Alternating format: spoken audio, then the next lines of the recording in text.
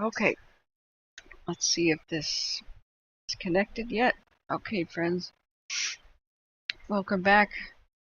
Sorry I had to rest for 15 hours. I did have to meet somebody in the middle of the night. I've got an unexpected house guest, but it's kind of an emergency basis, so that's okay. And it's working out for me. I got somebody to cook me breakfast. It's great. So, welcome everybody. I hope everything went okay through the night. Red Mountain, I did hear about that. That was the Red Mountain Cam, right? Red Mountain Cam. Is it back? Yeah, here. That would be great. Let's check it out. Ah, it looks like it's offline still. What happened at Red Mountain? I just was trying to go through the tweets as quick as I could, but I'm sorry, I'm still out of it. I'm still really weak from more than a week of stomach flu, and my voice is a bit ragged. I'm trying to develop a strategy today to figure out how I can rest my voice and yet still be here long haul. Thank you so much, guys, for the donations, being in chat, helping people, volunteering your time. Mods, oh my gosh, big hugs. I didn't mean to be away this long, but oh my gosh, it was very difficult to sleep. And I can hear wind whipping out there. Oregon's got red flag stuff going on. If I do lose power, it's not going to be because of a power safety shutoff. I'm not in one of those areas, thank goodness. But if I do lose power, that's because there's some strong high winds right now. Oh, this ticker is irrelevant. Sorry, guys. Oh. So, thank you so much, mods, for taking care of everybody. Well, what? It burned? Oh no. Oh. The fire lookout, the historic one here, where they didn't put down the iron shutters or anything, it burned? Gosh. Oh man. I heard that some people didn't evacuate in time in the area. Are they okay? And hey, Big Dog, thank you so much. But anyway, if we do lose power, I don't think it'll be an abrupt going off of air, because thanks to your kind donations, I bought an uninterruptible power supply. So it would give me about 10 to 20 minutes. If I turned off one of the monitors, maybe a little bit more time to safely shut down the computer. And you know, I don't think it'll be abrupt, but if it is for some reason, I mean, it's not like I've tested this thing. So I will go onto Twitter, which is @KWildfires. Hey Julie, yes, thank goodness, I really did. I had broken sleep, but I was able to get back to sleep, and I looked at the clock. I'm like, 1 o'clock? It's 1:45. So I hope everything came out of the Fairview situation with the high winds. I was looking at my radar. Whoops. And boy, looks like they got slammed. Sorry about that. Yeah, that hose line, it just goes to the very first property. It's labeled Trust Court, and the hose line goes to the double iron fence at the bottom of the driveway. Somebody's saying the real problem is the flash flooding. That's what I was... Open female butt at the double iron gate. Sorry, friends. I have a roaring air conditioner in this living room, so it's going to be harder for me to make out what they're saying on the radio. I mean, I've got noise-canceling headphones. They only do so much. That's what I was really worried about, was the flash flooding potential. So if you zoom out, boy...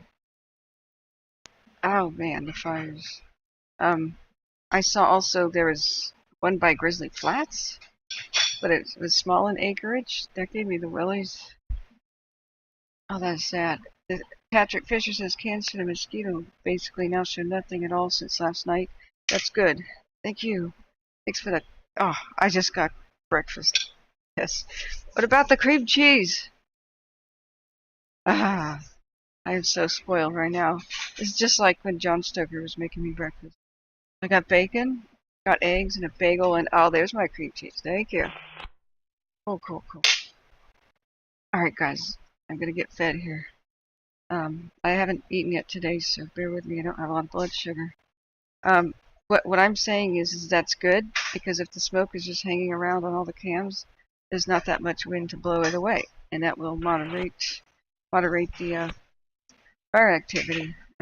As long as as long as it's not really breezy. So let me do a 15-minute time lapse. Looks like the vegetation's moving a little bit, but it's not whipping around. So not that I've checked the forecast. So Bob O'Connor, and thank you so much for your kind donation. Saw that earlier. You're awesome, Bob. Been watching the radar of the Fairview. It's consistently shown a dry slot above the fire. Wondering if the heat is dissipating the rain before it can fall on it. Ugh. Well, if that's the case, here's the thing. The humidity has increased. That's mega helpful. People don't realize humidity is just wildly important. It's super important. And if it's raining on everything else around the fire, well, good. Sopping wet vegetation means it won't spread a lot, even in the high winds. So I know deserts dry out quick because the topsoil can't really retain moisture and stuff. And a lot of the plants are dead already, but that's all. What do firefighters need? They just need time. They got the skills. For the most part, they have equipment. Don't get me started on the lack of aircraft, though. They need time. And if they get big enough windows of time in between big dry wind events, then fires are contained and put out. So let's look at the Big Bear cams. Oh, I liked seeing the raindrops there. That's good. It's so sad about the fire lookout. So did we lose the radio relay station too at Red Mountain? And is everybody okay? Are there any fatalities or casualties? That's what I was worried the most about. Well, there's Big Bear. Okay. So back to display. Anybody missing? Hey Smitty, thank you so much. Thanks everybody who helped. Hey Rated, hello. Hey, how are you doing? So let's look at CalTopo as well and flight radar. See, I expect nobody's flying over the Fairview, so let's go back up to the Mosquito Fire. And tell you, I can't tell you how angry I still am that it's probably another PG&E fire. It was spreading at the rate of something incredible, like, was it like 3 football fields a minute? I just can't believe it. So this airplane that says blocked is probably military. It might be a military drone. It's at 10,000 or almost 11,000 feet. So good. I mean, military might be the only things that can actually do anything. And then this plane, a Twin Otter, flew around North San Juan. That may not have anything to do with the fire. So, okay. This person's going to Watsonville from Reno. Not relevant. But it looks like there's a possibility of a drone out there. So if anybody has info on that, it'd be good to share. The repeater was lost. Wow. I tell you what, guys. That all could have been defended with a freaking rake. If in a weed wrench. That was 100% the fault of people not trimming back the vegetation and not putting gravel. I mean, the people who know about these things, like RGJ, was saying, what? We're like required to put 100 feet of gravel around it. So it's just neglected. You can't neglect trimming back the weeds in the third year of La Nina with the mega drought. I don't know what the heck is going on. Especially when the equipment's worth millions and it's vital to fire communications.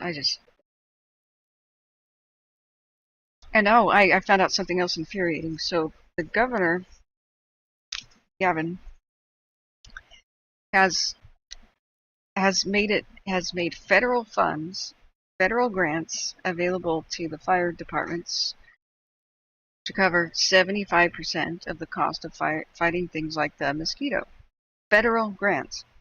So he protects PG&E. PG&E keeps recklessly starting fires. We don't know for sure that the mosquito was one of theirs, but it's a very, very strong possibility. They've already submitted paperwork saying it might have been us.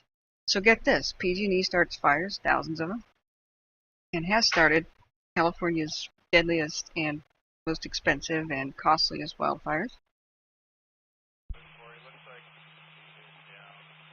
And I guess maybe the governor doesn't care because the federal government's paying for most of the bill. That makes sense now. His reasoning makes sense. So that's why California must have a surplus after mega, billion-dollar fires, because the rest of America's taxpayers are fitting the bill. This is just disgusting.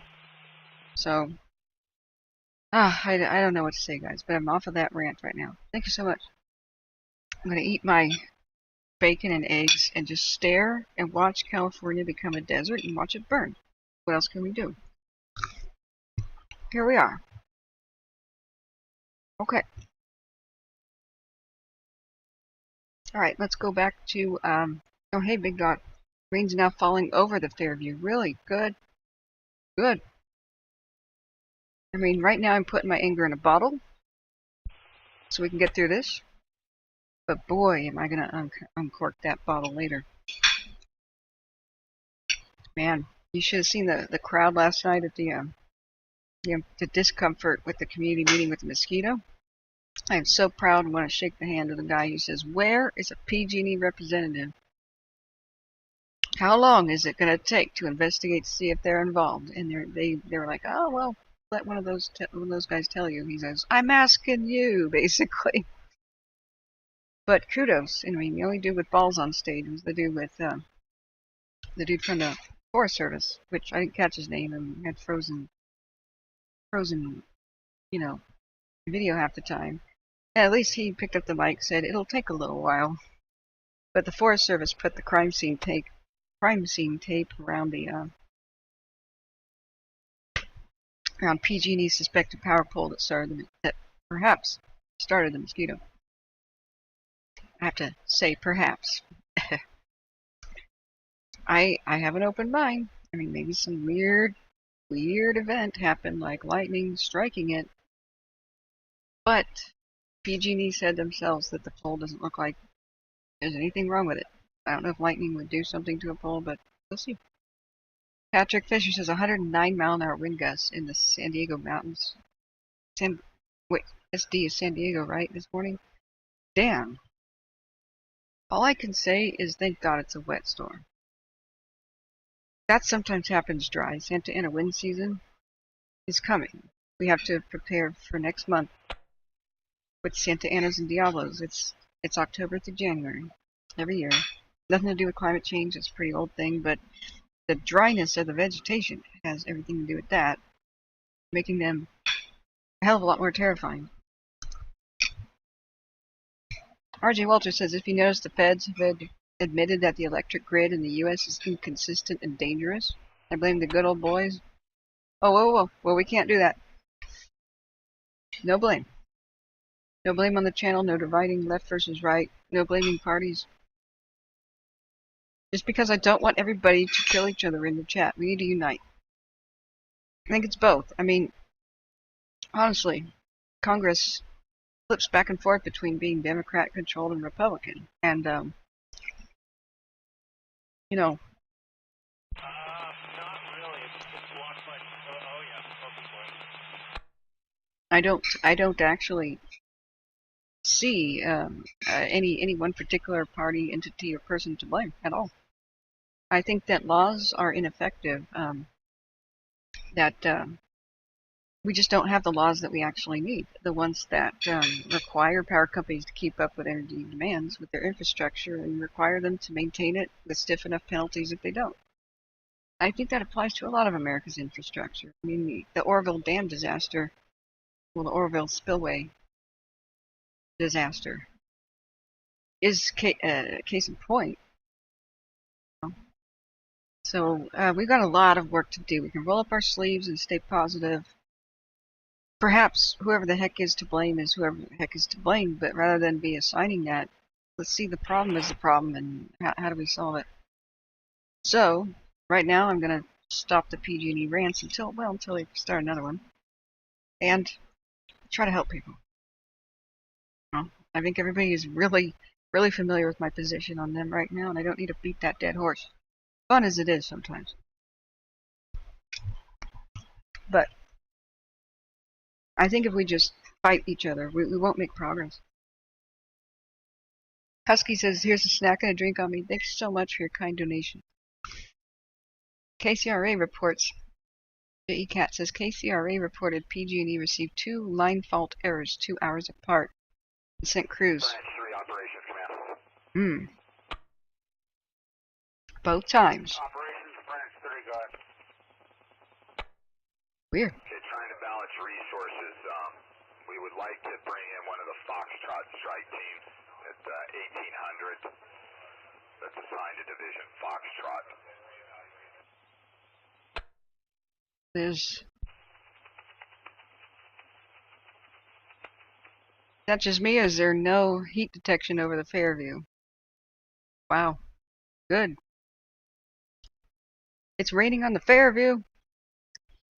Okay, now that's not so good. There is heat, of course, naturally, on the So I don't know if we've got the 2 task forces, Fairview number 2 and Fairview number 3, assigned to Division Foxtrot. Whichever one is a true Foxtrot task force. Okay, I know Fairview 2 is not, and I'm unfamiliar with Fairview 3. I'll get back to you on that. Alright, we're about to switch radio to... Mixed, one or the other. If you could get back to me with the designator, needs to be in at 1800.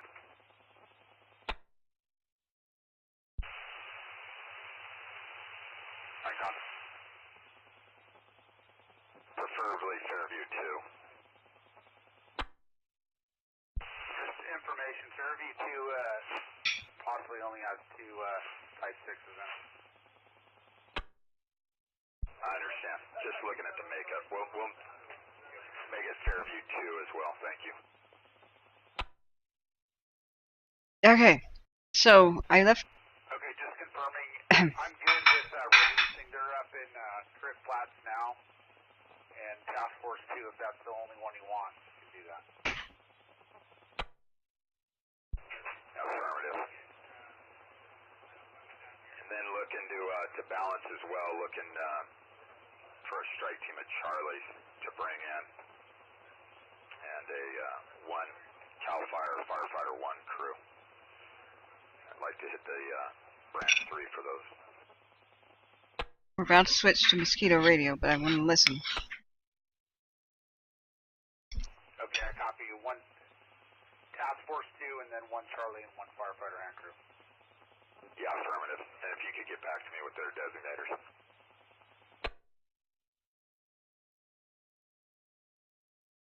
Hey, Cheryl. Okay. Okay, we're about to switch to Mosquito Fire radio traffic, but that's good. They're talking about strike teams. It looks like they're going to pounce on this window of opportunity for ground crews to slam the Fairview. It's a whole lot of nothing on the cam.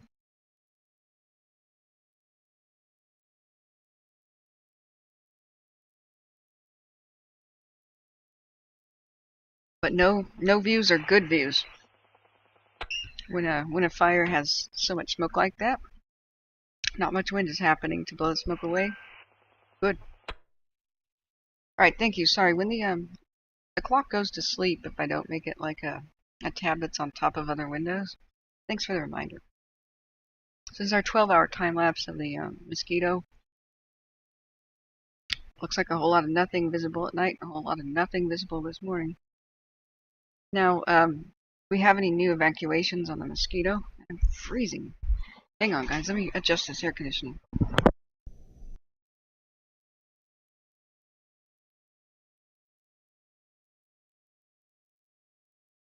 I was becoming a meat popsicle. Can you and Branch 1 Actual get together? We need to balance again. We need 2 hand crews brought in on a 12. If you guys could talk and then give me the designators.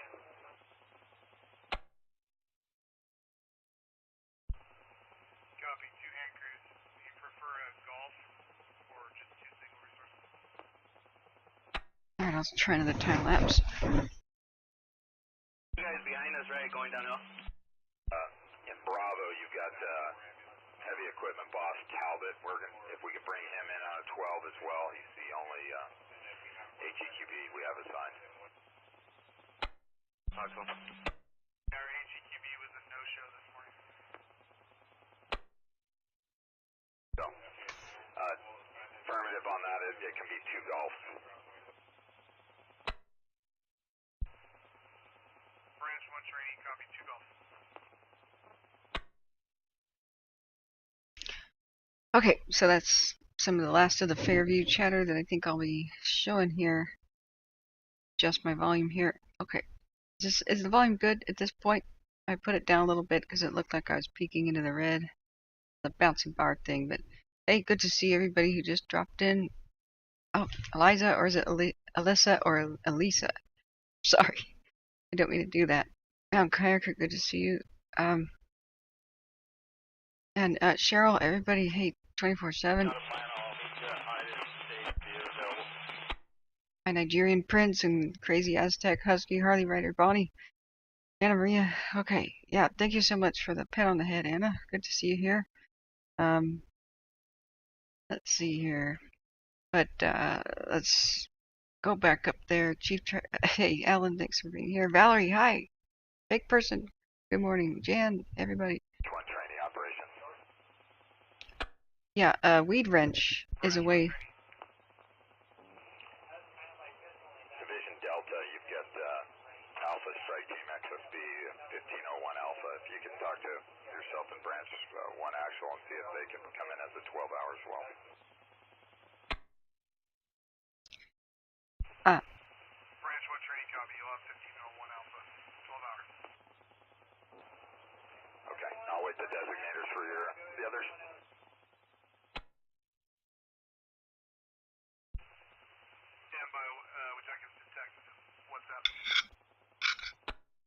A detective. Now, if people are just tuning in, both of the big fires, the Fairview has killed 2 people, I think severely burned a 3rd. Both the Mosquito and the Fairview are suspected to have been caused by 2 different power companies in California, and they're the big monsters. This is a repeat thing that's going on. Now, that's just it in a nutshell. That's why there's so much rage against the power companies, SoCal Edison in the south and PG&E in the top. And I just want to explain that for context for people who are not Californians, why people are just so upset. Not again. Right, I'm stopping Riverside right there. That was Riverside County West. I'm going to switch my radio over to see what we can see about the McKinney.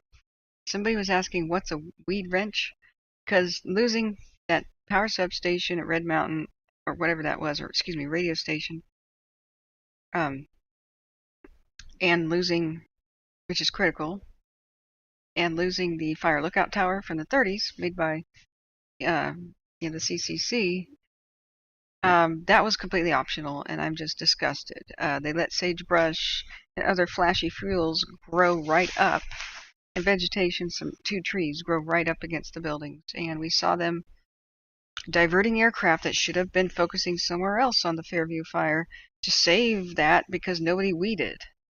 I mean, you could have left it alone unattended. Sagebrush fires just don't really, they just flash and go past, and that's it.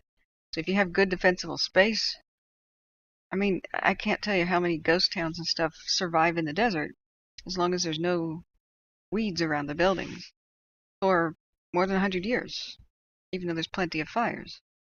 As long as somebody's weeding around them and kind of keeping them up, it's not like a forest fire where the fire is persistent and mega hot and trees fall on things and pine needles fall on the roof that are on fire. I mean, so what I said was all those buildings could have been saved and none of the aircraft had to divert, none of the ground crews had to divert if somebody had a weed wrench.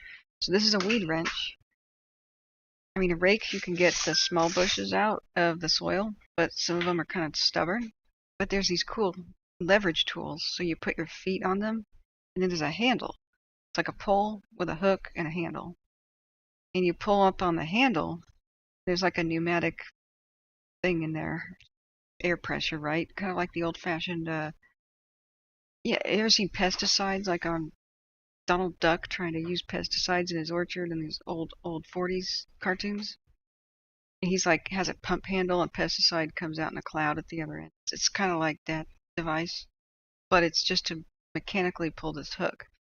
So you slam it into the ground, the hook goes in the ground, goes underneath the root, and then you plant your foot for bracing, and then you have more leverage to pull up with your hands, and that hook will wrench the roots out of the ground, and boy, you have no more weeds. And that's mechanical, non-chemical, eco-friendly, and that's, that's a ridiculous price of $200 there, but they make ones that are just not that fancy, that are a lot quick. Here's one for $60, but that one's serious. That'll like that's a forestry tool. That's like really good for firefighting, actually. So that's what a weed wrench is, and I'm really sick that you have the expense of all the tanker drops, which are not free. You risk the pilot's life every time you send them out there because it's really dangerous flying. But pretty much one of the worst, other than being a test pilot or flying into a hurricane, probably the most dangerous on Earth. The ground crews had to go there, and they could have gone somewhere else. So that's what makes me so upset. And then there's the cost of rebuilding that didn't have to happen. So let me change my radio. And the reason I'm also upset is we lost a whole bunch of fire lookouts from the 30s, historical ones, 20s and 30s, turn of the century. We lost a whole bunch of them last year, and we watched them burn down live from their own cameras, watching the fire get closer and closer, and they just straight up weren't protected, not prepped for fire, neglected weeds growing all over the place, long-term stacking up of dead trees, vegetation at the base, and it's just no wonder. It's almost like somebody wants them to burn down, that amount of neglect. So I really hope somebody who's involved with Forest Service can tell me what the heck's going on. I don't think it's just a budget concern. I mean, some of it is like, I just don't know. You take care of weeds when they're small. They just don't get big, and it's not that expensive to take care of them. So going back to the radio, sorry I'm off screen. I'll come back to chat in a second. Let's go to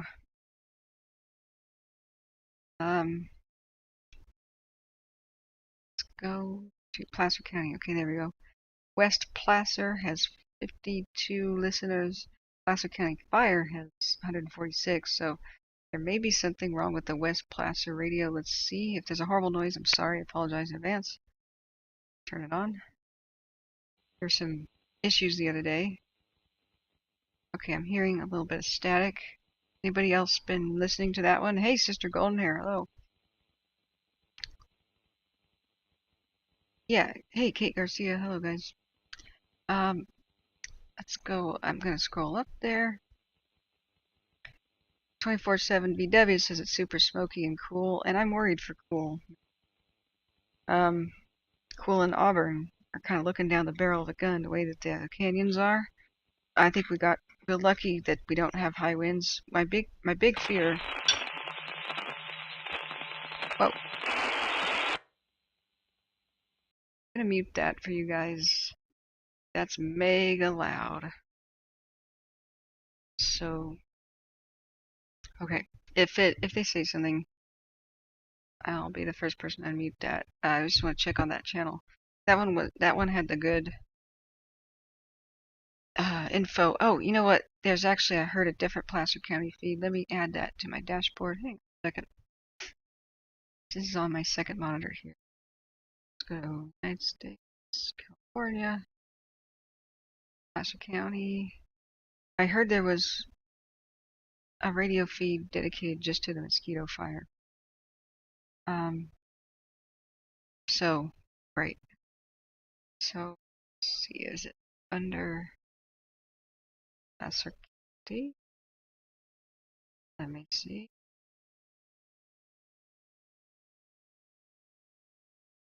It says choose feeds, and then it won't show me how many people are listening or not. 7 are listening to East Placer, Nevada County, California. Okay, hang on a second, guys.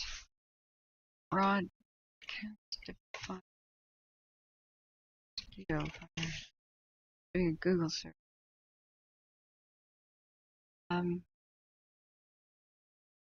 Oh, maybe it's under El Dorado. Northern California major incident is online. Great. Okay. Okay, so that's under El Dorado County. One moment. Set this up.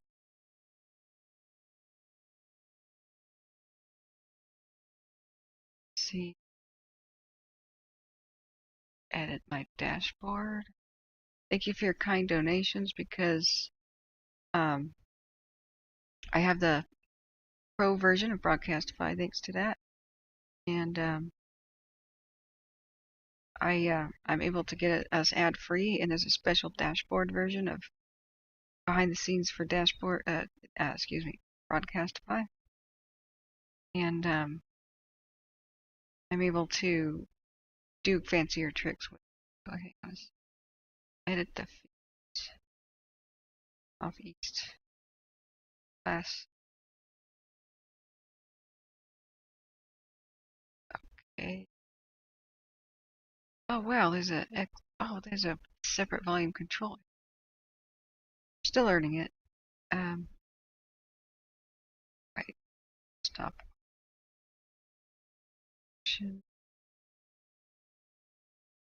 Delete the feed. There we go. Delete the East Placer County. That's not active. I can only have 4 here, so okay. Add a feed. United States, California, El Dorado, and then there's El Dorado, Amador counties in public safety. Oh, it's not listening. It's not listing Northern California major incident. That's, if anybody knows how to get a feed that's not listed, let me know. Like, it's listed under California in general. Dang. So if I hit add feed, it's just asking me to choose from drop down lists. If I go to California proper, it's asking me to choose a county. But there's a bunch that are just underneath the state, but not under a county. And that's driving me nuts. It's just a list of counties, but Northern California major incident is not county related. So if somebody has that answer for me, I would love to know, because I get more personalized controls if I can add it to a dashboard rather than, oh, Forest Hill is being mapped. Good, guys. It's finally being mapped. The Twin Otter is on the scene, guys. Okay. So Chief Treasurer says, call me Minister of Humor. I've been called just about everything in the book and then some. Okay. That's L&T, by the way. Hey, RGJ, thank you so much for the kind donation. I'm also trying to eat my food. I'm sorry, guys. Pound Kayaker says, Rancho Murrieta is now full. We have room for all sizes of animals at Lawton Ranch. 91 Clinton Road in Jackson. Thank you, Mountain Kayaker, for that. Oh, Stratospheric Telecaster says, thank you, Kathryn. We got out of Forest Hill in the right amount of time with our fur babies and valuables because of you and your sharing info yesterday. And John, oh, thank you so much for letting me know you're safe. That's wonderful. That's what I want to hear. You're so very welcome. I sometimes think, man, I don't know if I'm reaching the people I need it. So just letting me know that is wonderful. And I'm so happy that you got your animals out too. Um, let's go. Uh, you know what? When I return to California, hopefully these will be out. We should all get some pizza, guys, at either Loma Rica Pizza or like one of the pizza factories. I'm so sad I wasn't able to do that in Plymouth County, or anywhere like I really wanted to. I came back a little bit early home because I could deal with the broken foot. I could deal with being stabbed in the leg. I couldn't deal with the toothache. And I was like, that's it. I'm not going to some unknown dentist. So I left in a hurry, but I am planning to really do meet and greets. Bilbo Jenkins says, my God, the noise. Yeah. Okay. I don't know if I've missed anybody's scrolling up. Um, here. Going through the chat. If you want to get my attention, if you're on desktop, this works. It doesn't seem to work on mobile. Type in capital KATH, and then click on my name, and it will highlight me, and I will know that you're actually talking to me. So Big Dog said a small bulldozer would have cleared that whole area in 1 hour flat. Yeah, I know. There's something terribly wrong. Like at this point in time, I would have, if I was the queen here, I would say that's it. Last year with the fires, time to inspect all forest lookout towers, fire lookout towers. It's time to get them up to snuff to make the fire safe, and if give a deadline for the brush to be cleared back for true fire protection, oil and stuff to be placed there and at the ready. And I'd set a deadline. If it wasn't done, somebody's fired, somebody replaces. Because that's just sick and wrong. The public does not need to be paying millions of dollars to put them back on the landscape or facing a permanent loss if they don't rebuild them. With this incredible cost. I mean, it's getting to the point where the public owns the national forest. Okay, it's public land. If you're not going to take care of it, the public should be able to sue. I don't know what the hell else, but nothing quite gets people as spring into action with the idea that you're going to lose money unless you do something, do your job. So, but we lost too many. So I don't know what the cost is going to be. But it's going to cost at least $15 million to put them back on the landscape when freaking weeding would have protected them. We can't afford to lose fire lookout towers. They have become critical infrastructure once more. No, they are not obsolete. The fire cams, half of them are on old fire lookout towers. You can only tell that when they turn around, but okay, so it looks like the mapping plane's gone past Inky Jim's, Forest Hill, Todd Valley, Volcanoville, 4 acres. Quintet? Is it called Quintet? I'm sorry, guys. I don't know how to pronounce it. It's gone past Georgetown, OHV Park, and Ponderosa Cove Campground. Stumpy Meadows. You'll probably do turns and make another pass. So let's see how. It's at almost 15,000 feet, so must be a pressurized cabin for that. Okay. Take a look at that. Let's take a look at Fairview cams. There's that's glorious. We're seeing rain on the Fairview cams, guys. That's just so the miracle arrived. The Fairview fire, but it looks like we lost fire lookout towers and lives and such. And the power companies they'll have a lot of answering to do.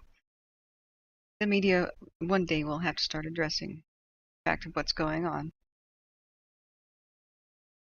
And when they do, when the mainstream media gets on the case, finally we'll get some change. That's when general public knowledge is going to burst on the scene. Okay. Share Bear says, how do you replace wildlife? I know. Some things we're never going to get back, guys. Eliza says the smoke won't allow safety for tankers to make airdrops. But here's the thing. There's a lot of other fires going on right now, like Idaho's in crisis.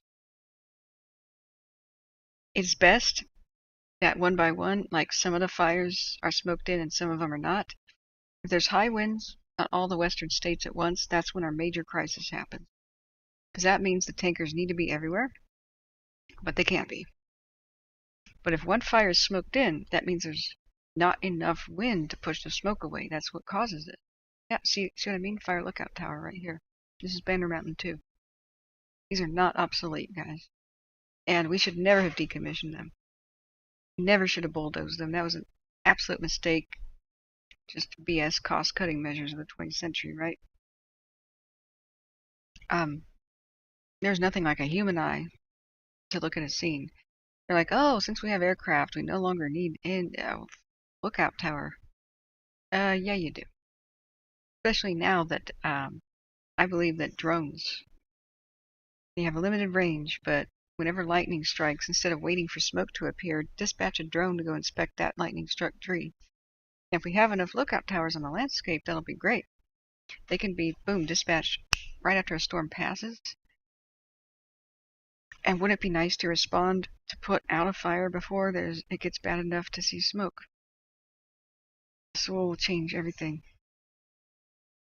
So what we need until battery technology gets better is a bunch of these lookout towers in the landscape so they can fly between each other, and the people stationed at the towers can swap the batteries out. But that's a lot cheaper than paying a pilot to go around doing stuff. You know, almost anybody with video game experience can learn to fly a drone because it's a remote control just like a video game. It's a lot more expensive when you start having to pay pilots. Besides, if it's a little too dangerous for a real human to be flying, drones are expendable, but human lives are not, right? So, yeah, thank you, everybody, for helping answering questions in chat. So, let's go to, oh, Bonnie, thank you so much for your kind donation. Do I live here? Where is here? And who are you talking to? Make sure you guys tell me that you're talking to me, because sometimes I can't tell. A lot of times people talk amongst themselves in the chat. So, I grew up in Yuba County, Cedar County, Loomis County, Lassen County area, because we moved around a little bit and had a cabin in Northern California, but I'm in Pacific Northwest right now, Portland. But I came back from California. I'd been there for a month and a half, all of July and half of August, most of August actually. I was filming the Caldor fire, burn scar for documentary. I was in the parade along with some of my team, some of my mods, in the 4th of July parade and celebrating the end of the Dixie Fire, Loomis County. So, Laura Cochran says, Kat, would they allow volunteer civilians to clean up around the California landscape? They should. They should. And, you know, if there's a budget crisis, allow volunteers. But here's the thing. Forest Service has some really bad, archaic red tape rules that need to be cut down. That's going to have to be done, maybe even by executive order. So here I was with a historic preservation group. I wasn't officially with them, but I was enthusiastic, right? And following them. And there was this historic log cabin in Oregon that everybody wanted to see saved. But it had a roof leak, and year by year the roof leak was making the ceiling melt. You can't have a roof leak because wherever the water gets inside the cabin, it goes downhill really fast. So they put a tarp on it, Forest Service did, and all these volunteers were ready to go to fix the roof. Really, it could have been solved in a day. Low budget, practically for free. But because of red tape rules, that was turned down. to the rage, and ire of the preservation groups. No, can't happen. Because blah, blah, blah rule states that blah, blah, blah can't happen, that it has to be a government contractor or blah, blah, blah. So as it stands right now, I think it's a blanket no. But there's really something wrong with our society. If somebody goes to weed the public lands and they're told to get off or they'll be arrested or fined, I just, yeah. Anyway, so Patricia, excuse me, can't talk. El Dorado Hills, the smoke is getting worse this afternoon. It's going to fill up the valley like a bowl. And we need to change my screen here and look at, that's a yesterday screenshot, by the way. This is where I wanted to explain real quick the video thumbnail comes from. We saw some amazing super piloting yesterday. Not only trying to save the lookout tower at the Fairview, but this is the battle to save Forest Hill. I'm very glad to see with the time lapse that fire got really close, because this tower, Forest Hill 1 cam, is just at the edge of town. It's at the top of a cliff, which is where the town perches, because that down there is an American River Canyon. One of the forks, anyway. And this is extremely dangerous flying.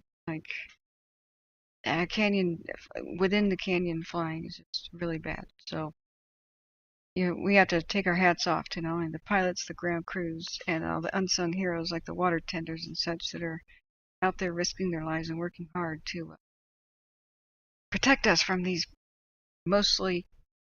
often caused power company fires that don't need to be here. So just to be explaining why I'm explaining that the smoke is good, it means that there's no massive fire spread because there's not the wind that fans it. If there's wind, the smoke blows away. And if there's wind, that's when you need aircraft. And that's when fire just runs. It goes racing. We saw yesterday what happened with some wind. Pretty mild winds, and that was terrifying. So if it's smoky, think of the fire like a grease fire, like bacon, like really sizzling, right? And if it's splattering all over you, you put the lid on it, and then of course you would turn down the heat and then take the lid off. But for wildfires, I mean, it's just, the smoke is the lid. If the wind dies down, then it can't grow as fast. The smoke settles, and then the smoke blankets, like that lid on the frying pan. But here's the catch. As soon as high winds come enough to blow the smoke away, you're going to see the fire flare right back up. So wind without rain is what's terribly bad. So, David, hey, I'll never be able to say your last name there. David T says, what is the possibility of this fire burning to the shore of Lake Tahoe? It's possible. Just, you have to think logically rather than emotionally. So just straight out taking emotion out of it. Logic dictates that fire will continue to grow and spread until something stops it. So that's part of the bigger part of philosophy that's grounded with physics too. People think Murphy's Law is a bad one, that it's just negative, and no, there's a flip side to it. What Murphy's Law, what can go wrong, will go wrong, right? That just means that's talking about odds. Like you roll the dice enough, eventually a number comes up. So even if it's a 1 in a million chance, just enough dice rolls go by, eventually the possibility of something going wrong will happen. Now, that's the same thing for anything that's good. If a good outcome is possible, it will happen unless something prevents it. So everything that is possible happens unless something prevents it. That's really what Murphy's Law is, and that's just logical reasoning. So the nice side of Murphy's Law is if something can't go wrong, it won't. It doesn't. It's not possible, right? So fire has already happened. It's already come. So it will continue to grow and spread unless something stops it, because that possibility exists. So what's there to stop it? That's where you have to logically look at things. And distance doesn't matter. Distance is not a barrier to fire. Eventually, if it didn't end, it would just keep going.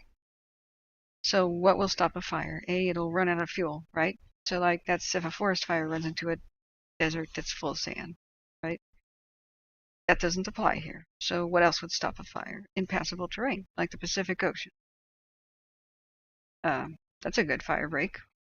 And that helps Santa Barbara out a lot, but not applicable here. So what else stops a fire? There's fuel all the way to Tahoe, so not lack of fuel. Is there any impassable terrain?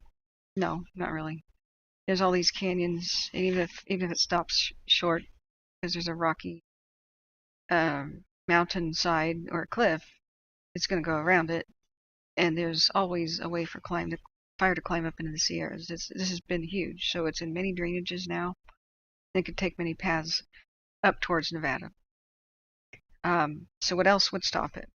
Are there any fire lines that are solid black, as in complete, done, and you shall not pass? You know, like not only the first line, the second line, the contingency line, the emergency line. Like if there are 4 solid black fire lines that were already complete, that would be absolutely good, you know.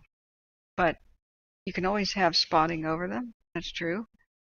But if you have those solid lines and enough personnel ready, usually spot fires can be instantly pounced on by aircraft and by ground crews. That's what having a contingency line is for. So, you know, like if there's lines of control, if a spot fire were to jump over and go right here, well, it'd probably burn in between these two. You'd only lose that land, right? As long as this was patrolled on each side, and if it's spotted over to here, maybe an aircraft just puts it out, right? That's what having multiple lines is about. Or maybe it burns in between here, and then later the wind changes and it's a raging inferno back here again, and it tries to cross these lines. Now it's even harder because all the vegetation burned in between them. And unless there's a massively gigantic winds, unlikely to go here or here.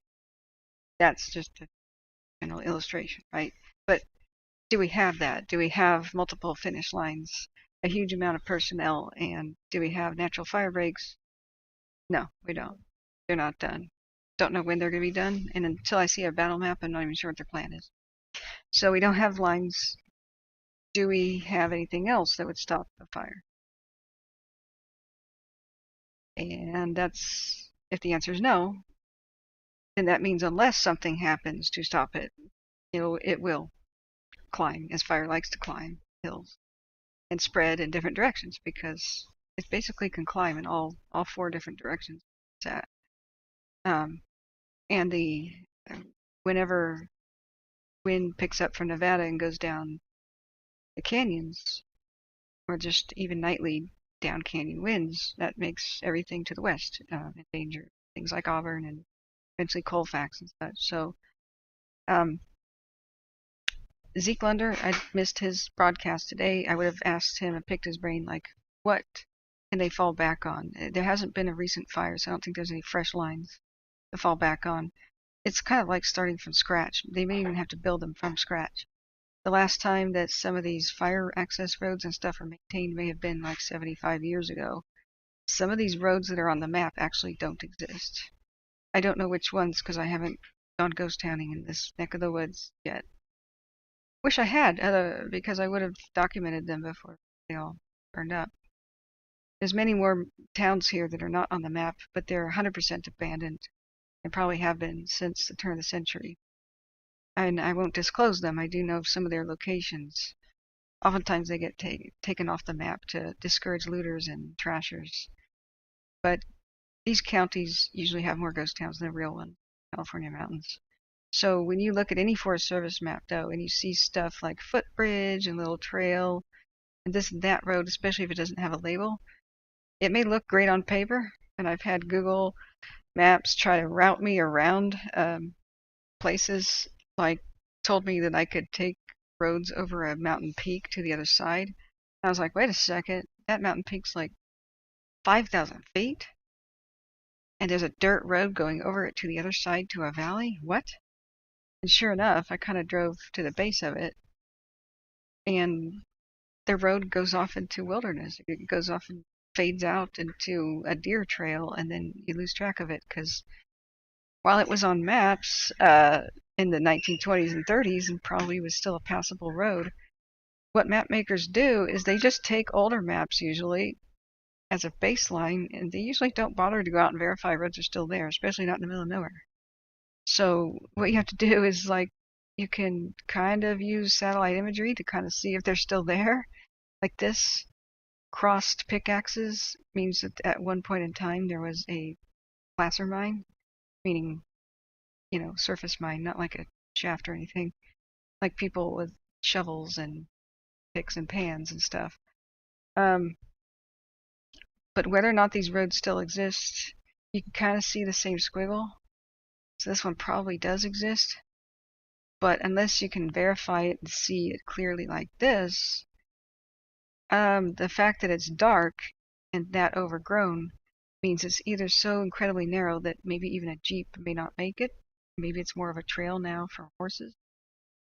Or maybe the squiggle just means that younger trees of less than 70 years of age are growing there, while the rest of the trees might be older and might be, past 100 years of age. Because I've gone to old roads, and the only way you can even tell visually a road was ever there again, like in Plumas County, Ford's Wagon Road is a great example, was I had to look hard and stare at it, look down at the map, look at the Garmin, look back up, and I realized, holy crap, there's fully grown trees, but all of them are younger in a straight line than the ones next to each other. And that's because Ford's Wagon Road hasn't existed since the gold rush in Plumas County.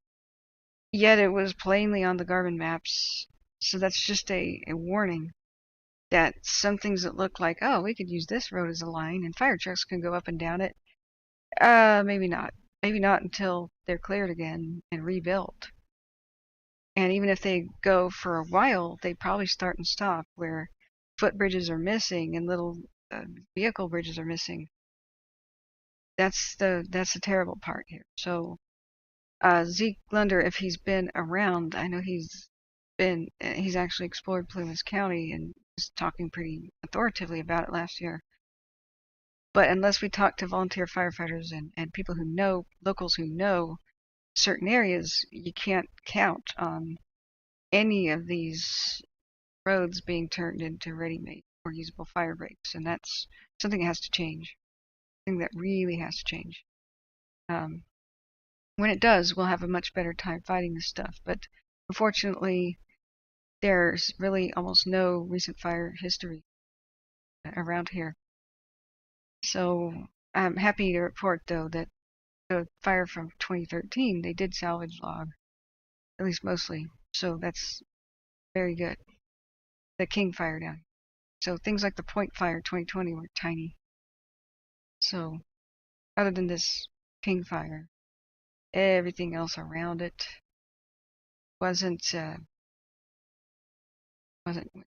hasn't burned for probably more than 100 years. But I'm not an expert on this region.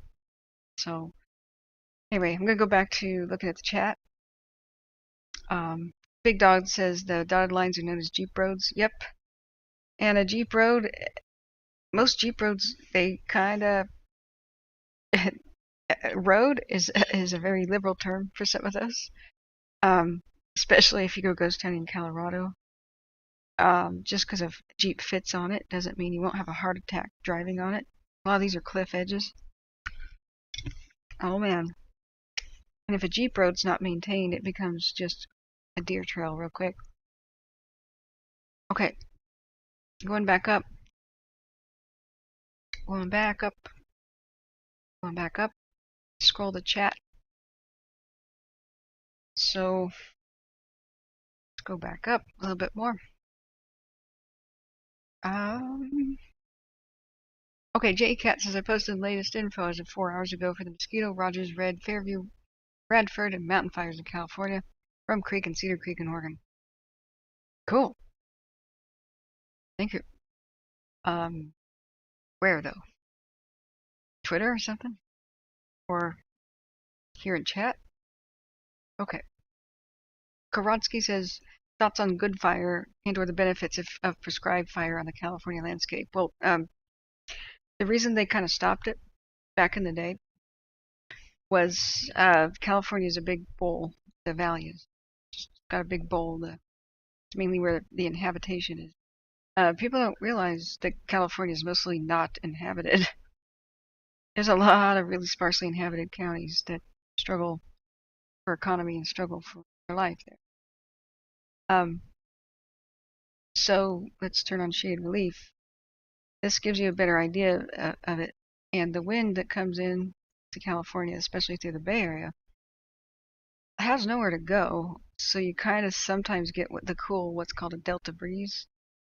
Oftentimes the wind doesn't enter. It'll just kind of keep going this way because pressure builds up in here where there's a lot of, in the valley, there's a lot of, hot air and stuff. It kind of blocks a lot of times the delta breezes. Now, other places that have just as many cars and stuff don't have the same pollution of California because they don't have this topography. The mountains are a big barrier for wind to go anywhere and leave.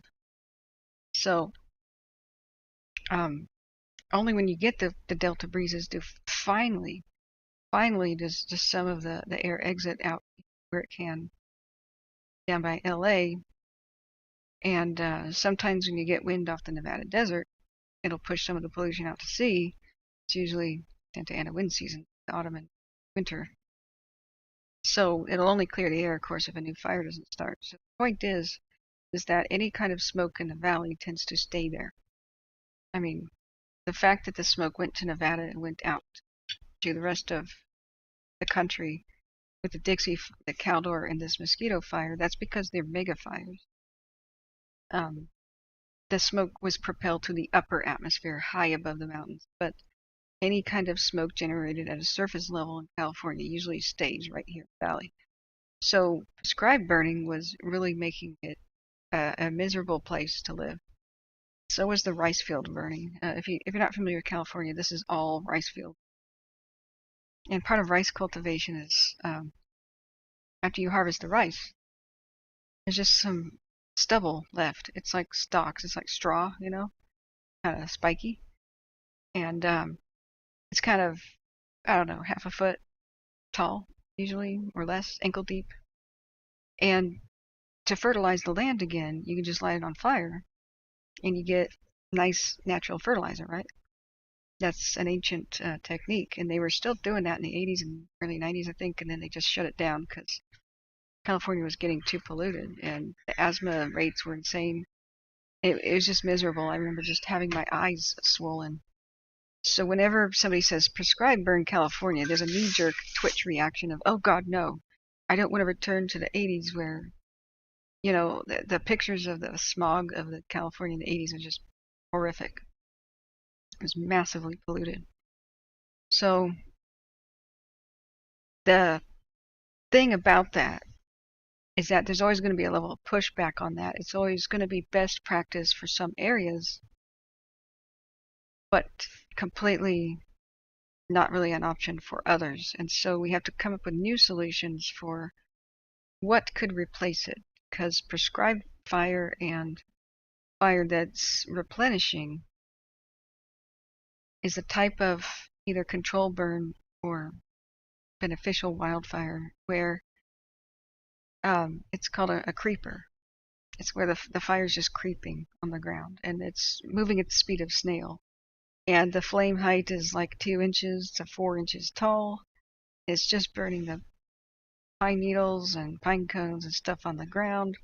Maybe the occasional tree stump, the occasional log on the ground, but mostly the pine needles and pine cones, sticks, or the dry grass. California's natural landscape. The reason that it was a plains, oak savanna and oak plains, the natural, golden rolling hills sort of, valley habitat, which is rare these days. It's mostly been developed. Was always maintained by the Indians. Otherwise, it would be a solid forest because you got forest on all the mountains around it. So to keep the forest at bay and to keep the habitat, the oak savanna, the Indians took over from the mammoths when the mammoths went extinct, to eliminate the trees, except for the oaks, of course, in the valley. So they would light the fires constantly, and if they didn't, lightning did. And they just sort of let lightning do its thing. The lightning seasons is July and August. But if there wasn't enough lightning, they would do it themselves to keep fire load from building up. This really fertilized the land. And that's part of the natural ecosystem. This is why we have old growth forests and such, as the Indians were lighting fires. Indians did practice wildland fire control. Nobody wants to give them credit for being smart, intelligent people, but they had to take care of their landscape, otherwise they wouldn't live. They depended on it. So once, we know what history happened, they taught the ranchers to do it. Many of the ranchers intermarried the early pioneers, but it got stopped in the early 20th century with forest fires bad always, right? And that's been a mistake. So now we know about the mistake, but how the heck would we reintroduce it? First of all, don't let it occur naturally, not this year, not during the mega drought. It's the wrong time. 100 plus years of fire load, sometimes 120 now, is completely unnatural because we were suppressing all fires, right? So please don't go say, Kathryn said, let some of the things burn. No, it'll have to be carefully considered. Each different county is going to have somebody's going to have to do a risk assessment, measure the fire load, make a report about it, and the counties will have to decide whether or not it's too dangerous, whether or not it fits. I mean, some counties are more inhabited than others, and where it can't happen, and some places that might need it, where it just can't because there might be too much pollution. We'll have to do something else. We'll probably have to find a way to gather the flammables up off the forest floor in an environmentally friendly way and take them away to generate power somewhere else to be burned clean, maybe do carbon capture, of course, smoke capture kind of technologies. Those are coming down the pipe, to burn it clean. One way to burn the stuff cleaner than say the fire craziness of yesterday that we saw. How we saw the big black smoke and the brown clouds and all that. Well, a lot of it is the fire's not burning clean because of, even though it may be really dry on the surface, you get a little bit beneath the surface, beneath the pine needles, and it's moist actually, just because of the nature of mulching and soil and stuff. As long as there's like tree shade and then a thick bed of pine needles, they're moist, a couple inches down. But moist doesn't mean fireproof. Moist means that when it does burn, it produces a lot more nitrogen, which is a huge greenhouse gas, nitrous oxide, excuse me, and a lot more smoke. Because smoke's a product of incomplete combustion, right? You get the cleanest fuels like ethanol, you don't even see any smoke. Those race car drivers pat themselves after a wreck, and that's because they're on fire, but you can't see the flames. And you can't really see smoke either. But they're patting their left arm is on fire and patting it out, right? Or somebody's throwing a blanket on them. That's an example of the cleanest type of fuel. So dirty stuff is when there's some moisture on the landscape, especially the ground pine needles and stuff burning off. So it's not going to be appropriate for all areas, and it's appropriate for almost none that have not seen fire in a long time. It would have to we'd have to have experts and analyze that. And where it is appropriate, say there's been a recent fire like within the last 5 years, and it's a good time to refresh, a slow creeping ground fire, like sometime in a wet spring in the morning, sometime when there's, you know, good humidity and no chance of it being big. That'll be totally appropriate. But my idea is that I'm hoping that technology will help us get robots on the scene. And that sounds what far-fetched, well, it used to, but as soon as, and it doesn't have to be like a human robot with a rake. I'm talking robots can look like a tractor, right? And people can pilot them from elsewhere. And I've heard about masticators and bulldozers and stuff now. A lot more of them are remote control. If they can gather up some things, not bulldozers, I mean, kind of environmentally non-friendly. A lot of them have spider legs that they can walk on now, and if we can gather up that stuff, we could possibly, generate some power with that, and then that will mean that we can have less dependence on the fossil fuels and start winding down the natural gas and coal-fired plants and shutting down the hazardous tsunami zone nuclear plant.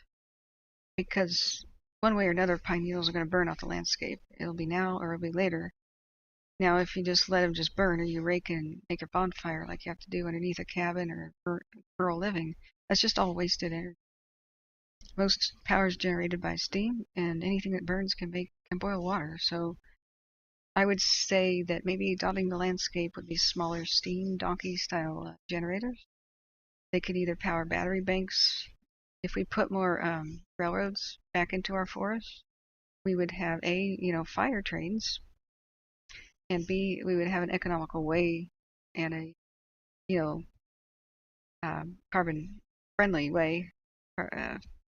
Trains are much better at hauling things than trucks with efficiency, and we can kind of groom the landscape back, because a lot of it's not just burning up pine needles and pine cones. We have to actually take roller sleeves up, and we have to de-weed the fire-promoting weeds off the landscape and get rid of the eucalyptus and Scotch broom, a lot of those things. And to burn those weeds, we could just make steam power with it, or B, maybe even feed it back to an electrical grid, the way that solar panels do. Or we can also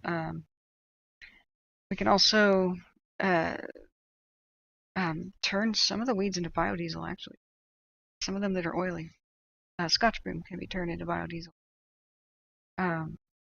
instead of just putting them on a bonfire. But as it stands right now, if landscape gets de-weeded, and if you just drip torch the landscape and you do a control burn, all of that energy is wasted, and all those emissions are like extra. Because if we still burn fossil fuels plus we burn the pine needles, we're still buying the fossil fuels, right? So what if we burned the pine needles and made some energy with it? Well, we just turn the spigot back on the fossil fuel, tone it down. So I hope that makes sense. There's a lot of talk about this sort of thing. This would put jobs back into the rural communities, and this would mean that forests could pay for themselves, because you'd be generating probably some profit with this fire prevention. It would be benefiting the animals. They'd stop losing their habitat, right? Once you have the ash from the power generation, you could put it back on the landscape by dumping it out of the airplanes, just kind of, scattering it around. This will make the forest healthy. It'll cut back on the disease that's plaguing the forest right now.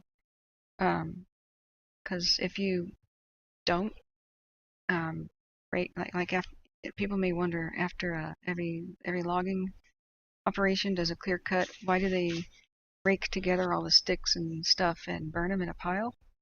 It's called burning the slash, and they do that to prevent disease. So anytime a diseased tree goes down, it's down on the ground, and its diseased limbs are probably falling at the base of another tree, and then that's how it infects another one. So with logging, a bunch of branches fall off trees, and some of them are sick, some of them are not. But they gather up all of the sticks and burn them to get rid of the fungus. Some Sometimes it's insects, sometimes it's plant bacteria, whatever causes. A lot of times it's fungus. And the fungus right now is the other side of the story. Everybody knows about the beetle kill. Look at cams again, not that there's anything to see. But the fungus is attacking trees and weakening them to the beetles. It's a double-edged sword. So, and it's causing trees to bleed out sap, which is very flammable, to try to protect themselves from fungus and beetles. And so if they've already bled out a lot of sap, lost a lot of their moisture, and then on the fungus, and then the beetles attack them, there's nothing left over. The sap is supposed to wrap itself around beetles and kind of crystallize them, and that's why insects are an amber. But I think we could do a lot, and we've already had good examples. I mean, Westwood by Plymouth County had its own green, power generating power generating plant. But the propaganda war against such things is pretty severe. But America could almost pretty much grow its own fuels. Right now, the forests are always under risk of development, fracking, development, lots of things.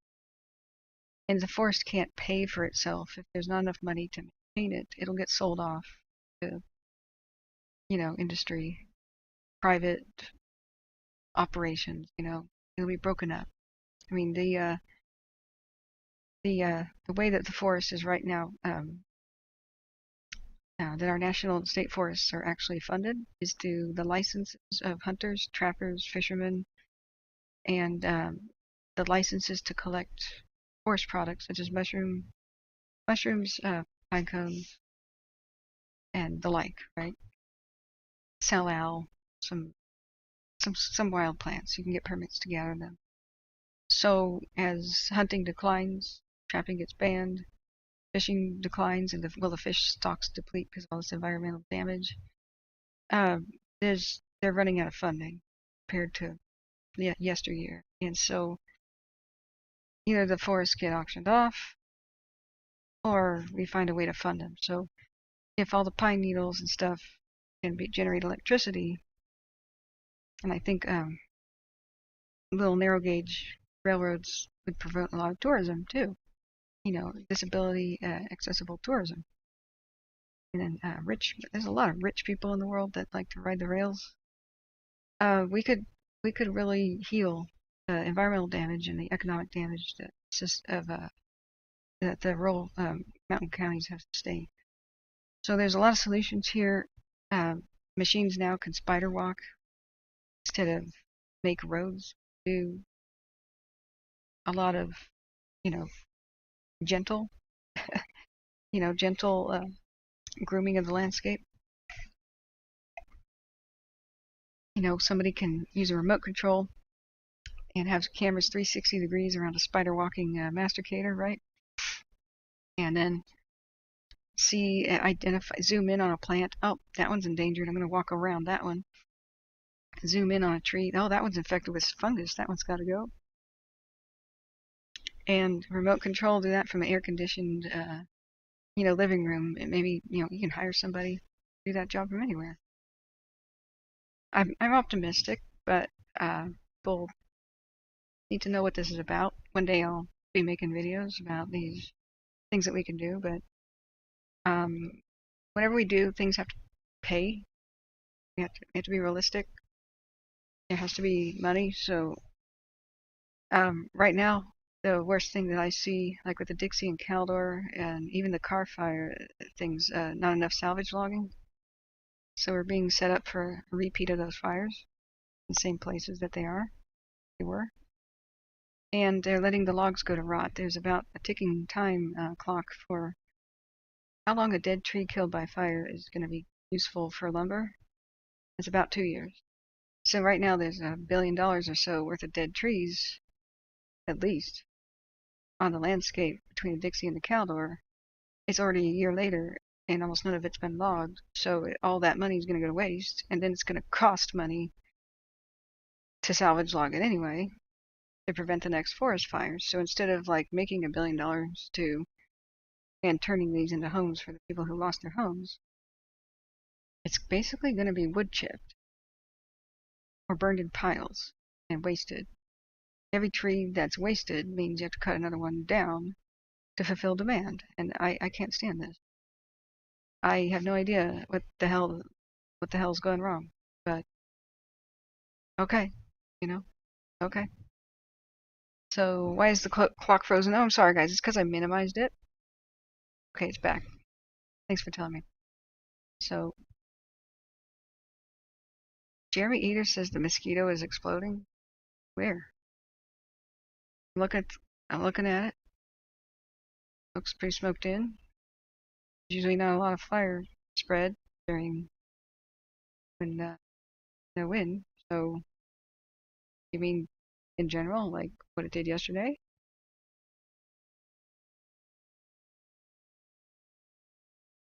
Who's Ryan? Is this an audio recording? Hi, Ryan B, who said at 3:33 p.m. Yes, it's an audio recording. I'm actually a psychic, and so I recorded this yesterday. Well, it's now because this is a recording, right? But I'm going to say yesterday because I know psychically that today you're going to ask about it. So, yeah, I'm totally on a recording actually. I'm just a very, very powerful psychic. You guys should all tremble in fear. Like I have powers, dude. I have powers. Sorry, I tend to get lost in thought and then ignore chat for a while. Sorry, friends. Lars says they can't sell the trees. Right now, there's actually a reckoning I hear on the commodities market for lumber, and it tanked. Right now, I know what some of the problems are because I went and interviewed people about this. I mean, I just came from it. There's a lot of that lumber, but the cost of gas prices right now, since we stupidly got rid of America's railroads and the logging railroads, which were cheap transport of things, cheap, economical, and low emission transport. Because it's all truck now and diesel sky high, the lumber is free. In many cases, like many of these outfits that are cleaning up Caldor and Dixie are like ready to just give it away. But the cost of transporting it to a mill is too high. All you have to do is have your own truck, and you have to have insurance just in case you get injured and can't don't sue them. But I was astonished to find out that a lot of it's just sitting around and it's pretty much free. You just need to go take it away. But the price of gas was like $6.15 near Tahoe a gallon. For regular diesel was higher. It's insane. And that's the big preventative right now is the cost of transport. Plus, there's still not. We still can't compete with Canada's lumber. I mean, most of American lumber companies went out of business with NAFTA and stuff. That was the final straw in the struggling industry. So the Omo Ranch used to be a big town. It's literally one store now and some homes. So I went to Omo Ranch, and there used to be a big mill there.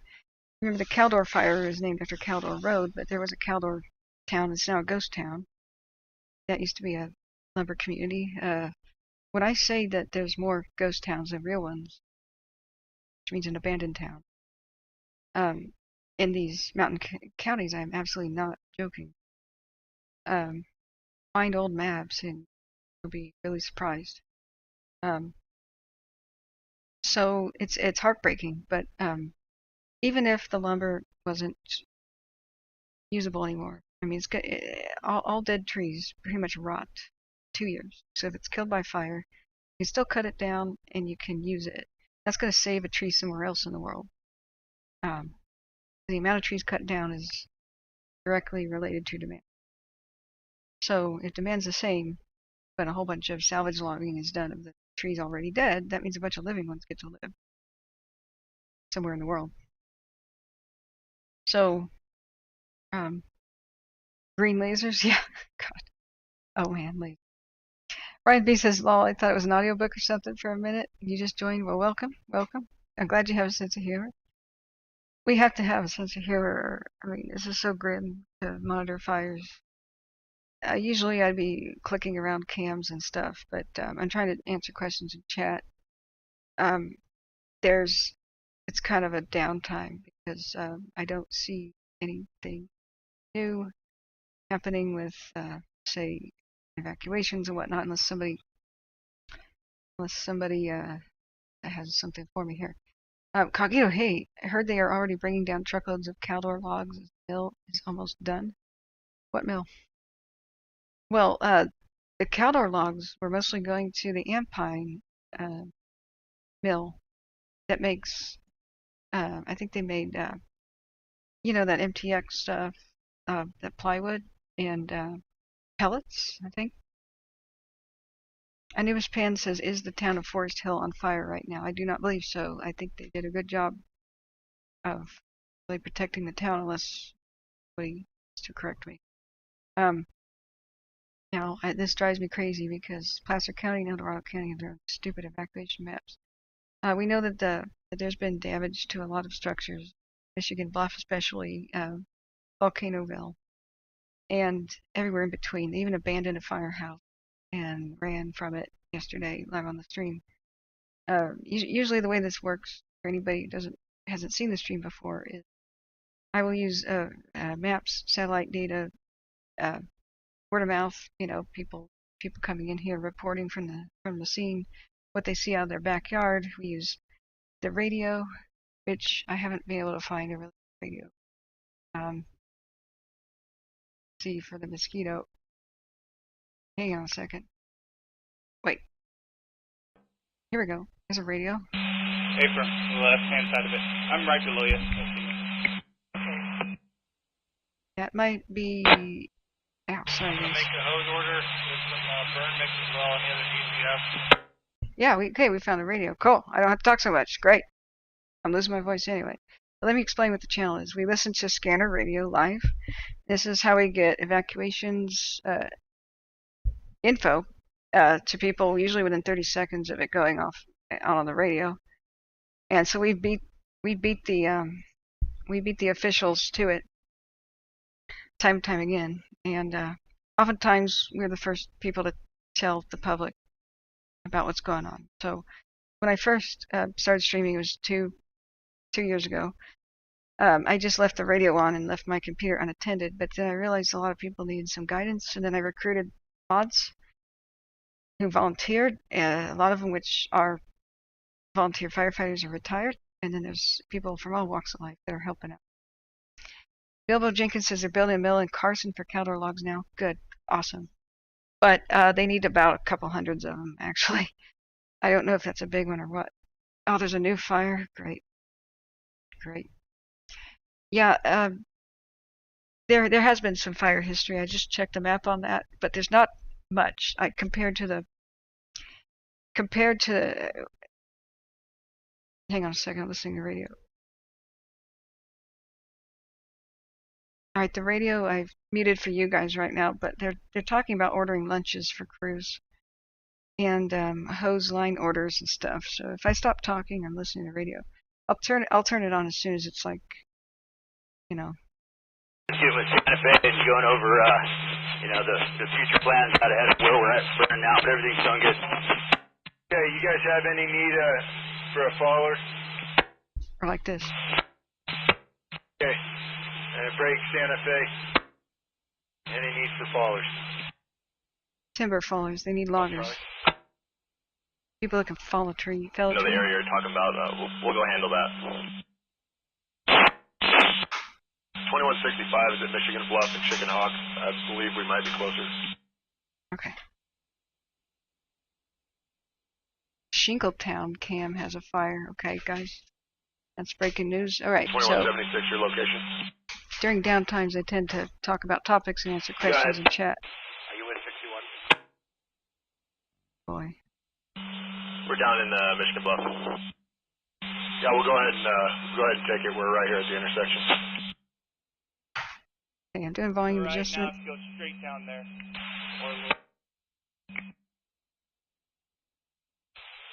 There's a specific mission will be there. John, Romeo. Affirmative. Copy. You got anything for us? Good retardant drops there. Okay. He's saying it's going to be pretty imperative that we get fired at that today. We just passed you guys buggies break. Copy. What's EDC? No, I got tie in here now. So we're almost tied in, and then we'll start coming your way. Copy. Off Sierra View, about 200 yards down from the highway is where we entered. Head towards. No, my info's not outdated, Billo. I've just interviewed a whole bunch of loggers. There's almost nothing being processed from the Caldor fire. There's two different parcels of land basically in the El Dorado National Forest, and that's that which is publicly owned, and there's that which Sierra Pacific and others either own or have leased. Don't ask me why. I just drove in there for the better part of a month every day from noon to midnight. I drove almost from one end to the other. I drove from Placerville to Elmo Ranch to Pleasant to Somerset to Caldor, the ghost town, up to Iron Mountain, and then the Mormon Immigrant Trail. I drove to South Lake Tahoe 4 times, down to Pioneer, up to Kybers. I mean, I've been all over. And also I flew over it in an airplane. And I could show you some of my footage. I just have it on a different hard drive. So C-Probe took me up in an airplane. We took off from Placerville and Jackson and went over in loops to Tahoe, went down to Kirkwood, and back again several times. And the vast majority of the trees are just not being logged. And almost none of the salvage logging has been taking place on the public land. What has been taking place is the intelligent and of course desperate Sierra Pacific is as fast as they can logging their trees off of the Caldor burn scar, because they have already leased the land, they already had the right of way, and all that was set up before the fire even happened. So on their parcels of land, and you can look at a map and see in some instances what's private, what's not, and there's other maps to find that are leased somewhere if you dig into things. They are doing theirs, and I was astonished to find out that everything else is just standing there dead. Individual communities are salvage logging in a ring around their towns for defense and cleanup. So those are being processed, but nothing else is. In fact, there is a bunch of logging that happened in the public lands of the El Dorado National Forest. And sorry, I didn't realize that wasn't on live mode. We're looking at a new fire on the Shingletown camp to take a look at what it actually is looking at. Okay. And they just hit it with a bunch of tankers. Looks like there's already a spot fire too. What I'm trying to say is the vast majority of it, though, is public land, and many people said they haven't even really started the bidding yet. It's a year later, and the timber is only good for 2.5, 3 at the most before it rots. And tons of bugs like termites and stuff have been in it and whatnot.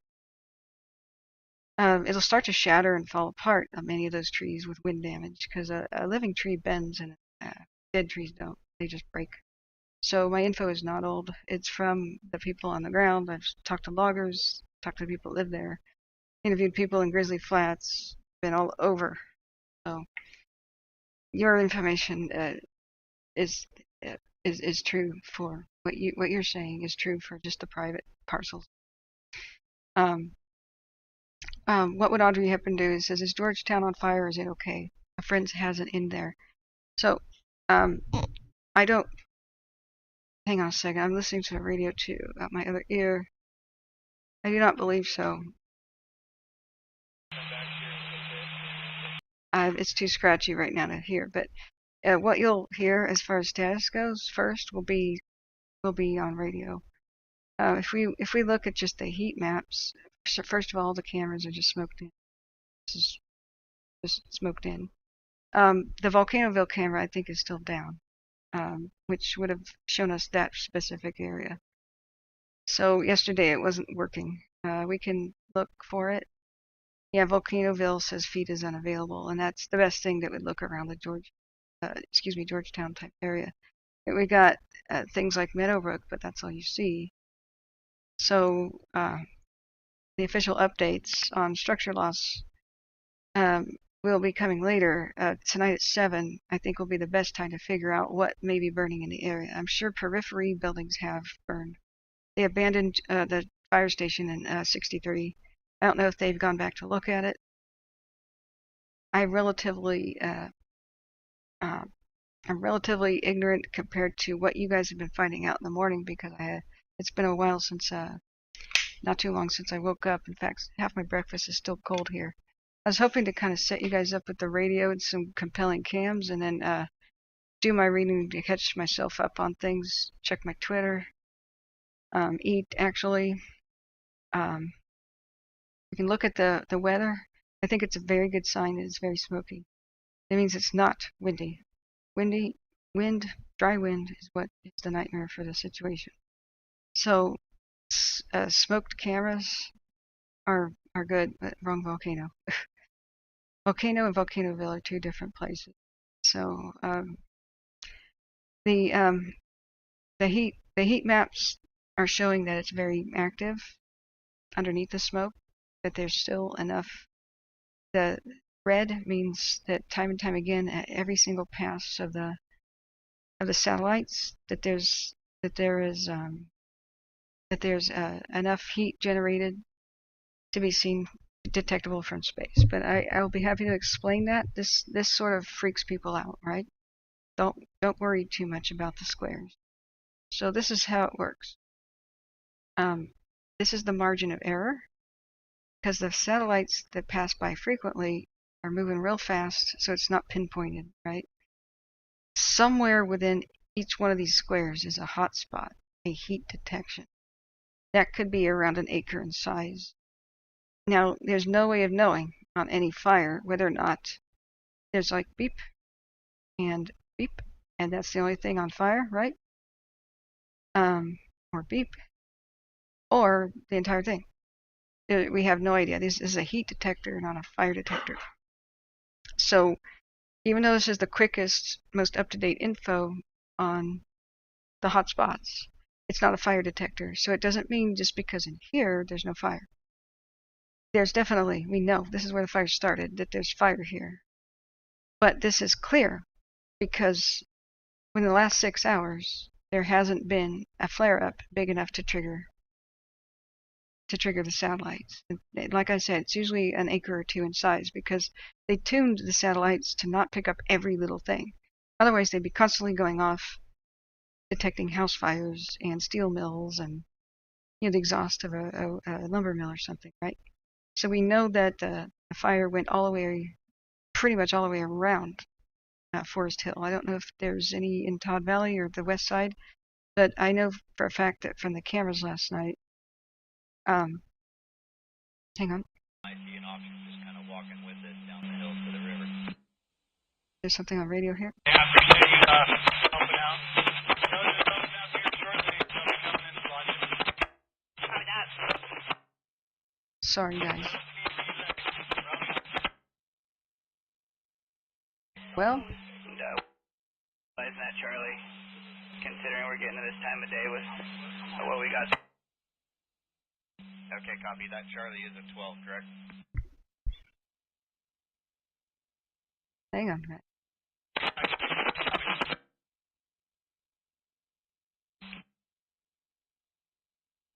If the ops, I believe they are at 12.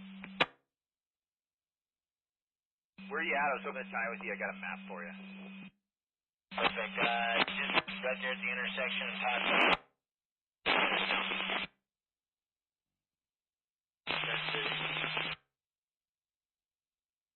Okay, I don't think that's terribly important. I'm going to turn that down for us so I can continue to explain this.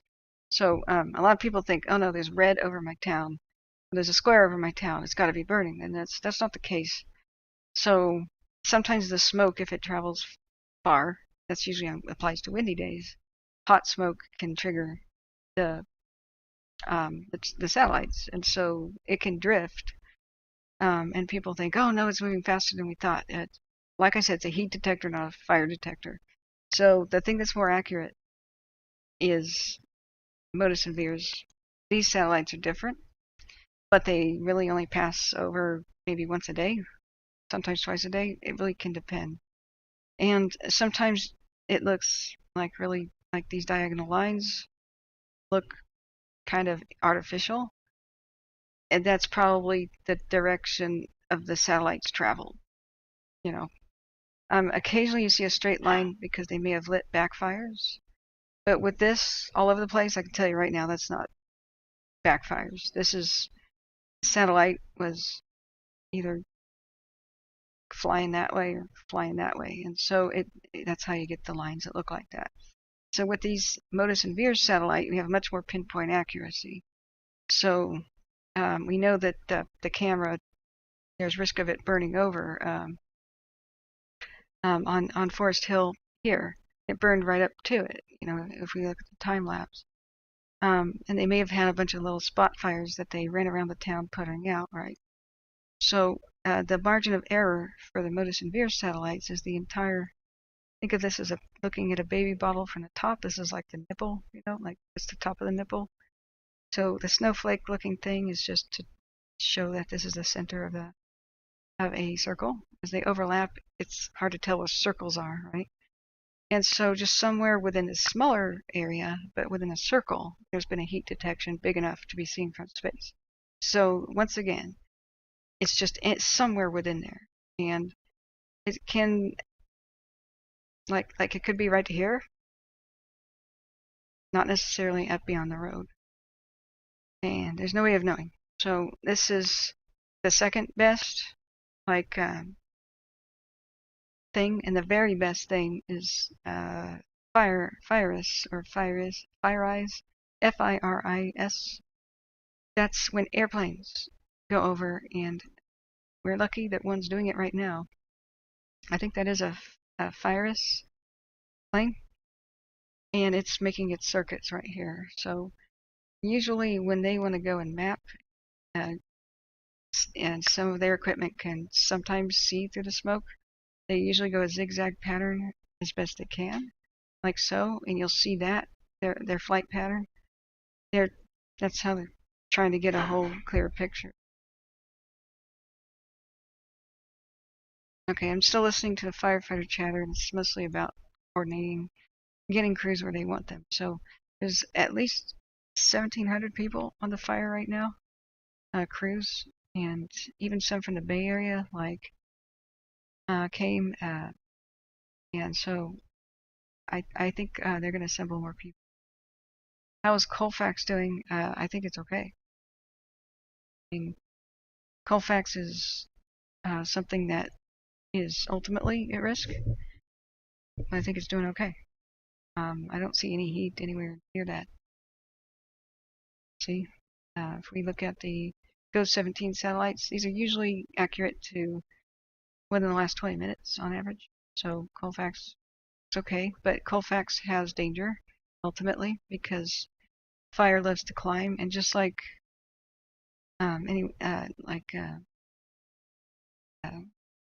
just like Forest Hill itself, you see this canyon. Really, canyons are wind tunnels. So if wind ever pushes up the canyon, or at least if embers land here, it'll race up, get on the ridge top, try to run the ridge. If wind is going the same direction as this slope, they call that wind aligning with topography. Slope alignment. There's a couple of kind of slang terms. Wind slope alignment. It just means wind going the same direction, ridge line. And I would just add canyons to that. Canyons are like wind tunnels. So if embers landed here, it would just race up hills, and if the wind picked up, it would just jump around. It just depends on where the wind came from. So if there was a big east wind or south wind, Colfax could be dangerous. That's why I tell people that people should keep that in mind.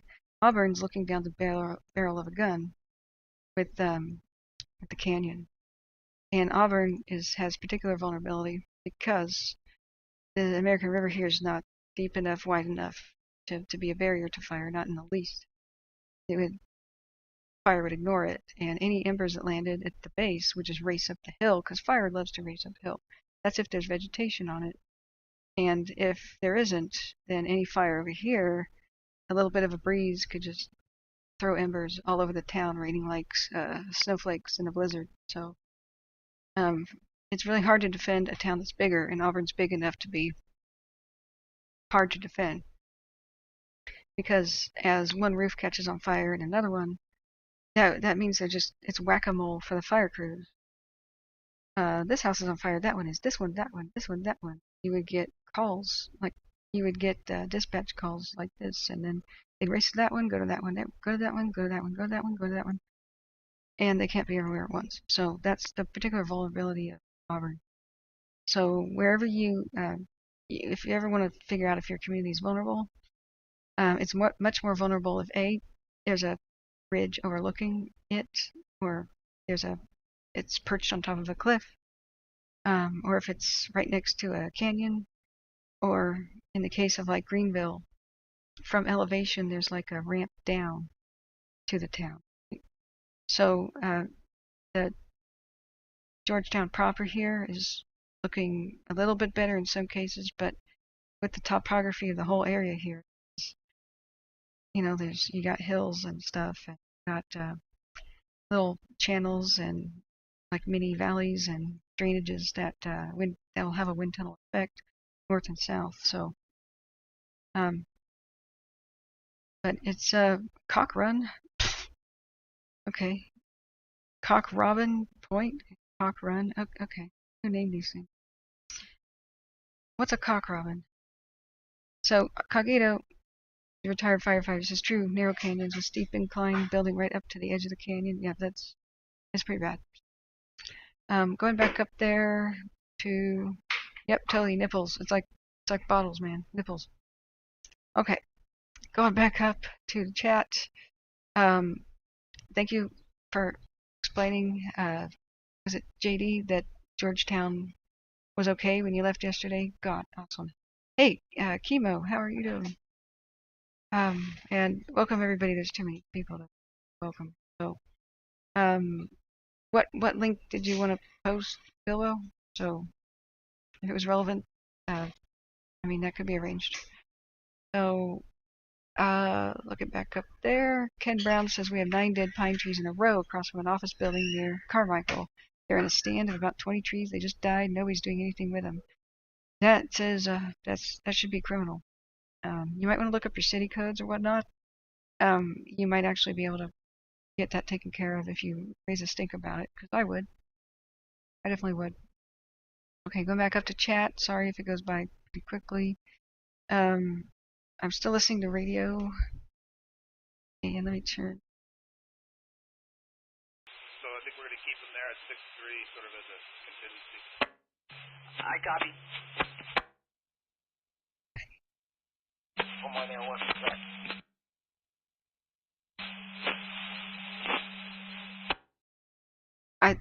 I think they're just mostly just coordinating, getting crews to where they want them, and giving people driving directions. And whether or not they need equipment, they're talking about matching speed and depth of dozer lines and such, et cetera, et cetera. A lot of them are going through the Blodgett area right now. So, okay, so random question was that, are the pine trees native to the landscape? Good question.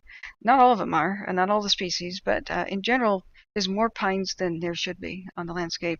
Pine and fir trees are very fire promoting. They just constantly drop needles and flammable sap, and they burn really readily and mix for good firewood in a way. I mean, depending on what you want, but I mean, it burns readily, I should say. A lot of people like oak better because it doesn't burn readily, and so it lasts longer in your fireplace. But what I'm saying though is, if you wanted it roaring and a blazing fire roaring fast in your stove, that pine would be a good choice. Let's look at the other fire by Shingleton real quick. I think they're going to hit it with more aircraft. We'll see. The nature of pine is just fire promoting, and a healthy forest is mixed. So you would have not only pine, fir, you'd also have spruce, and you'd have the fire resistant trees, the fire resistant bark called cedar and redwood and sequoia types. Could you please refresh? There we go. If it's failing to do a time lapse, I may just have to reset my VPN real quick. Okay, 1 second, guys. If I lose you, I'll just come right back. Okay, let's go. Let's refresh. Okay, we didn't have an interruption, I hope. Good. So, let's. Hey. Huh. So, could be that I need to reconnect to a different city or something, or has anybody else had any problems with alert wildfire cams? Let's just try this other one to see if it's having a problem with the time lapse. It's not. Shingletown is, though. Is it just Shingletown? Usually when a cam's about to die, it freezes. Oh, it froze. Right? Oh, it froze. Alright. Guess it's, yeah, no updates in the last 10 minutes. Okay. That would explain why it's not behaving. Alright, so I guess we're not going to monitor that by that cam. Is there any others looking at it? Did they report forward progress stopped, I hope? I mean, the cool retardant drops we saw are good. So here's Inskip Hill. That one's alive. Okay. Inskip is always one of those cool names. Okay, going back up here. Bob O'Connor says skin skip. Yeah, sorry. I just said what Bob was trying to tell me already. Thanks. Whoops. Red face. Thanks, guys. Power loss. Okay, that explains it. I was hoping to see more airplane action. Okay, so Jeremy says got a lot of lodgepole pine, Lassen, Tahoe, and Shasta. Yeah, there's lodgepole, sugar pine, that kind of thing. I'm really not up to date on my trees, but the point is that when the pioneers came, and especially the miners, they needed a lot of wood. Every single gold mine, except for a few that are hard rock based, like in pure granite, usually there's enough soft soil. You need to timber the mine, which is prop it up with wood on the inside. So then you need wood for the tracks inside of the mines, as well as railroad tracks to, haul out trees and haul away mining ore and stuff like that. So they really deforested the landscape. So what was replanted, what grew back fast, and what was valuable to sell? That's fir and pine. So there's a lot more fir and pine in the landscape. It's almost monocultured. In some cases, it absolutely is. Nearing extinction is stuff like Pacific yew, and they really don't replant anything deciduous, which is the non-needle stuff, like the trees with leaves. Deciduous means leafy. So those are supposed to be on the landscape. It's artificial, and part of, the one good thing, if you look for a silver lining for wildfire, is that we can replant in a healthier, more native way, and the fires won't be as bad. A lot of the ferocity of these fires is what is growing in the landscape. Get your oaks back in the foothills. Cut down the stupid eucalyptus, which cause Australia's raging bushfires. Those are called gasoline trees for a reason. This is still pretty serious. We got some dark smoke over here on the Skip Hill 1. You should probably check watch duty. Is there a clue on how this thing started? It's not a good time. Hardwood trees, yeah. And Tom Baja says pine smoke is toxic and bad for your chimney. I didn't know that. So also you have acidification of the soil if there's too much needle drop and not enough, leafy drop. And there's all sorts of factors. But also this is part of the disease and the beetle kill thing. Is monoculture means that all the trees are kind of the same DNA, really, especially if they're all replants from the same nurseries, same seeds, so they don't want to resist disease as much. different species are kind of immune to one disease where the one next to it can die. So you want a mix of the species, not just for fire prevention, disease prevention. And disease prevention is the same thing as fire prevention. Diseased trees die in mass in the landscape. Not all of it's just a beetle kill. A lot of it's the fungus. And so we have an opportunity, though, if we do it right, we can at least make fires for our grandchildren and children a lot less serious. Okay, I do not like the looks of that at all. That's getting bigger. That smoke column is bigger. And, let's try to get a wind direction. So we're looking to the northeast. Northeast is right here. Then north to the left. Then the wind's going almost east. So okay, look at our wind by radar. So did I miss any questions? I'm really sorry. The chat goes by. Okay, radio's silent for a second. So the meaning of cock robin is the male robin, especially the European robin. Cool. Okay. Awesome. So it's like a cock, like a chicken. So it's the male. Okay. All right. So Mitchell McCart, the Dorado County official ArcGIS website states Rock Creek and Mosquito Road are closed going into Swansboro. I just drove Rock Creek and the road was not closed, nor were any officials on it. Huh. You know what? I've had that happen. Once a road was closed to Wildfire northwest of what was that? It was in the Coast Range, northwest of Williams area, and I went into the Coast Range trying to get to Highway 101 with I'll just take a country drive. You know, I was alone and I tried AM radio, but there's no AM station, so I just played my MP3 player and wind. So Shingletown is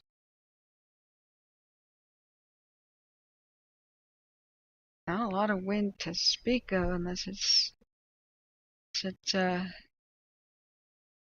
okay, we can go look at windy proper. Maybe gusts. So Shingletown. Okay, so we got more wind over here. And windy is better. 28-mile-an-hour wind gusts. And we've got an 8-mile-an-hour just so east wind.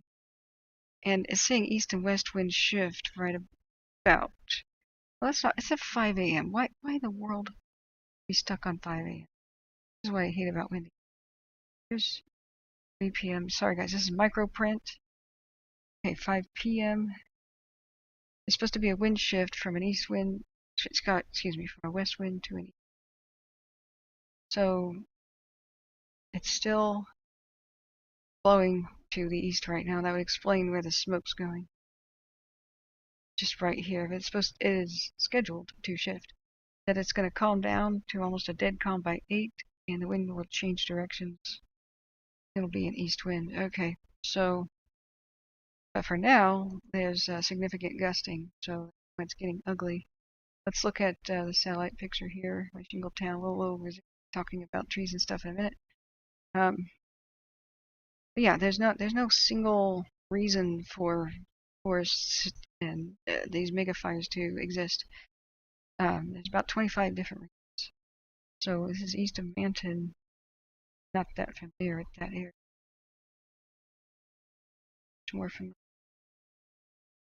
east side by the mountains. Pretty remote. But nevertheless, we don't want any new fires here. So slamming it with aircraft is the best thing to do right now. And I'm glad that the smoke is over the mosquito in a way, so that other fires, the best use of aircraft is when a fire first begins. And they're instrumental in turning the tide in general and saving towns and stuff. But if there were no aircraft available, like if they were all on the mosquito right now, that one would get big artificially. we had the best chance of it getting contained early with this aircraft slamming. So let's look at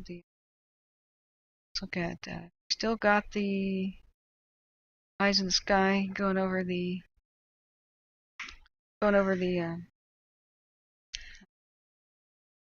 Mosquito. So let's see if there's aircraft over Shingletown. Which aircraft? So there's our lead plane. Got several helicopters, and we were seeing them. Are they working out of an airport? Yeah, Reading Airport. Okay, so that's a real quick hop there. Hey, isn't that the one from Australia? Sweet. It's doing work today. So Tanker 210 is New South Wales Rural Fire Service. Thanks, Australia. I guess they partnered with Coulson. I saw that on Twitter. That's good.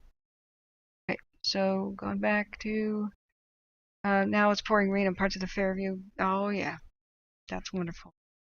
So I would say we're getting lucky today. Actually, it's good that we can't see anything on the cams. It's good that there's smoke, because in this red flag type situation or fire weather watch, whatever you want to call it, but dire fire weather that we're having, we always knew that there'd be a couple new starts. So if the others are on pause, the big ones are on pause right now. The new starts can be just taken care of.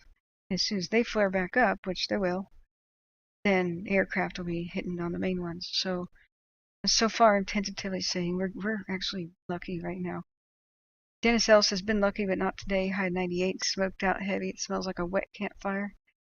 5 miles inland from the ocean in North Bend. Yeah, Oregon's not doing so great. There's a lot of wind. So I'm sorry that everybody's going through this crap, but that's what we're here to help. So Tom Baja says particle board. Oh, Ken Brown says, why couldn't they bomb fires with foam bombs? They could carpet bomb the whole seams. You know, chemical suppression, I think, is the future. But we've already invented stuff that's amazing. So one of the conspiracy theories about the Paradise Fire, the campfire, is why did the store burn down when the gas pumps didn't, right? Like the gas station store. And that's because there was a miracle chemical invented called halon. Some aircraft still have it, I think the old ones. And it's a white, misty, powdery thing, right? And it deprives fires of oxygen somehow. It's magic to me since I don't have a chemistry degree and haven't read about it. But fires just go out. And the problem is it's extremely toxic, and they had to phase it out. But the older gas stations that had a halon fire suppression system or something very similar, they're pretty fireproof in a way. So, flaming debris has to be right underneath the pump. And usually it's a paved big parking lot for a gas station, so that's kind of rare that anything's burning right underneath them. I mean, mostly the fire suppression system for a gas station is if a car is on fire. So a lot of times, ironically, right next to gas pumps, the flames usually don't reach because of the pavement. But B, if there ever is flame or at least heat detection underneath gas pumps with a halon system, then a bit of that chemical is released and it just goes right out. I mean, it'll put out a raging car fire. That looks like, oh my God, You can find them on YouTube. Halon gas station fire suppression. So that was all looking very promising, in the 60s and 70s and 80s. But then when we found out about forever chemicals, their toxicity, and found out that the old fire retardant that was put on the landscape to suppress fires, like in California, the orange stuff, the old style stuff, was leaching into well waters and accumulating, and was found in the breast milk of most California's females. And that was no good. I probably drank some from my mom's tea. It's just it was ubiquitous. It was everywhere. So it was building up on the landscape. So they had to come up with something else. Today's stuff, the red stuff, is non-toxic. It's a mixture of water and a little bit of manure and some other stuff. No joke. It depends on the mix, but it's basically going to buy you time rather than. So what retardant does is it just slows down a fire. It doesn't extinguish it. If we had true foam bomb chemical stuff, I think that will be part of the future. I was discussing that every fire starts really small, right?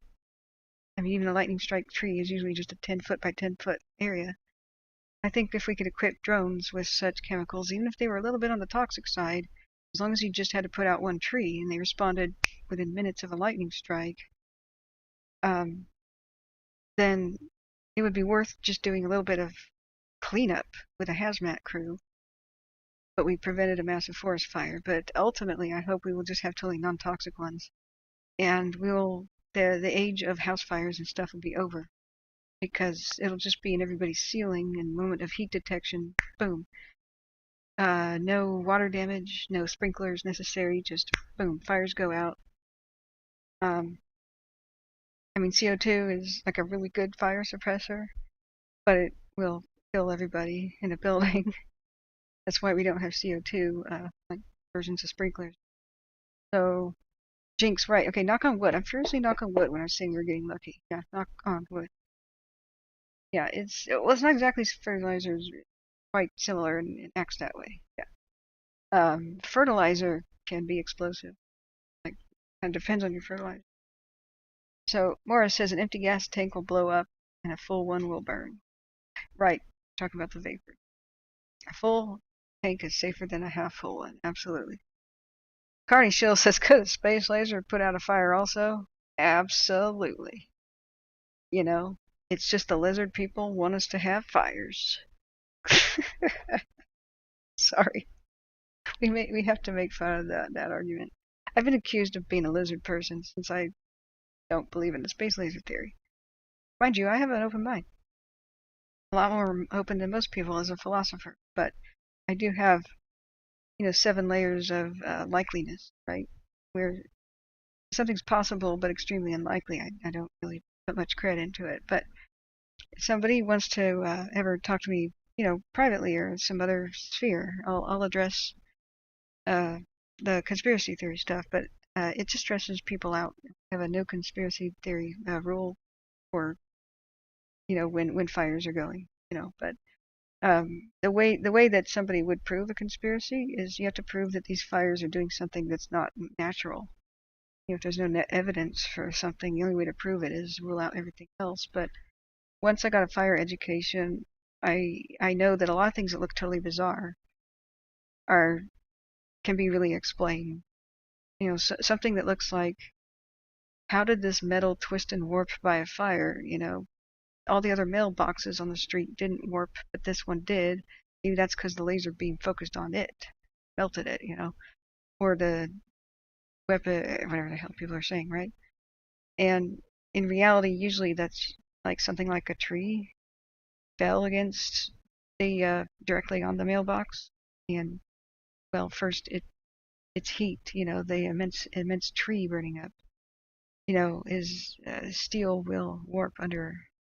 It gets weak under heat and under the weight of something like a tree. It would definitely. It acts almost like molten steel in a way. It's flexible. If you ever see somebody forge a sword, you put steel in coals, hot coals. You come out and you can now use just the strength of your own hand and a hammer to shape it into something else like a horseshoe. And you can bend it into a circle if you wished. You could twist it. That's how they make, wrought iron twisted railings for decorative staircases. This is looking bad, guys. It's getting bad with the smoke here. Let's look at watch duty. Yeah, update on the Fairview? Sure, absolutely. Speaking of watch duty. So it's raining on it, as far as I know. Watch duty. Yeah, I'm not a robot. Oh, seriously? That's an overpass, not a bridge. Okay.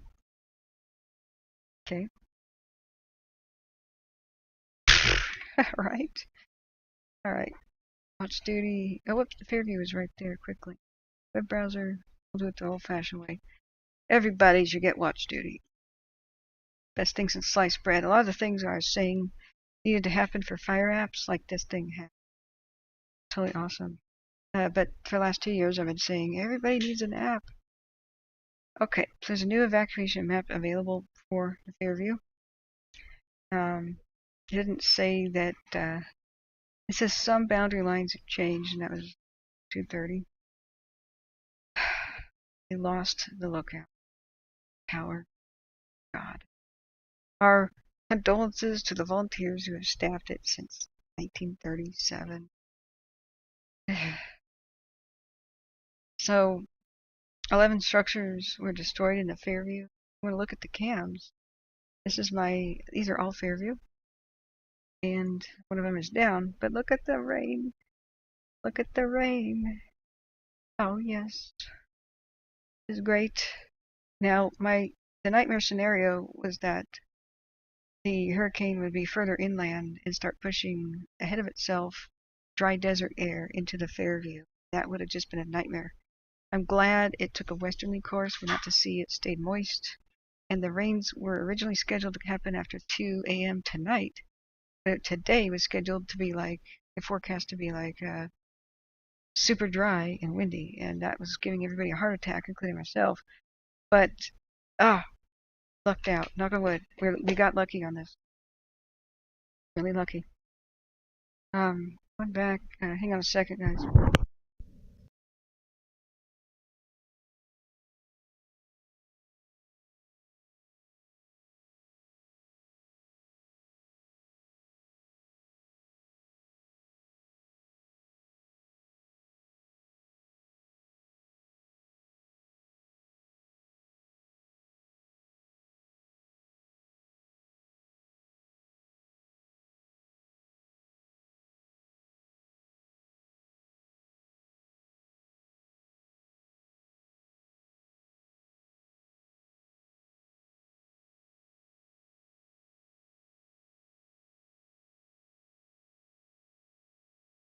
Sorry about that. I had to talk to my house guest there, so he's taken off. So, yeah, almost 20,000 structures threatened. There's several towns there. And strong winds will cause any open line to become more active, especially the western portion. But what we're seeing is rain on the camp, which is wonderful. There's a fire perimeter map that was around noon in the Fairview. Hurricanes are cool again, Rated said. Well, take what we can get. I know there's some flooding, and I know that's bad. But it never rains in California, it pours. Oh man, it pours. That's what that song's about, it's true. There's no such thing as mild weather, it just goes between extremes. And that's the number one thing people gotta realize about the state is that its unique geography means the state has always been set up for extremes. There's no normal California. If there's ever something that seems like normal to another state, or average, this and that, that's brief. California fluctuates between flood and drought, between heat, fire and ice, hot and cold. It's extremes. I mean, the Sierras and their snowpacks. I mean, you get a drought, and most of California's water comes from the snowpack of the Sierras. So if you get light snowpack, you get drought. You get heavy snowpack, and then, God forbid, a rain on it, and it all melts at once. You get a massive flood, a mega flood. So you have to have that sweet spot, which is kind of rare, of just the hope to God that it melts off gradually. Otherwise, you got raging floods. So, yeah, that's not for nothing why they call it the Wild Wild West. So, yeah, I could start singing that song. I really like it. So let's go back up to things. But yeah, what I was saying a little bit earlier is I was happily engaging anybody who wanted any fire topic.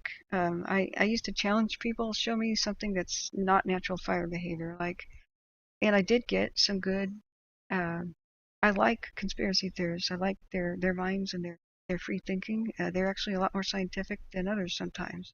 You just gotta make sure that they're not mentally ill before you talk with them, because there's 1% of that mentally ill will believe anything, and so can't really have a conversation with them. But the free thinkers, I really like to engage and have discourse with, because I'm a philosopher, but I'm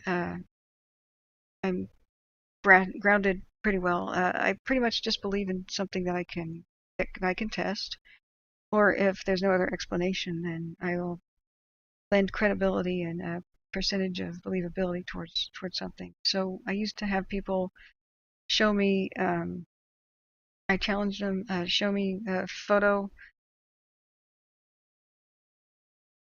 Hang on a second. Radio chatter. I used to say, show me a photo, and I got some pretty bizarre photos where some things melted and things next to them didn't, and I would just mostly explain, like ABS plastic has a different melting point than the other plastic item. That's ABS plastic versus thermoset plastic, right?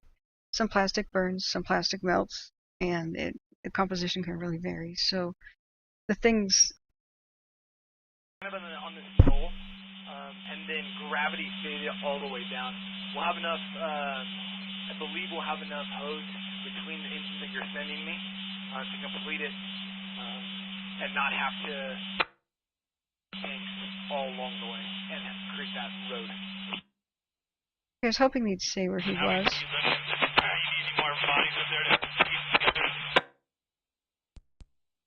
Engine 30 or Utah engine 16 or E4 or Duke City 401. This is Task Force Miller. Anyone got theirs on?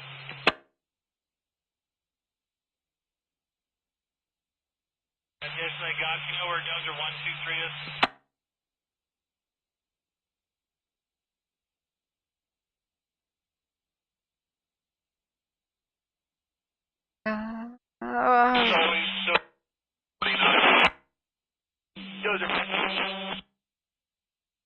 Okay, friends, I'm going to mute that for a second. I was really hoping he'd say they're setting up a water tank. Usually that means for structure defense. But they're really not specifying where they're at. It's not going to be a far hoseway. I'd rather have the pumping platform up on top if it's all the same to you. And you're stringing the hose. I'm just here to put a smile on your face. We're good, thank you.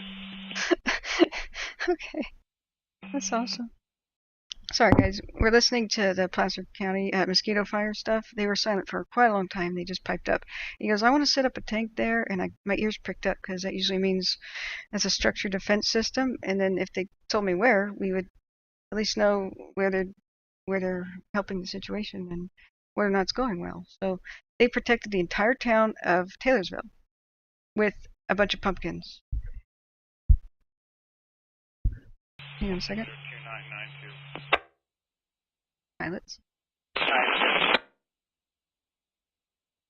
I'm sorry, friends. Some of them are loud, some of them are soft. I've already done what I can do to make... 151, when you're done taking that push, we're going to start pushing our way back. Sounds awesome.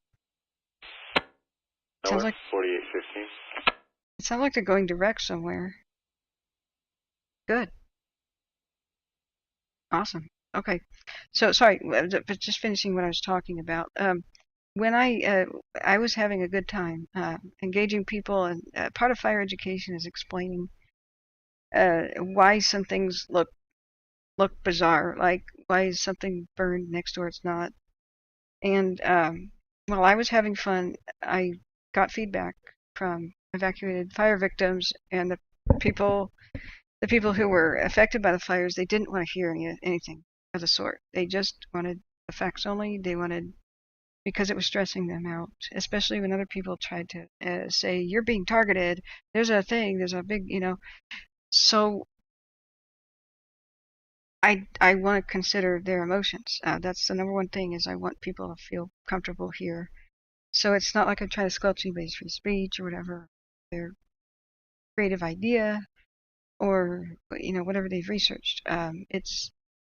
There's a certain comfort in just sticking with what we can verify, and then very educated guesses, the advice of the people here in chat who have expertise in their areas.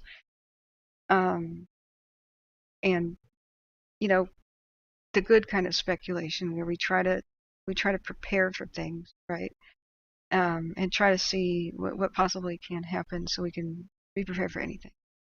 So that is what we try to focus on. And as far as the other questions, like couldn't the sun's rays be focused from space? It's been it was a theoretical thing that that Nazi scientists were actually kind of working on. And when the Allies got a hold of it and got the plans and they're out there, it's been proven to be physically impossible. You know, as it was investigated throughout the 50s, that the size of the parabolic reflector type thing would be so large that you wouldn't have the ability to launch it. Like it would shadow half of the Earth, and you know that's or a big portion of it. So you wouldn't be able to hide it. It definitely wouldn't be a secret weapon. And then if you needed to generate the energy from space, it's not possible to do that either, because how would you get the fuel to space to generate the electricity? The batteries would be enormous, too heavy to launch, so it's not physically possible. So also, there's just a common sense thing of all wars are fought with money, and all war budgets are limited, so there's no branch of any military on Earth that would spend trillions of dollars on something when a $5 road flare would do the same effect. These fires could have all been started with any ignition source, any of them. So, you know, 85-cent book of matches. That's more terrifying to me than any sort of government thing. Governments usually don't want chaos. Government is a form of order. So even rules have war for governments where they usually won't do completely insane stuff. Cough. People point out Russia's shelling near a nuclear power station, and probably the Ukrainians too. Okay, I'm just going to preface that with usually. Okay, like usually people in mortal combat shooting at each other will cease fire if they realize there's a you know, like something that can explode right next to them, right? And they'll take their shooting elsewhere, resume combat elsewhere, because they would both blow up. So with something like that, there is no reason for any government at all to want to do this through the random landscape. Expensive weapons would be reserved for expensive targets, like high value targets. And none of the places the wildfires have occurred are any sort of high value target. So there's no incentive for anybody, like any government agency or any group, to set the fires where they've been occurring. So there's no rhyme or reason to it whatsoever. So that's my personal take on it. But sometime in the future, I'd be happy to entertain anybody's challenge. Like, explain this. That's fun for me. But I'm more Scully than Mulder, but I'm a little bit Mulder, okay? Like yeah. Anyway, but this isn't the me show. Let's go back to fires. Ryan B says thanks and good job. Thanks so much for your kind donation. I'm not liking the looks of this. So I'm still listening to the radio too, so if I have random pauses, I will unmute it for. Thank you so much for keeping us live. If I don't get donations, then I have to quit this and go back to finding a real job, like a quote real job. So I don't have a quote real job, so that I can be here for you guys. This is year 3 technically of Firestream, but I'm doing it in a serious way. So I'm blown away by the support and the fact that people want me to be here. So was that a good enough update on the Fairview? It's just raining there, and until they really give us a big update, I think this is about all that is new. So if you guys want to check it out yourself, here's the Watch Duty app. The people that are volunteering for Watch Duty are they're really solid. Like I recognize their names. They've been doing it on Twitter, but having an app, a one-stop shopping app for California, that is what the doctor ordered. That's what I've been asking for years. They delivered. I don't even know if they've ever heard of me or not, but most of my suggestions for an app they've already implemented, which is totally awesome. I mean, other than making little comments in the Play Store and stuff, I haven't directly worked with them, but I'm super proud of them.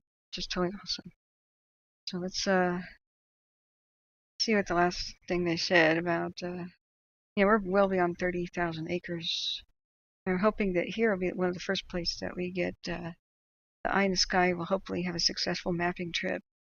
Earlier today, the mapping was unsuccessful. So, oh, here's an update that I haven't seen. So I'm sorry if you guys have seen this, but I'm going to play this. Let me pause the radio real quick.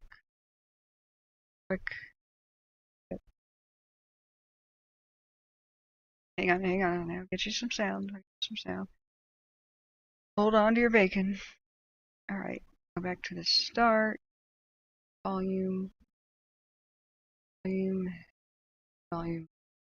Good afternoon, Nolan Hale, Deputy Operations, Mosquito Incident, Cal Fire Battalion 2311, covering Auburn and Forest Hill.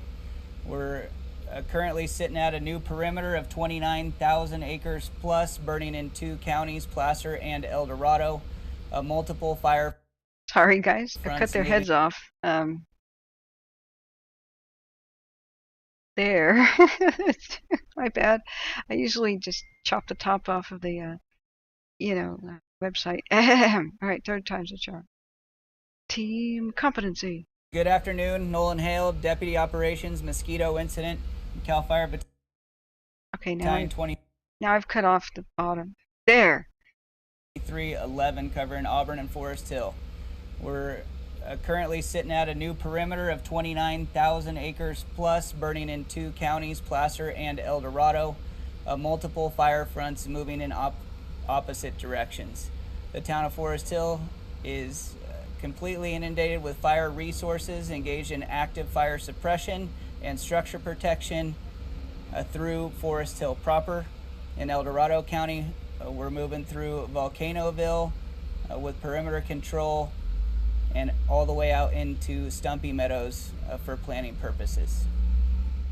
Good afternoon, Lieutenant Josh Barnhart from the Placer County Sheriff's Office. We have continued evacuation orders in place for Forest Hill proper and for the Todd Valley area. We also have evacuation warnings in place as well. For continued monitoring, please go to our website at placersheriff.org or click on the link posted in social media for constant updates with the map. Please keep an eye out for any additional orders moving from warning to orders.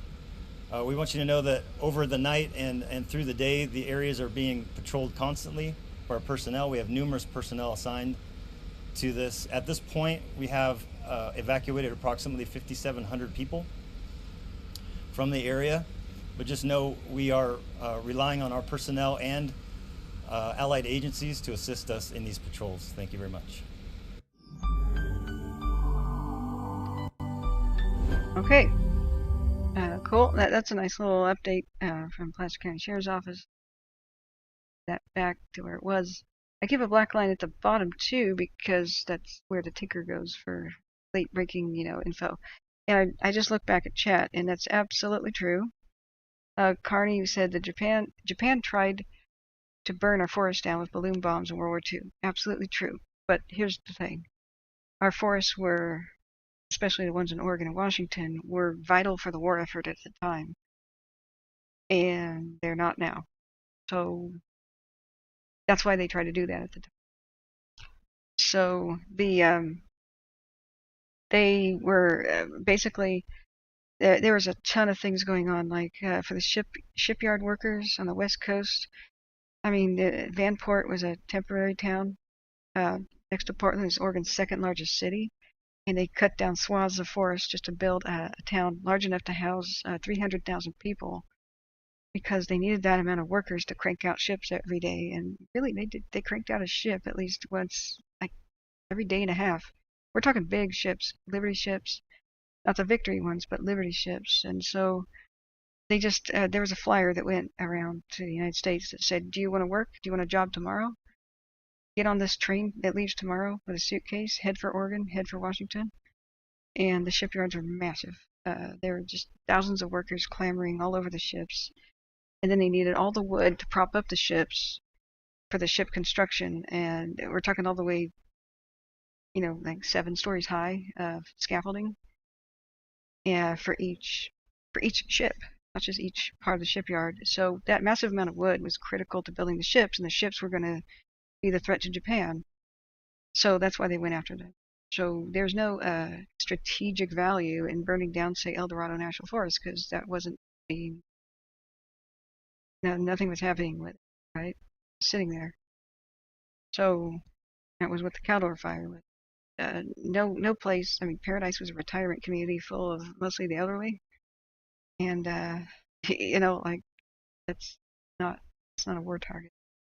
So, but arson does happen during wartime. It is arson and sabotage does it does happen. We're just not in wartime, and forests are not relevant. But okay, dear. So, all right. Looks like we do have evacuations in place. Let's go to this new fire here. It's called the Forward Fire, but we've been looking at by Shingletown. So the evacuation, speaking of the ticker, thanks guys for getting thank you, Bob. I hope you didn't have to donate just to get my attention. I'm so sorry. Evacuation orders are now in place north of Forward Road, east of Ponderosa Way, south of Rock Creek Road, Shasta County, near Shingleton, and closer actually to Manton. So I'm really not familiar with that area very well. I just vaguely know about it, but all my trips to Mount Lassen were on the east side. So let's see. This is the evacuation area, or is that the fire perimeter? What's this supposed to be? Fires on both sides of Digger Creek. It's in Tehama and Shasta County. Oh, I hate it when fires are on straddling two counties. They'll probably both have different evacuation maps. So let's see if it's on Zone Haven. Let's go to Zone Haven. And, see if that's there yet. I'll put that up on a ticker. Probably we don't have a presence in that county, but just in case somebody tunes in. This is what we do. We try to help everybody. Where's the Shasta Red Wolf? Yep. Shingleton, I don't actually. We don't have it on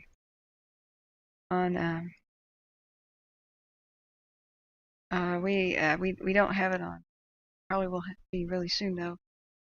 On Zone Haven. So let's put it on the ticker. So EO says the app does not have source info for the perimeter layer, only the ArcGIS evacuation layer. Okay, thank you. Tom Baja says then the Sarge showed up and freaked out. Well, okay, that's part of a story I think I missed. Smitty says record West Coast ship build was in 18 hours. They built a Liberty ship in 18 hours. Crap. Damn. Okay. Yeah, Kaiser Steel, absolutely. Big Dog says my mother worked there in World War II. Yeah, that's how. Don't get me started on history. I'll just babble for several hours. So, what is the most recent perimeter feature layer URL? Is the CAL FIRE 2020 perimeter layer the best option? Or which one? Or perimeter feature layer URL? Are you talking about scrolling up here? I don't have Google Earth installed. I've had the flu for more than 9 days now. If I scroll around and go on Google Earth right now, I'm going to puke. So I'm not sure who was saying that. Looking there. Yeah, critical rate of spread is just not good. So got evacuations there. So let me update the ticker, guys. I'll be right with you. And I muted the radio. Let me unmute it just while I'm updating the ticker. We're listening to Placer County Mosquito Fire stuff. Yay, perfect.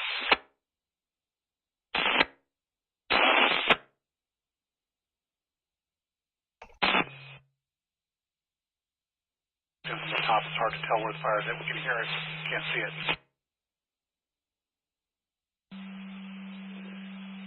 And Forest Hill, if that works for you. Yeah, just drill away from that. I'll turn around. Yankee Safe Tango. 9271, Charlie, 70 Charlie.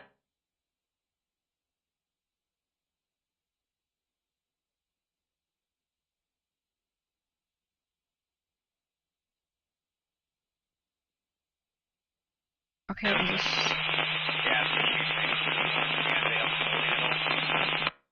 Okay, got it. I've got it, guys. We got some water tenders out here. Police are saying they probably have snap tanks on them. Oh boy. Hey, copy. Just have them staged there at Station 63 for now. Uh-oh. He ordered some, but that might take a minute. We might just take them off the OES water tenders and we can grab them. Oh, John, minor correction. It was 1948 flood. It was May, a Memorial Day weekend. That's one ghost town I've seriously researched, and I've interviewed a lot of Vanport survivors. Yeah, but Portland's second largest city was wiped off the map in a single day from a flood. Yeah. So, well, think about Vanport. It wasn't segregated. It was actually the most non-segregated wartime town in the country, really. However, after the war, it was the only affordable place that most people could go if they were low income. So most of the black folk ended up there, and Portland decided to kind of try to keep them out of Portland, which was pretty evil. And but they did that to everybody else too. That was, quote, undesirable. Foreigners, disabled vets, the poor. Portland has never wanted to have those people around. Anyway. And plumbed before it gets full dark, and then use the advantage of the down canyons with the last good burn window tonight. Do you think that's going to work on your side? A lot of work going on that road line, and North side of Mount St. Helens, guys. Stage 63. Any contract engines just sitting there, and we could plug them in where 71 Charlie was at. Oh. Try to hit up Tango, and if I can't, and when you get up to 63, maybe try to hit them up from there. You'll be a lot closer than I am. Right on, thanks. Copy. Break. Okay, I'm going to mute that for a second. I was hoping we could learn about their strategy for fighting the fire tonight, but possible that we could get two of the engines on the 9271 strike team, or strike team of Charlie's back on Yankee. Like an honest hour assessment of what get that line constructed. they're talking about Volcanoville Road. Can get you somebody else. Okay, copy. Hey, 4231 Charlie, Tango. Go for 31 Charlie. Hey, you guys still kind of west of Station 63 there? Confirm we've got the division break and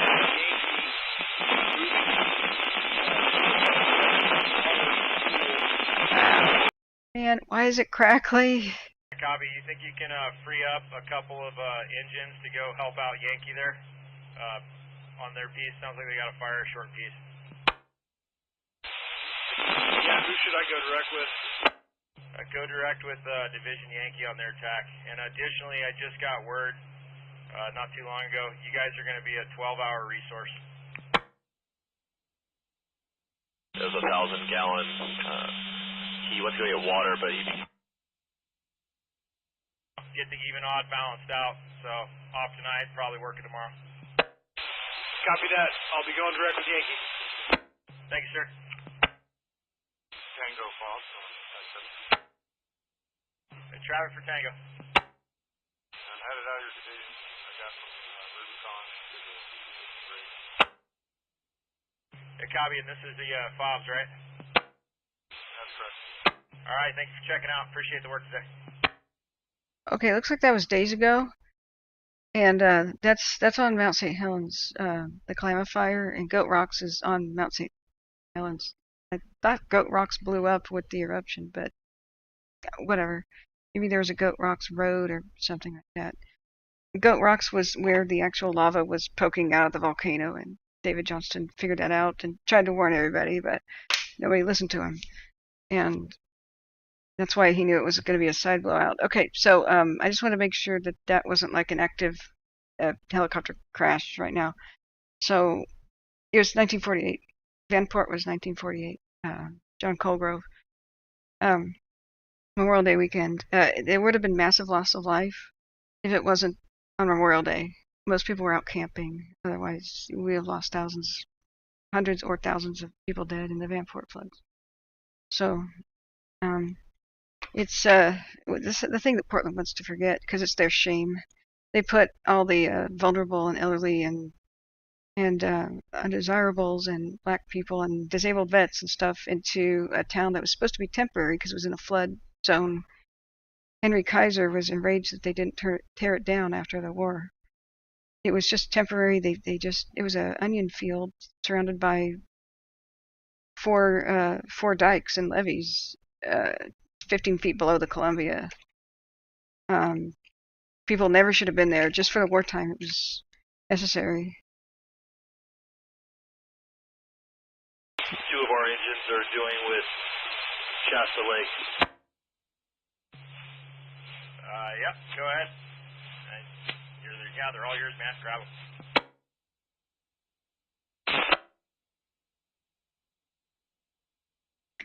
Your E number? So the shame about Portland is they wanted to rebuild it and keep all the undesirable people there in danger. It was clearly a death trap. And so that's a shameful legacy that Portland has. But anyway, this is not history time. There's an active fire, so it's studying disasters. Oh, Big Daddy, thanks so much for your kind donation. Studying disasters is just part of studying ghost towns. So that's why I know stuff about that. There were 64 floods, so they were pretty bad.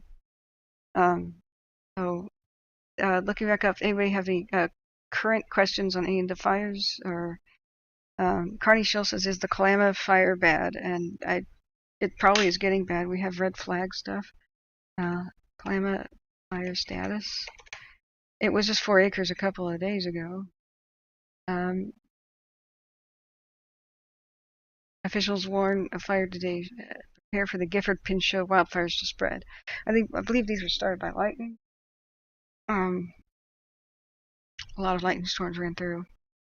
So let's see if you know what's weird is the Microsoft weather page has a wildfire tracking thing. It says coin wildfire tracking. Coin 6 is a local station. Your eyes peeled when you're making corners. Copy that. Yeah, I need some engines, man. So please send some contract ones. I just can't commit the OE.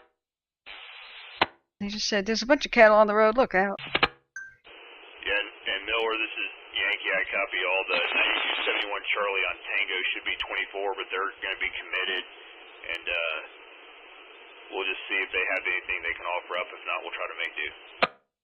I copy. I know they have talking to staging. They've got 3 Type 3 engines there. I can get them heading this way. Okay, let's do that. Copy. Thanks. Show war. There we go.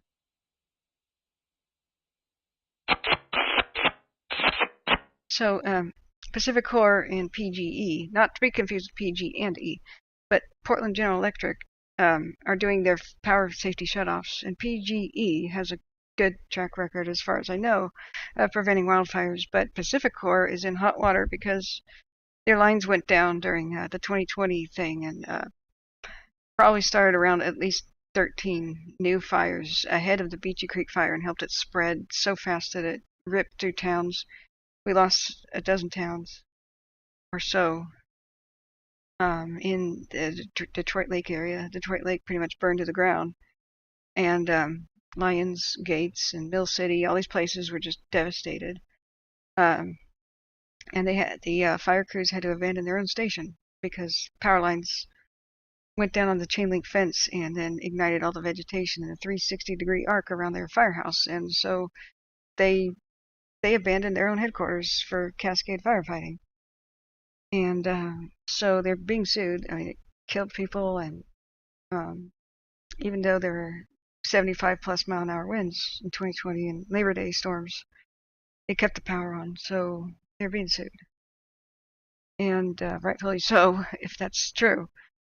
And that same company, Pacific Corp, may have been involved in starting the McKinney fire, the one that just killed, again, So I hate to say it, but deaths, and it's not the deaths that teach these companies a lesson to change. It's the lawsuits.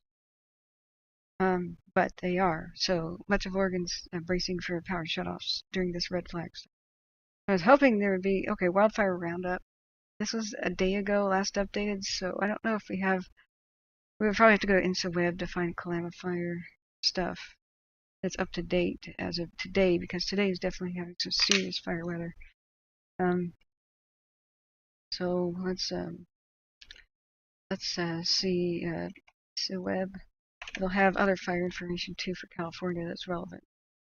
We're keeping an eye too on the Forward Fire, which is up by Shingleton, Manton, Tehama, Shasta County border. 95 acres it's estimated to be right now, and I've got the evacuation info on the ticker. And as soon as we get a map, we'll be able to put a map up.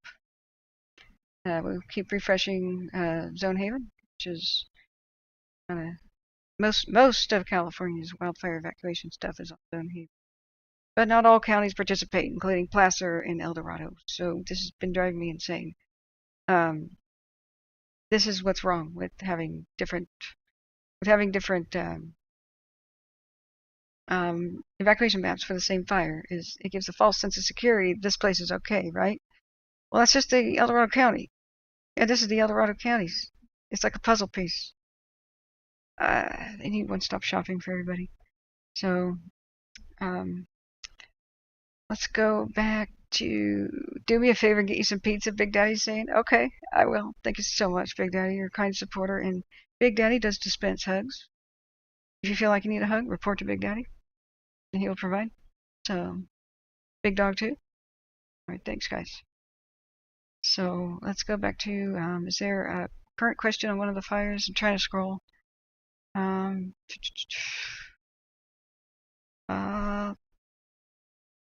There's one in Willamette and one in the Goat Rock Wilderness. Alexa is randomly talking to me. Alexa, stop! She goes, it's 5 o'clock on a Friday. I hope you're having a good time. Would you like to start the party? And she started playing music. No. Sorry if you guys heard that. Okay, so let's go back to here. Let's go back.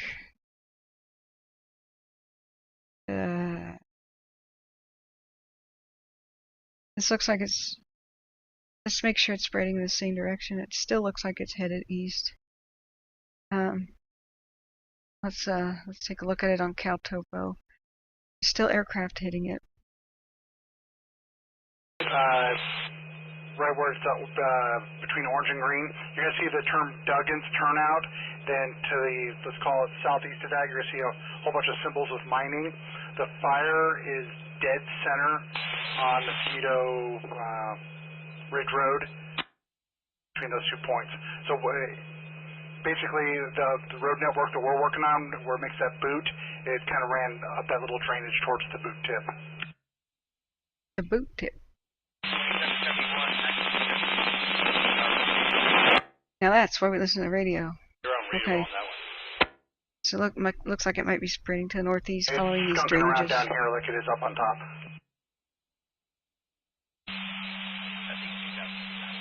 Still don't have any cams on Mosquito. Nothing worth a dang. Were we able to open those, or are we still looking for a key?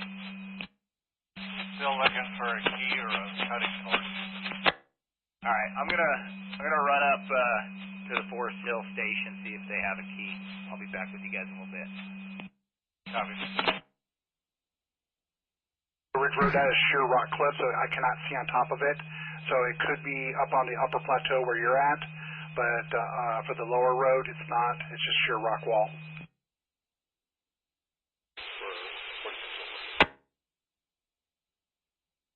My way back towards where I last saw you. Okay, let me know if I need to pick you up anywhere. Copy. Goat Rock's fire. 150 acres. Boot. If you're to go off the lower tip of the boot and just go a 45-degree angle to the southwest, that's more or less the fire line from what I can tell.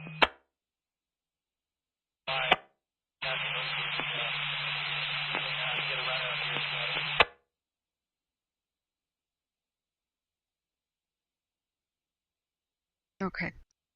So we still have a west wind currently, surface wind, in the area by the forest fire.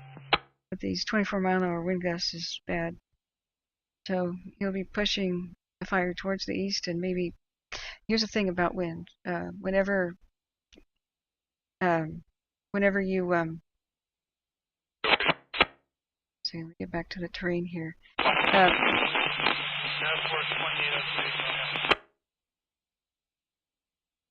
If the main wind is like so,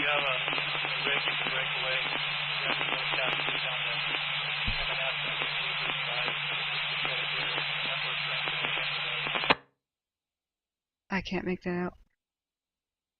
Anyway, no matter which way the wind's going, it can go down into the drainage and then follow it. It's a wind tunnel effect. So it may be doing like that.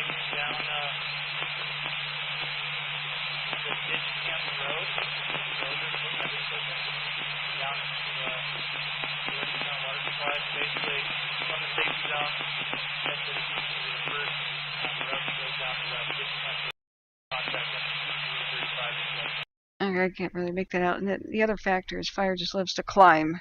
It'll just climb hills against the wind. It just goes uphill. And 2 damaged pulleys.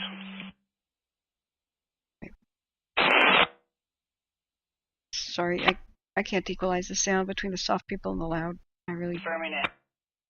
Right now. Affirmative, negative threat. Go with the contact info if you got it.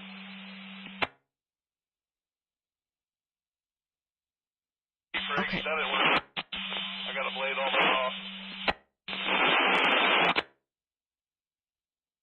I don't got no service for that.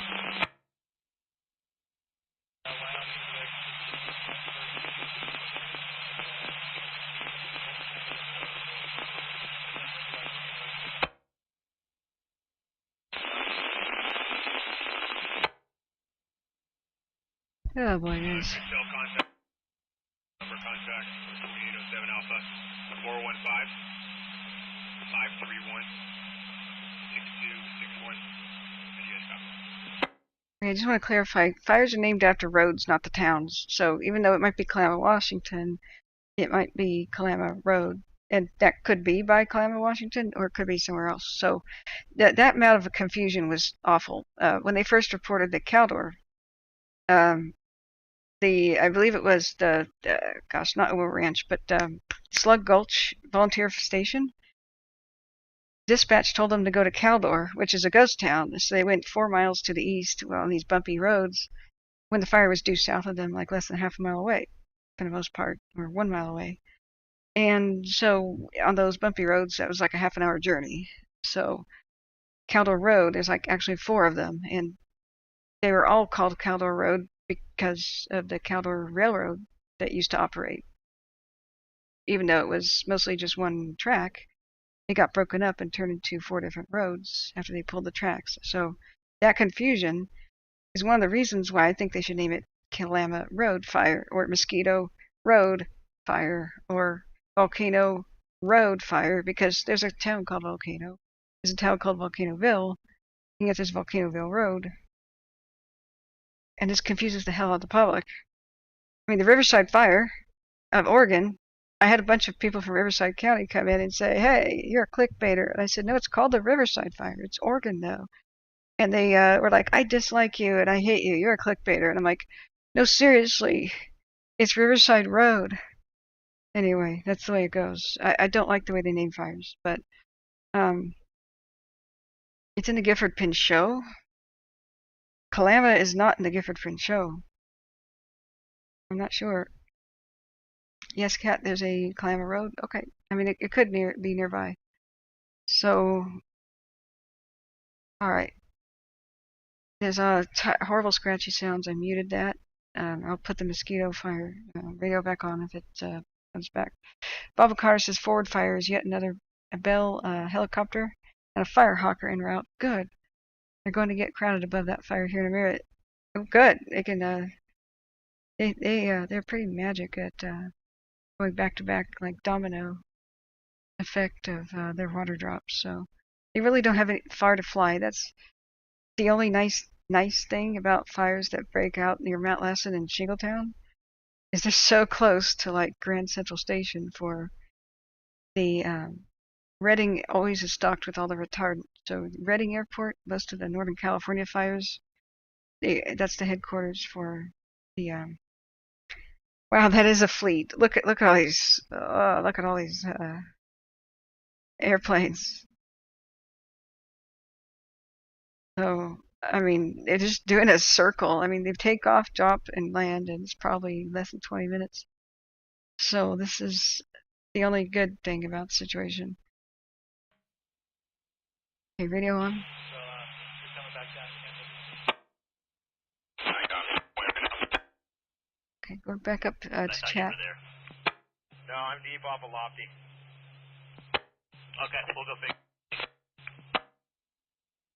And I will get some pizza, Big Daddy. Pizza's on the menu tonight. Thank you so much. You were so cool. The 2,000 foot mark. Okay. Intersection 2 there. Yeah, and welcome you. Welcome. Okay. Let's go. Go. That up, and get a hold of 333 or 363. When you get there, we'll guide you in. We've got a little burn thing going on up here that we're going to need to hold. Time to start pushing on anything else that we need. Can you start tracking out? You can't. Yep. And thanks again, Truckee, for all the good work you guys have done. Great job today. Good job. Oh yeah, for sure. And then also the other two dozers, E55 and E56. Just curious on the status of them. We're still trying to push the ridge where you're at. I'd go direct with Mendocino. The idea was to have those dozers as a holding contingency for the firing. If Mendocino and Pioneer Peak feel good about letting one or both go, then you guys sort that out. Cool. Okay. Okay, so they're gonna do some firing. Am I turning at that maintainer, or am I going further? So I got E57 and E55 here with us as well. Are you looking to get a couple more dozers over there? Alright, let's see if we see drops. Gravel looking road. Got it. Whitworth. Go ahead. Come on, switch. Close to the dozer? Negative. Copy that. What should we do about time? Well, just if you guys need to leave, then just do what you need to do to meet your time commitments. And if you need signatures, we'll just get them tomorrow. Sounds good. We'll get them tomorrow. Thank you, sir. I'll let you know when this is. Bob says it's 95 acres. Truckee, Okay. Trainee, Yankee. Let's look at the Fierce Go ahead, Yankee. Twitter. So Mendocino and Pioneer have Dozer 3 and Dozer 58. We just recently have added Dozer 55 and 57, so we should have 2 additional dozers that can help you out. I don't know what their time requirements or restrictions are, so we'll just need to look at that, but then they should be available for you. Okay, copy. Yeah, we're gonna make a plan right now, and then we're looking into branch. Mendocino. Got it. This is the Mosquito Fire.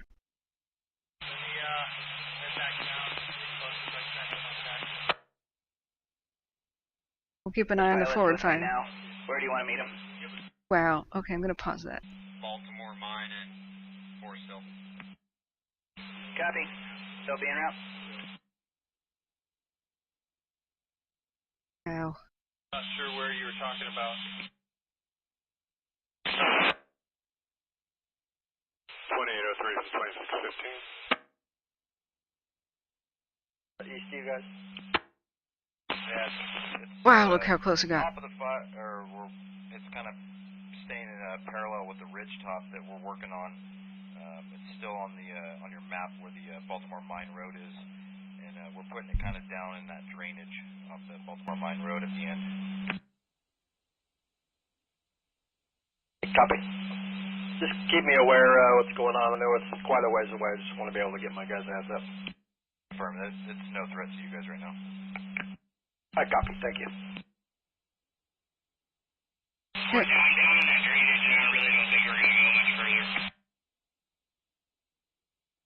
678, you copy that? Traffic? Right. So let's look at. Yeah, pretty much. It seems rocky all the way around. Continue on. 297, you're good.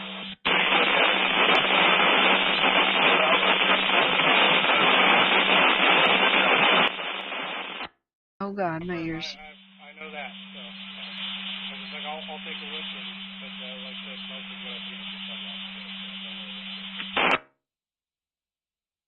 Turn around if you want to follow us up. 2 Alpha, go ahead. The UAS is going to be launching from up there, Mosquito and where you're located. Go ahead, Lost River. Wow. Gary Cox. Baltimore and see if they can launch from there and get to where we need to be. I copy. I'll start making my way up. I'd like to take a look. Hey, firm. If you want to hold tight for 1 sec, because I might pull them all the way down the dozer line and set up shop there on the dozer line. Copy. I'll let you know. I don't want to set them up too far away. They only got 1.5 miles. Copy. Understood. Okay, friends. I'll pause that a second. Now, isn't this Baltimore Mine Road? This goes down the ridge, right? This is Forest Hill, right? So it looks like they're going direct down there on a line, and this is a little disorienting because it's so dang bright, and this is from 4 hours plus ago. Excuse me, guys. I'm sick and throat's still a little ragged. I was speaking for 16 hours yesterday, and 16 hours or so the day before. So this is the best, latest virus, whatever it is. So Boys, and then 2 water Charlie tenders. strike team, and then there's 4 other engines. So we'll sit fast.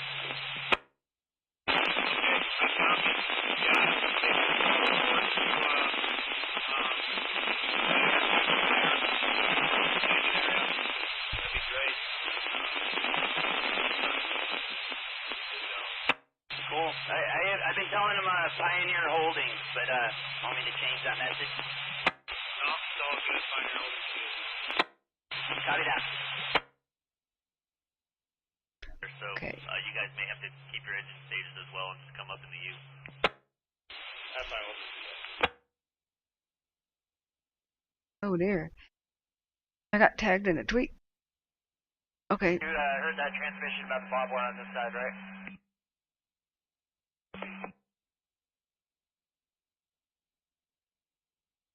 Stacy just tweeted on the acreage of the fire. Okay, cool. Let me go check that on the Twitter. I've got 64 tabs open right now. So it looks like there's no new evacuation has not made it to Hotel Trinity. unfortunately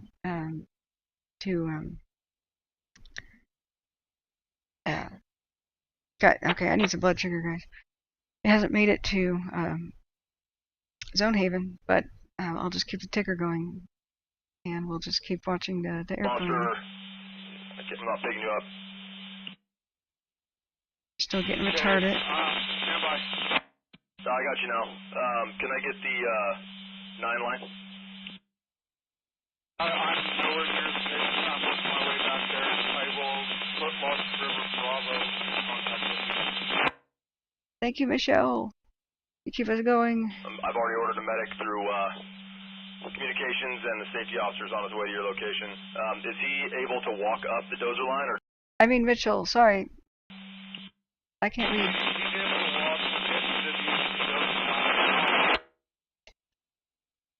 Hopping on your channel there, and I got confused. Is there another Juliet out here? Yeah, it's not like Juliet trainee. We're gonna grab up a. Do you have a trainee? Negative. for water tender 114. Repeat your identifier. You up on Yankee Jack? Yeah, both pickups can make it down here. Copy.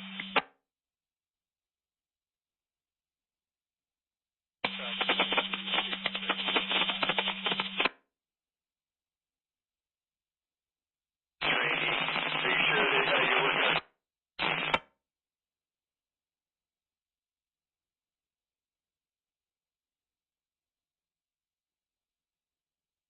Roger. Yep, on Yankee Jack, that's fine.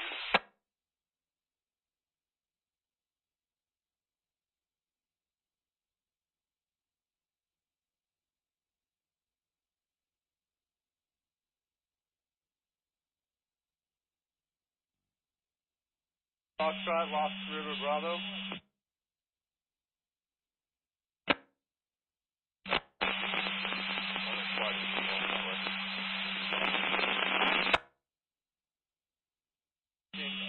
Going to the Dozer line. We'll be there in probably about 2 minutes. Okay, dispatching, I got a medic already ordered. Just the age and gender, and then I'll pass that up to communication.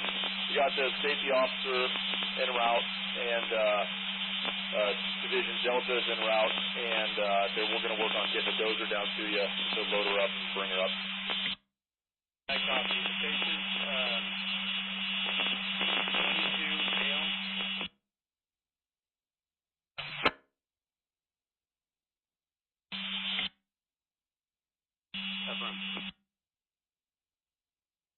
It is Mount Lassen. Try 12 Lima.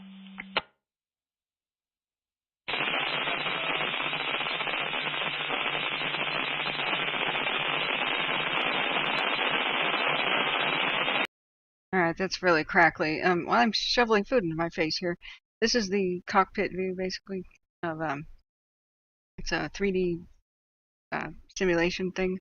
So, the planes are real, they're labeled, and the green lines are the trails of, like, where the other planes are headed. You click on a specific one, and you hit 3D view, and thanks to your guys' kind donations, I've got the silver supporter subscription for flight radar. So when they make their drops, this is really handy. A, you can kind of see a little bit of the layout of the land. It's a little bit more flat than it actually is, just because of limitations in drawing the landscape. It takes a lot of computer power. And this is a tanker that's following behind a lead plane. A500, I think, is the lead plane. So the way he'll go in and make the drop is we'll figure out when it's done, when they get reload to the ground. The lead plane is going to guide tankers in, because the tankers' windows are, well, they're more like passenger jets and stuff. They can't see below them. They don't have like a glass floor, you know. So it's different for the lead planes. They can see very well out their windows, and there even may be a floor cutout window. I'm not really sure. But it's a pretty brilliant system. The lead plane, as soon as it flies over where the tanker should drop, we'll hit a button. It'll pop smoke, which is like a vapor trail, like in an air show. So all the tanker has to do is follow that plane, and as soon as their nose hits the smoke, boom, they hit the button, and they drop accurately where they're supposed to. So that's why this plane is circling around A500. That's why if you click on that plane, you'll just see a bunch of like spirals where it's been constantly circling around. Because these planes, they have higher altitude. In order to drop altitude, they just spiral downward. So after the tanker drops and goes back to base, lead plane will gain altitude again, ready to lead in the next tanker. So that's how that works. So I'm going to put back on the Mosquito Fire radio, and then we're going to watch a little bit about what they're doing here in 3D view on the forward fire. Around here, and I think that was in the works, and they're definitely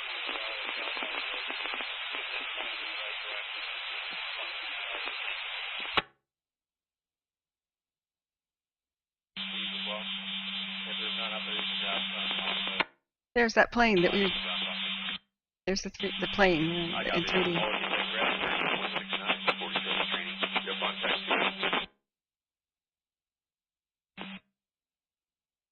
It's not low enough yet. Or maybe it dropped, but on the other side of the smoke. If it's going to climb, if it climbs, we know that it already did it. No, it's dropping still. Where's the lead plane?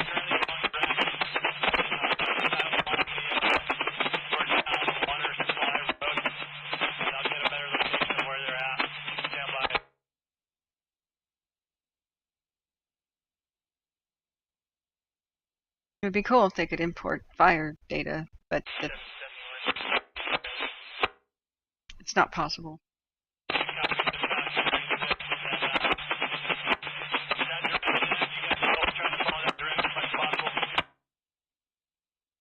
There she is.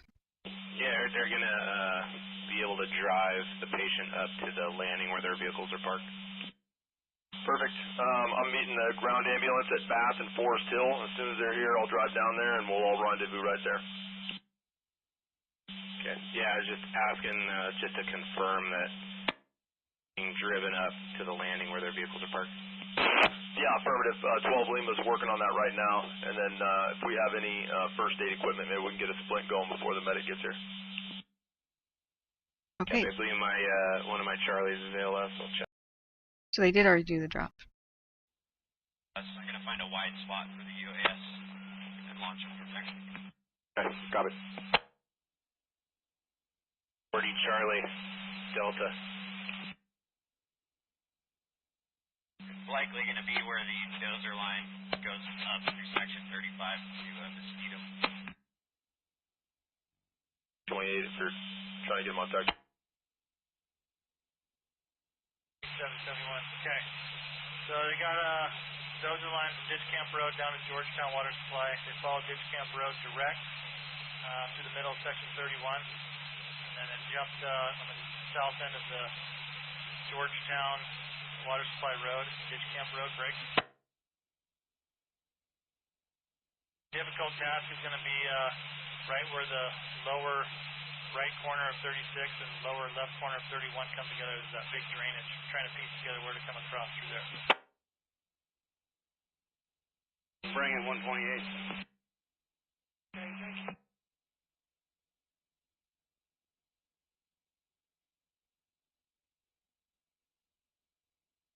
Kind of see Mount Lassen in the background. Oh wow, I can zoom in the plane. The road systems go direct. They might just have to do some hand crew work along that steep drainage in there.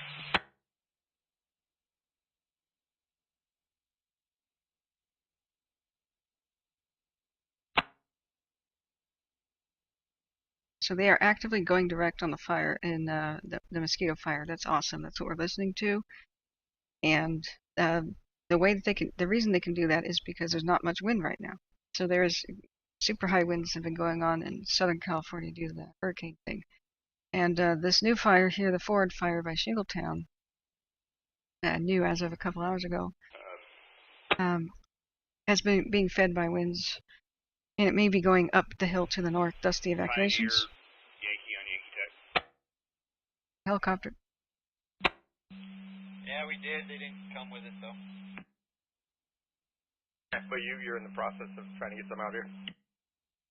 Yeah, for now, if we can strip the engines that are out here, I know our agency engines should have a bunch of Ys. They can get recomped at base camp. Okay, when the helicopter is that big, you can judge the scale of the fire. With the dozer line off the Ditch Camp Road and Georgetown Water Supply Road. Is it 6:30? Okay, great. That's great news, man. Thank you for that. All right, we're going to watch the community meeting in an hour. Was the plan to still have that Lima strike team of dozers come around this evening? I put the request in, but I'll try to see if it was filled and if they're en route. Okay. Sounds good, man. We cover multiple fires, so which city? Truth Teller? 71, you copy that traffic? Medic 2,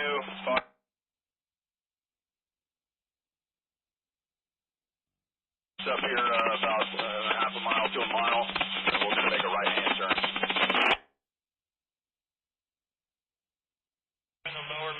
corner of section 31, trying to cross that drainage where 31 and 36 come together.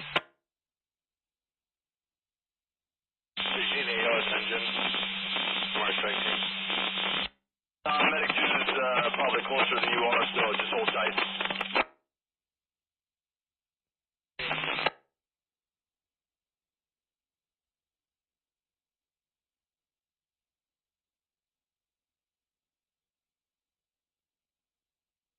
Give me 2 minutes. Okay, retweeted that, Bob. Thank you. Yep, this is the fire. We're watching it. Let's see.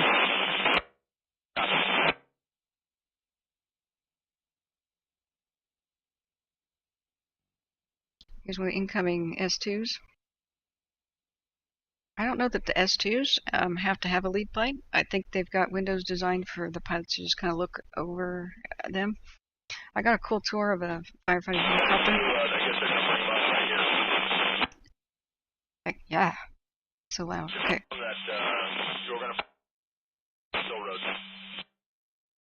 I'm gonna mute that because talking about medic 2 being on the scene, awaiting your arrival. I didn't catch if somebody got injured, or if they just needed a medic nearby. Trying to juggle a whole bunch of messages, read them, eat, and make sure the stream health is good all in the same go. So sorry, I'm always in a juggling act, if I call scatterbrained or something, because I've got 2 different monitors. I'm looking at 32 other tabs of information on the other left monitor. The right monitor is the one being broadcast. I constantly make sure that the stream health is good with the internet connection, juggle the VPN, private messages. Somebody's been texting me about fires too. It's a lot to juggle, so I'm really sorry if there's delays in getting to people. It really helps if you want to get my attention. If you're on a desktop, you type @ and then capital KATH, and then my name will pop up. Hit that. That will highlight my name when you're talking to me, and I will know that you're actually asking me something. There's a lot of chatter that happens between people there. So approaching the new forward fires, just a fleet of aircraft, everything from the... I think we have Type 1s, 2s, and 3s represented here. I mean, aircrafts... I'm going to have you hold up very quick. Aircraft come in big, medium, and small. And so these S2s are some of the cutesy little... They're Type 2, right, guys? Or are they kind of medium-sized? So you got the tiny ones, which are like the air tractors. We're at the fire station. You want to be face-to-face for that assignment? You got your VLATs, very large aero tankers, passenger jets. But the S2... we bypassed that hazard tree back at the TRA. Use the following module over there. It's got a window. I think they can look out a bubble, so I don't think they need a lead plane. Yeah, copy. I think that following module came from Go back. So we're in 3D pilot mode. Switch back between look at the fire. Yep, there's one of the drops. Cool. Excellent. I'm in Romeo 41. I'm in Romeo 32 on TAC 26. But look how small the planes are compared to the fire. Working down Baltimore. How far are you down? Copy. Once you get to the split, it turns to dirt. Stay left. Stay on the main beat-up road. Well-traveled all the way in. A beat-up, well-traveled road. Okay. I mean, that tiny little dot right there, that's a plane. Bam. Sorry, that. So this is a big fire. I mean, it's moved at a pretty rapid rate of spread. And it's it's sparsely inhabited, but it's close to Shingleton and Manton, and of course many ranches and stuff. So We were out spraying some hose down to that road. So what we're listening to is they're building a fire line just south of Forest Hill right now, and it's around Baltimore Mine Road, which is where we almost saw the camera burn over yesterday, but they did a great job of holding Mosquito Ridge Road, just south of Forest Hill. So the it was pretty phenomenal. So they are working on securing the south side of Forest Hill. That's mainly what the chatter is about. In Forest Hill. I can meet you at Michigan Bar in Forest Hill in 5 minutes. Michigan Wildfire, Forest Hill in 5 minutes. Copy.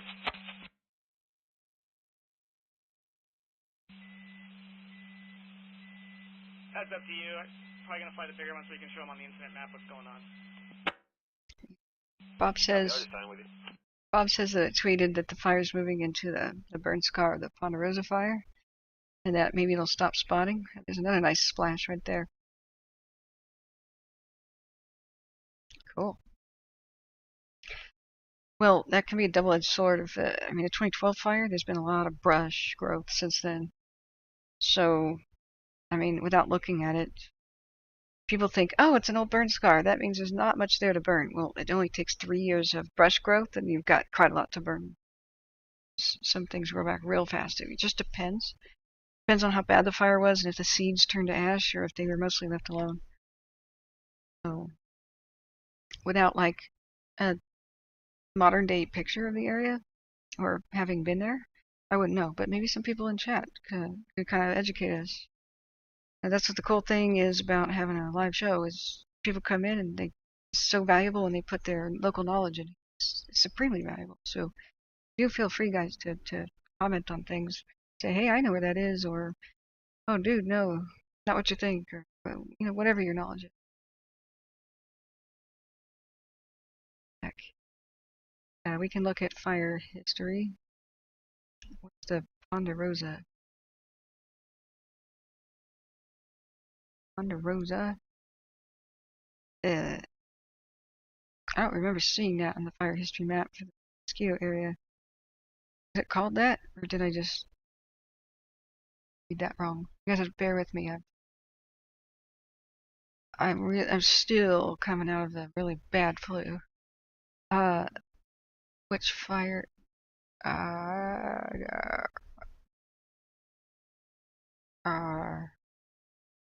So,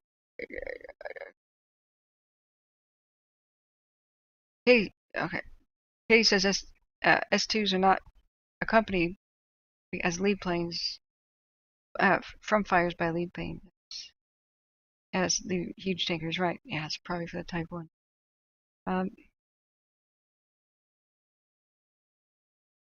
Cool.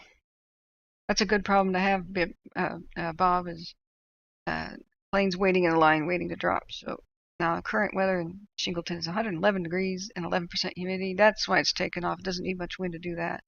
The fact that it's got 20-mile-an-hour wind gusts, yeah, that explains what it's doing.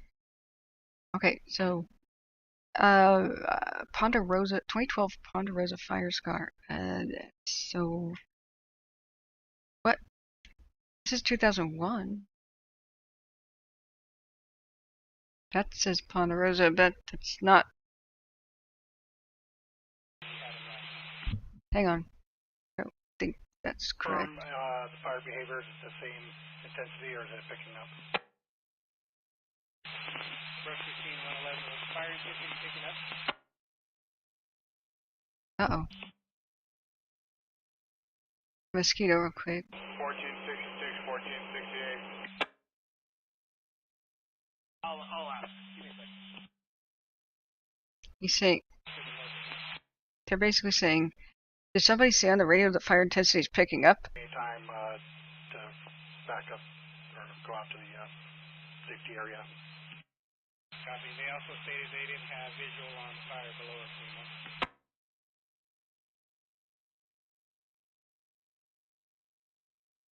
Okay. Not seemed to be picking up much at the fire's edge where we highlighted you last time. Copy. If at any time it's pointless to be there anymore because they can't see anything, that they can come back up. Copy that. Brush 15, 111. He stated it at any point it is pointless for you guys to be there because you can't see anything. Go ahead and come back to where you were. You were with the rest of the rig.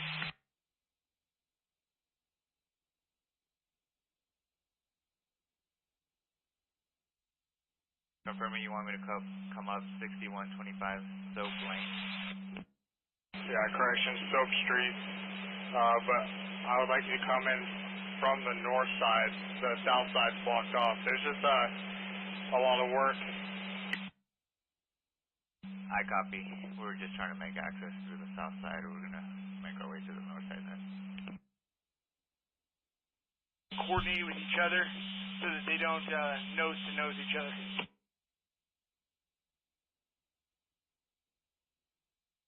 There's the plane. It's going, I believe it was on its way out. Yeah, 095, I'm out. 102, and then I'll maintain that road to the platform.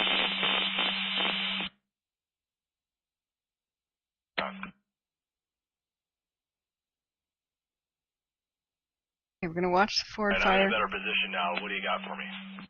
Gonna eat a little bit. We're listening to Mosquito. 116.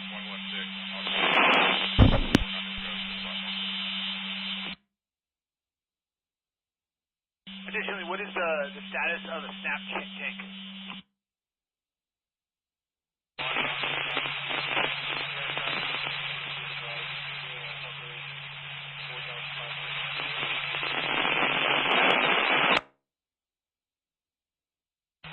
We're on section 20, that big curve below 20. We got fire to that, it's called Little Flat Road, Little Oak Flat Road. It's just to the south of us. From their project, do you have any work for them around the house? Yeah, do my dishes. Cleaned up around the house. Copy. 03, you can just have 129 hang out down there with you and improve any work that you see fit. Using on the apples, it's going to be where the mining symbols are, to the south of the road. Towards your dozer.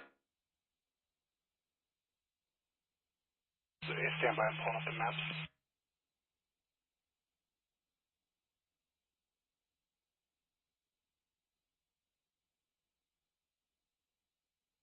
Wheels are turned the wrong way.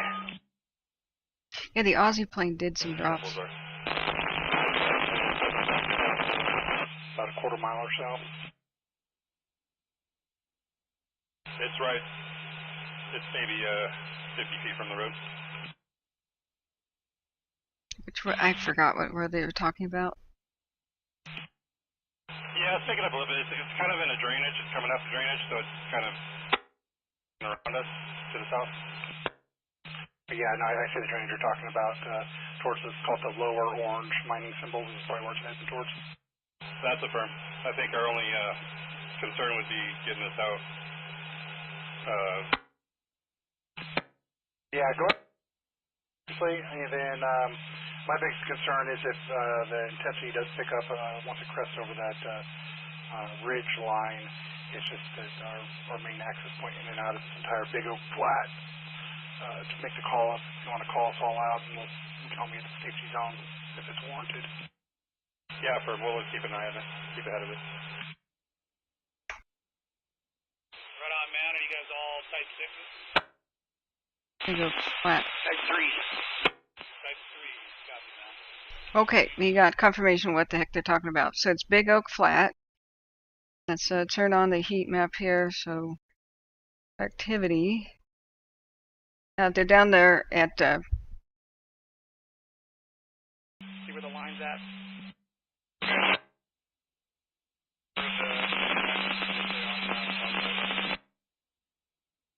I copy. You're on the El Dorado side there?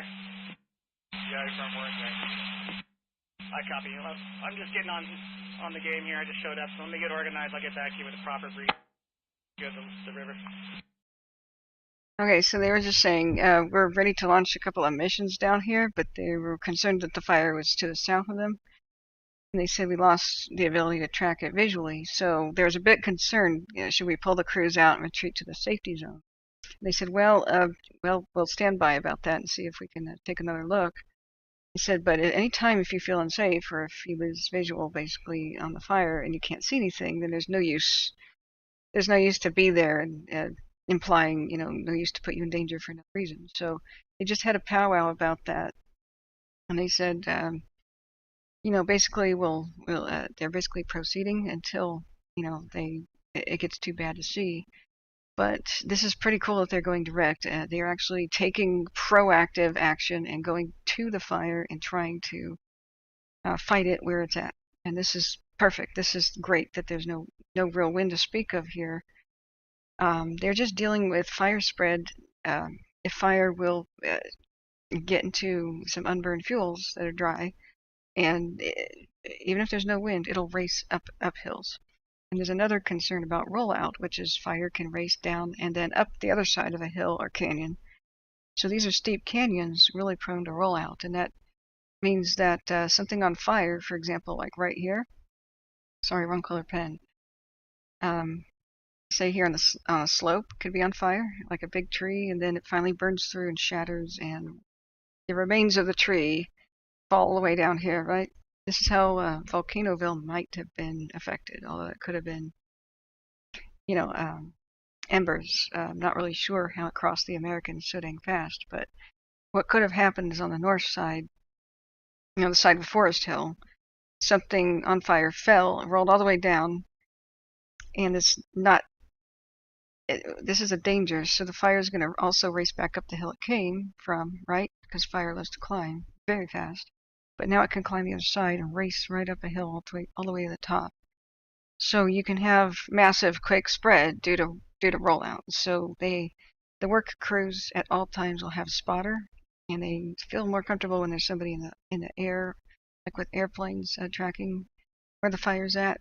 And if it moves, or if it starts moving around or starting to race, then they will immediately retreat back to their safety zone.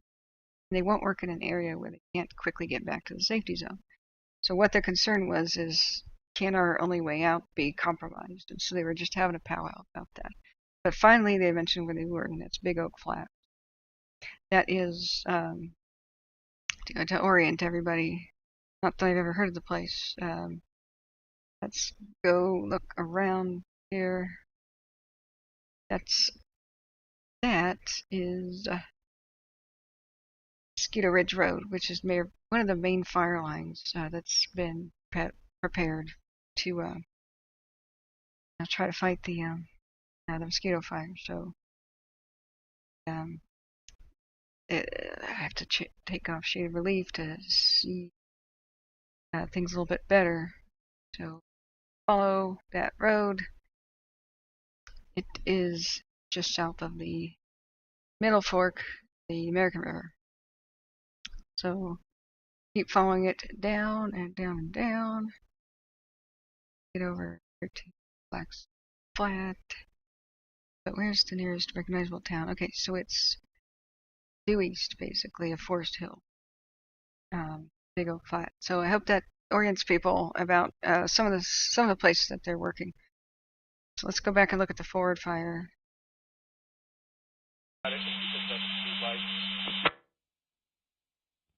Here's a water drop. Well, this forward fire though is kind of scary. Yeah, no, I just need to get one guy with him, and if it's best, I'll just send him back to camp and have him tie into this.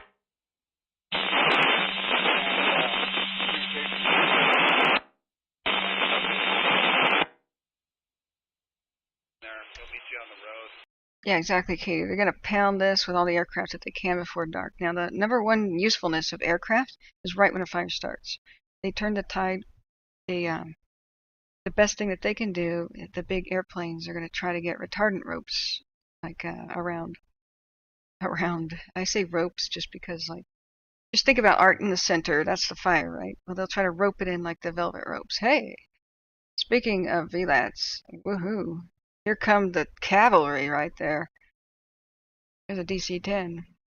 So you can see the scale of the fire if that's a DC-10. So they'll try to get retardant around it. It's going to buy the time for ground crews to get there and start doing their thing. Now, a lot of the pilots in interviews say the ground crews are the real heroes. We are the hero helpers. So, but look, I mean, they're both super equally important. So the retardant doesn't put out the fire. It splashes the vegetation that's not affected yet and makes it much more difficult for the fire to burn it. It first has to dry it out, meaning it has to burn stuff next to it, and then there will still be a pasty goo on the plants. and it means that it can't burn as fast. It eventually will, but it really might take a couple hours. If you can keep thickening it like day after day, you can just keep reapplying it. You can kind of box it in, and if there's no winds, you can keep doing that day after day. The K&P fire, they did that down at the Sequoia National Park, and that fire was polite for an entire week, staying within the lines until winds picked up, and then all hell broke loose. So there was nobody around to respond to the K&P fire and the other one next to it, because everybody was on the Dixie. So there's like 17 firefighters that initially responded to it. That just wasn't going to work. So they did valiant try, but it was one of those, my kingdom for a horse. They needed more, to stop the K&P in its tracks, they needed a lot more hose line. They didn't have it, so they couldn't even get water to the top of the hill, the top of the mountain to fight it. But that goes to show that if there's not a lot of wind, this really can box in a fire. And the ground crews, though, are going to have to make lines around the fire. They're going to have to remove the vegetation around it, beyond the retardant, like kind of make their own roads, so that when the fire breaks through the retardant, it doesn't have anything to burn, and then they're patrolling, right? So what the helicopter's best use is that there's always some spotting, well, typically some spotting, where some embers will throw some of the fire on the landscape. It'll just like go over here, go over there. It'll get beyond the retardant lines. So that's what the helicopter's doing. They're on spot patrol, and they take actual water and put out the spots. That's their goal. And if they can keep pounding it with water, maybe it can't be 100% extinguished, then a ground crew will arrive and take care of it. But mainly the ground crews will want to build the lines. So that's the way it works. It's not like they put water on top of a fire to put it out. That only works with really small fires. And as you can see, this is huge because that is a helicopter. Right? That little dot is a helicopter against this giant cloud. So, woo! There's probably Tanker 910 or Tanker 911. Cool. There were some of our favorites. It's a lot closer to the camera, so it looks bigger. But let's go and see which one's flying right in front of it right now. Yep, it's Tanker 910. We're burning here and it's dying with me. Tanker 910. So let's follow it in as it goes to we can push this tree over together? drop. It's following the lead plane, guys. There, I'll come with.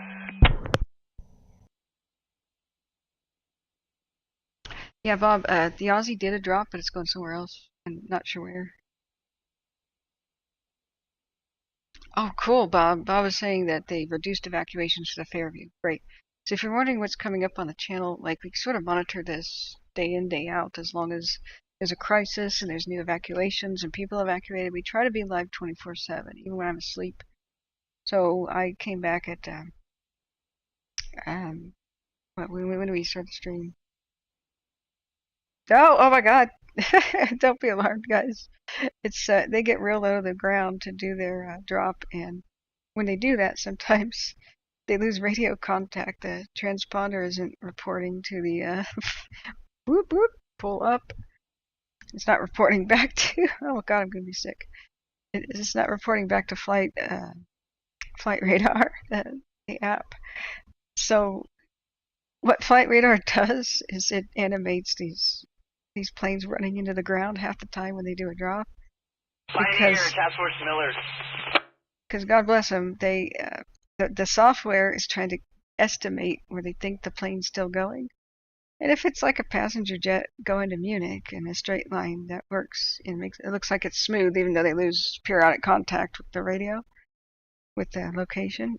But when there's a lot of turns, these aircraft will get rubber banded and zoomed back to where their actual location is, and it makes us all car sick. But it can be pretty funny on mountains. On some of the drops, it'll show some of the airplanes on their bellies water skiing down hillsides and stuff. It's pretty funny. 17, your attack. All right, he did the drop. He got low. He's going back. Now the DC-10s can only drop once, but Hercules can drop twice. So next, where's the next big tanker? Got it, Tango. There's another marsh. This is 3117, letting you know all wildfire defense units are leaving the area, and thank you.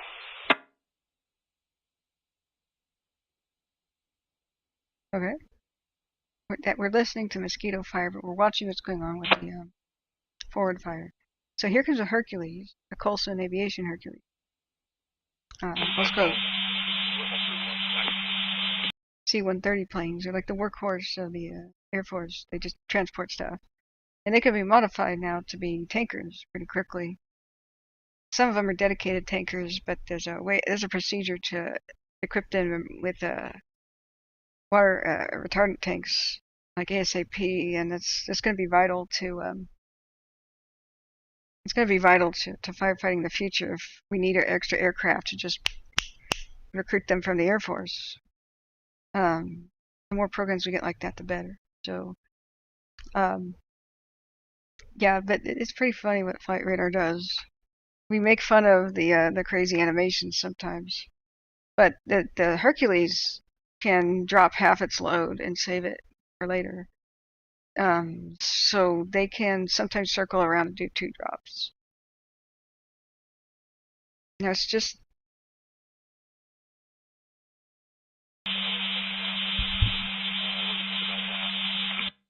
I can't make that out. It was just too staticky. He was saying that something would come out of a trail area, and I don't know if that's a crew coming out of a trail area, the fire, or if the line would come out of a trail area. That's frustrating.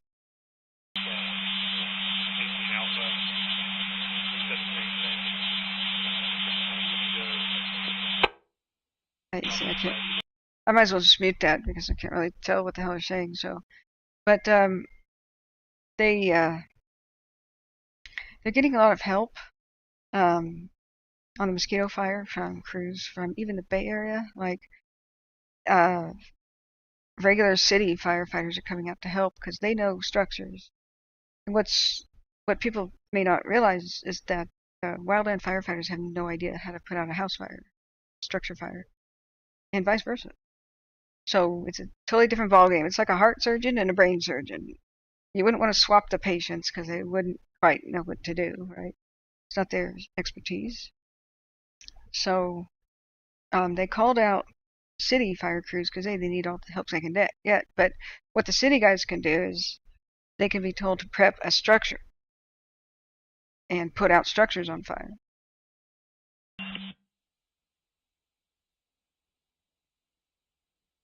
Okay, and randomly on the radio, somebody just said, "Oh, the connected dots just got shorter. Good work."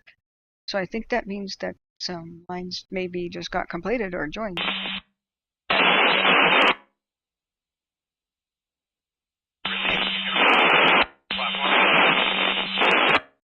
Okay, I'm going to mute that again. What's bad about a fire like this one, and what was bad about the Mosquito, is if a fire starts at dusk, the best chance that we have to get a fire under control, the very, very best, is to slam it with aircraft immediately and all day. Now, when a fire starts at dusk, as soon as it's too dark to see, it's way too dangerous to fly anywhere near a fire or in the mountains. And so a fire in the mountains is like, no go. I heard the frustration on the radio because a bunch of helicopters tried to put out the Mosquito Fire immediately. And they're next to a reservoir. They're like, perfect. Dip, splash, dip, splash. But they ran out of time. It was almost out, and they had to go. And it was on a slope, and it started running up the slope. And I think wind pushed it to a different direction. But there's a splash on camera. Cool. So you can see it pulling up. They get so low to the ground. These aircraft. This is extremely dangerous flying. They practically scrape their belly on trees. Occasionally, something like that actually does happen. So it's the reason they do get that low is the higher that they drop, the more likely a bunch of it's just going to kind of turn into mist, and the wind will blow it away. So you get a good solid drop. you gotta be low. So that's what's, we have to appreciate the enormously dangerous nature of this flying. So we're going to watch this a little bit, because this is our best chance here to stop another fire before it gets big with this aircraft. And by 8 o'clock, the wind should shift directions, but it's still there's going to be wind gusts tonight over here by Shingletown. So Big Dog says, Juan Brown says it's 150 feet off the ground. Yikes. That's insane. I mean, that is really insane. So, what we're going to do a little bit later is that, if you guys can remind me, it's 6 o'clock now, we're going to watch the community meeting, assuming it's being broadcast, for the Mosquito Fire.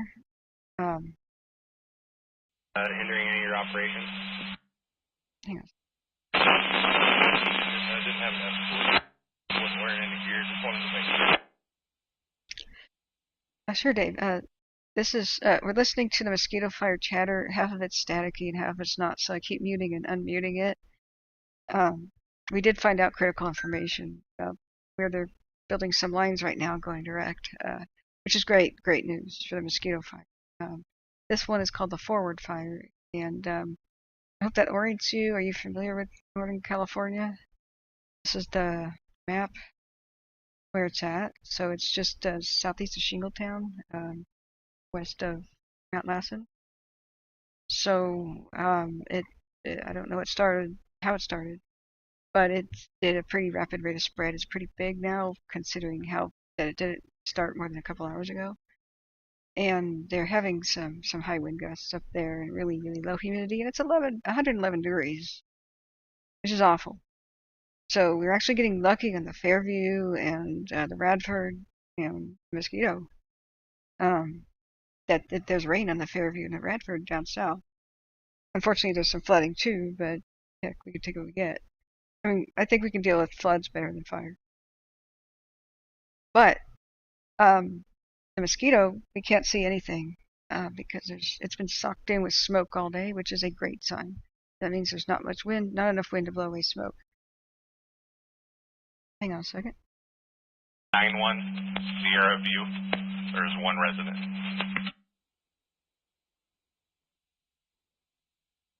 Uh-oh, somebody refused to leave on the Mosquito. Sierra Boulevard. Okay, 6191 Sierra View. Break Deputy Operations. Division Bravo. Okay, yes, 95 acres or so, the Forward Fire. And there's an evacuation warning. Forward Road north to Shasta County line. Okay, I didn't realize that. So I gotta update my ticker, guys. 1 second. Evac warning for Forward Road north to the Shasta County line. Let's say new. Okay, so let's put a timestamp on that. 6. Yeah. Say mandatory evacuations. Okay. That there. Evacuation warning for Forward Road north to the Shasta County line. Mandatory evacuations. Forward Fire Shasta Tehama County north of Forward Road. Okay, I should change that. Hang on a second. Is there room to turn around past Forward Fire. 63? Okay. For Forward Road north to the Shasta County line. Mandatory evacuations. North of Forward Road, east of Pond Ridge Way, south of Rock Creek Road. Go now. Okay. Sorry, I was talking to myself. Okay, I'm just gonna turn off that crackle. This is what we're watching, is slamming it with aircraft, and the reason they have aircraft is they don't need aircraft on the Mosquito because it has too much smoke. A lot of people are like, oh no, we can't use aircraft on the Mosquito. That's because it's not moving fast, because the smoke is like a lid on the fire. It's preventing it from moving around fast. There's not much wind, that's why smoke is there. That light is stabbing my eyes. Sorry guys, 1 second. It's got to be on for 2 minutes. I can barely see my monitor, guys. Okay. Wolf said to come say hi. Well, hello. Hello. All right, going back to... Let me go look at this over here to the left real quick. I guess the road's not that far over here, so let me go take a look at it before we do any more on this. Okay.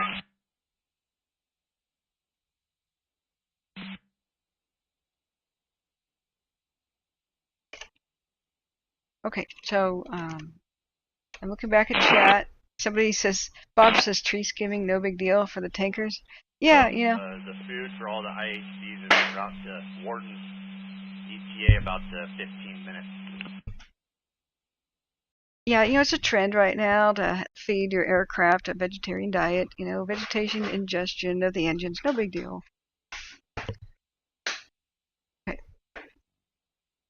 Let me look up. Yeah, if anybody has any questions. Ow, my ear. I cannot.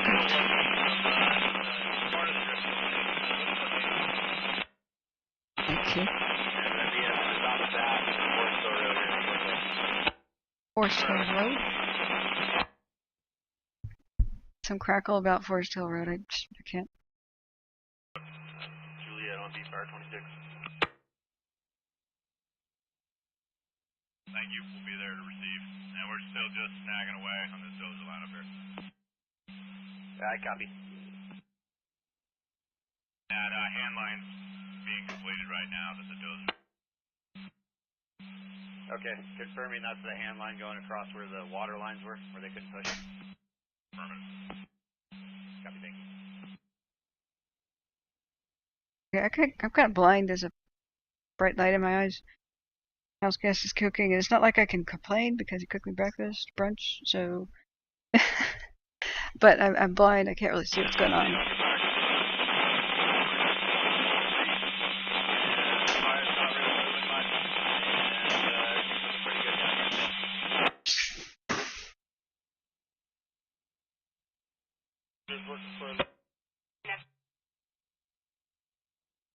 I'm unfamiliar with that, Bobby. I mean, there's certainly been a lot of mysterious fires when there was an unknown cause. I think some people did. The HC is 15 minutes out from Morton's Market. Sorry, I keep unmuting that. I never know when something might be relevant. So if it's a clear voice, I just unmute it. I think a lot of people thought that the Japanese balloon bombs were UFOs in World War II, and I mean they just drifted around through the night. They were classified. The government knew that they were there, but they kept it an absolute secret because they didn't want to terrify the populace. They were already traumatized by 1933's Tillamook burn, and 1936 and 1939 it kind of repeated, and that was most of Oregon's old-growth forest burning to the ground west of Portland, all the way to the coast. And it is a huge fire. It inspired Bambi, the fire scene of Bambi. So, Bobby, most of these fires, including the one that we see here, the ones that are big and nasty, like the Mosquito, and now the Fairview, the one that killed, they're actually started not by, quote, humans, but corporations. The Fairview and this Mosquito Fire. Both SoCal Edison and PG&E submitted a report saying that their lines surged and had unusual activity. They're mostly started by the ones that are big town erasers and the ones that kill, the deadliest ones, the most expensive ones. They're started by the power companies for the most part. There's actually very few started by human stupidity. I mean, the smoke bomb start of the Eagle Fire in Oregon that burned down the Columbia River Gorge was stupidity. There's arson in the Bay Area last year, and then couple things of arson last year by totally insane people. Then there's been a little bit of arson as revenge. When sane people commit arson, the number one cause is revenge. Like, my girlfriend cheated on me, I'll burn her trailer down, and it becomes a vegetation fire too. But mostly it's a mix of lightning and PG&E, it was found by Butte County prosecutors when they investigated them for the Paradise Fire that they, in their internal memos and stuff, they had a policy of letting power lines fail.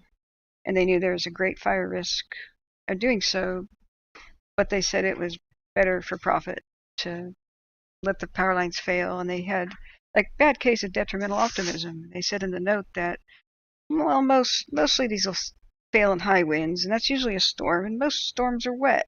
So it'll start some wildfires, but we're not overly concerned, blah, blah, blah. You know, it's just the disregard for human life was criminal, and they pled guilty to 80 plus counts of felony manslaughter because for more than 35 years or so, they've let the infrastructure crumble. So they're a for-profit corporation. PG&E has a long history of killing people and covering it up, and just see the Aaron Brockovich movie. So South Carl Edison may have started the Fairview Fire. Their equipment probably started the Bobcat Fire of 2020.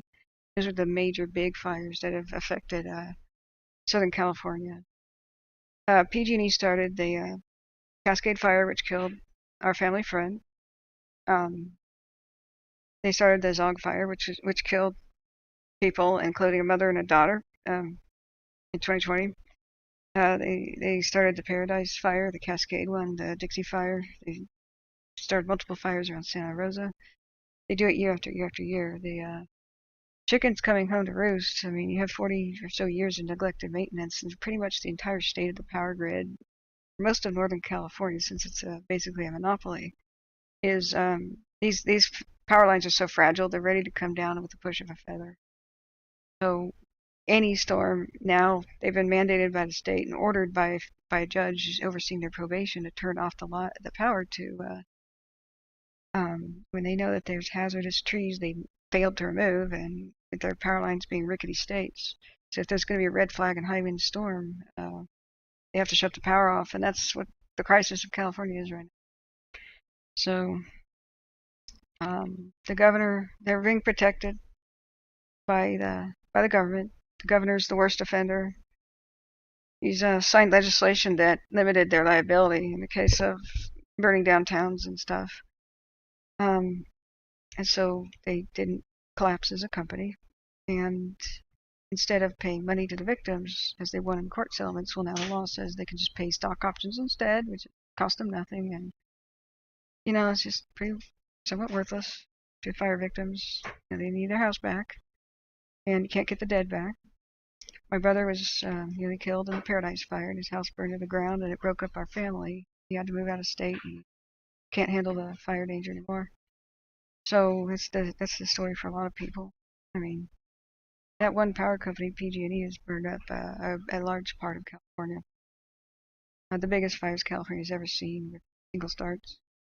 So, I mean, they have 97-year-old equipment on the landscape that they never even really inspected, let alone replaced. So that's the state of California right now. But the governor signed legislation that said if they ever need to pay out victims in these court cases, they can just raise the rates on for their power to pay the victims. So one day, that's with more and more fires, power is just going to become unaffordable for California, and there will be a reckoning. But until then, this is the state that we're in. Human caused? No, it's corporation caused for the most part. Anyway, that's just explaining it in a nutshell. You can look at the New York Times. They have a good article on that. I think the LA Times too, plus ABC 10. And you can go ahead and read the Butte County Prosecutor's Office reports what they found out about PG&E when they investigated them for the campfire. PG&E is now facing felony manslaughter again in Shasta County for the Zog Fire. People should be very afraid of the power line situation in California. This new one, this Mosquito Fire, we don't know if it was due to a failure of equipment or a surge. The power pole seems to be somewhat new. That fire started under the Mosquito Fire. Did this camera freeze, guys? The camera freeze. But either way, it doesn't matter. Even if the pole's further down the line or the aging equipment inside of a power station, it can cause a surge, and a surge can cause problems. There's faint possibility that I'm wondering if lightning struck it, but I don't know if that ever matters, you know. So we're waiting for the investigation to conclude, but you know, the Bobcat investigation has been going on for 2 years, and there's still no answers. So they don't churn out these reports in a timely manner, leaving us with a lot of questions and frustration. It's Robinson Flat. Copy. We'll head back uphill.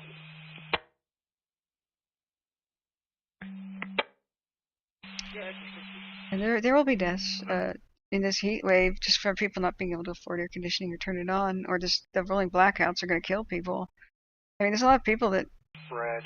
So up in the Oak Flat area, the 96 1216 line road, the fire is at that road. It's jumped to the upper section. It's burning through some logged areas, so it's going pretty slow. Then down on Mosquito Ridge Line, it is at the Little Oak Flat turnoff. 140 Charlie, TAC 28. Great. The way I walked off, or where those houses are, where we started this line, is where we're going to be swap out? Yes, copy. We met up with Dozer 154. We're working out now. Copy that. Come on over. That safety zone out on Mosquito Ridge Road. Yeah, copy that. Rush 15, you copy the traffic? Well, thank you, Trey. Many of the roads that would be impacted by hazard trees and clear those out. We have a hazard tree on fire that has potential to possibly threaten the line at some point, but wanted them to address it if they're available. Yeah, they should be available. Just hit them up, 053. They're on our TAC. Following mod, 053, 2140 Charlie, TAC 28. 142, 12 Lima. Go ahead. Hey, would it be easier if I cut some of these oaks up here and tried to bar back to this main dozer line, or you think you're going to be able to push over any of that stuff to connect these two? To the road. Yeah, I know, but right behind you, there's that gap. You think you're going to be able to push any of that, or you want me to cut it? Let me rip down there and knock that road off before it gets dark, and then I can come back and see what I can get done up here. I'll talk in a second.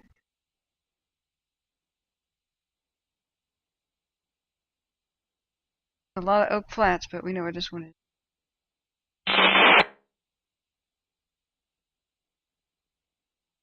Okay, if they're done talking, that was... Never mind. But that was great information. So they're talking about the rate of spread of the Mosquito Fire in the northeast flank of it, which has had this red here means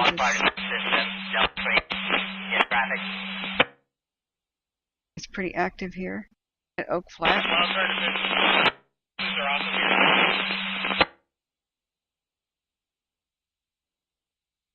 But it's a slow rate of spread. It's good. 3262 says. And they're going direct. We spot the park everything. They say that that road you're on right now, it goes down and it ties into another road system down there. And once it hits that lower road, that's where you can stop, and then the hand line will go from there down. Hey, copy.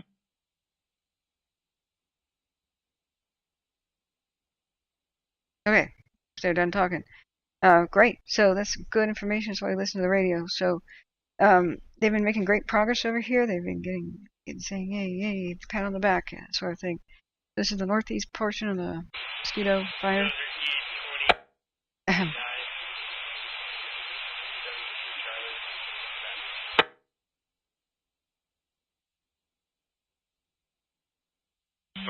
12 Lima.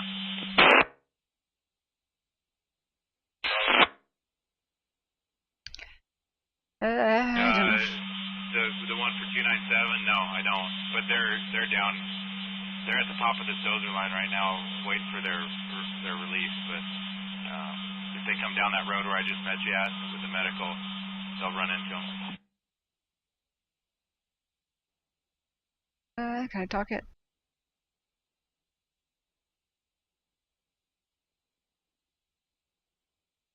Okay. Alright, I'm just gonna get that and turn it back on if we need to. And I do want to look back at the forward fire. Yeah, so questions are okay right now. It's kind of a lull, we can answer that. We're coming up on the community meeting at 6:30. We only have one dozer working right now, though, with our Lima, so we need at least one over here in case something happens. Towards French Meadows? It's French Meadows. Yeah, go. 12. Yeah, go ahead. Caller? The 43 just recently? Bringing them down here. I was just talking about myself doing some cutting, but I don't see there's too much. We were just trying to connect these two dozer lines that we're putting in, so I don't know that we necessarily need callers down here. Dozer 2004 to Lewis. St. Helena. I'll get them down. Thanks. Good, Amanda. Charlie that wanted the faller. Any shot.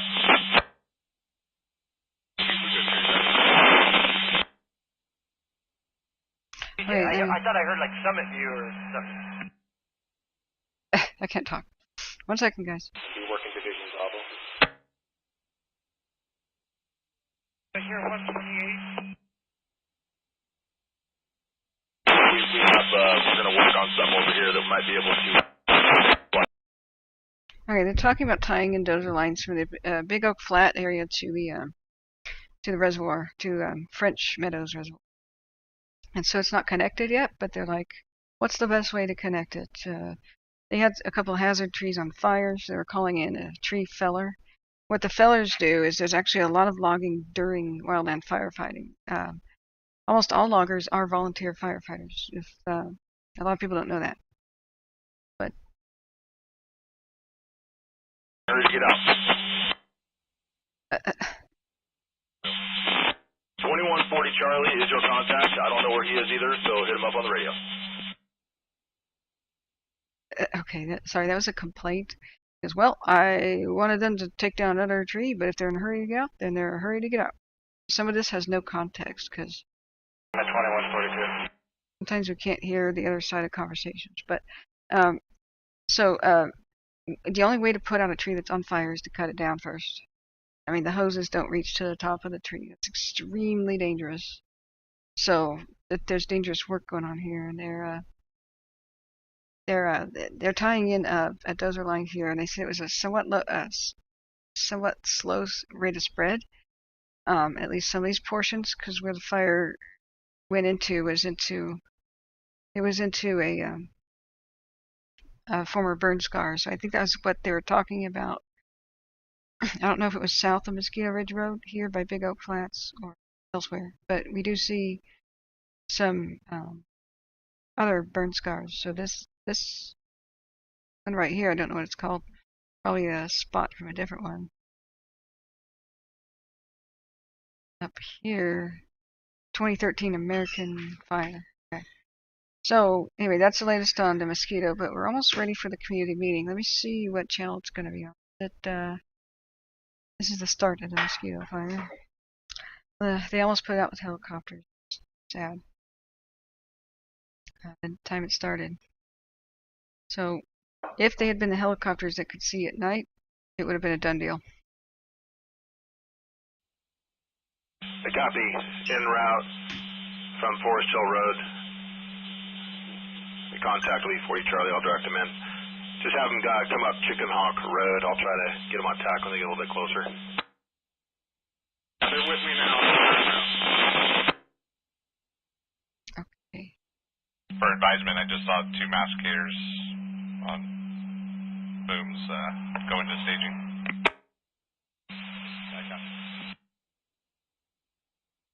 Okay, take 3 shots. Somebody said masticator.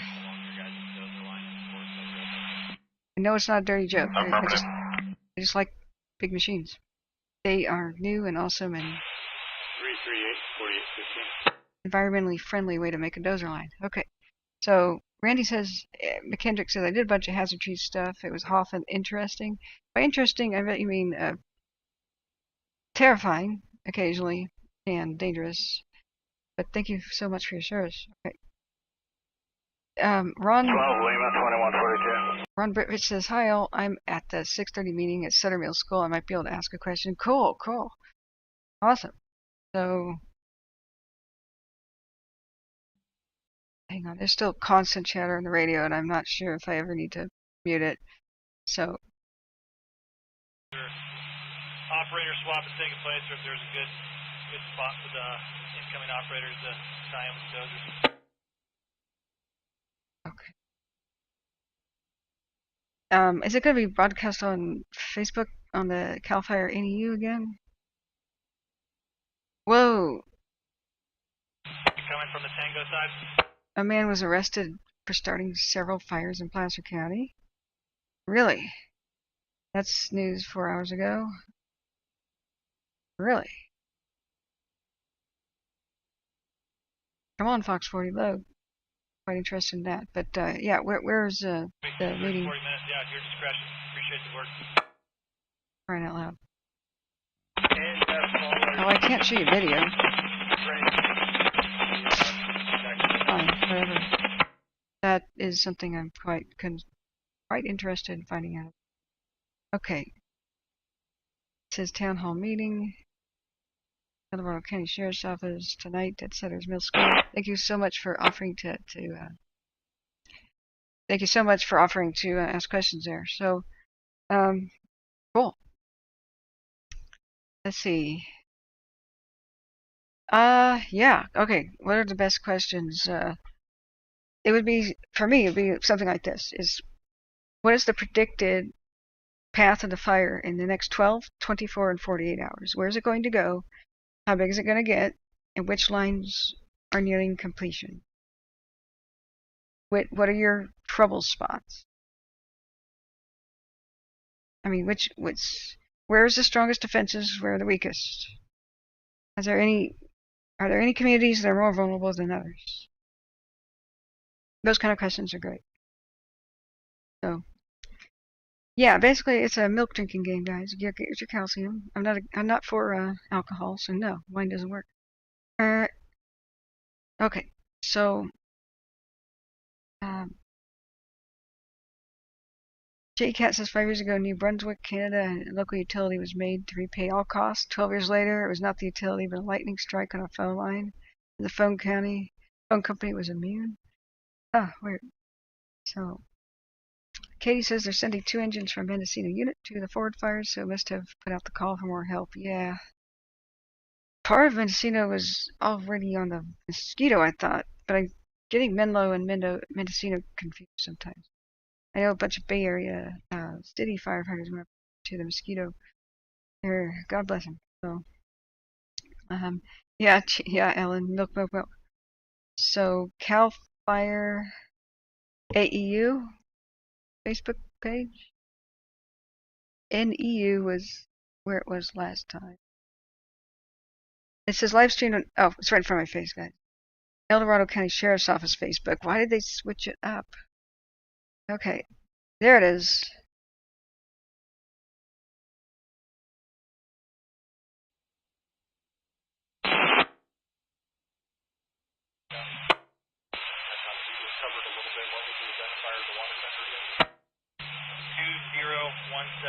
He's reporting to Quintet Fire Station. I'll guide him into you when he gets here. Okay. Copy the message on the trees on the hand lines. There were some cedars that were coming down earlier. Yeah, their troops out at approximately 1930. Resource roundup of who's heading out at 1930. I copy, and then that's going to be the 12-hour resources, which includes all the contract engines that I brought down from staging. Hey, firm, we're not going to leave any. We're not going to have any 24-hour resources leave the line. Yep, that's a good copy. And then just want to ask, where we're eating, that's where folks can sleep as well? Hey, firm, I'm a little fuzzy on the details, but that's what it's all going to. Everything's at Growlersburg. Yep, that's a message. Now, these are questions for the Out meeting. of the group that's leaving, and even the group that you have up there staying, at 24 included, let me know if you have any qualified heavy equipment loss. All right, we're about to watch a meeting, guys. Just waiting for it to start. I copy. That could work 24s.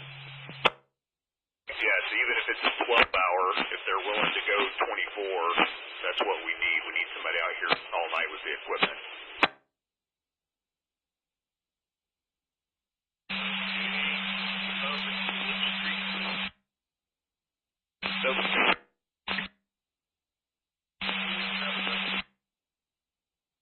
Yeah, Morris, Hey, if light bulbs. Can you hear me? If light bulbs flicker, Morris, your subconscious mind notices it and gives you a headache, though. 5, Romeo.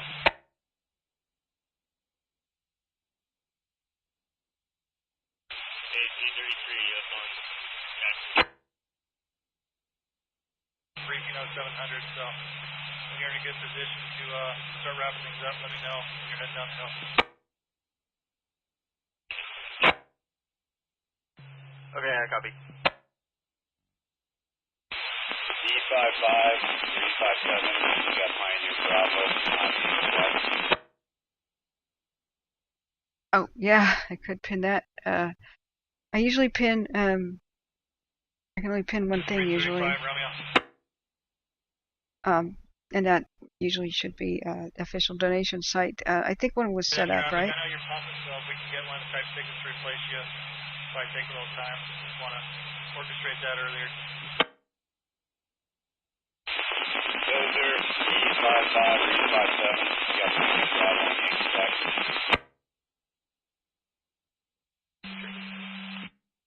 Can we confirm that the power is out in Division Delta? There's a line running at the bottom of Bath Road, and some of the dozers were operating in and around the power poles, and I think they may have touched the power pole with the tractor. No damage to the pole. We just want to make sure that if anything cuts loose, that the power is out. Up at the grocery store here, you want? Dude, where's my Bring meeting? them down to you guys to where I last saw your soup truck. Where's the meeting I ordered? Silver 02. You copy Safety Sternus's message? Yeah, power's out. A firm, please relay. Copy. 2603, 2602. Yeah, it's been confirmed power's out by safety.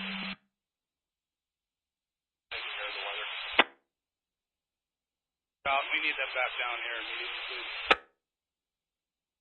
We've been trying to get them on the radio. Whoa.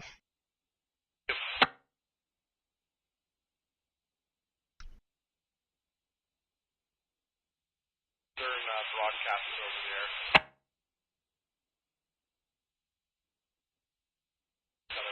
Firing off, they're going to be going there in a minute. Oh my god. Go ahead. Okay, sorry, I'm gonna Sit down turn now. this. The second driver is about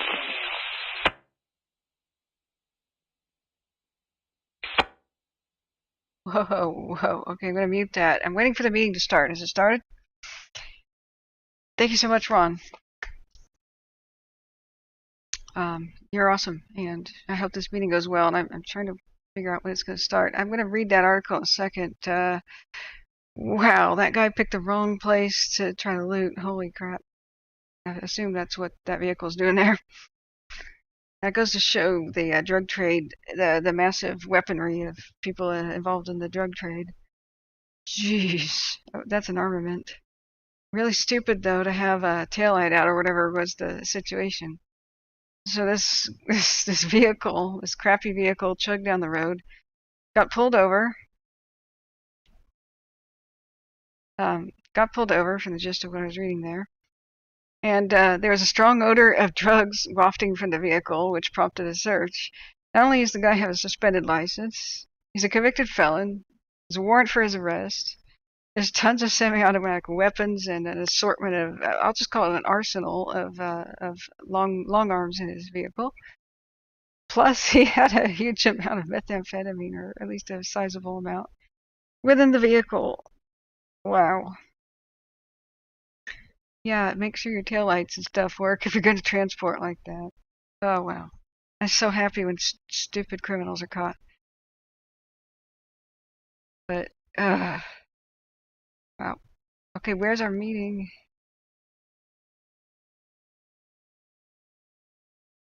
Am I missing something about the meeting? It says live stream on El Dorado County Sheriff's Office Facebook.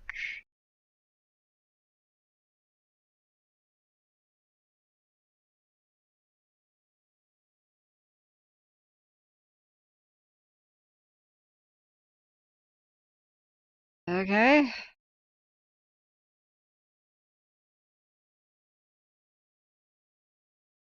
Oh, I'm so sorry to hear that, heretic.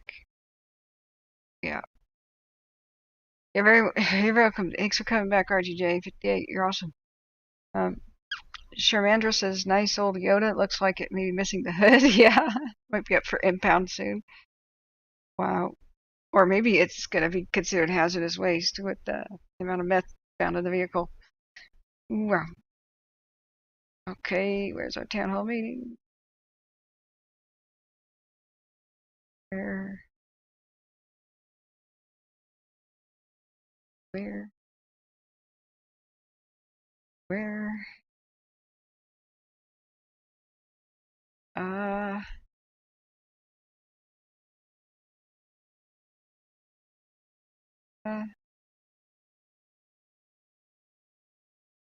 People are asking where the hell's our meeting. Okay.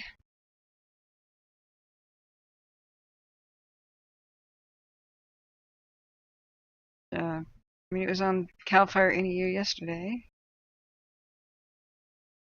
I'm refreshing that in Sheriff's Office. Ron, has it begun?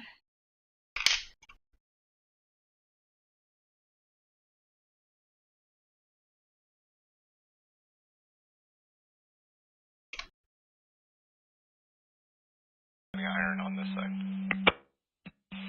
Okay, copy. Yeah, the agency cats will be able to probably get some good work in there, kind of just widening where they can sneak in there, because this will be a priority for the night for all of our irons to get as safe as possible along Forest Hill Road. Copy that.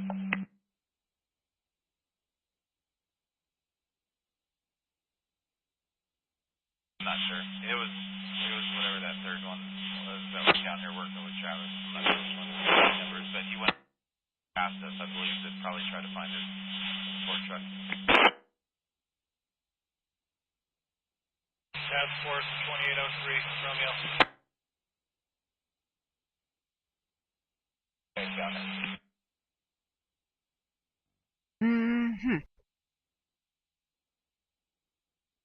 I know, Morris, I know. So it was funny. I love the firefighter slang. They said, "Are you guys okay with the equipment you got down there?" And it was muted at the time. And he goes, "Well, I just connected my team with the 4 dozers. We got a lot of iron on this thing." It's so awesome. Okay. Yeah, we're gonna put lots of iron. Let's put as much iron on this thing as we can, was the reply. Oh man. Is he up on Tango Tac? They're waiting, Ron, for a speaker to arrive. Okay, thank you. Thank you for the update. So we're waiting for the meeting, guys. Meanwhile, let's check on the forward fire. Do a time lapse. Let's see what the progress is. This is up by Shingleton. If they can rope this in tonight, it'll save all the airplanes for tomorrow. What's the progress on the Fairview too? Does the rain really help in this situation? Let's go look at the cams. Oh yeah, that's what I like on the Fairview cam. Oh yeah. Rain. Lots of rain. Oh yeah, you can almost hear it, can you? Pitter patter. Pitter patter.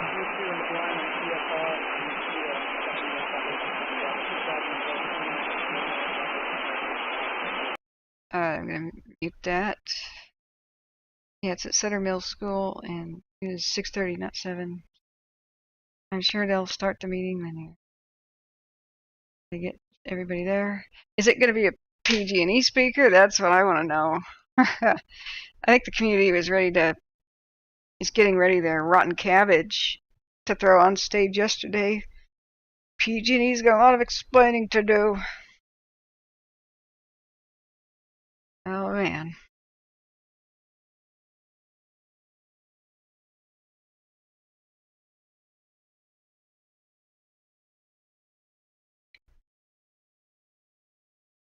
Stud. Well done, Sheriff, is the comment. Cool.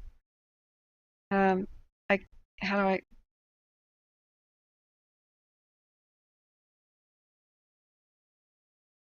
That's real blurry. The response to mosquito fire is beyond the capabilities of local resources. It is proclaimed, let it now, therefore, be it proclaimed that a local emergency now exists throughout Dorado County, and it is further proclaimed and ordered that during the existence of said local emergency, the powers, functions, and duties of that emergency organization of Dorado County shall be those prescribed by state law, by ordinances, and resolution of the county, that this emergency proclamation shall expire 7 days after issuance unless confirmed and ratified by the governing body of the county of El Dorado, signed by the sheriff. The California Government Code something or other, the California Emergency Services Act confers upon the governing bodies of the political subdivision of this state emergency powers necessary to protect the health, safety, and preserve life and property. It states that a local emergency may be proclaimed only by the governing body, blah, blah, blah, blah, blah. Pursuant to some other codes, blah, blah, blah, the sheriff is the director of the Office of Emergency Services and is authorized to proclaim a local emergency. But what does it mean, though? What powers does this grant?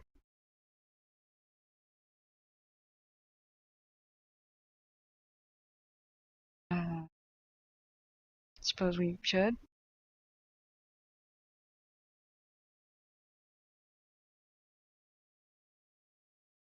I'll type in and say, guys, they are waiting to start the meeting.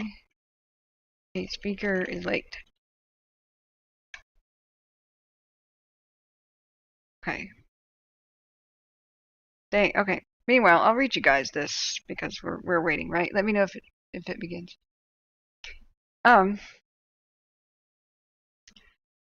You know, the PG&E reps are like a talking head, right? Don't shoot the messenger. They're probably sending somebody they don't like to these meetings. I think I'd probably quit my job if I were them, but PG&E employees are not really to blame. They're just as powerless as you and I in the corporate environment when we have a stupid boss. And in order to keep a job, we gotta keep on with the stupid policies, right? Just stupid upper management, stupid policies, stupid traditions, out of date. What can you do? Can't really change much about your corporation. I mean, we can't even change the fact that women get paid the same amount as men. Even though there's a lot of demand for that, right? So I don't shoot messengers. I look behind the curtain. Who is behind the curtain? Never mind the big scary wizard, green, whatever. The Oz. Who's the man behind the curtain? So yesterday, and look for the benefactors too. Yesterday during midday, 2 subjects driving an SUV were pulled over for several vehicle code violations in the evacuation area of the Mosquito Fire.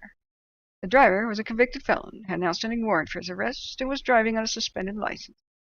A canine provided a positive alert as to the odor of the controlled substance emitting from said SUV. A search of the SUV yielded firearms, ammunition, methamphetamine, and drug paraphernalia.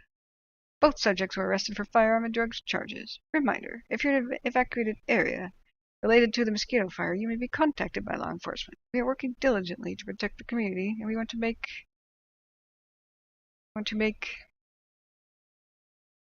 make sure criminal activity is not afoot. Wow, there's a Glock, a rifle, a shotgun, I have no idea what that is actually. Is that a carbine? Or are they just souped up AR-17 wannabe carbines? I'm not quite sure what the heck this is. That's one interesting stock and cooling thing. Sometimes pellet rifles can look really serious, but they're just a damn pellet rifle. But I think these are serious. Alright, let's go back and meeting's begun. But man, nice vehicle, guys. Nice ride.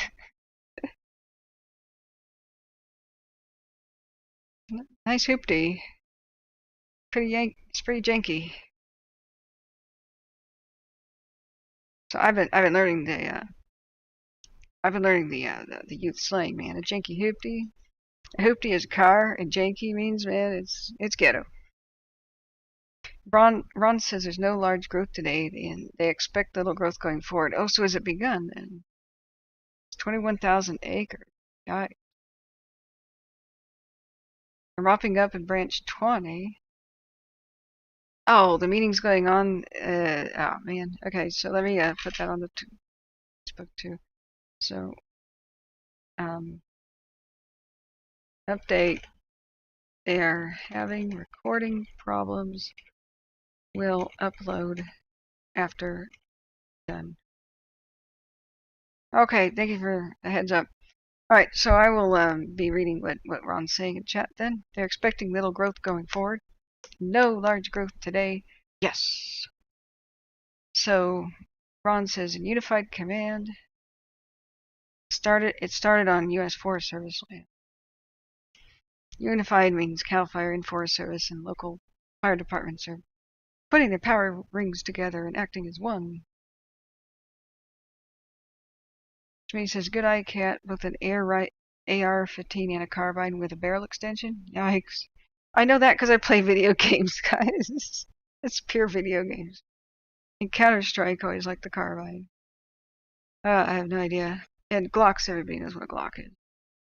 Police issue pistol. Don't be thinking I'm a gun nut. I mean, I kind of like Wild West weapons like Colt 45s and Cap and Ball and Gatling guns and stuff, but the modern stuff I'm not that interested in. That's what Eliza. That's what Ron's saying, and he's at the meeting, and so that's what's being said on stage. This is through him that we're learning about this, because the community meeting is not happening now. They can't. Well, it's happening now, but they can't. So I'm going to go show the forward fire here. The community meeting is, they're having trouble live streaming it, so they're just going to film it and upload it. So as soon as they do, I imagine that'll be in an hour. We'll watch it. But meanwhile, Ron Bretfitch is being a bro, and he's awesomely giving us a transcript here, the gist of things. Now, it started here. I mean, I can show you the image. That looked like a road, but if that's technically U.S. Forest Service land, okay. But you'd think the land right around a reservoir would be owned by PG&E's right away. I was trying to ask questions and get straight answers on whose fire is it is often a bone of contention where they kind of squabble over it. Like, it's our fire. No, it's our fire. Because whichever agency kind of claims it gets the money to fight the fire. And there were rumors that the Caldor fire initially was not fought because of crews that arrived, especially private contractors like Coulson Aviation. They said on 60 Minutes that they arrived with 2 nighttime helicopters ready to fight it. And the CAL FIRE and U.S. Forest Service both said it was their fire, and they couldn't proceed without both of their authorization. They didn't agree on things. Anyway, I don't know the truth of things. I'm just saying what 60 Minutes was saying on their show. And locals believe that that's true, too. And so Colson Aviation went home instead of putting out the Caldor fire when it was really small. They could have worked through the night, and maybe the Caldor fire didn't really need to happen. So throughout the Caldor and throughout the Dixie, they fell over each other on stage to hug each other and talk about how unified they are, because the public was incredibly angry about the rumors of them squabbling. And now I guess it's more of a common thing where they just go unified. And if there's any truth to what has just been said here, then that's good. That there's no more squabbling and they learned a lesson. But it's sad if it's true. So yeah, Alan T says there's pistol grips. That's kind of an evil feature. Yeah, that's not normal. That's not for warfare. Pistol grip is for like spraying the bullets everywhere at the hip. Rifle grip is for making aimed shots. The pistol grips are sometimes called evil grips, I guess, or an evil feature.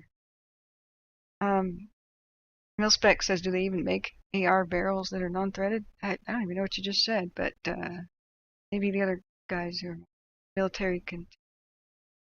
So I'm surprised that this is considered National Forest Service land, but it would explain why it was the Forest Service that first put the crime scene tape around this power pole. There's a power pole right here. You see this thing that looks like a dirt road? That's power line right away. Meaning, for once, they had reduced vegetation here where the power lines went. But not enough. Typically, as usual, not enough. Sean S. says they make non-threaded barrels. Hang on. Have some rocks in them, but you might be able to work the old skid road to get through. 803, Romeo. 4850. Never mind. They're just telling the desert crews where they can get past rocks. At first I thought it was where the fire was going, but they said that they may be able to open an old skid road, which means like probably one that hasn't seen logging since the 30s. So I don't see that Zone Haven's got any evacuation info for Tehama or Shasta County. So good thing we're here. Tell people where to go. I don't have an update. It's still saying it's 95 acres. Moderate rate of spread.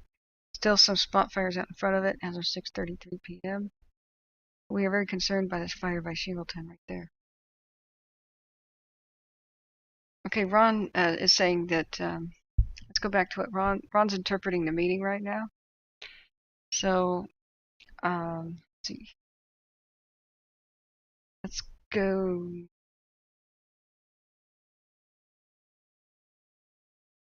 Okay, sorry, scroll up here. Yeah, Tim, I heard about that. Welcome back. Ron says Tahoe National Forest, El Dorado, U.S. Forest Service, Placer, Sacramento Regional Team are all here. He's at the meeting. So what I'm repeating, when I say Ron said, that's what's being said at the meeting. They acted quickly to bring in a Type 1 command team and took command at 1800. I guess they're explaining a bunch of the response. The full resources are inbound to the Mosquito Fire. According to what Ron is saying, that the sheriff is now talking at the meeting.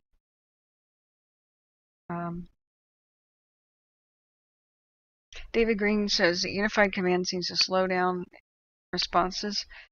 Well, you know, in my opinion, there needs to be a fire czar for the state. He has to have some lieutenants, right? Or she. And they would get assigned, and they'd be the buck would stop there. And that would be the fastest way to do anything, is to have a single person in charge. They have to sleep, so they have to then train the person to take over when they sleep. And if they sleep in different shifts, that would make sense. But that would make too much sense. The most agile response is where there's one person that calls all the shots with the ultimate authority. It's kind of difficult to have somebody that knowledgeable, but you get the right kind of leaders, they'll take advice and make the best decisions. That would cut down on chain of command BS and delays. It would be a unified plan too, plan of attack. There's many generals and there's one commander, right? So let's go up there.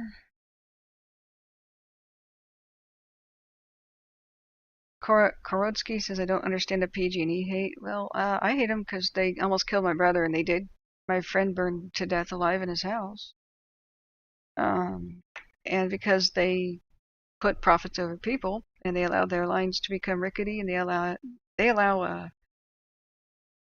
trees that are rotted, leaning, and sick, and old, and dead, and leaning towards power lines to just remain there as a ticking time bomb, ready to fall over in next windstorm. And they've caused thousands of fires. So if you just Google a little bit, figure it out. PG&E has caused thousands of fires, started thousands of fires. Dang it, Google. So, here's Business Insider. Here's New York Times as well. Here, I'm going to start you out with these links. This was even before the Dixie. This is 2019, right?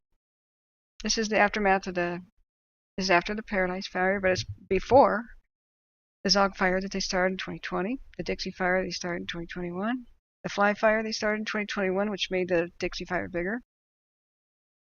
Over 1,500 California fires started in the past 6 years, and that's just 2019, including the deadliest ever, and also the biggest ever as a single start, and also the most expensive ever. So they've burned up a huge portion of the landscape. And looks like they're basically the Butte County Sheriff's Office. They investigated them because more than 82 people died in Paradise. And that's the biggest loss of life to wildfire in California history. I think the other record was like maybe 20 or 23 people died in the 1920s. So all of these fires did not have to happen. When they detect surges in their lines, they can shut it off to err on the side of caution and then send out somebody to inspect it and see if there is a fire hazard. But what PG&E repeatedly did over many years is there's surges in their lines and they could be a fire, but they make the decision to keep the lines energized. They sit there and electrocute trees and vegetation for hours until finally there's a wildfire. And the reason they do that is they can't bill people for power if they turn off the power. So they're rolling the dice with people's lives. And it's totally illegal, and that's why they've been convicted of felony counts of manslaughter. And their line neglect has caused most of the state, the northern part, to essentially be in a crumbling state, so that even low winds can knock down their lines. Just randomly, trees can just break apart because they've been rotted through by disease and, old age, storm damage, whatever. And PG&E go out and they inspect the trees. Sometimes they tag them for removal, but they don't get around to it for 8 years or never. So that was what happened in the case of the Zog Fire. So whenever there's a windstorm, not only is there usually one fire that breaks out because of PG&E, there's usually a bunch at the same time all over the state. And that means that it can't be handled. So here is a link for you. The night that my friend died and other people in around October 13th, 2017. Nobody's ever heard of that fire called the Cascade Fire because the same night they started 6 fires in general. And the big one was Santa Rosa burning down, much of its business district and several of their neighborhoods. So people of Santa Rosa are sick. sick of it because PG&E started more than one fire in their neighborhood. It just happens again and again and again. Some areas are more rickety than others with their line maintenance, because some areas are more, storm prone than others. But other states are required. They don't have these fires like this because they require their power companies to trim back vegetation. So even if a tree fell, it wouldn't be tall enough to fall on the line. But PG&E doesn't do that. The Dixie Fire happened. You can see a bunch of, I can confirm this. I got it on my dash cam. I drove around Lake Eleanor, and you can see 30-year-old trees growing up underneath their power lines. When the trees grow up, the fire goes up on the power lines. So there's constant rolling blackouts and all kinds of chaos. Instead of paying the victims, instead of PG&E paying for the disaster that they caused, the $1 billion Paradise Fire and others, it's you and me, it's the taxpayers. It's the federal government pays the bill. And then PG&E doesn't have to pay the bill because the governor allowed them to raise rates on everybody who's their customer in order to pay out the victims. So they raise rates on the victims to pay the victims. Meanwhile, they claim they have a profit and their stock goes up. It's corporations getting away with murder. That's why they despise. PG&E back in, what was that, the 70s, late 70s, early 80s? They were tainting well water and giving families rare cancers and poisoning entire communities, and they covered it up. But Aaron Brockovich, who wasn't an attorney but like an assistant, took them to court and won the case, and that's what I think it was an Oscar-winning movie is about. But they then also neglect their gas pipelines. So in San Bruno, it was found that they neglected their maintenance, and they blew up an entire neighborhood. So just like here's a kind of a scrolling timeline with this one. One of the biggest fires started near Sacramento in 2015 when a tree hits a PG&E power line. They don't remove their hazard trees effectively. So the fire covered more than 70,000 acres and 2 people died. 2017, 4 fires erupted in the Napa area when trees hit PG&E power lines in several locations. That was the same night that the Cascade Fire happened. Some of these fires fed into others, and in total more than 100,000 acres were burned and 1,475 structures were lost. They're not even mentioning what happened over in Bangor and Loma Rica. Other fires started the same day after trees fell into their line, and some of them just fell down just because they were rickety. Last year, near Paradise, remember this is an article from 2019, a live wire broke free of a tower that was a quarter century past what PG&E considers its useful lifespan. It was like 99-year-old PG&E electric. Not only could they not maintain it because nobody was alive who knew how to make replacement parts, it was never even inspected. So what followed would destroy nearly 14,000 homes and kill 85 people. It was the most destructive wildfire in California history, and also the most expensive until the Dixie. Here it goes on to explain how PG&E ignored fire risks in favor of profits. So this is New York Times if you feel like reading it. It's these big ones that are falling down and crumbling, so you should be very afraid if you live anywhere in Northern California. At any moment, the wind can blow and these fall over. And what happened with PG&E's power line is with the Paradise Fire, is this thing holding up the line, one of these little arms, broke off and swung, and it connected to high tension lines. I don't know how many volts that is. It's like 80,000. And it dripped molten metal down into vegetation below. And it was crazy. The fire access road was overgrown with bushes, and fire crews couldn't even drive down there to put it out. So, and they were facing more than $30 billion, and it caused that much damage. But did they pay for it? Did they go bankrupt? Nope. You and I paid for it. The taxpayer paid for it. It's the same thing now. Gavin just signed something that allowed federal grants to go to the firefighters right now to the counties to pay for this Mosquito Fire. That's that on that real tight road. Hang on a second. Yep, guys are aware.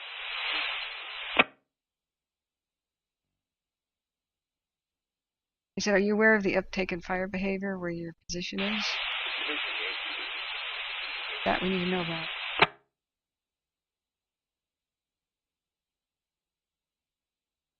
Let's look at the cams.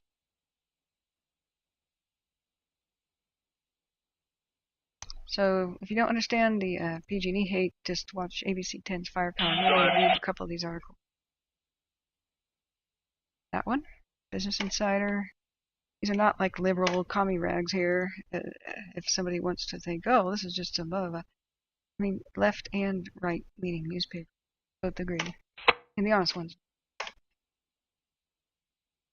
about what's happening here. And PG&E makes public statements. No big deal. Do you mind if we save space so I get a rundown of those resources? Hang on a second. There's somebody at my door. Heading downhill. I'm currently talking to a lookout on Mosquito Ridge. I can meet you at Forest Hill, Mosquito Ridge Road. Alright, it's nobody important. Okay. Down at the bottom, that's the I'm kind of doing important work here. Not all the way to the river, but like the last one before you down there, on the inside corner.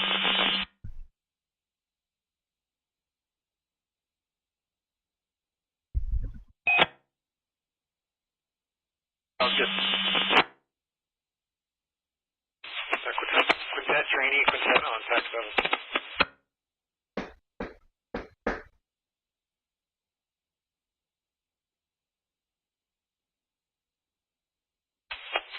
Quintet, Trinity, calling on Pack 7.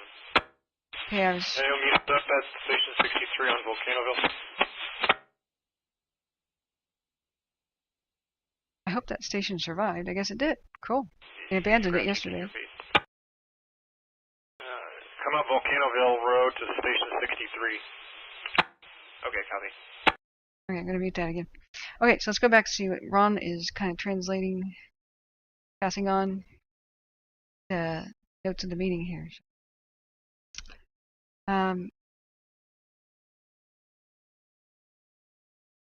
Oh, how do we know the power pole belongs to PG&E? They wrote, so California has a law that says if a power company thinks they may have started a fire, they have to report that. If they have unusual line activity, surges, damage in the same area where the fire started, anything, if they feel like their equipment may have been involved in starting a wildfire, they have to submit a report. They usually do that within 2 days of a fire breaking out. So with the Fairview, the report came in that SoCal Edison may have started the Fairview, which already killed 2 people and severely burned somebody else. That's the big one in Southern California right now that thankfully is getting rained on. Now PG&E routinely puts these reports in, and everybody goes, "Oh my God!" So what did they do? Yesterday they put in the report that their power pole, which is right here. Power pole is right here. This is a reservoir. There's a dam down here, and there's a powerhouse. So the power lines go from the powerhouse, which is right this building down here. Power lines are going like so, and so there's a pole, and that's PG&E's equipment. So they put in a report that said this one had unusual activity, yet we can't find no damage to the pole. Whatever, but they're complying with what the law says, and usually I don't even know of any case where they submit a report and that's not found to be the cause later. Not that I've studied every single one, but it started under power lines, so that's how we know. So I had it up on one of my tabs, but yeah. Alright, so Ron says, with the Mosquito Fire, there's no changes to evacuation orders or warnings because he's at the meeting right now. And let me go and read the rest of things. 18 additional officers have been are en route to help. There's been 0 injuries and deaths on the Mosquito Fire so far, thank goodness. And 3 people have been arrested for looting. Wow, good. They are now in our hotel. Wow, that I bet that got a lot of laughter from the team. Mil-Spec PG&E is responsible for removing hazard trees from their lines. It's part of their job, and the state law requires it. So yes, PG&E is responsible. They're supposed to inspect trees, trim back vegetation, and not let them grow up underneath their power lines, especially not the high tension ones. So they have not been doing their jobs, but I wonder, why is the state not enforcing that? Okay, so let's see here. California Surfing is asking, how far east has the fire traveled? They're reporting it. I can probably answer that. I don't know if they're going to say that at the meeting. But it's over where the dozer crews are at. It's called Oak Flat. They're reporting the fire here at Big Oak Flat, just off of Mosquito Ridge. And so it's been moving along slowly today, but everywhere here is where there's heat. So that's the northeast section of the fires where Big Oak Flat is. So as far as east in general, it made it up into the hills north of the Stumpy Meadows Lake. That's as far as I know. And unless we get a better perimeter map from FireIS or whatever, we won't know for sure. But most of today they've been unable to map. We may be getting one any moment now. If anybody knows if it's been released, go ahead and tell me. So,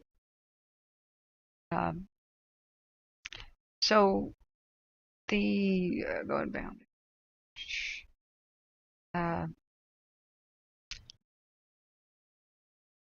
Els Bells says, if I block a user on YouTube, she can't see my comments anymore, right? I think so. Don't quote me on that. You definitely can't see them, though. I think both people can't see each other. So, the, if somebody is bothering you, then let me know. I've got an email, so it's on my About page, on the channel page. So Ron is saying that at the meeting they said today was a good day, moderate fire activity.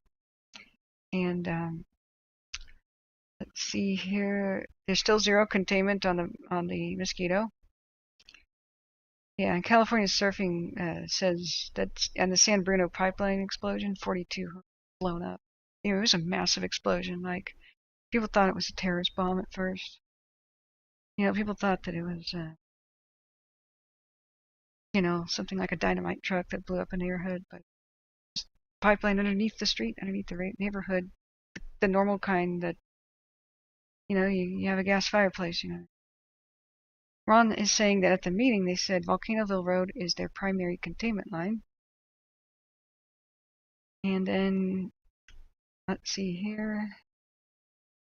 InstaWeb just updated. Oh, it did. Okay, yeah, and also thank you, Ron. You're wrong. Let's see here.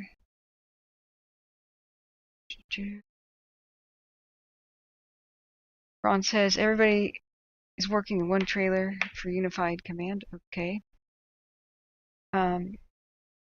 He said we are going to be very aggressive. Ron says we will get you back in your homes as quickly as possible.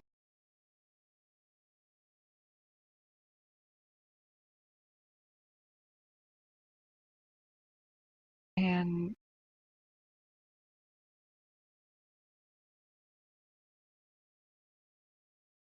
yeah, Katie, the Tubbs fire determination, most people that I've ever talked to don't believe it.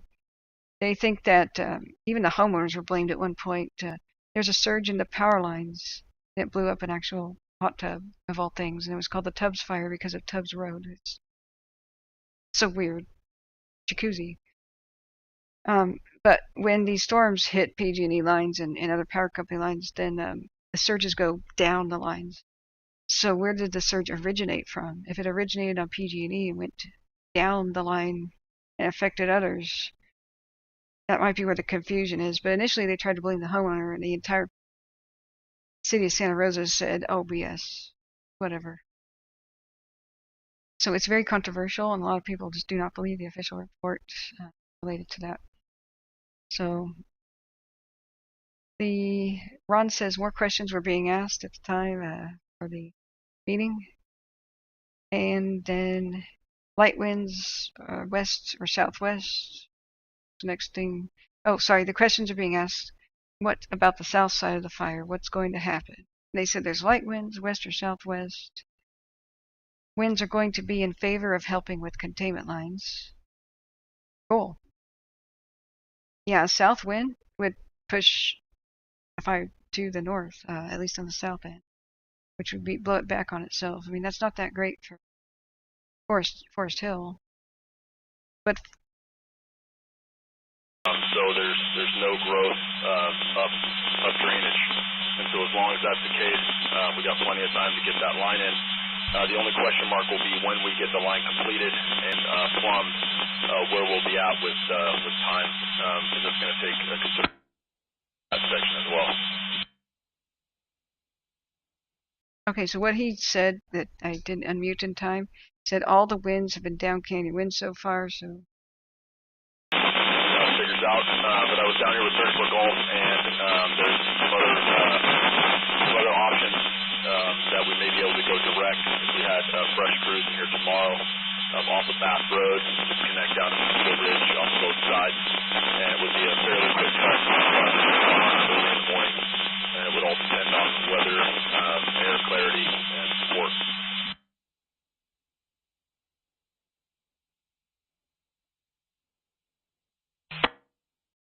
Cool.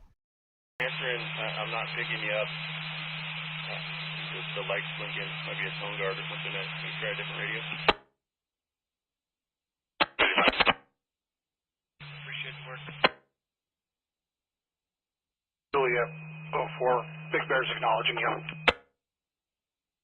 Hey, is your whole crew back here on the Forest Hill Divide side, or did you still have a...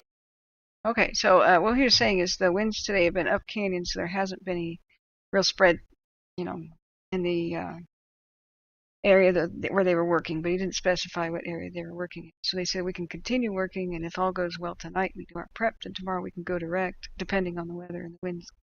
Cool. That's a really good thing to hear. All right, I'll go back to reading what Ron was saying was happening at the meeting. Ron's at the community meeting. They weren't able to broadcast it due to technical difficulties, but they'll be uploading it. So, yeah, I think everybody's super appreciative of Ron. He's the man. Okay, so let's go back to the next thing he said. Ron says a question was asked about what to do with their propane tank. And, sorry, my scroll wheel just jumped here. And, InstaWeb just updated. Thanks, Jake. I'll take a look. Said they vent when they get hot. They so just clear the brush around your propane tank and shut off the propane pipe to the house. Very, very good advice. So, let's see, go down to Ron has said that at the meeting, the air resources question are shared between all California fires. And that's true. 240,000 gallons of retardant was dropped yesterday. Wow. I don't know if that's specific to the Mosquito or all of them. And let's see here. Ron says today was too smoky for the aircraft. Yep, we knew that. And that means it's just they can't see in the smoke. Road closures, some in the warning area because they need less resources, officers. If you live in a warning area, they will let you into the warning area. People are reporting that they can't get back in, though. So Ron says call non-emergency number, and then they will get you in. So he's still reporting for the scene. The community meeting is still going. So Kendra says, what is it meant by going direct? That means offense. So there's I guess maybe there's 3 basic things that can happen with a fire crew when they're, and we're going to look a little bit more about what's going on with the forward fire here. Firefighters can either be running away from a fire, like away from the front of a mega fire, retreating. They can be holding a line, just staying in place, or they can be going direct, which is like, let's go where the fire is, because we see an opportunity to either put part of it out there, or really reduce the chances of, say, it's spreading some way. So going direct might be going with like, follow me, there's a bunch of engines, then a bunch of water tenders behind them. And they go and meet the fire, and while it's maybe blowing back on itself, say the wind's in their favor, then they get right up to it, and they'll either actually put water on it, or they'll rake away a lot of the stuff that can burn away from it, and put the line right on it where it is, instead of, say, being back at a road or something. Like, say it's in a field and the field's on fire, they might just, try to surround the field as much as they can. And when the winds come back, it won't spread because of what they did. They got flammable stuff away from it, or they maybe even extinguished a little bit of it in a little area. Like maybe they put out the fire in a neighborhood, but not the main big fire. So that means that they've got opportunity, and they have to feel safe to do that. They have to have the right wind conditions. Like it has to be like not really windy, or it has to be that the wind is going to be stable and not changing. Because if you're on the east side and the wind is pushing the fire to the west, you kind of be on the back side of the fire and start either putting water on it or doing something, right? But if the wind shifts and the fire blows back on you, your crew could be in grave danger. But if they're fairly certain that the winds are just not going to change direction, period, because of a real firm forecast, and they might get a bit more confident, but stay alert. So going direct is the best thing we can hear on the radio. That means that not only is the fire situation improving and it's dying down, at least in some spot, it means that they're going on the attack. And all they need is time. Meanwhile, the dozer lines are still being made, which are defensive. But going direct is attacking it. And this is the best way to save neighborhoods and stuff. So, like, they may be trying to defend a neighborhood, and it comes up and starts burning people's back porches, but then the wind just dies. And the back porches are on fire, but fire crews are not feeling like, oh no, we might get caught up in this. We might get, hurt or something. But if there's like a dead calm and it's just going to be that way, like say at nighttime, early morning or something, they're like, let's just go direct. Let's just go to the backyard and put out the burning back decks. That's kind of an example.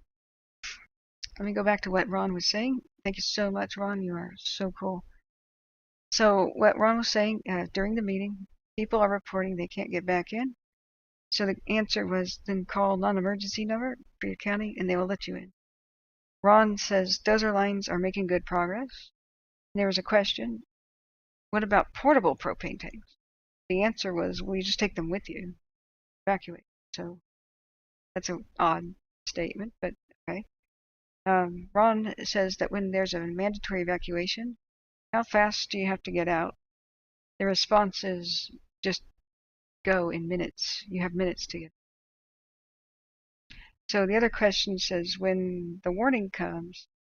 Oh, the part of the rest of the answer actually was when an evacuation warning comes, get prepared to go immediately. The warning isn't like, oh, maybe in a few hours you might be asked to leave. It's I just want to put in my own 2 cents in, and that's when there's a warning, it's usually because you are about to be asked to leave. It's about to be made mandatory. Advisories are the ones that may never come to anything, but they're advising people to prepare and giving people time, So it goes like this: 1, 2, 3, ready, set, go. 1, 2, 3. Okay, that's not enough contrast. 1, 2, 3. So this is the ready, set, go, right? So this is advisory,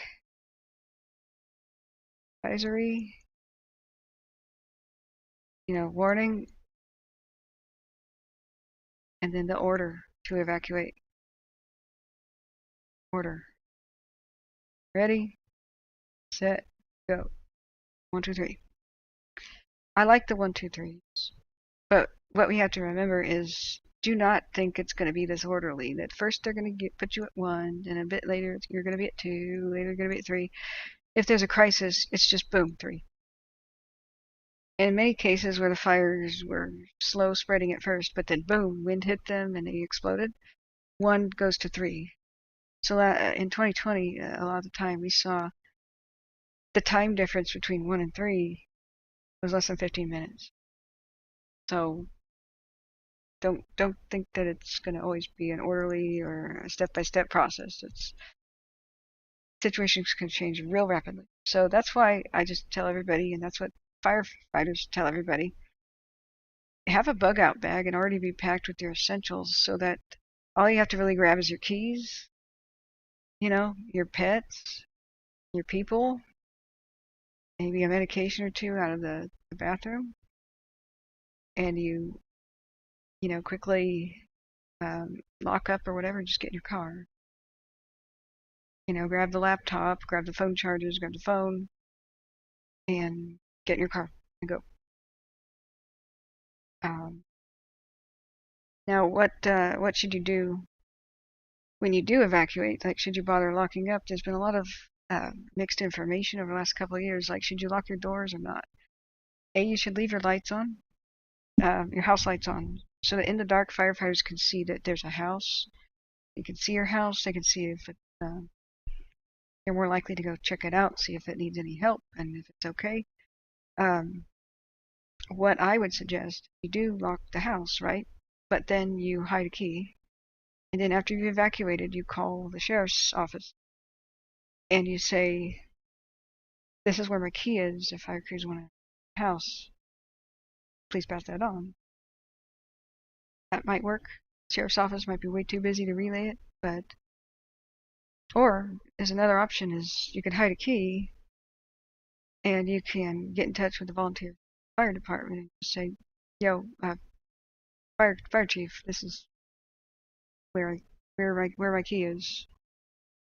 A lot of people will put out chairs and lawn chairs and stuff in their yard, like under their porch, and they will put a sticky note on their door saying, this is our Wi-Fi password for the fire crews.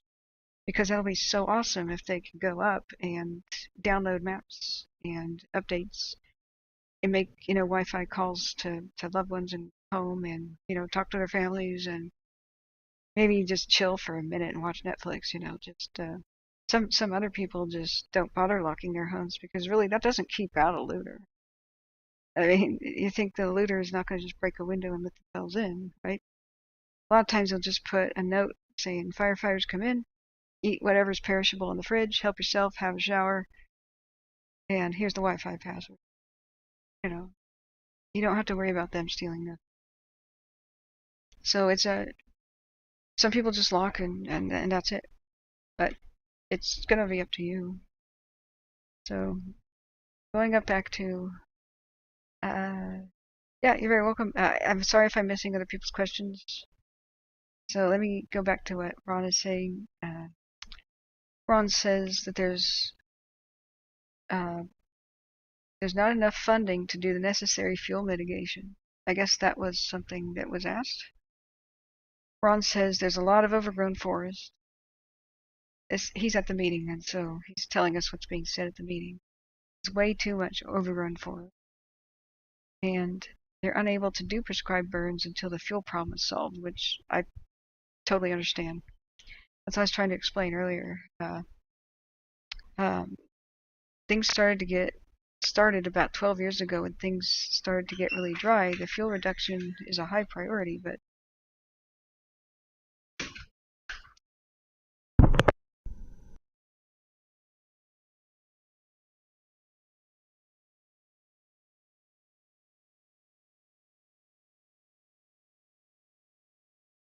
okay, guys. So Ron is at the meeting, guys. He's not explaining his opinion. He's explaining the questions and answers at the community meeting for the Mosquito Fire.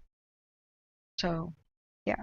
And Tim, firefighter experience here, says, don't wait to be told to leave, just leave. Fire goes uphill, downhill, with and against the wind. True. Especially when fuels are this dry, it spreads fast. So, going back up.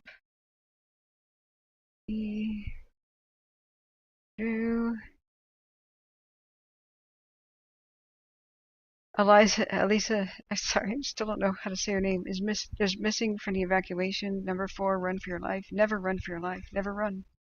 It's not going to matter. Never drive like a bat out of hell. It's just not going to work. The window of opportunity to escape by car is a window that closes. So what you need is a shelter-in-place plan. And you need to calmly walk there. You need to calmly drive there. And that could be as easy as getting in your car, seeing if there's a traffic jam, or if you're unsure that there's fire blocking the road, the way out, just don't panic. Just know where your golf courses are, the big box store parking lots, the baseball diamonds, the track and field at the high school, and drive onto it and chill. Know where your neighbors' swimming pools are, the ponds, big culverts under the roads, bridges under the roads. Like if there's smoke and you can't see to drive, don't drive blind. That's one of the best ways to get killed, is actually to wreck your car, and then where are you going to be? You might come around blind and rear end somebody who already stopped because of the smoke, and where are you going to be? So on your evacuation routes, you should know where every bridge and culvert is under the road. It's super easy to figure that out. You just get on CalTopo or Google Maps, and you look at roads, and everywhere that a road goes over a body of water, it's either a bridge or a culvert. It's one or the other. So like right here, there's got to be a bridge or a culvert right there. So as you make your evacuation route, which is A, B, and C, 3 different roads in 3 different directions that are paved. Simple. Go check them out before fire happen, you know. Get out of your car if it's safe and inspect the culvert or the bridge and see if it's possible to get underneath there, if it would be a good fire shelter. See if it's accessible, deep enough, long enough. You know, it can be hazardous in a flash flood situation, but usually during a fire it's not a flash flood situation. The Fairview is a big exception right now, down by the remnants of that hurricane. But this is the way people live. I've interviewed survivors, and I've read survivors, you know, when they talk to the media. And I made it my business to find out why people died in Paradise. Went to every spot where there was a fatality to see if there was a way they could have saved themselves. And almost everywhere, and some people were truly screwed. There were about 12 people just had no hope of survival. Bad luck, wrong place, wrong time. Not even a ditch to try to shelter in, like no sewers, not even a gutter, you know, no drainage of any kind. And a one-way in, one-way out road that power lines fell over that were still alive. They were too close to the fire, and they were surrounded by cliffs. So unless they wanted to jump off a cliff, fire was going to get them. But for everybody else, the vast majority of the Paradise victims could have lived by getting in a culvert. So many big ones under the main road, where they could have accommodated 50 people at a time. Most of the Paradise people that survived that didn't evacuate, there's tons of them, were just sitting in their cars in the Ace Hardware parking lot, the Safeway parking lot, you know, the auto parts store.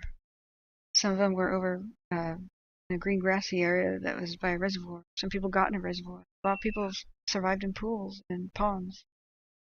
A horse did. There was a horse that survived 3 different fires by going into a pool each time. His name was Jim or something. So just be calm. You never run for your life because you can't outrun a fire. You won't ever even be able to run. When I was in front of the Beachy Creek fire, the smoke, I was hyperventilating. I was out of breath and had to sit down just by lifting a suitcase in the car. And I'm a lot stronger than that. My lungs are pretty dang amazing. So, yeah, just chill. So, see here. Let me go back up. I was reading what was going on with the meeting. Did anybody have some questions I might have missed? Just put them back in chat so it's easy for me to find them. So, yes, MilSpec is correct. Everybody trashing PG&E is correct. They're an evil company. Some more advanced societies don't allow them to behave criminally like this. They're being protected by the government. and politicians. So,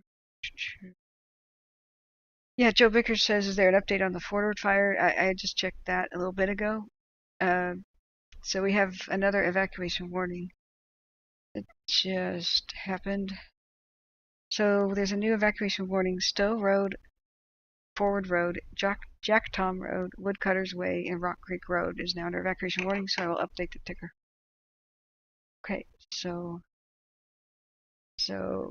let's see, what time is it? 7:34. 7:34.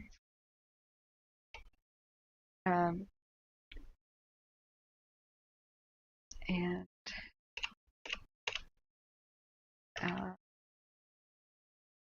the Forward Road north to the county.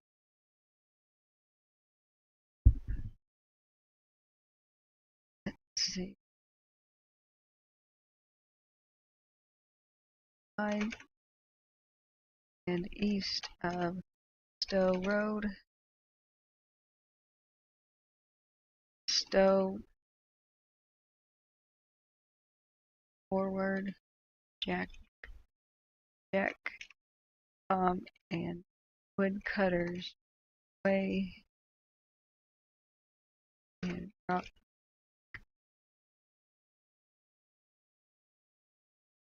Okay.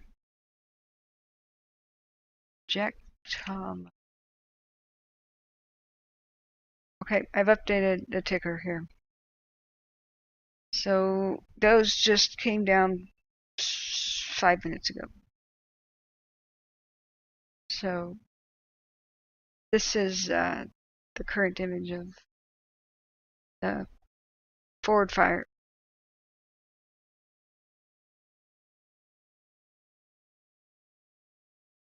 Go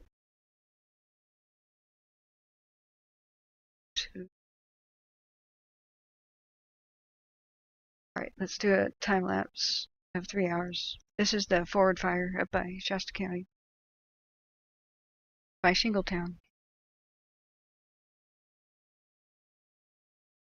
Okay, let's go back to. Eliza says, same here, Kate. I even found a folding litter box. What? David Green says Australia has a rule: stay in fight or leave early. Wow. Yeah. So, I'll tell you one thing, that the window of opportunity to leave was so tight for the Paradise Fire that my brother left, dropped everything, like dropped his fork at breakfast, just got the kids in the car, got the wife in the car, and just drove. We're monitoring it. I have lines around it with the Type 6s. I have a 1 dozer E129 available as well. Everything's favorable where we're at. I'm just monitoring right now, unless you have any further desires with this.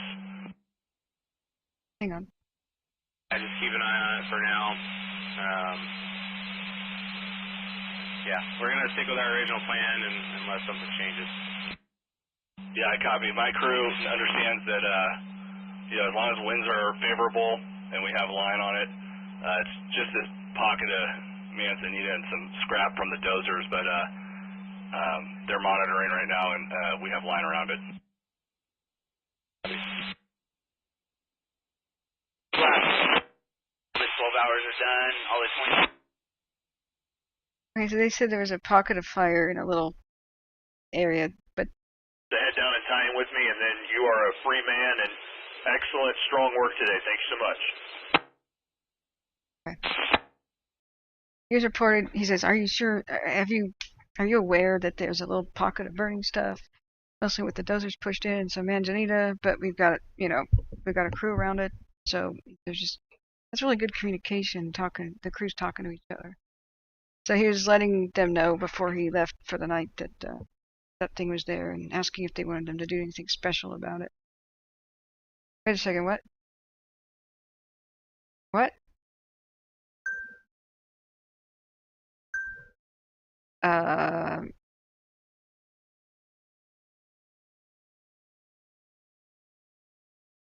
L's bells, I don't know what you're saying, man, but we don't allow false reports. If you are saying that something is on fire, you have to state the source that you got it from. So it's just or you have to say that something is an opinion.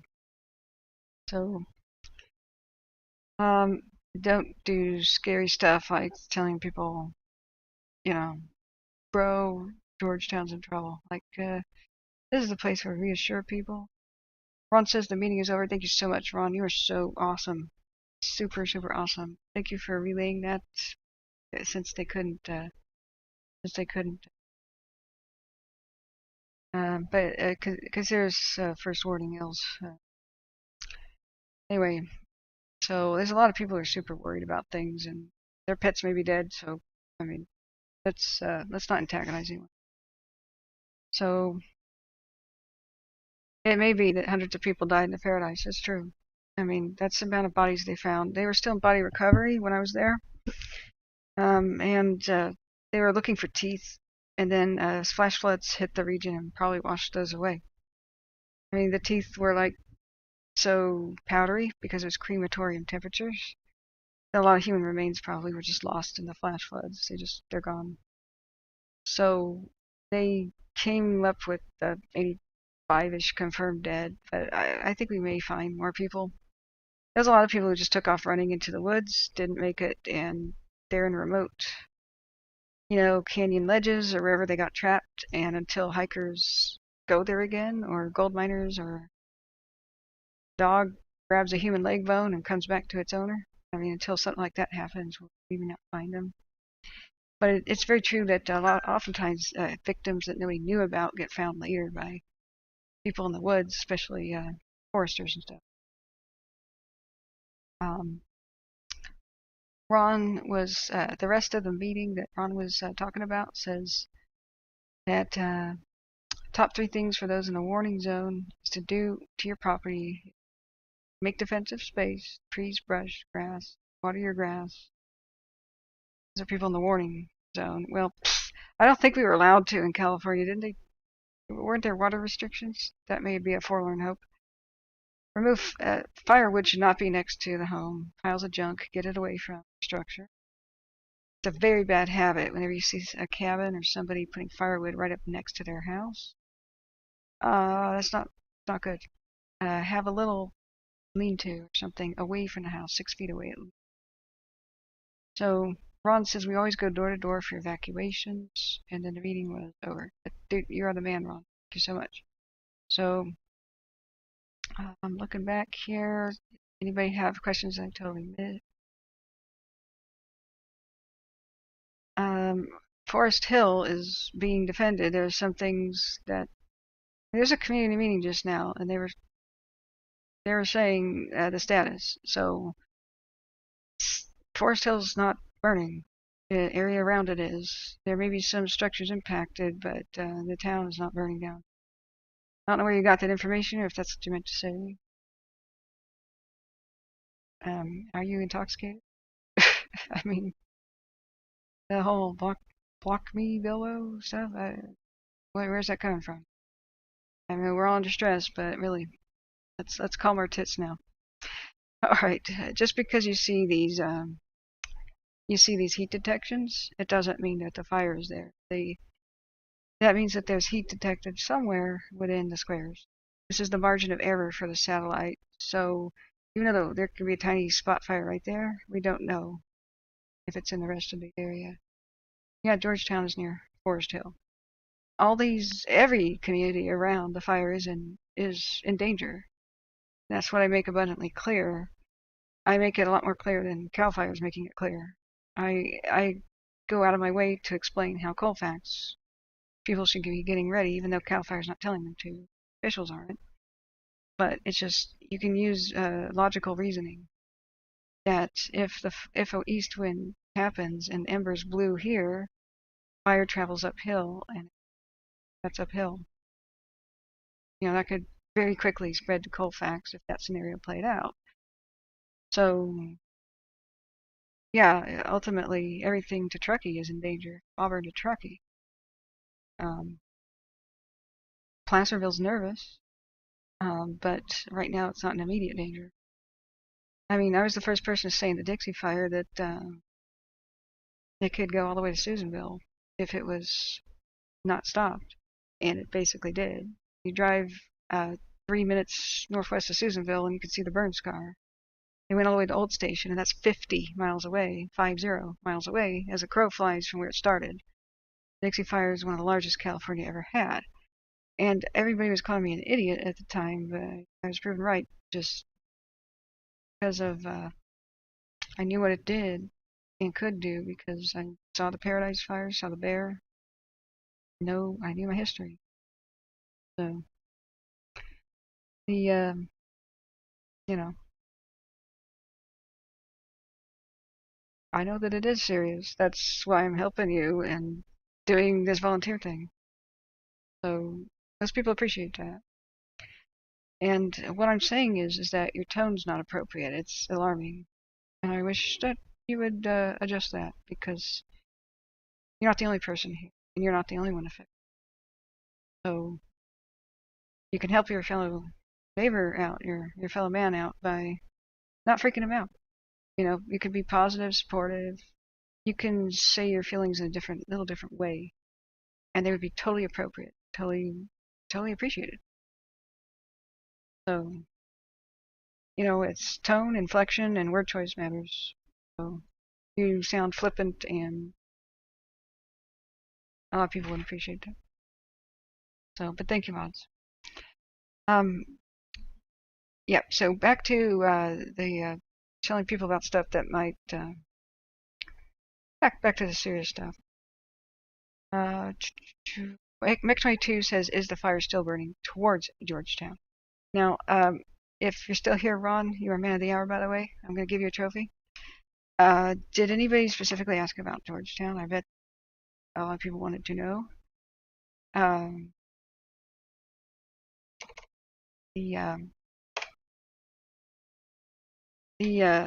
mean, they have a pretty dang strong lines around the perimeters of the heck. YouTube studio page just crashed. What?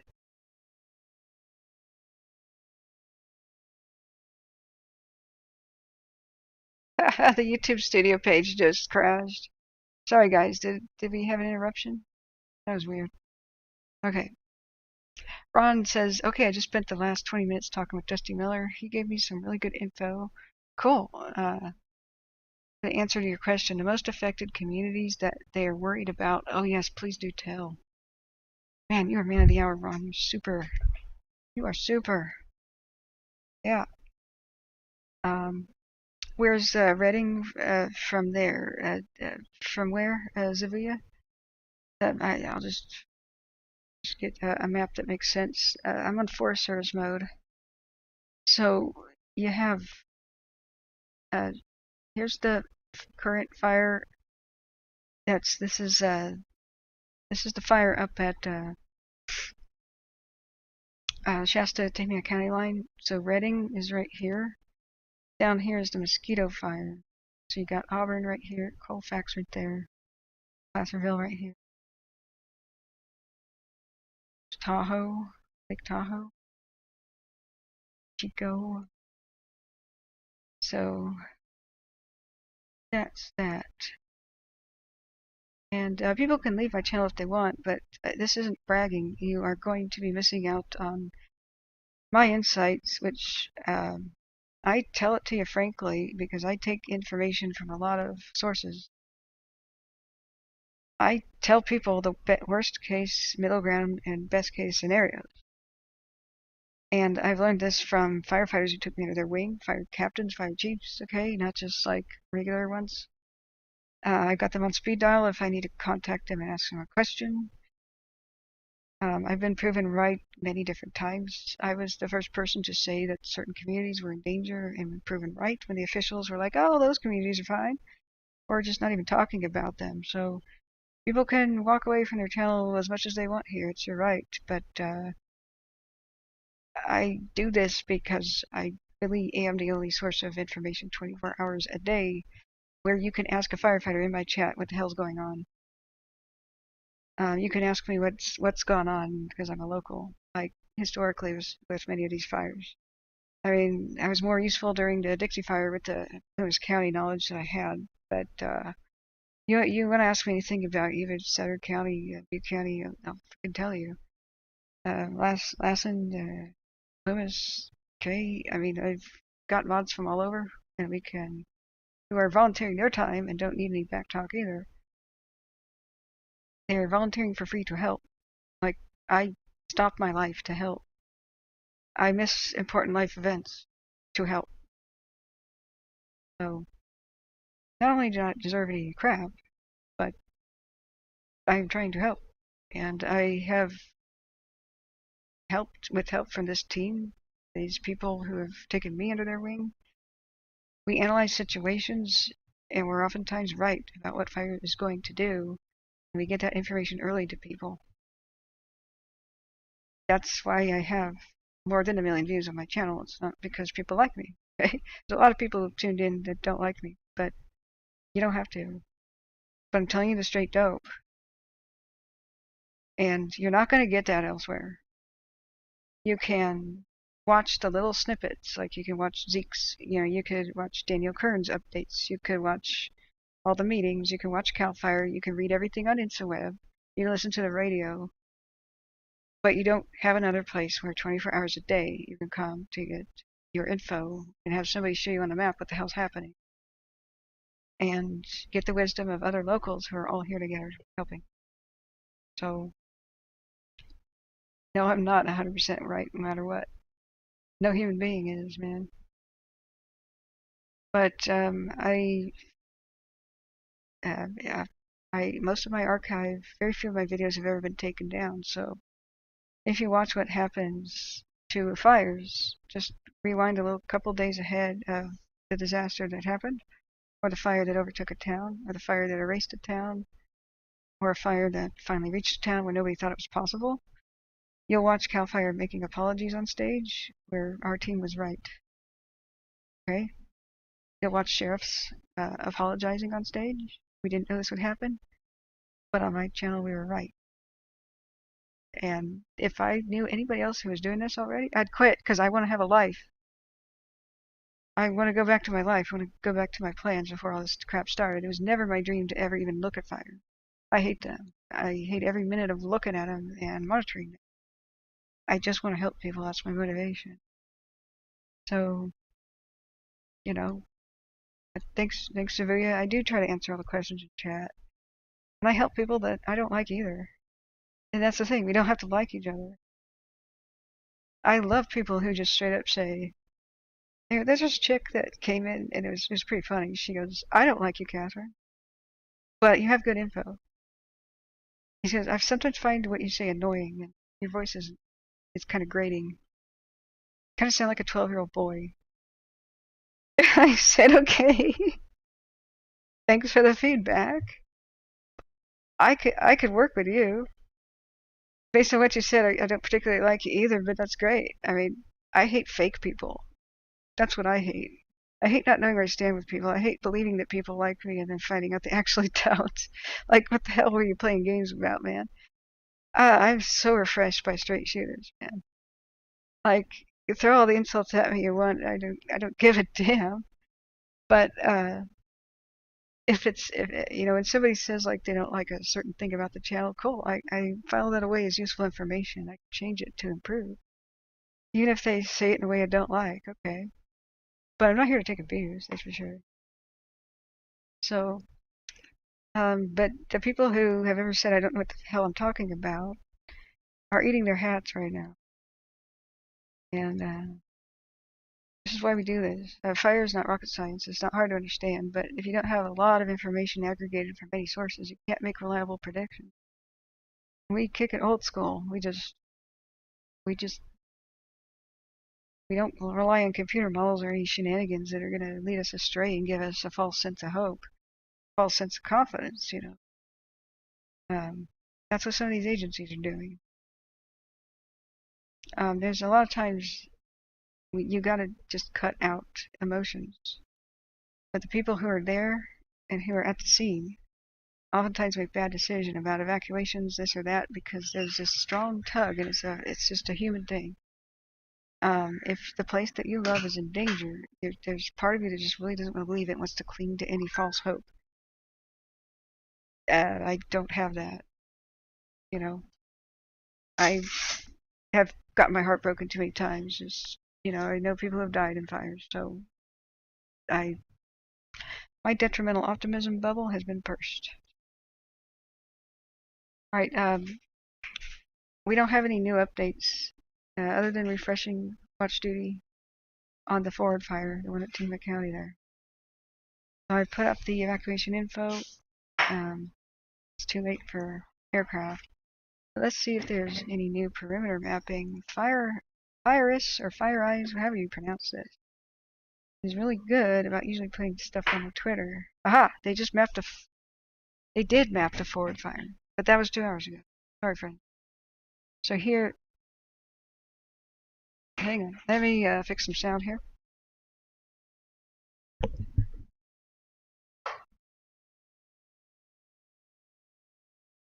Okay, so here we go.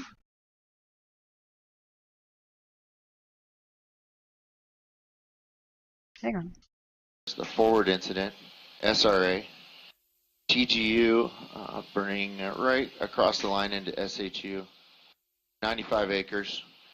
A heel of fires at the Radical, which is on Ponderosa Way, timber, and then moving up the right flank, which is the 95G road or 95 Golf Road. It's across that road where there's an immediate structure threat on the right flank. Coming across the head of the fire, moves into, looks like an old burn scar with small pine, brush, grass, woodland with a fuel type change. And then coming all the way around the left flank, we're in Rock Creek Road all the way back down to Ponderosa in the timber. End of recording. Okay, I hope that's useful for people who... OES Intel 1-2. These things tend to loop, but this is 2 hours ago, but it gives you a good idea of the terrain here. Hang on a second.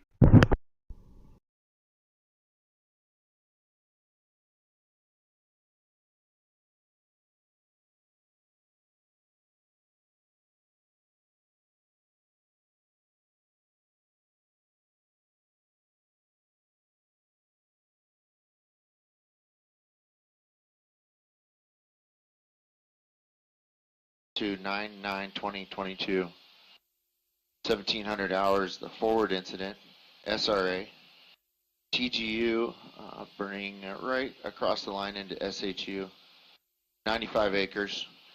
A heel of fires at the Radical, which is on Ponderosa Way, timber, and then moving up the right flank, which is the 95G road or 95 Golf Road. It's across that road where there's an immediate structure threat on the right flank.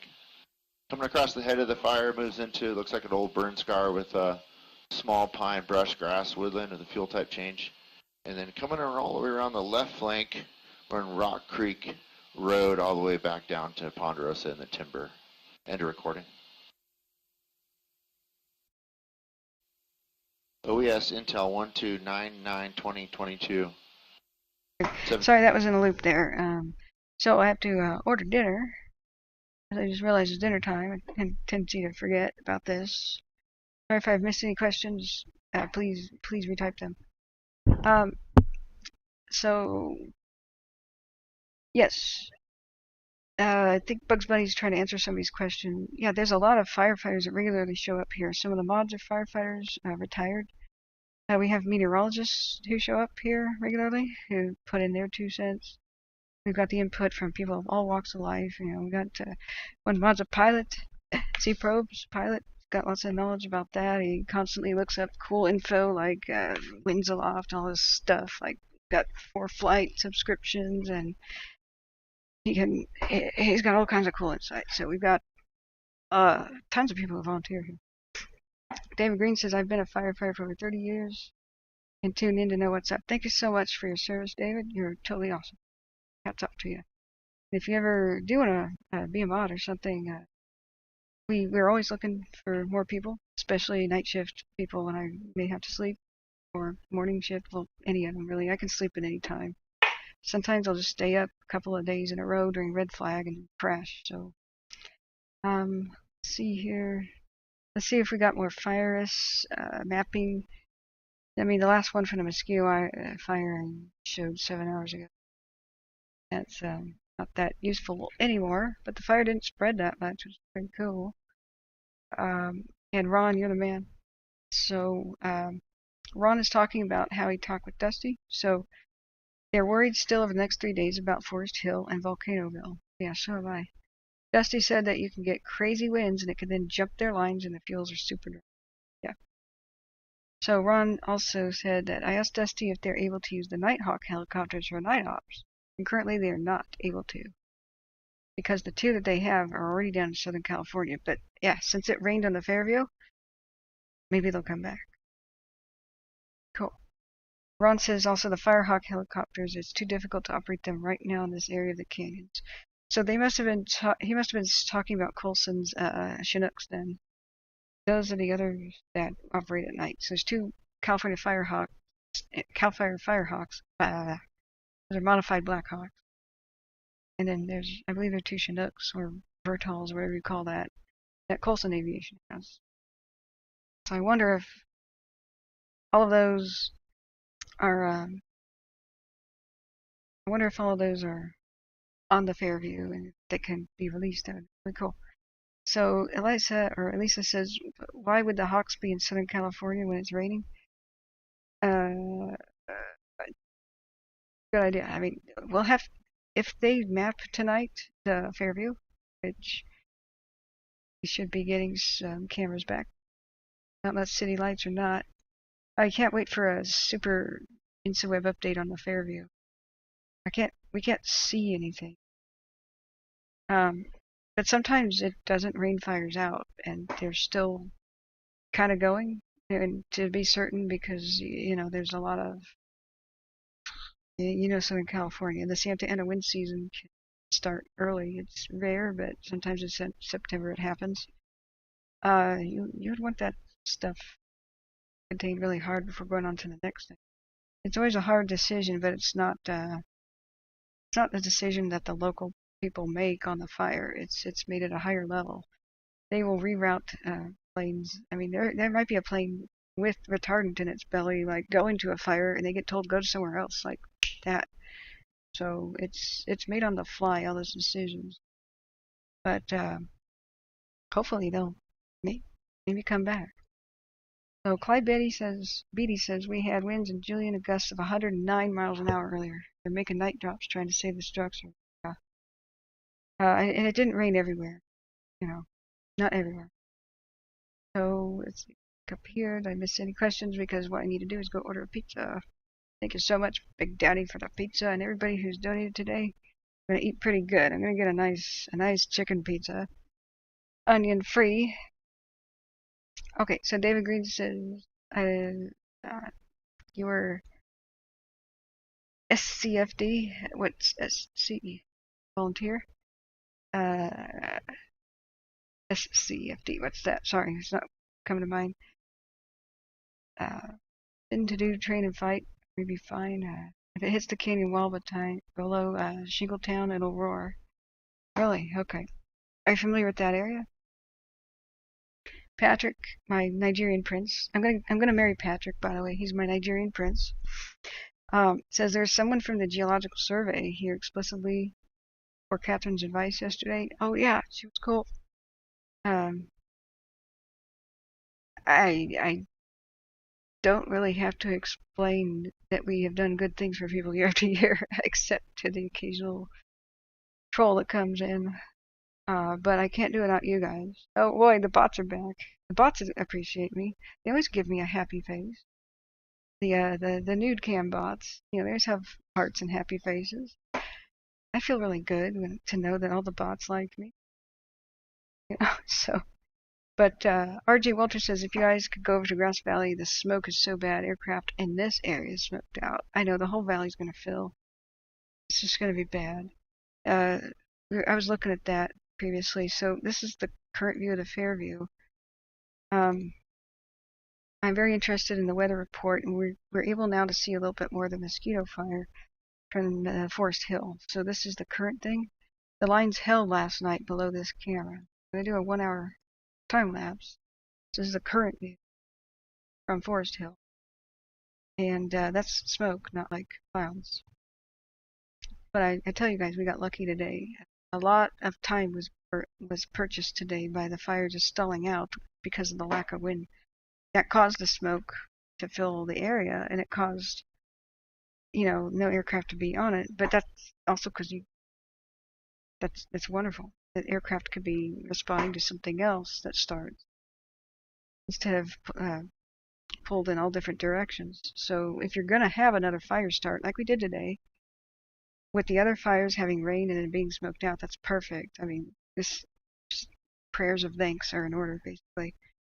So the line below this camera, Mosquito Ridge line, held, even though it looked pretty dire last night. So they did really good work around Forest Hill, just because it's still there.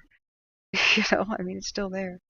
As far as the current status of Georgetown, they'll come out with like a report about structures lost and a map eventually. It might be Twitter that is the more appropriate place to look at for updates on structures. The media will be running around in there taking their pictures. That's a lot of the reason why people avoid Twitter. I don't show Twitter here because A, there's a lot of copyright stuff, but B, we're not about showing fire traumatized people more traumatizing images. They've requested that they don't want to see that. So there's plenty of places where you can see that stuff. So I'm going to take a little break, and I'm going to see if the radio is still kicking, and yep, it is. So I'm going to turn back on the Mosquito Fire fire operations, and I'm going to order my pizza, guys, and I'll be back in 20. Love you all. Stay safe. Be right back. At 12 Lima, Division Delta, you up on my TAC 27?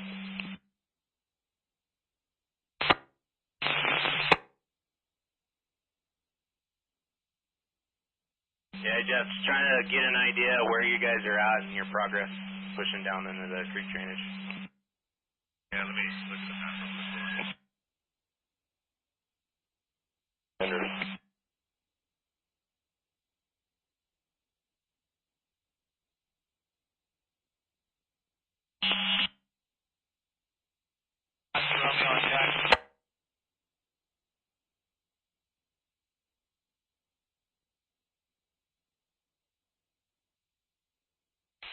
Division Yankee, 9271 Charlie.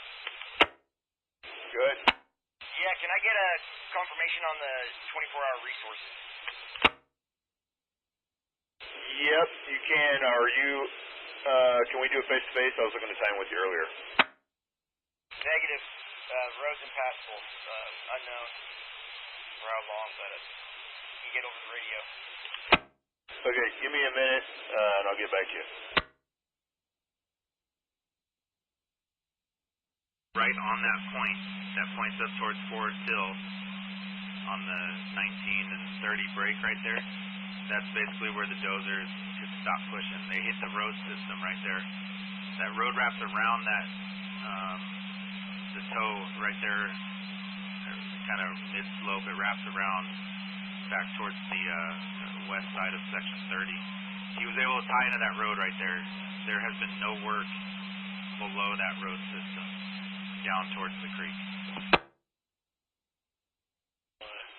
Spur Ridge. I'm just about to the turn right now. Start heading down to where my starting point is going to be. I copy. I'm standing right at the edge of the fire's edge on the two-track road I was talking about. So you should be able to find the two-track road coming off on your Avenza map. I've two contour lines from the end of the road you're coming off of. I'll get a hold of you if I get down there and can't find it. Yeah, pretty much you're going to go to the bright glow. I'm right there on the two-track by it. Okay, I missed the drop-off road off of the deep road, so I'm tracking back a little bit. I went about, 10 minutes to 5 minutes past it. Yeah, I copy. copy weather.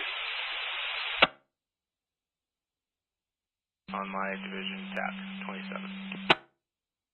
The Delta Foxtrot was just over here, and he met with them. They're going in for the night.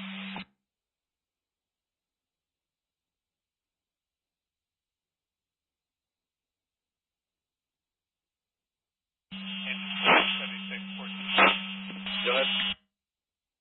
I'm back up top, thanks. Copy.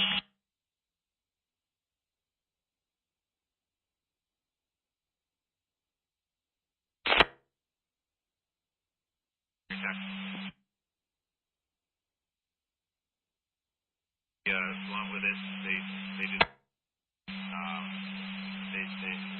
they understood the assignment, but it wasn't done. So I just talked to Foxtrot about other options on getting that done, and he's going to go meet with Branch right now. So as of now, there's going to be that quarter mile or a little more that hasn't been touched going down from the end of the dozer line.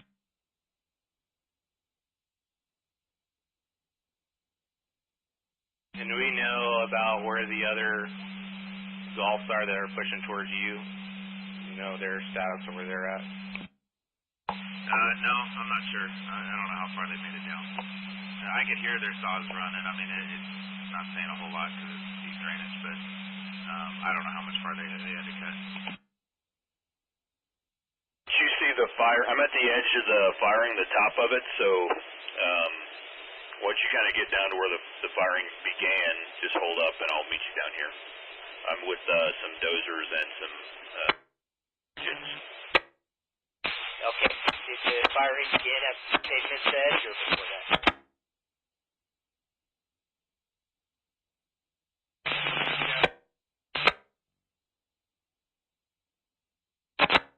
Copy.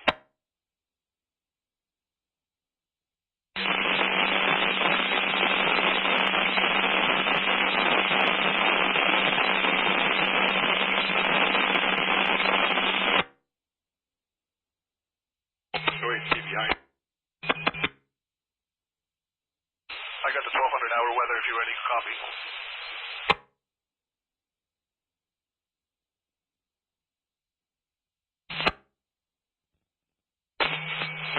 I was going to go to Fort L.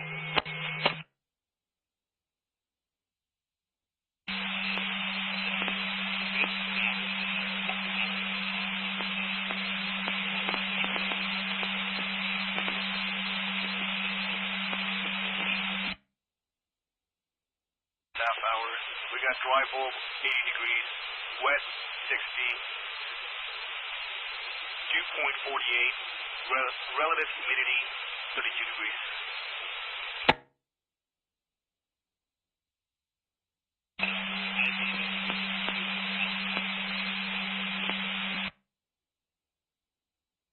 New road.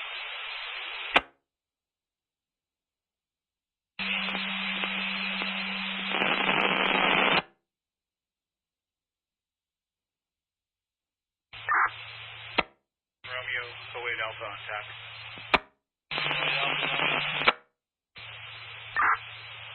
08 Alpha resources are plugged into the assignment we discussed.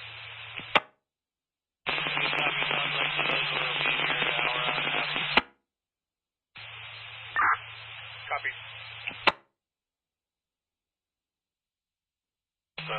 Salt service. Cedar. Bravo.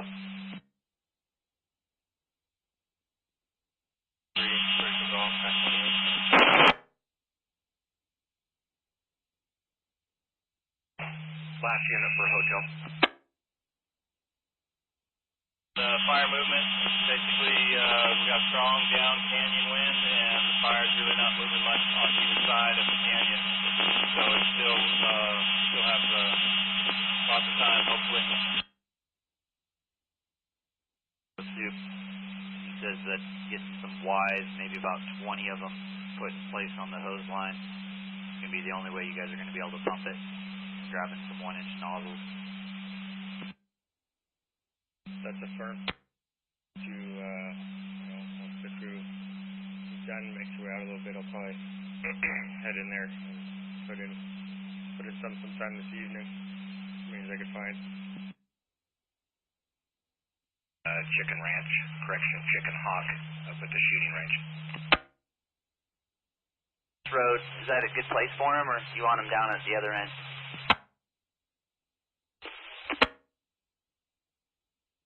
098. Yeah, for 3 minutes. 3 house would be the best spot. I copy. Down on you guys over in Yankee. I copy. I'm unable to hail trainee, so might be able to get in contact with them on crew. Just see about scrounging up Ys and Ts and 1-inch nozzles as much as they can, and pushing it down the lay you guys put in. Break. And additionally, it sounds like there's a section, a dozer line above you guys that was only about a single blade. See about having you guys work through the night on opening that up as much as you possibly can with the crews. Yeah, I don't think the guys have made it down to the bottom yet. The last I heard. Okay, copy. Yes, Tahoe was saying that Valley Airmo and themselves made it down to the bottom. So let me know when your crews get down there, if it needs to be opened up a little more. I just want to keep you guys going on opening that whole ridge line that's likely to be primary. Okay, so the mine road across is compromised? Negative, but it could be when branch 20 fire flanks around the corner. I don't know if it's going to hold on the river there. Because my guy's got a 1.75 mile hike out. Got crews at the end of the mine road going down to the river right now as we speak, so we got people actively watching what they're doing. We got the drones flying every 15 minutes, so it will make you well aware if anything's going on. I copy, thank you. But yeah, if you could just pass on to the boys that that's a pretty critical piece of line that they're on, so if you can just keep them rolling. 7, hold up, I missed it. Hold tight.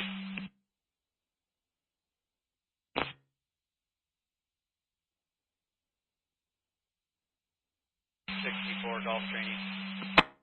64 golf proper. Not too critical, just at some point.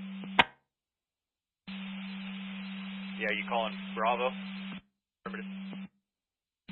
Yeah, I'm over there at Wharton's Market off Forest Hill Road. Okay, I copy.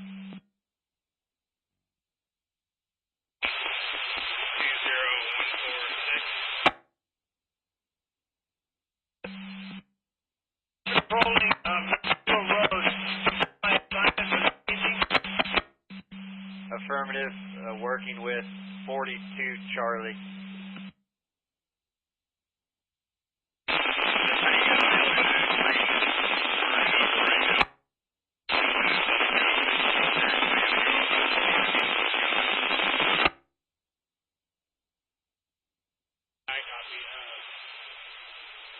The edge of the fire is between you and I.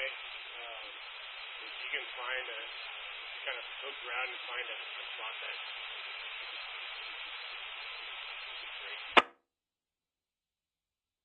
The Yankee side, do you got your map up? Yeah, go ahead. Okay, from what I could kind of tell, they're not going to be able to fly that far from where it is, but in section 7, I got it kind of backing down into that kind of big bowl, and the majority of the fire is going to be in section 8. See that predominant on the west side of that ridge, as I can tell.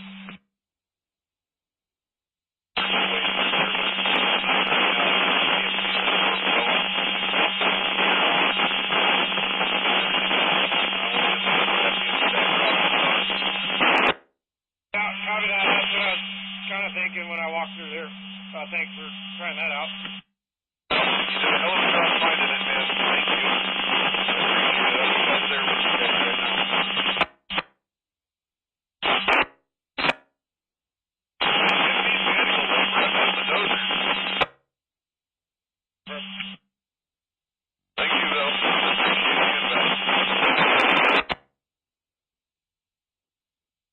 like it may be on the west side of it, but it's really hard to tell.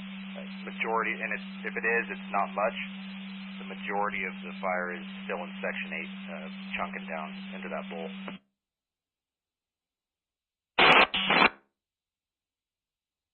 Want to finish on its way? Repeat. Are you still at the same location I last seen you? No rain. No aid if you need it. I copy. It's regarding Tahoe Crew 1. I'd like to pull him back over and get this back door closed here. But he's saying you guys still have work for him over on your piece. Copy that. I'll follow up when I get in comms with them, and I'll as soon as they're wrapped up, I'll send them your way. Exodus. Yeah, they're already on the road. He had to come out to get radio comms with me. So what I was hoping was we could close this back door here, and if possible, I can send him back over, or I can over. Copy of you, Mr. Schroeder.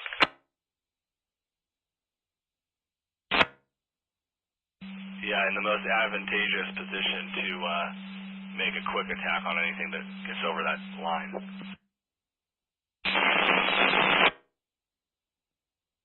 39 Gulf. There's a fork right here in the road. Can you see my lights? Which direction you want me to go? Look out your left door. You should see a strobe.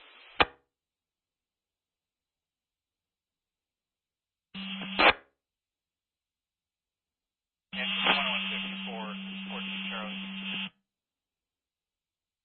17 Charlie. Go ahead. Yeah, this is 317 Charlie. How much water you got? Yes, I'm down to 73%.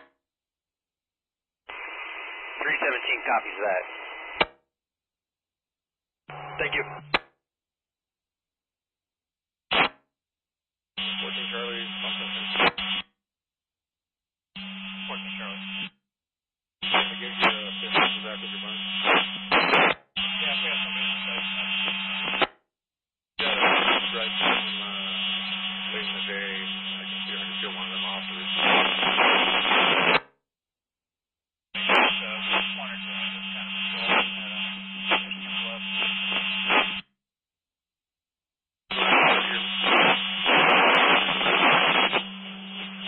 Golf. Foxtrot. Tech. I copy, we'll go back. Foxtrot, 45 Golf, go ahead.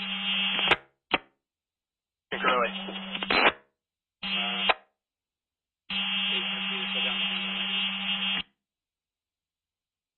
Boss hardcore.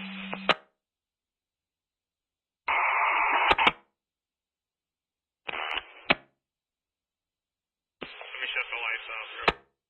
Straight down, like pointing down the hill. Let's go. Have to change this up a little bit. The crew that was coming in on the north side didn't actually cut anything, and so we need to cut that other side of the drainage uphill. And I'm sorry to do it to you guys, but it has to be done. We need to be doing the firing. Find a way to get all the crews working in synergy.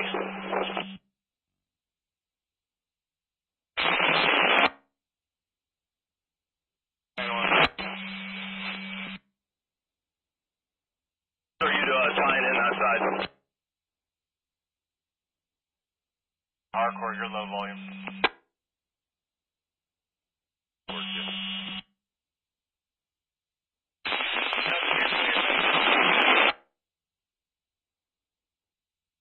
Better, I can still barely hear you. You're right in front of me. I got my lights on. If it would be easier for them coming around and cutting down. Yeah, I just ran into a whole group of crew captains.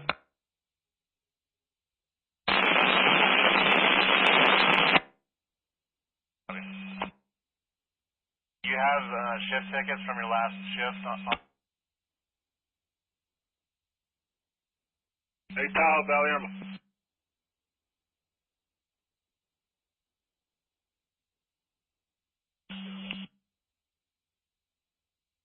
At some point tonight, I'd like to grab one of those just so I can make your tickets out.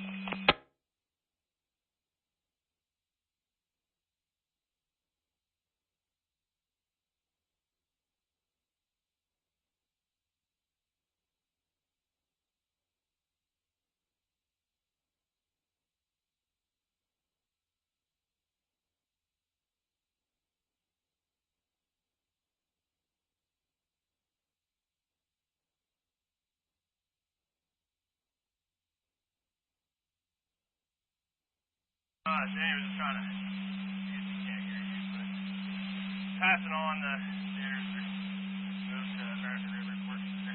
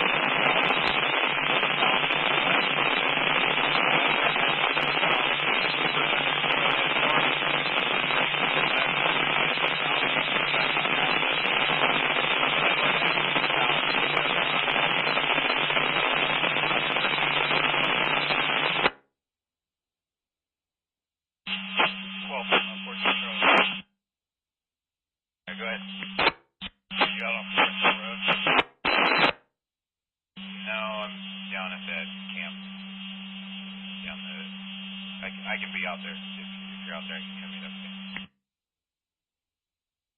Side. I have a type 1 and a type 3 up here as a contingency. I'm down here at that camp where the dozers were pushing that line.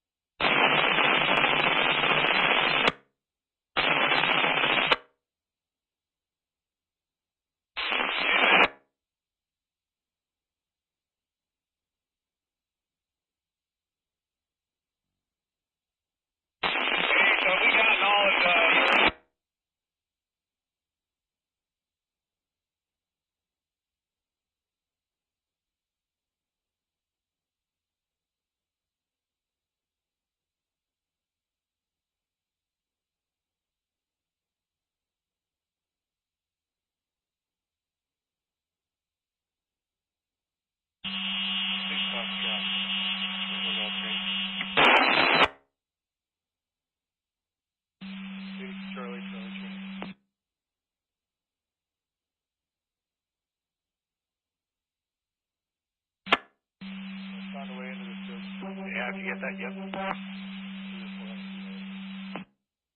Okay, see your headlights.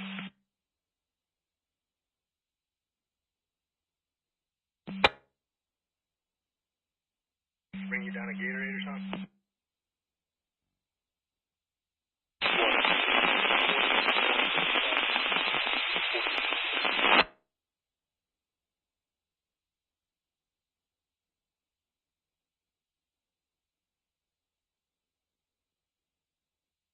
Bravo 77 Golf information, another drone's going up right now.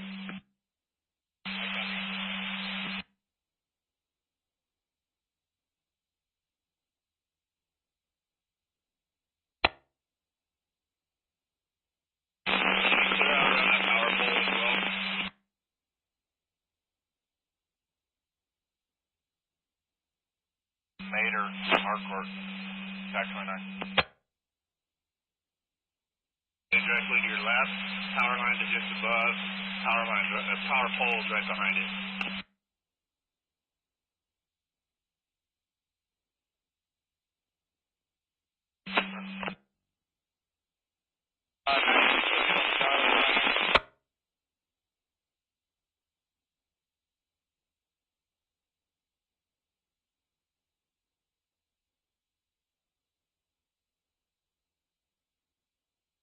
Low 42 Lima.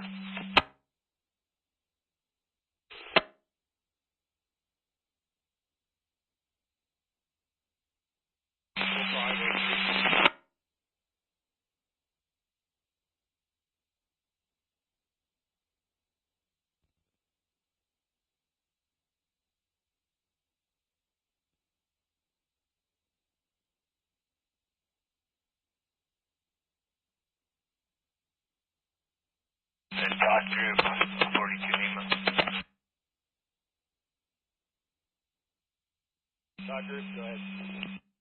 Graham, are you still out here? Yeah, I'm at Sod Valley and Green Ridge. Where you at? Just jump past you, I'll turn around.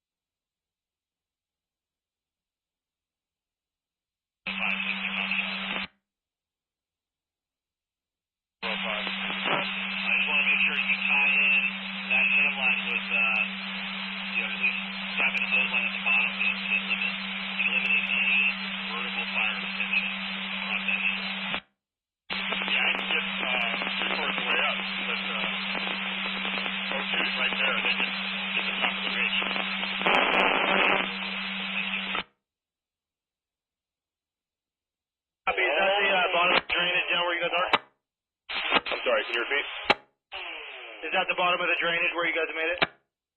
Copy, thank you. Okay, copy. That's pretty close to the halfway point, maybe a little shy per the map. Roger.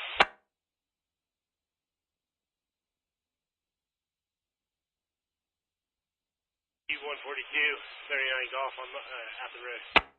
Copy, I'll start working my way down. I copy. I'm going to work down to my pickup.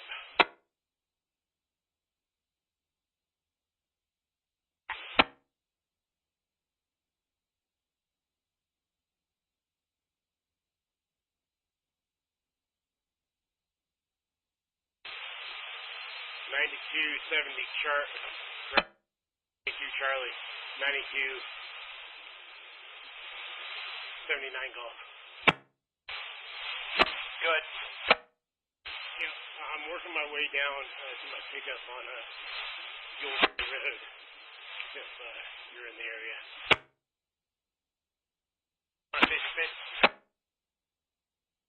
Yeah, either with myself or with Tahoe Crew 1. Yeah, I just saw them on the corner of the intersection. I copy.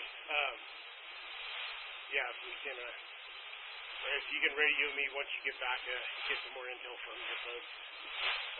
We can send some crews over after we're done here, or we can keep one and one. No, Tahoe Crew 1's loaded up. You can utilize them. They're going to put a wet line through that creek drainage and a little scratch line, and then we'll get a crew out there in the morning. Range 5, Foxtrot. Division Foxtrot, 34 Golf training, pick up.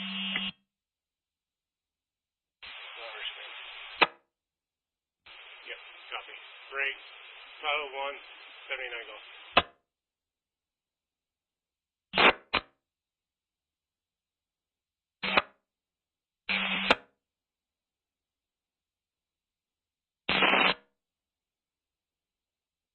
like me to meet you? Just go ahead and head up to 2 Gate off of Snowway and tie in with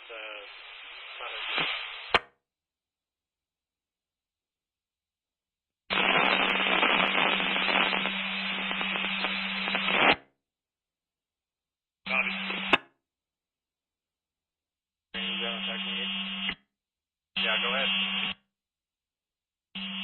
Yeah, I'm guessing Foxtrot must be circling back around on Mosquito Road. When he gets back to comms, see if you might want to shrink down the cut. If he wants to try to get this plum burned tonight. Sounds like, I don't know, you probably copied that traffic. You've been putting in a very wide cut, which is good. So we're supporting the hose and there's minimal fire activity and wind disruption.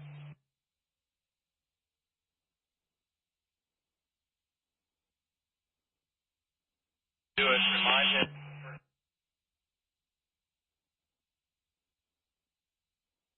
Widen the Western States Trail and fire off of that. Yeah, affirmative. Just do kind of a brushing operation on it. Yeah, because down the hill on the map, and it's already 10 feet wide when you walk down it. Great Division Foxtrot, ready for golf training. Here it Yeah, I'm just now getting into radio traffic, but I was about to tell you the same thing. Looking at the map, once you guys get down to the creek bottom, we kind of think it's hung up underneath Bath Road, and if we could have the ability to use Bath Road, I don't see why we wouldn't. We can use that as our line, and then put contingency in later, but we need somebody to scout that. Right.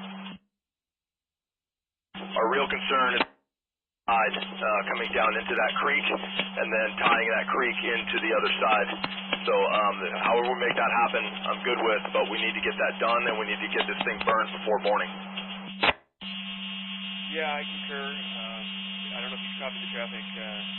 Communicating with the crews, they put in roughly a 20 to 30 foot cut through the Manzanita, and they're doing a very wide cut through the timber stringer that they're currently in.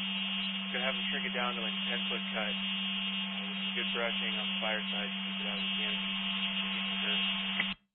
Yeah, 10 foot sounds good. I mean, we got, it's going to be plumbed, we'll have water, and we got pretty strong down canyons. So yeah, whatever we can do to get it in, yeah, I'm good with that. As long as you guys feel comfortable with firing it. You guys are the ones firing it, so make it your comfort level. Yeah, considering the fire activities this day, it feels like the humidity is back probably 30% or so. I think that'll be adequate, and then it should go a lot faster if they shrink down. I copy. And where's 45 Golf and all this? I believe 45 Golf still on the hill with war crews, and if you agree, I think they can just continue down until they finish this side. Try to come out and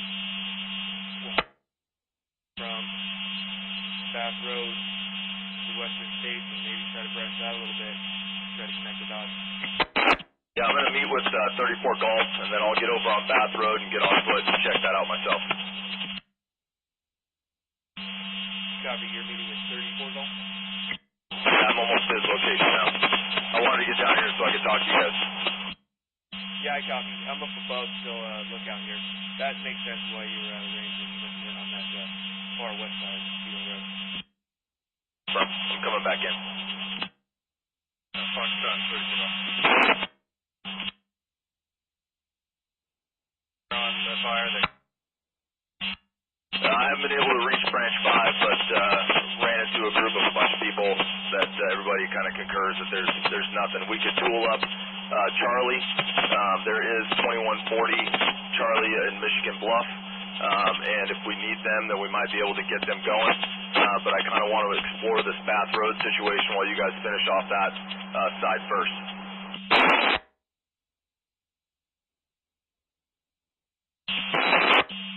Foxtrot 34 Golf trainee, one more thought too. If we do tool them out, they can at least do the straight section and we can run additional saws.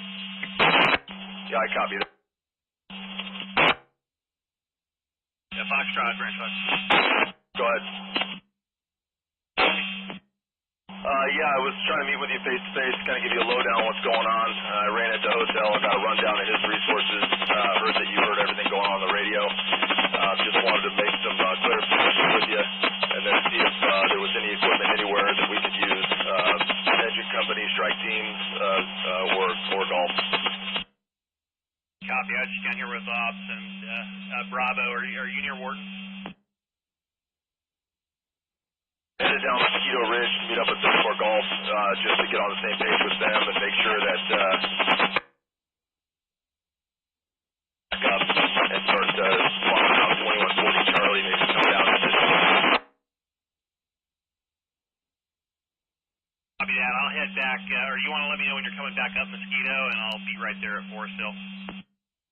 It'll probably be 10 or 15 or so. No worries. I'm just finishing up with that off. We're going to be working on these as a crew. I copy. I'll meet you there. 34 Golf Course.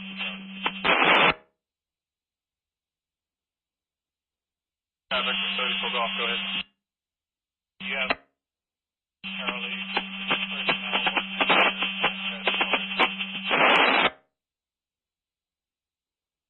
copy 14 Charlie personnel.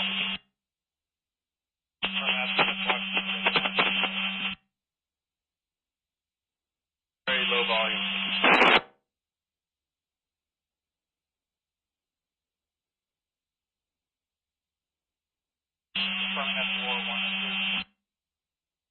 Yeah, we're War 1 and 2, 92, 34 Golf. Okay, I offered up Charlie to help out with the launch on this firm if they were working.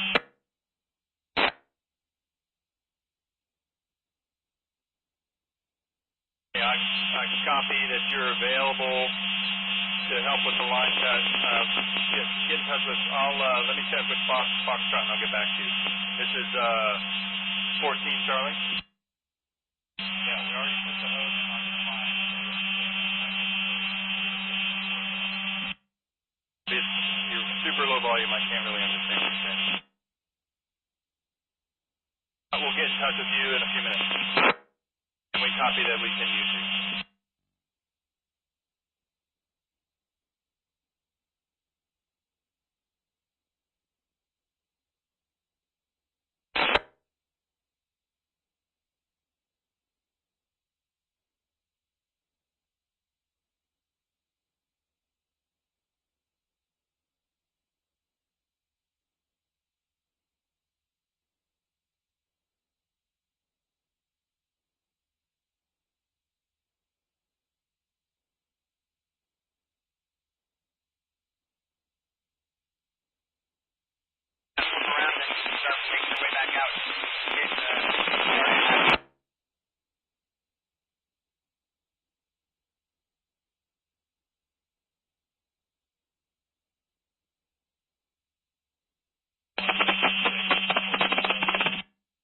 Go ahead.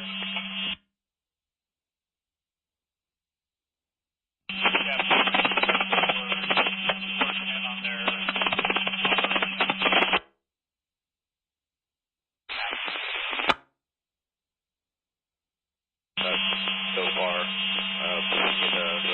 down here in the house.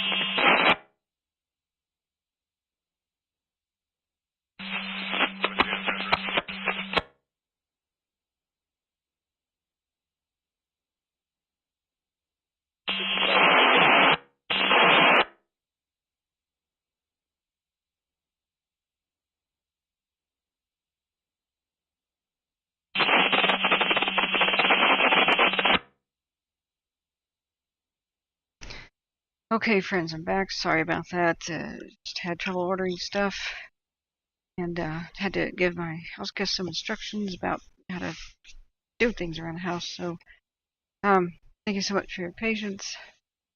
And I want to see if there's anything new on the forward fire. Looks like there is. So it looks like there's some new evacuation warnings. 2155, 2176. Expanding into Shasta County. Make sure you grab some glasses.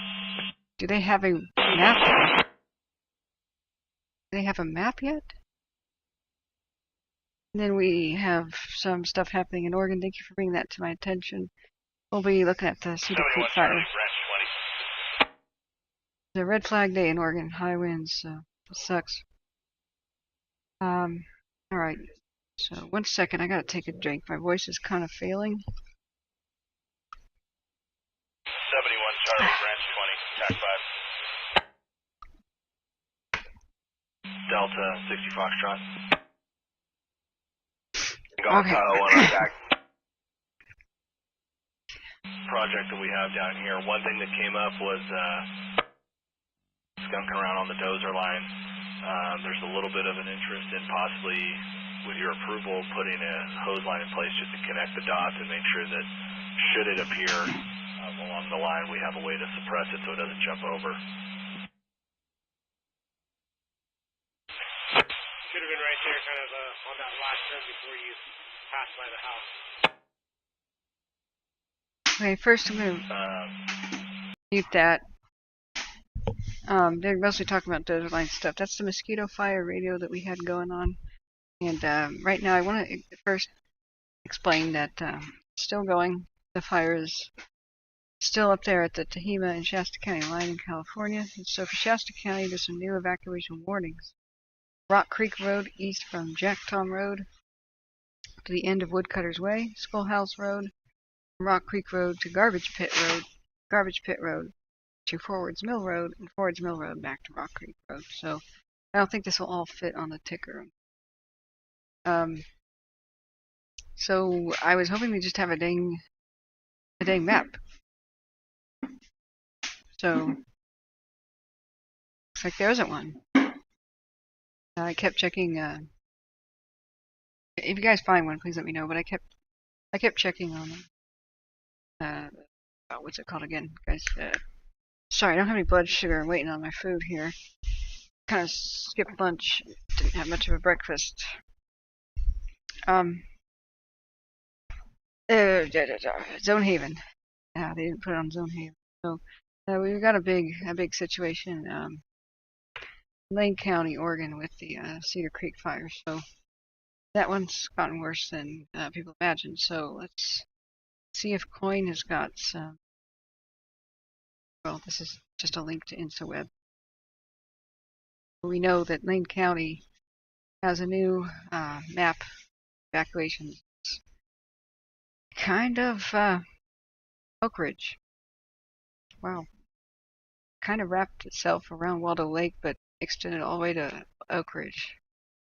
And I did not think it would do that, but I didn't study it very hard either. So let's look up here.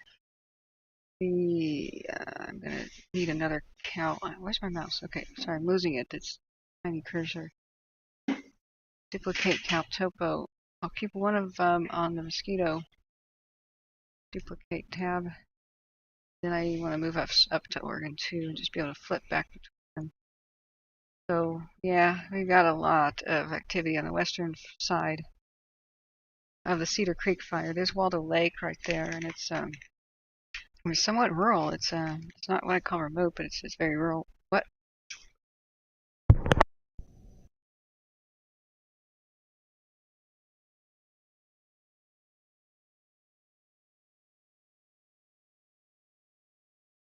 I'm sorry guys, my throat is it's kind of ragged. I had a 16-hour shift yesterday and a 16-hour shift the day before.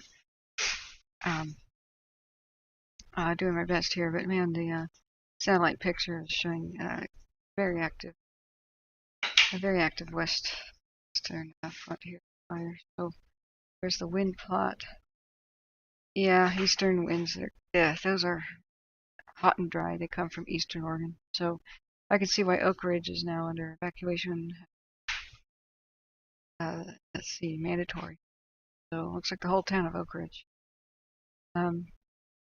Evacuation info. There's the map. Level 3 go now was issued for Greater Oak Ridge, West Fir, and the High Prairie areas, both incorporated and rural. That means go now. Immediate threat to life and property. It's got to be a horrible deja vu considering what 2020 brought us.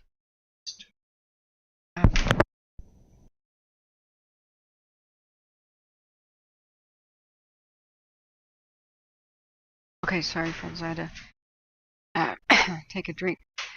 So, they're providing buses to help people who don't have transportation, and they're at Oak Ridge High School and the First Baptist Church. So this came down about an hour and a half ago, I guess, or just 1 hour ago. I think it was around 7:30. So, level 3 notices were issued for McFarland Lakes and Elk Creek Trail areas, Shadow Bay Campground, and the area to the southwest of Bobby Lake. This is way too much for a ticker. The Islet Campground, North Waldo Campground here, Harrelson Horse Camp. Maybe it's just better to link the dang map. So let me go to tinyURL and do that. And oh, hey Bugs, there's also a brush fire in Salem with evacuations. Yeah, it's a red flag day. Here we go again. Okay, thank you so much, Bugs, for telling me about that. Been pretty fixated on California, so this is the evac map for the Cedar Creek Fire in Oregon. Let's look at the heat map. I mean, that's pretty huge. So I don't think Lowell, it's not under a warning or anything, but Lowell area should probably be preparing. What we saw happen in 2020 was this racing. We saw the racing of the fires down the wind tunnels, also known as a canyon. So there's very few mountain passes in the Cascades that that have good highways in them, but it's also just exactly where the fire will travel. So this is what makes it so dangerous: is you can't evacuate really north or south, or these roads just aren't good. You have to use the main highways. And so escaping by vehicle is the best option. Going now is way better than waiting for a knock on the door. You put it above. Yeah, thank you, Bugs. Yeah, that's Oregon. That's Waldo Lake, so that's Eugene right there. That's in the Cascade Range. So it was a relatively small fire, but they couldn't get to it and put it out when it was being lazy because there's roadless wilderness. So nobody was allowed to build a road in it since 1965 or whenever that stupid act was passed, the Roadless Wilderness Act. All that thing did was set up all of our forests to burn down. Because you have to have a road. Fire engines can't fly. Come on. So it was a pretty dumb thing. One of the dumber ideas of the 20th century. Okay. So Lapine, though, is not under evacuation. It's to the east, and the winds are blowing the fire to the west. So we've had red flag days, and some stuff blew around my place, kind of near the Portland area. So kind of hearing debris roll down the street from time to time. Not that I've seen the light of day for the last 3 days. I've been eating, sleeping, and then basically covering fires. That's about it. Thank you so much, guys, for being on the bots there. So, yeah. Let's see. Oh, hey, Smitty. Back. Oh, looking back here. I'm going to put the link to the watch duty because it's a escalating situation too with the forward fire. So this is the link to the forward fire. If anybody in Shasta, Tehama County needs their info, basically refresh, because I don't see anybody local there giving us info. So it's mainly just I'm getting info today. And we can't listen to a whole bunch of different radios at once. So let's try to see what's going on with this, since town's just prepping to leave. I'm going to go to Broadcastifies Lake County, and I'm stopping the Mosquito Fire thing right now. Please let me know, guys, if we need to return to it. We'll keep looking back, but it's a bit of an emergency. Let me go to the Oregon, Lane County, and see if there's people listening to this. And I'll check on Salem too. Salem people are a lot more informed It's a lot easier to get information. You can kind of walk up and tap the shoulder of a police officer. As far as getting info in rural areas, it's a lot harder. So yeah, there's 75 people listening to Lane County Fire and EMS. I'm gonna just put that on. Let's start it at low volume. Yeah, let me turn it up on my headset. I can hear static, so if they start talking, then we'll hear something. The only other options for Lane County radio feeds are Oregon Department of Forestry, National Forest, which assists firefighting and air operations. So I'm going to open both and see which one's active. There's only 33 people listening to that, but let's see. Guys are 4604. Go ahead. Got the tail end of 27 right? Okay, it is active, so Copy. I believe I know what it is. If I'm not mistaken, it's going to be the moon back behind the hills. That's pretty red. We'll verify. Just volume. Okay, we're listening to Lane County. Let me know. I can get another engineer route. Go for it. Okay. Okay, guys, is it loud enough for you guys? So. 4622, secure quarters. Thanks, J.E.K. Copy 22. 2054. I know, Kelly. I know.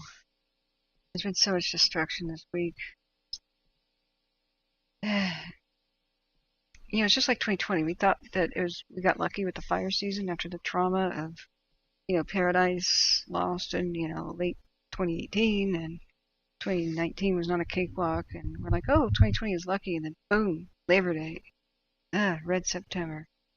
Hope it's really not a repeat, but this has been giving me the willies today. So let's look at the news for the Salem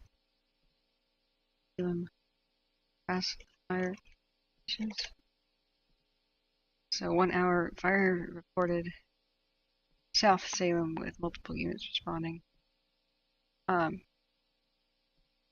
a report at 4:02.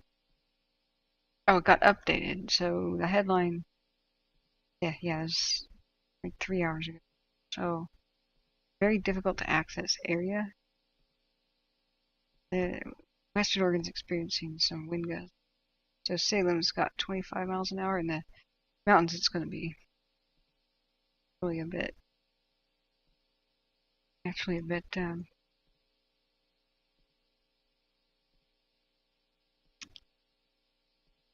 faster. So yeah, thank you so much for posting that evac info bugs for the Salem fire. But that looks like it happened quite a bit ago. I was hoping for like an update. So maybe KPTV's got us covered. It's up southeast Vida Springs Road. An update of 7:45 is that deputies continue to receive updates from fire officials and believe some level 3 evacuations will last through the weekend. Dang. What the heck? Okay, so let's look at Salem. I don't see a heat detection. So, Vida Springs Road. Yeah, wasn't somebody else remarking that they didn't see a heat signature either? That's good. It doesn't mean that there's no heat. It means that there's been no flare-up big enough to register a new thing on the satellite. The way GOES detection works. I don't have a Modus and Beers though. Okay. Look at this crazy wind ripping through Oregon. Wow, the Cedar Creek really blew up. So just like Jawbone Flats was erased because there's no road to put out the really small fire that was the Beachy Creek. All hell broke loose. No fire access roads. This is another repeating thing. no fire access roads at Waldo Lake, and we might lose Oak Ridge.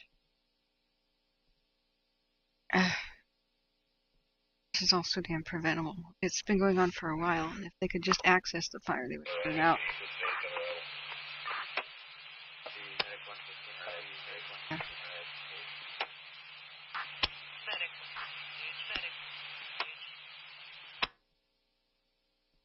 Okay, that's Lane County we're listening to, and I'm going to see if there's any cams near Waldo Lake.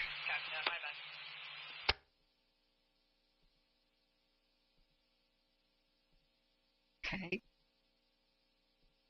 Let's see. Dead Mountain, Oregon. Ominous. Smoked in, but it's not looking directly at it. So here, 3-hour time lapse.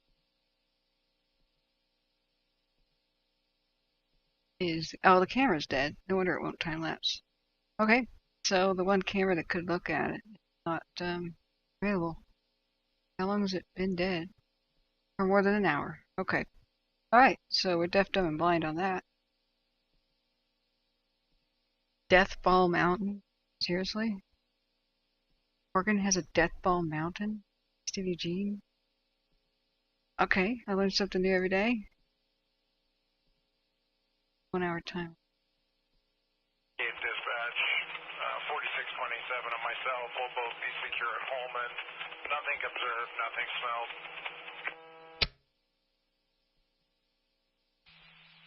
Copy that. 2059. So, sounds like that was a welfare check on a house that might have been on fire. Good news, nothing observed, nothing smelled. That's an ominous glow. You can see it blow up. This is looking to the east, and you can see that the smoke's coming directly to this. Actually, no, this is looking right. It's from the north looking south. Some of the smoke is coming directly at the camera.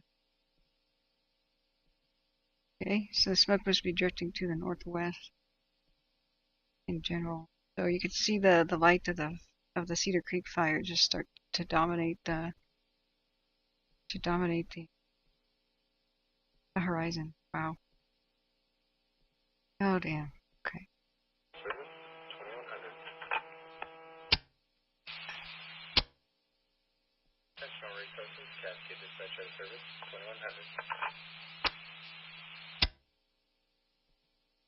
Yeah, I know, Bugs. The thing about Salem is just a hop, skip, and a jump from you, but I can't believe that a Salem grass fire is going to make evacuations through the entire weekend. And yet it's not showing on the cam, or on the, it's not showing on, here's the link to this cam, by the way. And yeah, it isn't. It's not showing on heat detection from the satellites, but I mean, they mostly hang around California, so maybe they just didn't go for far as. Okay, so let's take a look. Salem doesn't have a cam. Does it have a traffic cam though? We might see the fire. Elisa says, "What's the name of the new Oregon fire?" Well, it's not new. Cedar Creek's been going for a while. It's just the day we had a red flag day and it exploded. Cedar Creek fire. It's Lane County, Oregon. So here's the link to the evacuation info from Lane County, official source. And I don't know that the Salem one have a name. It's evacuation map. Lane County. Just like California, Oregon doesn't have a one-stop shopping evacuation map for the state because, I don't know. Guess that ain't a priority for the government spending. Yeah, God forbid when people have no idea where to go and what to do, and you're telling them to leave, that you give them a map. Yeah, that's the Cedar Creek, and it was small by Waldo Lake here. This is Waldo Lake. It's been small for weeks. And it just blew up because of the high winds. Oregon had a red flag day, which means low humidity, high temperatures, high winds. And because it wasn't out, it just exploded. Patrolling 58 corridor, 2102. Because around here it's a wilderness area, so you can't have a fire access road. There's no roads allowed. In 1960s, there was a stupid congressional act that determined that, and certain places were designated as, quote, wilderness. So you can't have a road. So that means that the first fire that comes around means that the entire place burns down, just like in 2020 with Beachy Creek Fire and Jawbone Flats. And that destroyed Oregon's last great old-growth forest. It was a priceless treasure. It should have been a World Heritage Site, like UNESCO. Opal Creek Wilderness. Google it and you'll weep because it's gone. I was there in March and it was gone by the end of the year. I was there ironically walking down the trail to the town that burned down where people died. And I looked around and said, this place is going to burn down if they don't make a fire access road. There's just dead trees everywhere. Sure enough, within a few months I was right. So I hate being right. I don't brag about being right. I hate being right. But I've got a new eye for danger for this crap. I mean, any firefighter would have gone, oh God. The property closure is in place.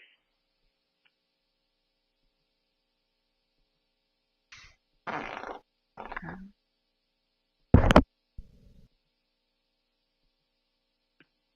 5 and 21, 5 and 2. 5 and 21.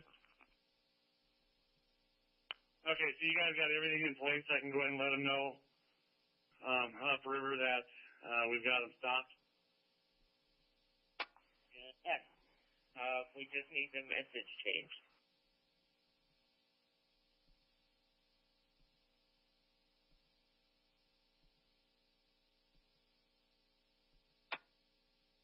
Copy, thanks. 5 and 21. Alright, so there's not much on the chatter that's too useful. Kendra K says Waldo Lake is super gorgeous. Kevin, Hughes Parkway.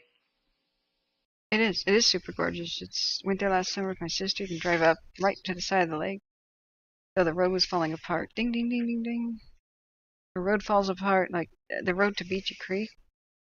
It took me more than an hour to drive like 4 miles because it was just all potholes. The state of our roads in the wilderness is absolute crap. We needed an infrastructure bill worth a damn. Whatever was passed is not adequate.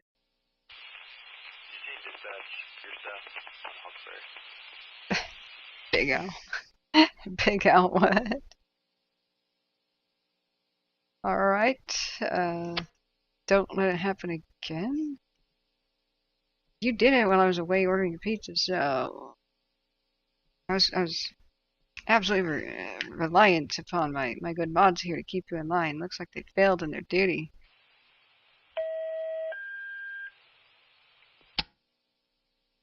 Okay. Yikes. Right, what a day.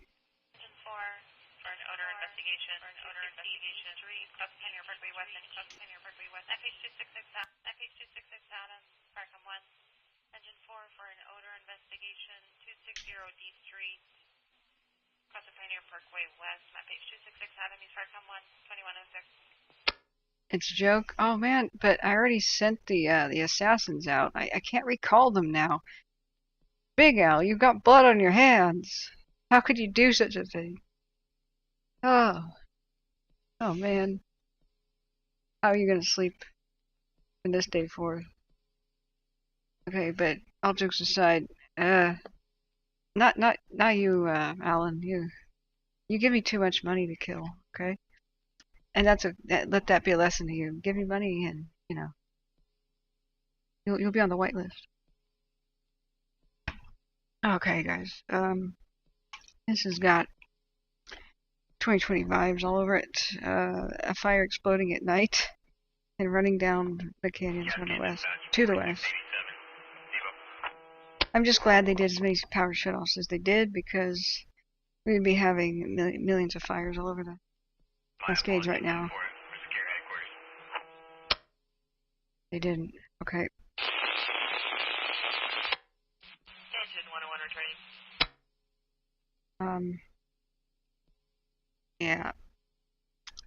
Now, if we look at the progression map for the Cedar Creek fire, the current, I mean, you can see it's blowing up all over the place.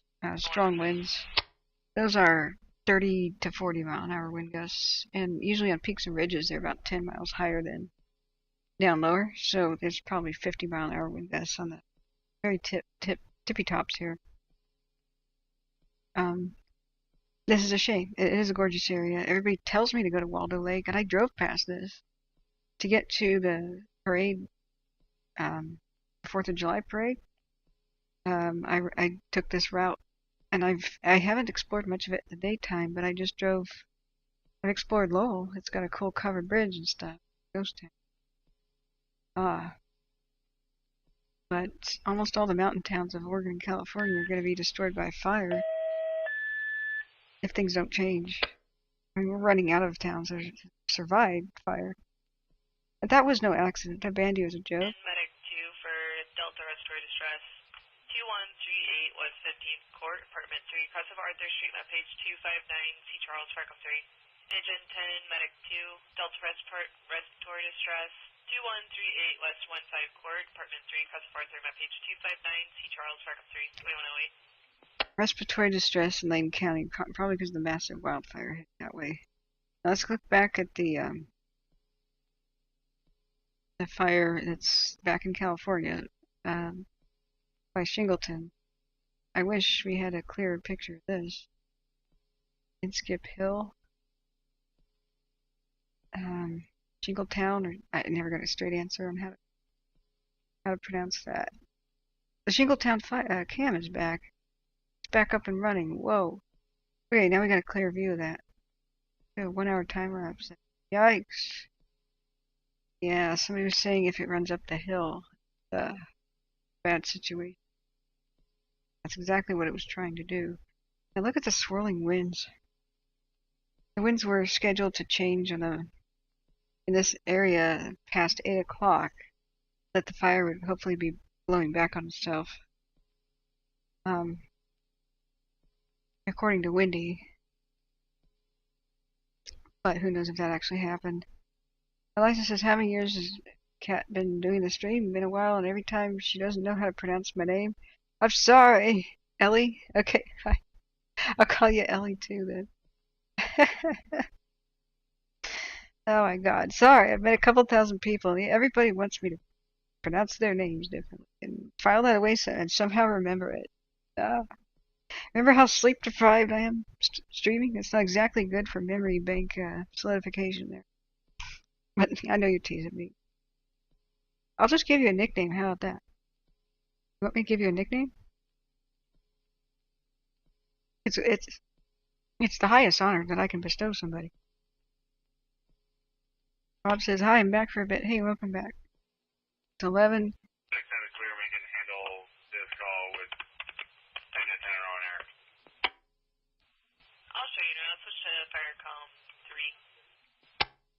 I mean, we got a major evacuation of Oak Ridge and surrounding areas in Oregon here. The fire just blew up.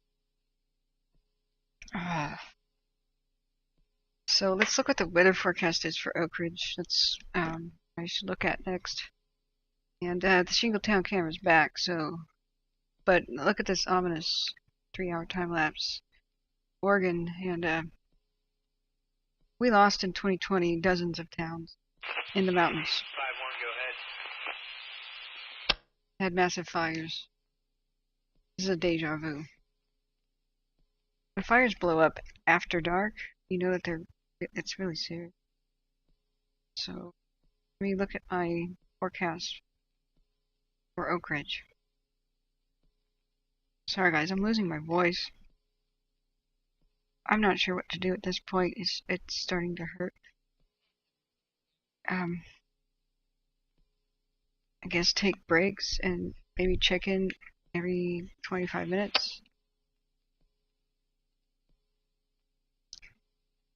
I can pronounce Tuolumne, sir. I have mastered Tuolumne. I know it's Tuolumne County. Ahar. But it should be pronounced Fire Eyes, because get it? It's fire and it has eyes and it rhymes and people would remember it. Virus. That's not catchy. Not catchy. Fires do suck though. Hot lemonade for my voice, okay. You wanna come bring me some? Thanks, Rube. I like it when you make lemonade, Rube. I like your lemon brownies even better. Okay. And how are you doing, Rube? Thank you for your support. It's well above and beyond Call of Duty. No, Bob, this is Oregon, and the Death Ball Mountain camp. You can't even make this stuff up. So, Waldo Lake, we covered briefly the Cedar Creek fire, but it was remote. It's really campgrounds that were mostly affected. But now there's a massive evacuation as of an hour ago. Level 3s go now for a couple of towns in Lane County, Oregon. So it's just southeast of Eugene. I drove past this area. It's freaking gorgeous. One of the most beloved lakes in Oregon, Waldo Lake. But yet, it was a roadless wilderness, and so they could have put this out or contained it weeks ago, but they had no access. And, well, repeat story of the Beachy Creek and Jawbone Flats, say. So, these hot, dry winds are, desert winds are coming out of eastern Oregon. We had a red flag across the entire state. Multiple power shutoffs everywhere, but since this was a pre-existing fire without containment, well, it spread because, you know, red flag day. Like I keep saying, every wildfire is a race against time. You have to put it out before or contain it before the next big wind event, and here is the wind event. So, Death Ball Mountain can't get up. Oh, more bots? Okay, thanks for being there, dude. You guys are on it. Ruth says, doing good. Yeah, I know my brother lives in Salem. Yeah. But I'm glad he no longer lives by Lowell. That, he might be getting nervous right now. Hang on a second, guys.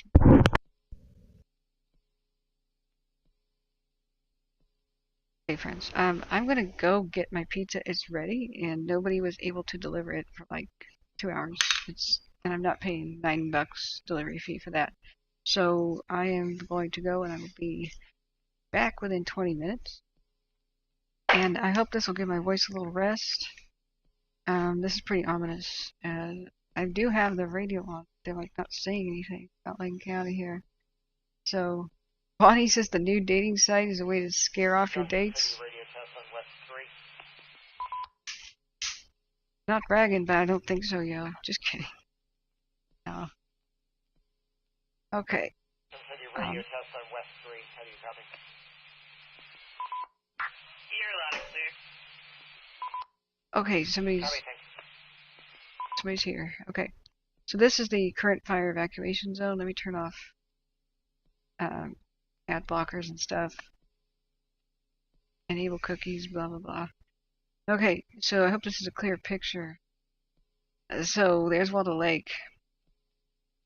And east of Waldo Lake, east of it is looking better because these winds are pushing it to the west currently. So what I need to do is kind of read the forecast for see if the wind is going to change. In fact, we can look at windy real quick. So, but if you're east of the fire, you're looking way better. Is the situation getting better on the Cedar Creek? I don't think so. But which fire are you talking about? I'm just gonna call you Double S. I have to take a break for 20 minutes to get my food. It's gonna get super cold. When did they expand the mosquito warnings? Eastward to Hellhole Reservoir? Really? Okay, let's take a look at that real quick too. That's easy to refresh. Easy to refresh.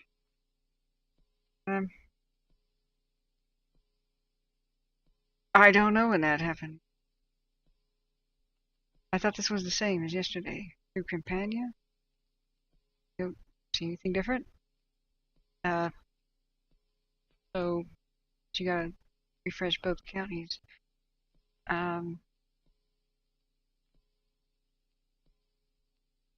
It looks like some things might have changed. Let's look at watch duty for that.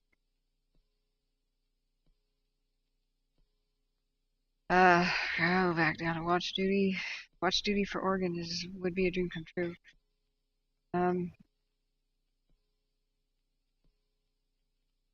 The technical blah blah. We'll have to come back and play the meeting too, but we'll have to track what's going on in Lane County.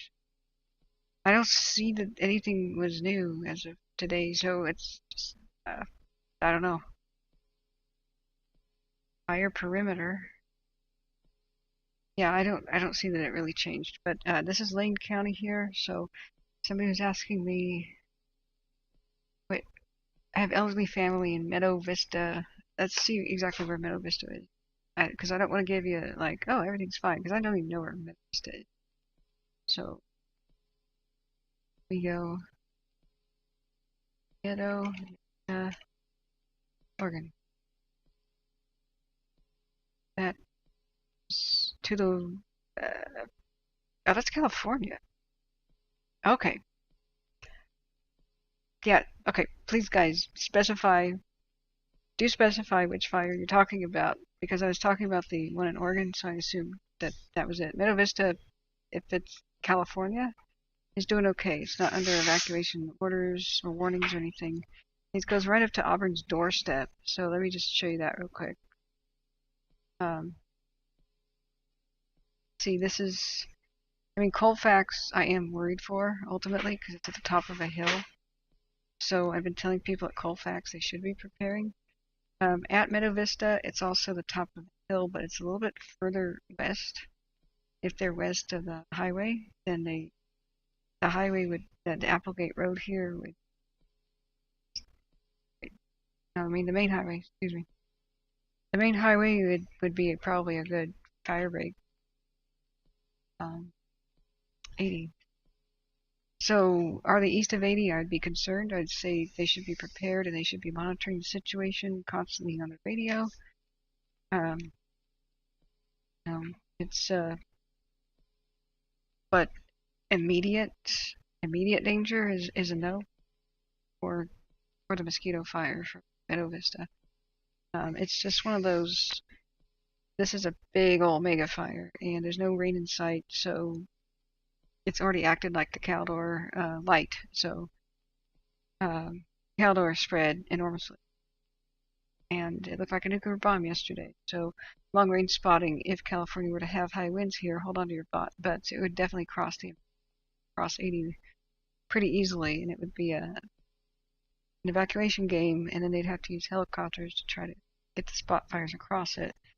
80 would probably be a good thing to hold, but I would be prepared to leave now. At least have your bug out bag and your basics and your plan, and notify relatives. And if they haven't done so, let them know about the Watch Duty app at least, so that they can get notifications. And they could sign up for the Placer County Sheriff's Office notifications. But Bugs Bunny says Oregon quietly burns while California fires are a Hollywood movie. I'm gonna make a documentary, and it's gonna be good. So maybe I'll change that. But first things first, the emergencies. So I am going to leave it on a cam. Go get my pizza, and I'll be right back. See, should put it on. One of these is more deserving of attention. I think probably the Shingletown camp. Okay, but Lane County is what's playing, and it's pretty silent. It may be in stereo for a bit, but I'm going to put both Lane County fire channels on, and I'll be back in 20. Thank you guys, mods, for holding down the fort. Oh, Ellie says, seeing on Twitter Eugene Power's out. Wow. Great. Hold on your bets, guys.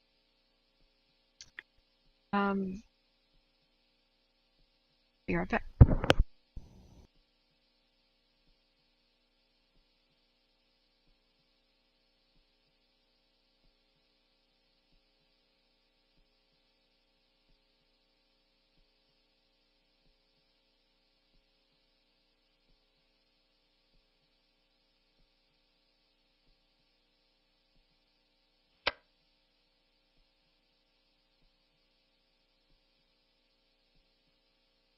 bark dust fire at Mucho Gusto, 205 across the Pearl and High, map page 261, D. David, Fire Come 1. Engine 1 for bark dust fire at Mucho Gusto, 205 East 18 Avenue. Across the Pearl and High, map page 261, D. David, Fire Come 1, 2123.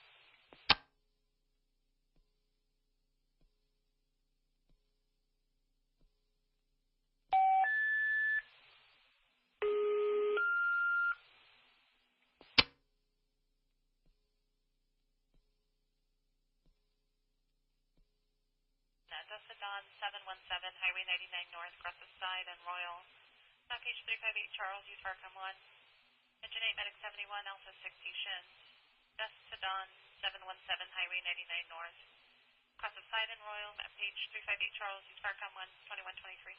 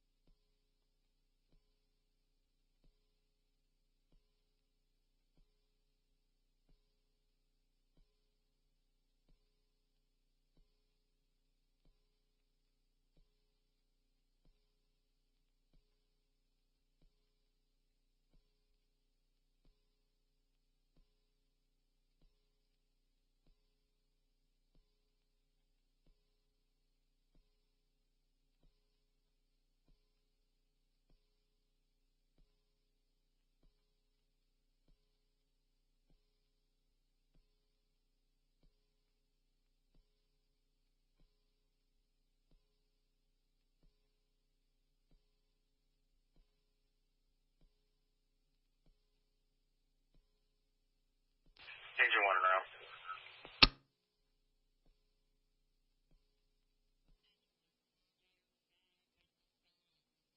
No. 205 East 18th Avenue, across the Pearl and High, map page 261, D. David. This will be on the east side of the parking lot. Callers see smoke coming from the ground. No flames. They say that it looks hot.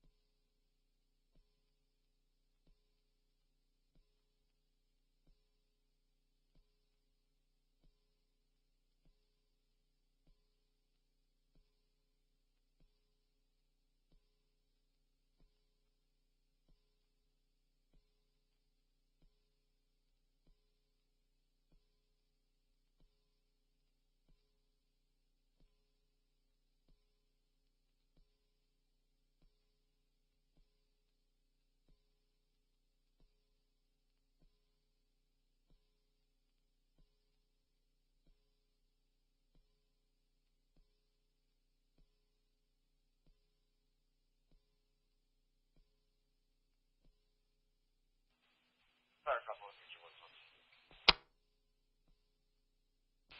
Engine 1 on scene.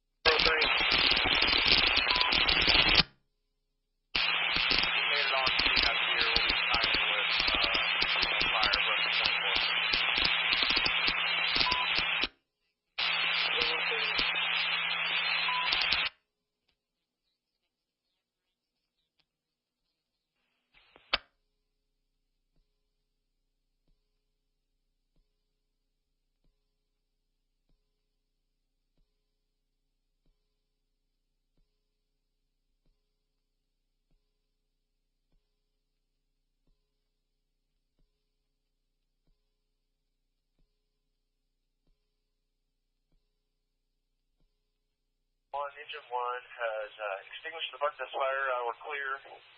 We can handle the call. Is there a call in our area?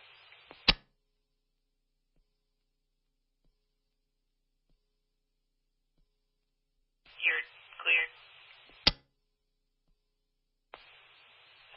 Thank you. Engine 1 returning. Returning.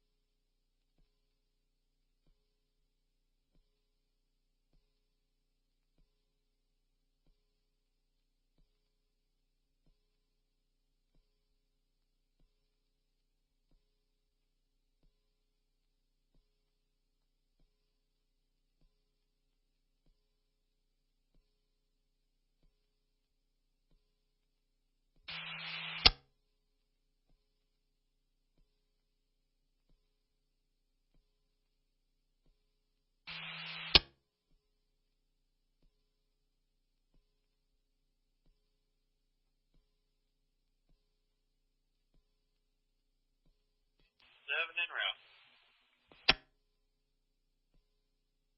Engine 7, medic 76 en route for Alpha Chastain 4978 Morley Loop, across the North Terry, map page 304 B. Baker. The patient's a 21-year-old male, conscious and breathing. He says that he's feeling numb.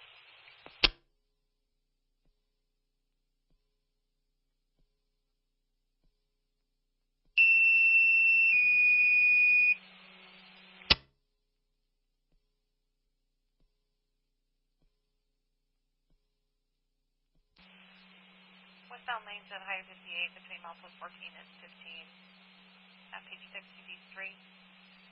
Dexter for a non-injury crash, Highway 58, milepost 14 and 15. At page 6, UV3, 2134.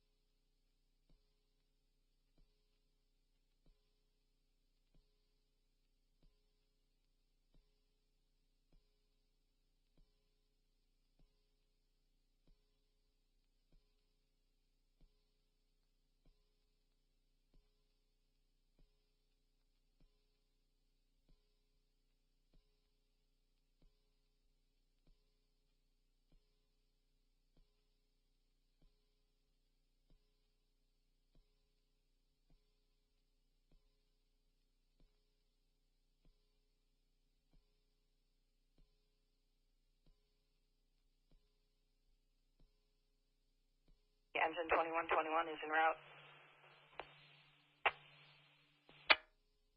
Engine 2121 en route for a non-injury crash.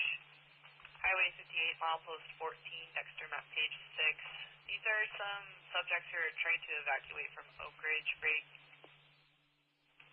This will be in the westbound lanes between milepost 14 and 15, but closer to 14. Two vehicles, non-blocking, non-injury, right?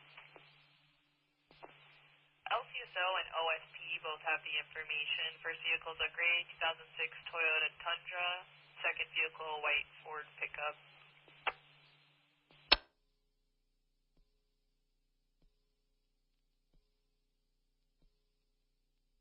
So what are we responding to if it's non-injury, non-blocking, and the police have it?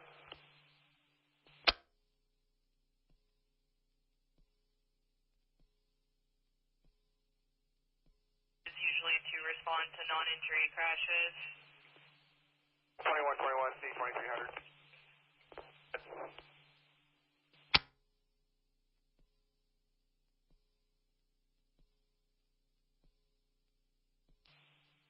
I am heading up that way. If you guys just want to stage and let me see what's going on up that way.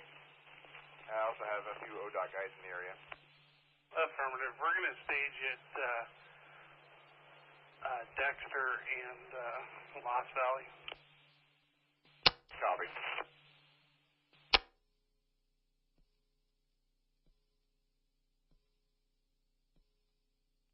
100 is en route to milepost 1415. C2300 en route. Did you need the information? That it was non-injury.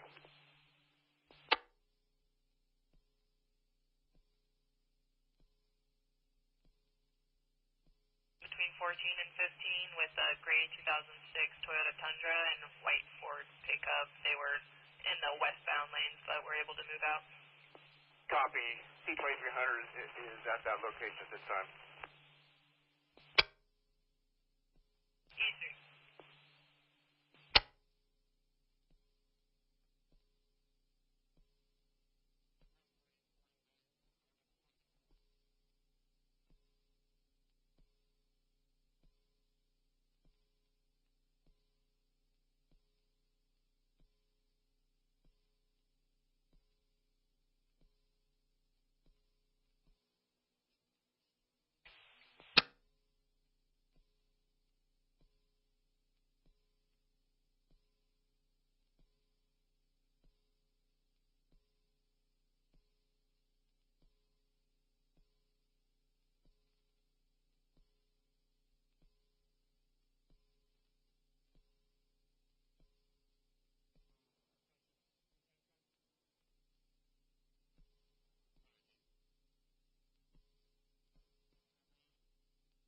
300.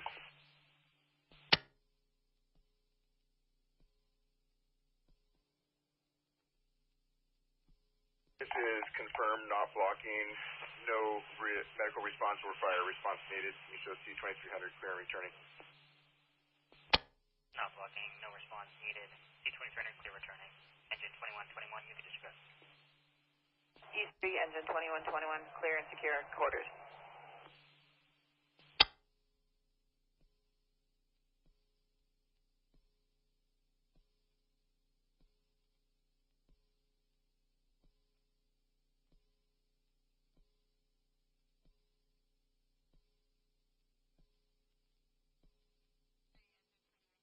Clear. Clear.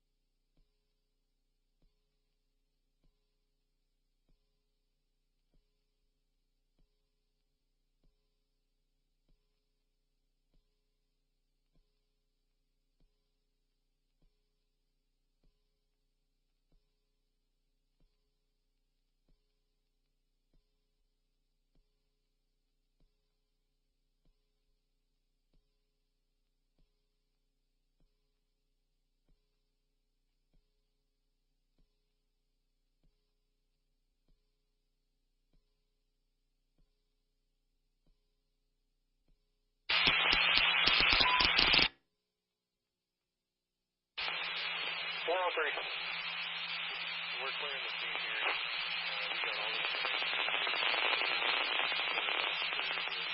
station. We'll be clearing in about 2 minutes.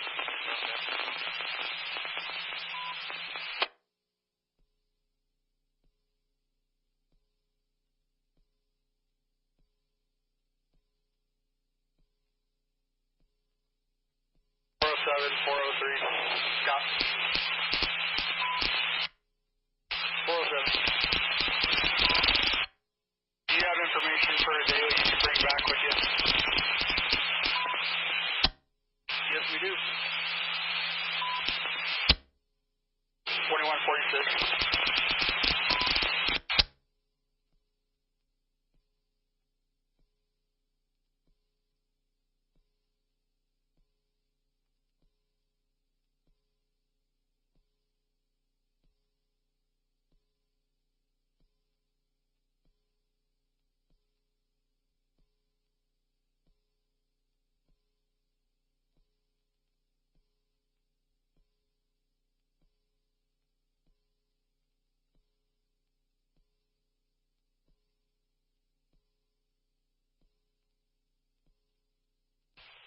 Medic 76, we're directly in front of the engine.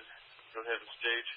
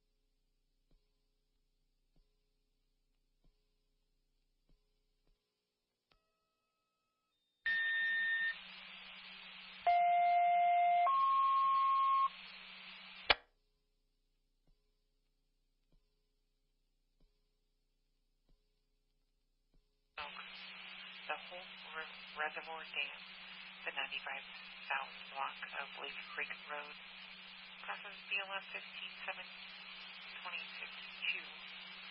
Lake Creek map page 1, use west 3. Lake Creek Fire, Central Battalion, area check for smoke. The whole reservoir dam, the 95,000 block of Lake Creek Road. Lake Creek map page 1, use west 3 at 2149.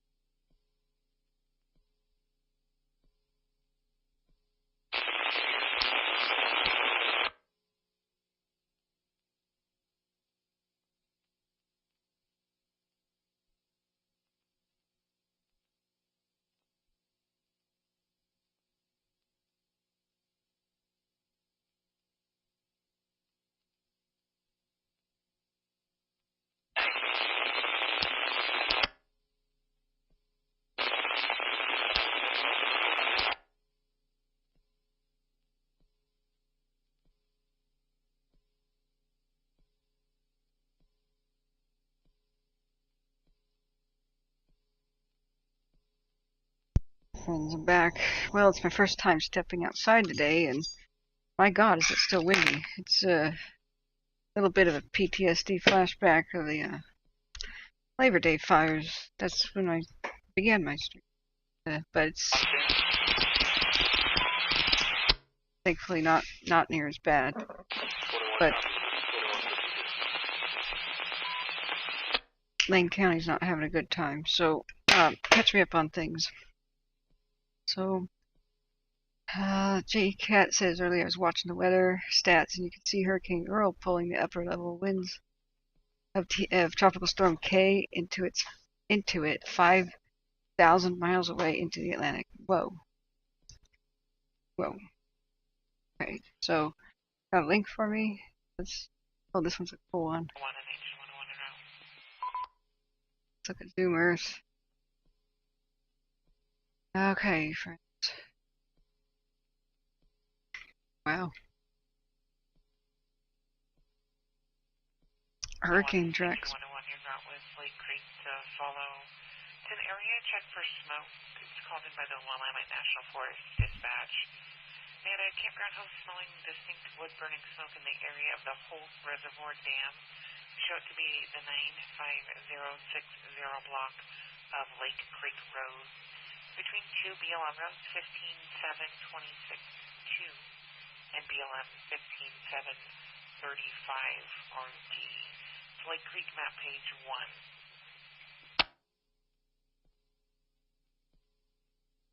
Yeah, they got to be on the lookout, hyper vigilant for any new smokes right now, because everything will take off like a rocket. It's really unusual to have a hot, dry, windy night past the 5th of September for Oregon, but here we are. La Nina, third year. I don't see why the satellite picture doesn't have Oregon here. Okay. What is that? Oh, very light rain. Okay, oh, that's right. I didn't have that fire thing checked. My bad, guys. Blah, blah, blah. There it is. Okay, so there's the Cedar Creek. Turn off ad blocker. Turn off dark mode. Okay, never mind. I'm turning on the ad blocker. Ads happened. Screw that noise. So Oak Ridge is under mandatory evacuation right now. If anybody's there right now, you can let me know in the chat. I'll try to answer any questions. We're listening to Lane County. Fire and such. If they said anything while I was gone, do let me know. Yeah. That piece of chicken was uncooked. Sorry guys, I just spat out part of my meal. Ew, God. Now, if I die tomorrow, can you please go sue the pizza place? Put that on my tombstone. Ah. Gross. Really? Ah. Sorry, friends. Okay, Rusty says, do you think it's going to get to Fallbrook, California? You're alone and scared? Okay, the Mosquito? I'm sorry, I'm not familiar with where Fallbrook is. We'll fix you up. Best way to not be scared is be prepared and know what's going on. Fallbrook. Oh, down by Temecula. So you mean the Fairview? I don't think so. It hasn't been raining on it all day. I mean that's about as good as we could have hoped for. We should go look at InsaWeb. Lake Creek Fire unit en route. Check smoke on West 3. Go check InsaWeb and see what they say about the Fairlooks outlook. West 3 to the Lake Creek Fire unit en route. Jacob says 10 miles from the Mosquito Fire here. Thanks for covering it. You're very welcome. Wish we could meet under better circumstances, like having fun. But here we are. That swirling wind on the... we're covering multiple ones right now. The Cedar Creek just forced people in Oregon to evacuate several towns because the Waldo Lake fire called the Cedar Creek is just blowing up. Oh, I hate that irritating sound. Also broke out today was a new fire by Shingletown. South, southeast of Reading. So 000 block Lake Creek Road. Lake Creek map page 1, use west 63. Lake Creek Fire, second tap out for area check for smoke near Holt Reservoir Dam. At 95060 block of Lake Creek Road. Lake Creek map page 1, use west 3 at 2156. Alright. Really hoping we'll get something useful out of Lane County. If not, we'll switch back to the Mosquito Fire. So what? To the furthest north here, it's Lane County's Oregon's Cedar Creek Fire by Waldo Lake. And they're evacuating a town as we speak, and it's pretty new. We only got one cam, which is ominously called Death Ball. Death Ball. I can't make this up. Death Ball. Okay, now I need to crack open my book of Oregon geographic names and see what the heck is the story behind that. Okay, so the next, these are 50-mile-an-hour wind gusts. You just see the horizon just start to glow. Fire's getting worse after 9 p.m. is pretty dang rare, but this is unusual. Engine 1, forecast. medic 76, run Alpha sick patient, 13th Avenue Market, 410 West 13th Avenue, cross of Lawrence, map page 260, B Baker, fire from 1. Engine 1, medic 76, run Alpha sick patient at 13th Avenue Market, 410 West 13 Avenue. Turn that one off. B Baker, fire from 1, 2158.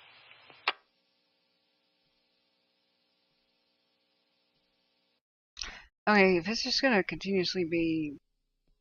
Alright, we'll try the other Lane County. If it's gonna continuously just be a bunch of random EMS stuff, then we'll go back to the Mosquito. We had good luck on a Fairview. It rained on it today. So, yeah, I hope you feel much better about it. I'm reminding you.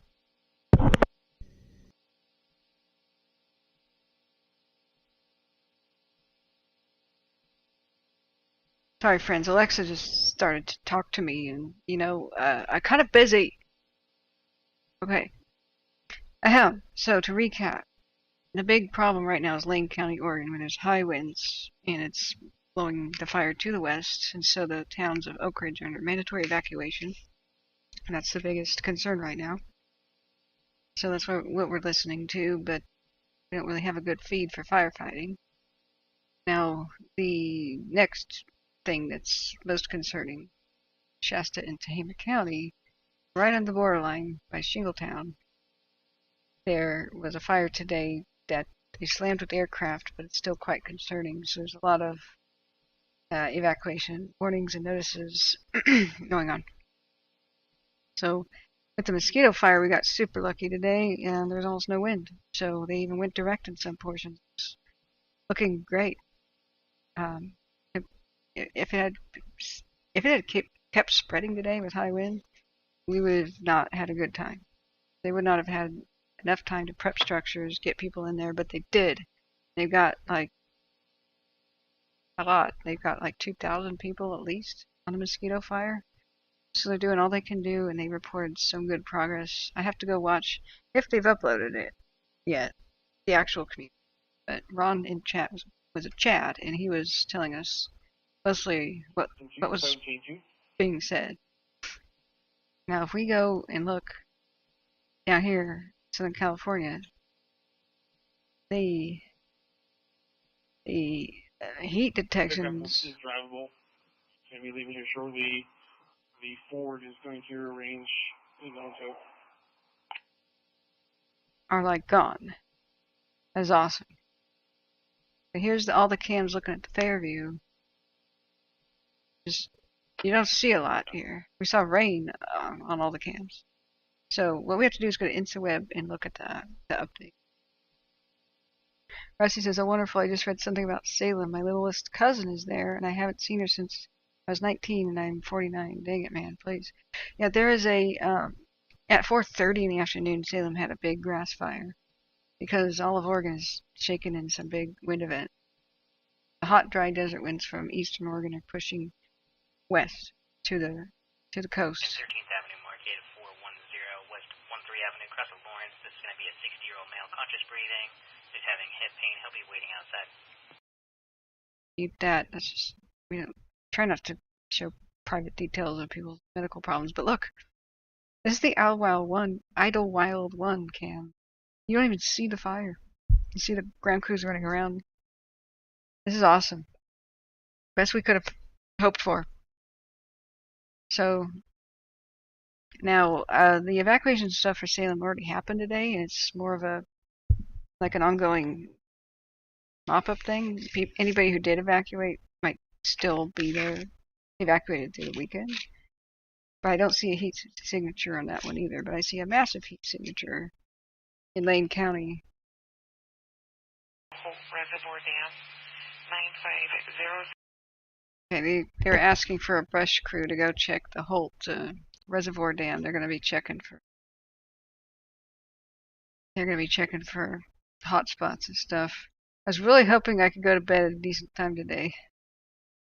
Maybe a forlorn hope. Whoa.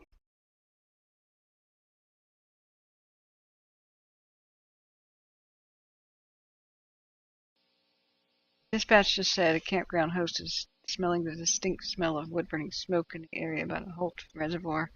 That's Lane County, so they're going to be running around investigating that all night. So what's dangerous is the high wind situation and terrain over by Shingletown. But hoping that it's looking better. So let's just look at watch duty. They got some good info. So replays of the town hall meeting, great. They've been posted finally. And other than that, we don't have an update on watch duty, which is a good sign. We'll check the cams in a minute. Let's see what they're talking about. Oops, that's the Coyote Fire. 45% containment. That sounds awesome. So the forward fire still has a 0% containment. No new updates have been provided. Okay, so that's good. They're not extending the evacuations or anything. Awesome. But this is just looking bad for Oregon. Look how big that area is for mandatory evacuations. I mean, that's a big chunk of the state for the Cedar Creek fire right there. We also have, we already know about the Rum Creek, doing an excellent job there. I drove through here a couple of weeks ago and saw the smoke of the Rum Creek, and I was astonished that it wasn't contained yet. I was like, this is going to be bad if there's a wind event. Sure enough, it blew up. And did I ever say I hate being right? Okay. Of course, since there can't just be one map for the West Coast, also been very concerned over here for the town of my voice is failing. Yeah, Imnaha. It's like the only town here, but there's a huge fire. And it exploded and quadrupled in size in a night, mosquito style, but it was in such a rural area that it didn't really make the news. And but there's a lot of history in the area that's going to burn up. And wilderness. So let's see these tabs when we sleep. These are our Mosquito Fire cams. And Forest Hill is looking at it. Check these out. Yeah, Jake here, I know about that. I was just showing people the evacuations, the map, plus we're listening to Lane County. There's not much chatter right now, which I think it's good. And I don't have, unless we tune into the media or something, we don't have a lot of it. But this is a camera looking south of Forest Hill.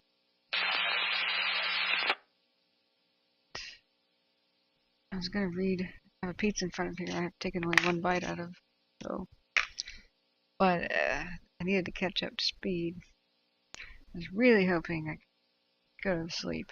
This is the camera in Oregon shows that ominous higher cumulus and how it broke down. This is just a 3-hour time lapse.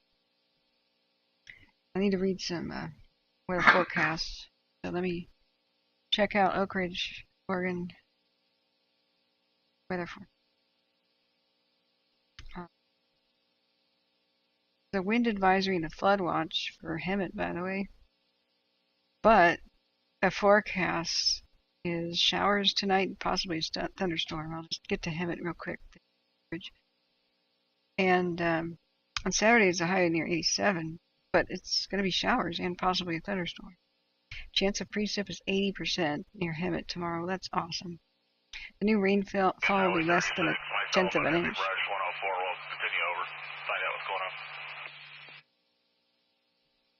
Okay, so not a lot of rain, but unless there's a thunderstorm, and then there could be a lot. Same thing for Saturday night. You're going to get relief, a low of 66 Saturday night around Hemet and Temecula. Awesome. So that's looking good. It goes back to a high of 88 Sunday, and Sunday night 67. So that's a lot. Look, it's looking a lot better for all that. Okay. So I'm going to go look up Oregon now. Oak Ridge, Oregon. Air quality alert and red flag warning. Yeah, we know. That elevation is 1,100 feet. And the weather forecast was updated 7 minutes ago. So there's widespread haze for Oak Ridge. Well, gee, you think there's a mega fire on the doorstep. Let's see here. Again, this is the camera we have. Areas of smoke, widespread haze. It's forecast for tomorrow. It's going to be 102. Jeez, 102 in the mountains of Oregon in the Cascades? That's insane. Am I reading this right? But at least the winds die down. Winds light and variable, coming north and west, northwest, 5 to 8 miles an hour in the morning. So if they can get over the crisis of tonight, it's hot. But the red flag warning remains in effect until 11 p.m. on Saturday. Wind. So, never mind. I hate that. Unless you read the special weather statement. The wind forecast is BS. Winds, east winds, which means hot, dry desert stuff. 10 to 20 miles per hour with gusts up to 45. Locally, 20 to 30 mile an hour wind gusts. With 50 on the exposed ridges. And so that was my speculation. It was 50 miles an hour. And, well, I was right. Okay. Relative humidity as low as 10 to 15%. Okay, so never mind. Tomorrow's going to suck. Impacts. Conditions may be favorable for rapid fire spread, which may threaten life and property. Use extra caution with potential ignition sources, especially in grassy areas. Outdoor burning not recommended. Well, yeah. So let's see what the general forecast is. When does it get better? Saturday night is a 20% chance of showers after 3 a.m. Widespread haze before midnight for Oak Ridge, Oregon.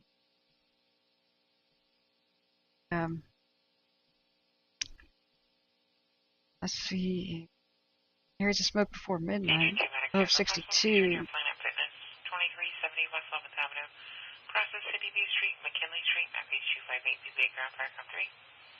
Engine 2, Medic 2 for possible seizure. Sorry, I'm going to mute that. That's a seizure call. So Saturday night, at least it goes down to a low of 62. 20% chance of showers after 3. Good. Widespread haze before midnight. Here's the smoke before midnight. Increasing clouds, a low of 62. East-northeast winds 5 to 8 miles an hour, become light and variable after midnight. So if they can get through the day of hell tomorrow, there should be relief in sight Saturday night in County. I know, Harley Rider, look at all the dead trees standing up tall in the landscape next to fire lookout towers and critical infrastructure. Standing dead trees in the landscape, a lot of them, should be just as alarming to anybody as walking into your living room and smelling gasoline and finding out it's all over the carpet. That's how bad standing dead trees are on the landscape. It's just ready to go. Yeah, the worst things. My voice is failing. It's actually really painful to speak right now. I thought maybe this little break would be good. Yeah. Harley Ryder says Idaho really struggles with way too many fires. It's really bad there. Gotta check one's days there, how the smoke is in part of the U.S. Yeah. Look back at the satellite stuff. I mean, Idaho's just blaze. Just a blaze.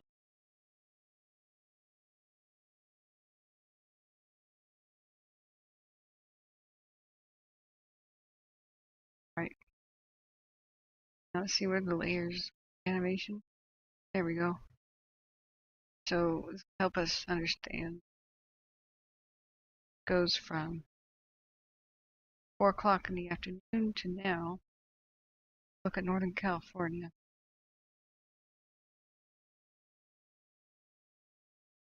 And 8 to 9:50 p.m. Loop. I guess you have to zoom out to see wind. But here's what's weird about the fire up here, the one, excuse me, by Shingletown. Look at the mix. You've got the wind coming in from the bay going up here. Meanwhile, you've got the hot, dry desert winds converging. So that's why the fire looks so confused with the wind going left, right. Sometimes that's great. It means if wind isn't consistent, it'll blow back on itself and kind of start exhausting its own fuel. Okay. Morris says, I really did not want to hear this. Hear what? Oh, about Oregon? Yeah. Me either. But Big Al says, sounds like that chicken just got tossed up on your plate. Keep an eye on that thing. Yeah, I got some breadsticks. I'm gonna try a different slice. I'm wary now. And it's pretty good though, this other slices. Okay.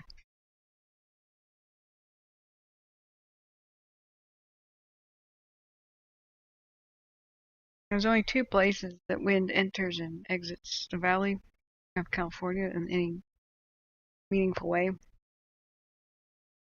Here and here. Past Mount Diablo in the north, past Santa Ana in the south. So I call them Diablo winds. And I just like calling them Santa Anas. Same thing. And it was a Santa Ana-like event today, except it was wet. Oh, thank God it was wet. The Riverside and the Riverside County, excuse me, San Bernardino County. Awesome. Thank you, Hurricane Remnant. Come back and see us. Holy mackerel. Yeah, Mountain Mike says, no outdoor burning, duh. Yeah. Morris says, I guess I need to get back home. Highway 126. Oh, sorry.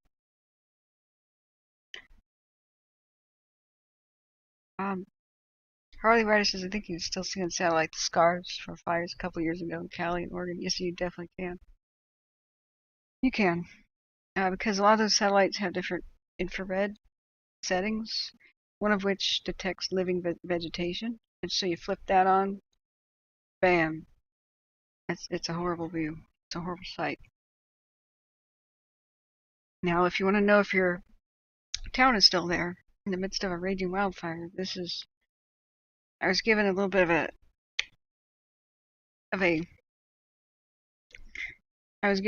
of a beginner's course by Cogito. He walked me through some satellite data.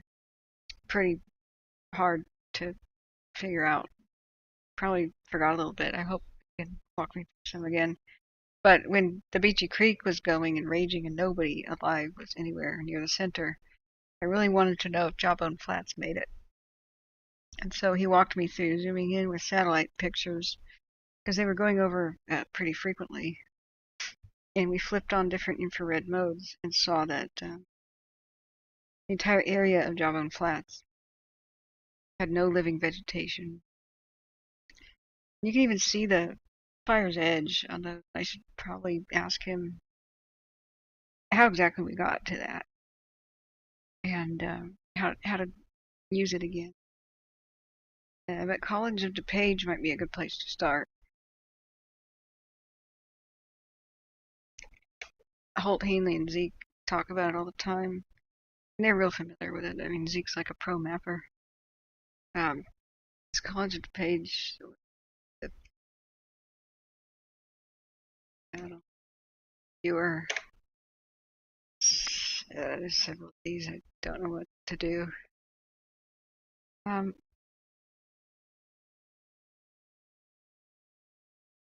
So, you know, I think they have links there. Yeah, it looks kind of like this. But the one Cogito is showing a bit different. Turn off ad blocker. Right. I don't get anywhere. Clicking. What does it do? View continental sectors. Continental sector. Alright, that'll do. And then what? How do I flip on layers? Choose frames. Slider type is drag. Okay. Yeah, I have no idea what I'm doing here. So, Cheryl says the Hope Fire went 60 and it was 30. I'm sorry to hear that. Bugs Bunny says the big red splotch is Oak Ridge. Oh.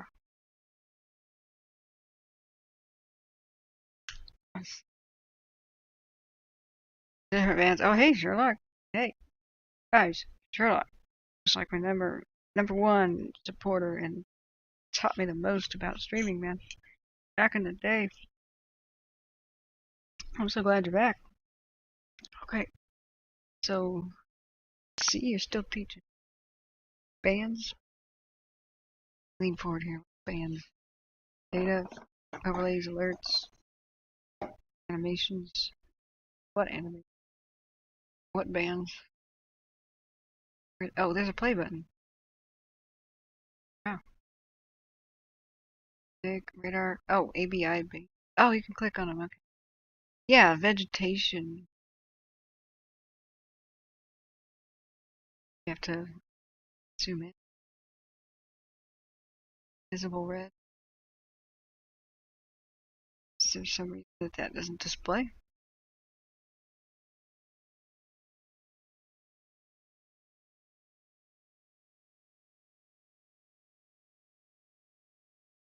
Radars. Okay. Did I mention I have no idea what I'm doing? Okay. Visible blue. Red.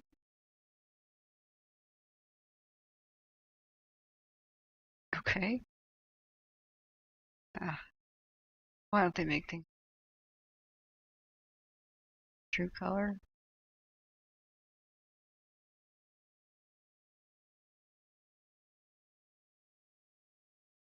Just want to see vegetation. Is it that hard? I should just click vegetation and it should show me vegetation.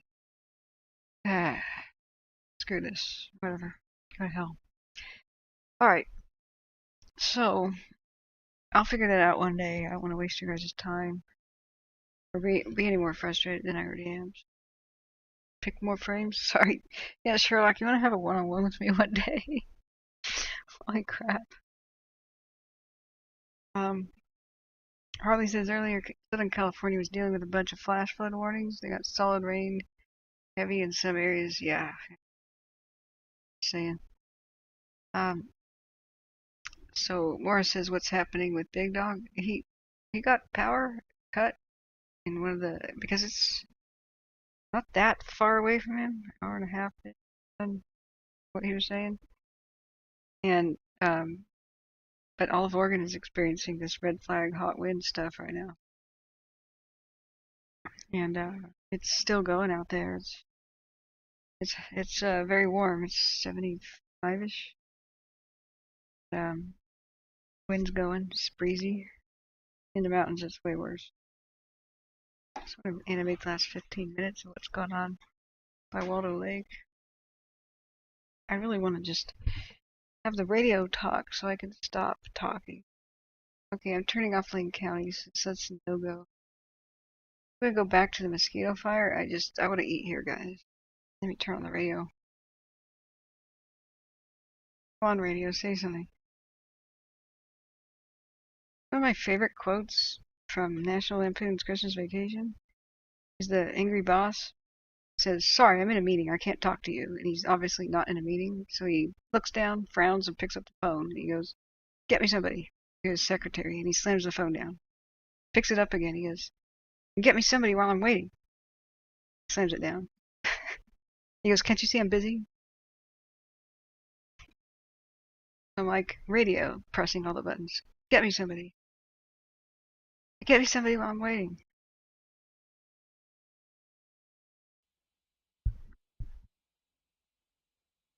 Let's see. There's not a lot of cams in the room. The good one here died a long time ago today. 2860 Foxtrot 28. Let's go to the Mosquito. Oh, we could play the community update. Yeah. Yeah. We could play the community update. I didn't see that. Let's do that. Okay. We're doing that. Large air tankers, very large air tankers that are committed to this incident. The one thing about air resources... Sorry, that's mega loud. Alright, full screenness. Alright, guys, we'll watch the community update of what was filmed of the meeting for the Mosquito Fire today at 7-ish. This will give me a chance to eat and rest my voice. Big Al says, "Have you seen the site for tracking the cams?" I don't know. Check it out. Mountain Mike says the Ford fire south of Shingletown will be receiving massive air attack tomorrow morning. Good. Rating news source for Cal Fire. Thank you so much, Mountain Mike. I'm so happy that the Fairview didn't need any aircraft, and neither did the Mosquito today. It just kind of went on pause. And this aircraft was available to hit it, otherwise it would have been massive by now. The best use of aircraft is when fires first begin. When they're most effective, that's why they're often peeled off from a bigger fire to go take care of little ones. It's like whack-a-mole. If a tiny mole shows up on your game, whack the tiny mole so you can go back to whacking the big moles. Once a fire is good and established, mostly it's the ground crew. And we got super lucky today. I'm very pleased. Overall, with the fires in California. Not again. Damn bots. Will nobody free me of these meddlesome bots? Rusty says you're not in California right now. No, I went home in roughly the Portland area. I just was in California for almost 2 months straight, filming the Caldor Fire aftermath. Me and a few mods of mine were in the parade for the 4th of July parade in Plymouth County. But I grew up in the valley, Northern Valley. Harley says, Kathy, do you know about the page Zoom Earth? Yeah, we were looking at that. But guys, I gotta eat my pizza. It just went cold in front of me here, so. Yeah, Bilbo says, wow, nudes, it seems legit. Absolutely. I mean, guys. Who do you think's generating these bots? It's me. I just pretend to hate it. But it's the best thing ever. Definitely recommend clicking on extremely sketchy sites. You won't regret it. Just kidding. Alright. But yeah, ask me about Northern California. I'm most familiar with the state north of San Francisco. Anything south of that? I've been to Disneyland and Monterey, and that's about it. Well, Yellowstone, Yosemite. So I'm not knowledgeable. So, okay, we're going to watch the community meeting for the Mosquito Fire while I eat. Is that we share our air resources amongst all the fires that are going on. So as you see a new fire start up, then our aircraft will get diverted to try and keep a new fire as small as possible. So in this area, we're very fortunate in El Dorado County. We have a large air tanker base that's down in Sacramento, McClellan Air Tanker Base, that's very short flight time to us here.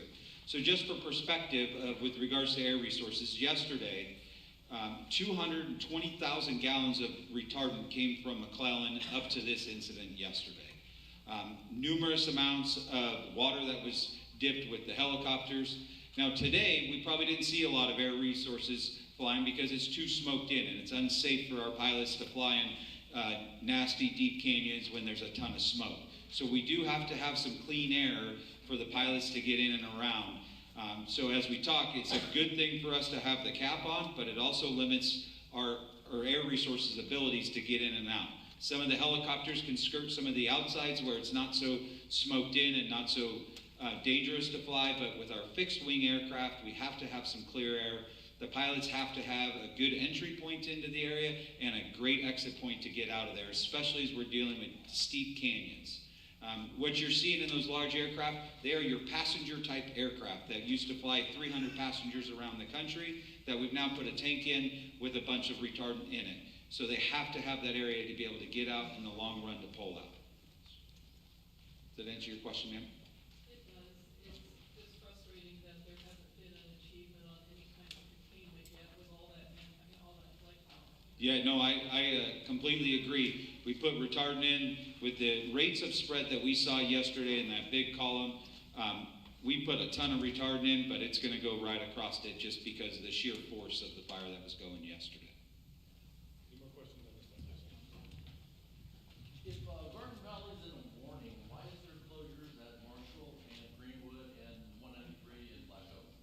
Okay, so your question is, if Garden Valley is in a warning, why is there hard closures at Marshall and Greenwood and 193 and Black Oak? 193 and Black Oak. Sheriff, do you? Who's looking at that? You know that one? Hey, Nathan. We got someone coming up to answer that. They were looking at each other back there. Hi, Lieutenant Troy Morton, Sheriff's Office. I work on the Emergency Operations Center for Emergencies. Road closures are one of our responsibilities. So we do move road closures as warnings and orders go in place because obviously we want to keep people out of the order area where your houses are sitting there by themselves. So the closures we have, they are in the warning area a little bit, but we only have so many resources to close roads. So we would have to have like 12, 15 officers to close every single road. We close it a little further down before they offshoot, and then we let residents go in there in the warning area. So if I want to go, because I'm off of Middlebrook and 193, so if I want to go up to my house tomorrow morning. If you're in the warning area, you would be able to get it. But the closure is that Black Oak, and my road's a little bit past in from that. Yeah. And you turn me around today. And that'll happen from time to time, yes, because there's from time to time some miscommunication. But if you're in the warning area, you'll be able to go home. So possibly I could drive tomorrow. Yes. Okay. Thank you. Back there? Yes, please don't check on Marietta for animals. I got a fairly decent Facebook post that they are no longer taking trailers. Marietta is no longer taking trailers for animals. Okay, we will look into that and get some information. Thank you for passing that on. So on a hard closure over at Meadowbrook, they have turned people away. I have family members that had to get a hotel room that were in the warning area, but because they're in the warning area, their insurance is not going to kick in for their loss of use because they're in a warning area. They're not in a mandatory area. So we have residents that are displaced, can't get back to their homes because they left thinking they were in the warning area and they weren't allowed to come back in because they have a hard closure, and I respect that ultimately. But They never handed microphones to the people asking the questions, so people are talking and it is really low, but the moment somebody speaks with the microphone, it goes really, really loud. And I would be playing whack-a-mole with the volume slider here, but if you want me to try, I can. That was one heck of a long question. I'll try. some information. Thank you for passing that on. So on the hard closure over at Meadowbrook, they have turned people away. I have family members that had to get a hotel room that were in the warning area, but because they're in the warning area, their insurance is not going to kick in for their loss of use because they're in a warning area. They're not in a mandatory area. So we have residents that are displaced, can't get back to their homes because they left thinking they were in the warning area and they weren't allowed to come back in because they have a hard closure, and I respect that ultimately. But it does affect them on their cost of living because they cannot come home. They have to get a hotel. Okay, so Lieutenant Warren will come back up and address that. And like he said, when we have these closing, we don't have enough officers, so we have to take the largest areas to stop to do that hard closing to prevent people from looting and coming in that shouldn't come in. If you have proper ID and they have the words, then they should do that. But we'll let Lieutenant Morton address that. So if that happens to you and you're in a warning area, you know you're in a warning area, then call non-emergency dispatch, 530-621-6600. The Emergency Operations Center runs 24/7 during events. We always have staff in there, and we can work with you to get you in there. Oh, sorry, 530-621-6600. Do we have any questions online that need to be addressed at all? Or are we good? Okay. So There's a lot of people online saying that they're not even getting this. I mean, a lot. So I do know if they're online not getting it, it is still being recorded. The internet here is not the best, so we are doing that. So thanks for letting me know. But we do have people that can address some of those questions too. So up here. Yeah, I'm just wondering how the dozer line is doing right on Forest Hill Road, and I'm just curious how up to date are the structure destroyed on this paperwork as opposed to like how they're looking for loss of structure. So you want to know how the dozer line on Forest Hill Road is doing and how accurate our updates are with the numbers of loss of structures. Okay.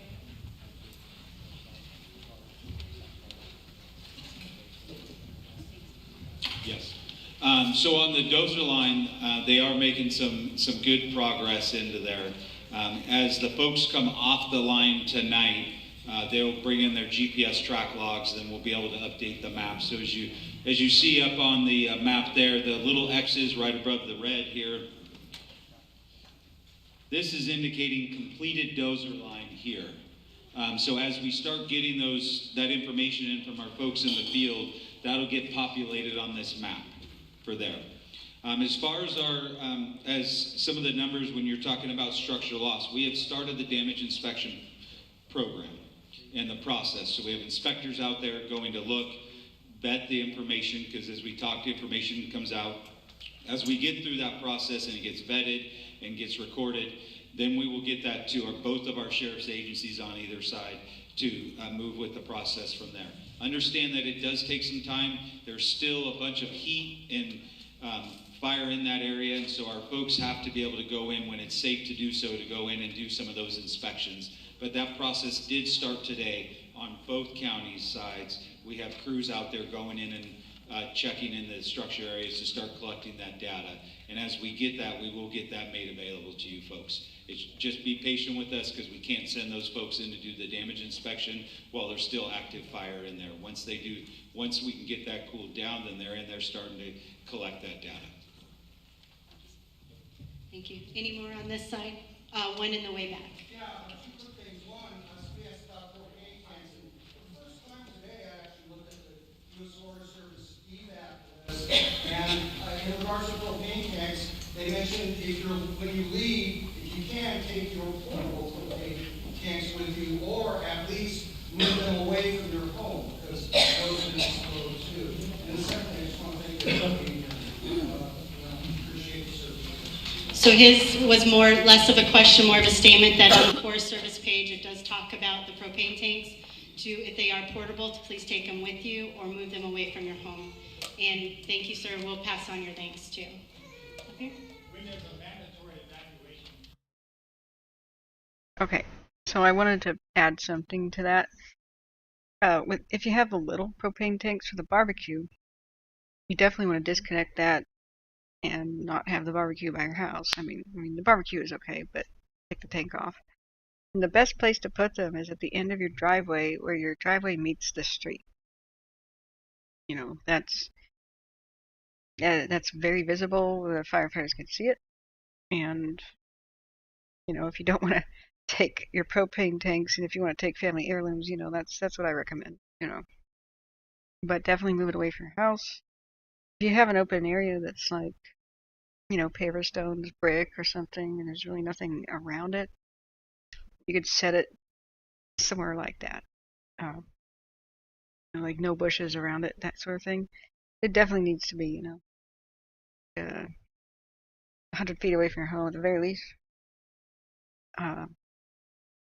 So the big propane tanks, the really big ones, like if you cook with propane, your really big tank next to your house, you should turn the valve to shut off the gas to your house, and then that's about all you got to do.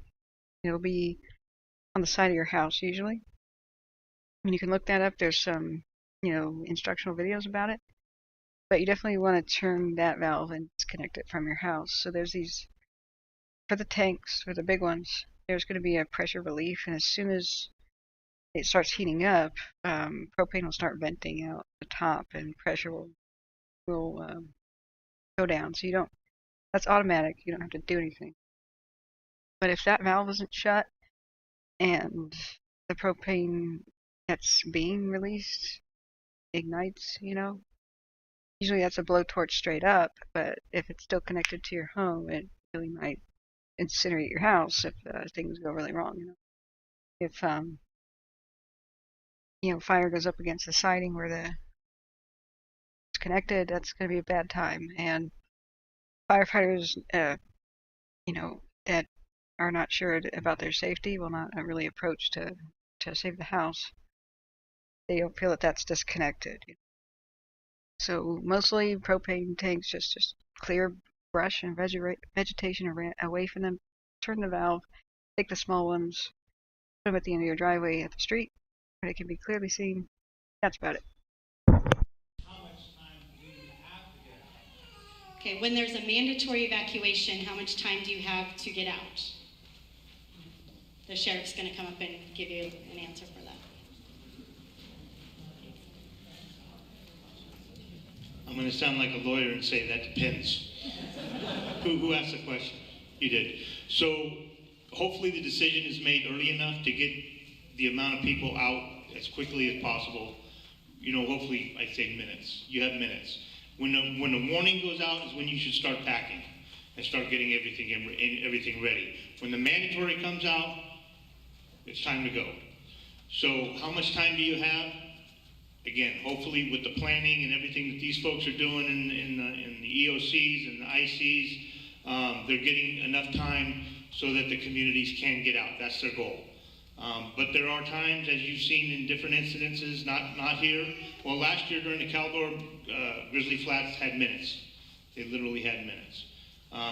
But luckily, in this incident and most of the other incidents in this county, we've had time to get folks out. Last year when the Caldor broke into Tahoe Basin, we had hours. We put it under mandatory. The entire basin was vacated in 5 hours, gone. So for this one here, how much time do we have? If you go mandatory, it means leave now. Second, what? I'm sorry, what? Is he claiming they evacuated the Tahoe Basin in 5 hours? Let me rewind. In this incident and most of the other incidents in this county, we've had time to get folks out. Last year when the Caldor broke into Tahoe Basin, we had hours. We put it under mandatory. The entire basin was vacated in 5 hours.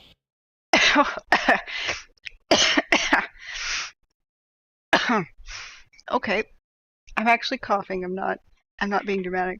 I just inhaled a little bit of breadstick. But no, that's not true. That's entirely optimistic. I think he must be talking about Myers and Christmas Valley only. The entire basin consists of like more than 20,000 people, and rewind my tapes. I mean, go to, we were live at the time, and this is the way it really happened. around midnight before, when I saw I was kind of summoned. People were texting me like, get on your stream, wake up. And sure enough, we left it running 24/7, and the mods were there, and Dusty Smokes and some of the other firefighters were pointing out that the fire climbed Lover's Leap behind Strawberry, and it's up on the Sierra Tahoe Plateau. And at that point, we knew that there were no fire lines that were complete yet to save South Lake Tahoe, the Basin, Myers, Christmas Valley. Once it climbed up there to the 6,000 foot elevation above the valley, I mean, anything goes. I mean, it was going to rain embers like blizzards, and only the wind was going to save South Lake Tahoe. If it did not blow that way, it was going to be fine. If it did, it was going to be gone. Because there's no way to save South Lake Tahoe. It's just pine trees above every building. Like, it seems like every little cabin in every building has got like 10 pine trees looming over it, and they grow thick, and they're on every street. Not defensible. We were talking about for a 6,000 foot elevation. Okay, there were hot chunks the size of dinner plates landing in Nevada. That's very far away. I mean, the long range spotting was insane. So we called for an evacuation of South Lake Tahoe on the stream around midnight or 3 in the morning. Okay, and all day I kept saying, guys, it's time to go. There's nothing. They are going to evacuate you, so get out before the big rush. This is kind of a repeat of the Paradise situation. Only 3 roads out, but more than 20,000 people. That means it takes more than 10 hours to evacuate if everybody goes at once. It'll be longer than that if they start closing the roads. That's a lot of people to move out. And calling for it at once would be a nightmare, a mistake.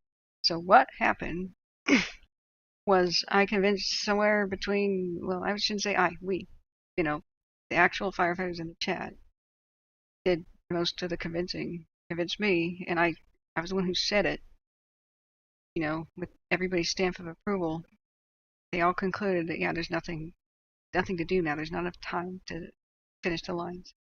So we convinced somewhere between 3,000 and 6,000 people to leave early that day in the morning, and I eagerly awaited the official evacuations. I'm like, why are they waiting so long? Why are they waiting so long?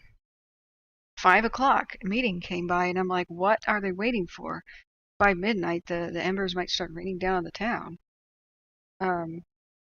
because it obliterated Sierra Tahoe, took down the neighborhoods, and that ski resort was severely damaged. Some people thought that it wasn't damaged that much. It didn't look like that on the cams, but it really was. I mean, it roared through there, and we knew that it would. So 5 o'clock comes around. It's the big community meeting every day for the Caldor, and they got up on the stage. All the representatives said, we're not going to call for an evacuation of South Lake Tahoe at the time. They got Christmas Valley gone. They got Myers gone. They said, if we feel like that needs to happen, then we'll let you know. And I spat my drink out and went, what? I said, guys, don't listen to them. I mean, I don't know what the hell's wrong, but they're wrong. You should leave now. And they're going to evacuate you. They're going to knock on doors at midnight, I guess. I don't know what the heck the plan is, but whatever it is, there's something wrong.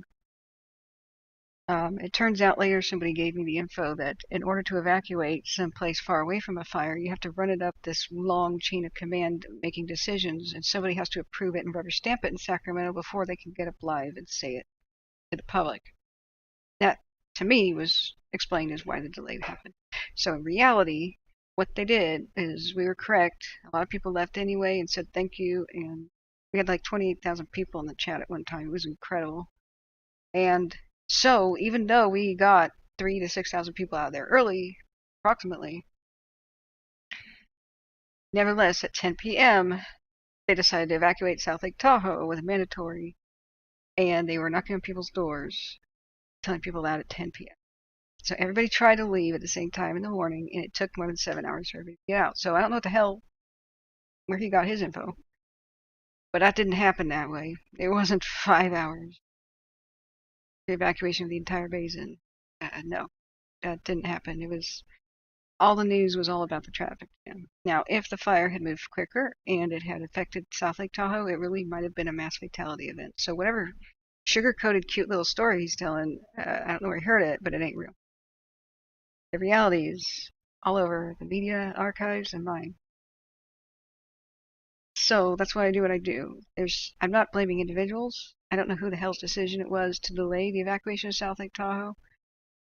But time and time again, the evacuation notices came way too late last year. Dixie Fire and the Caldor and some others. So this is part of why I do what I do. And this would have been worse. One by one, they did shut down all the roads. Everything I said that would happen, happened. Go and look at my stream. They're still up. All of my streams are dated. You can go back. Everything I am saying is true. So, wow.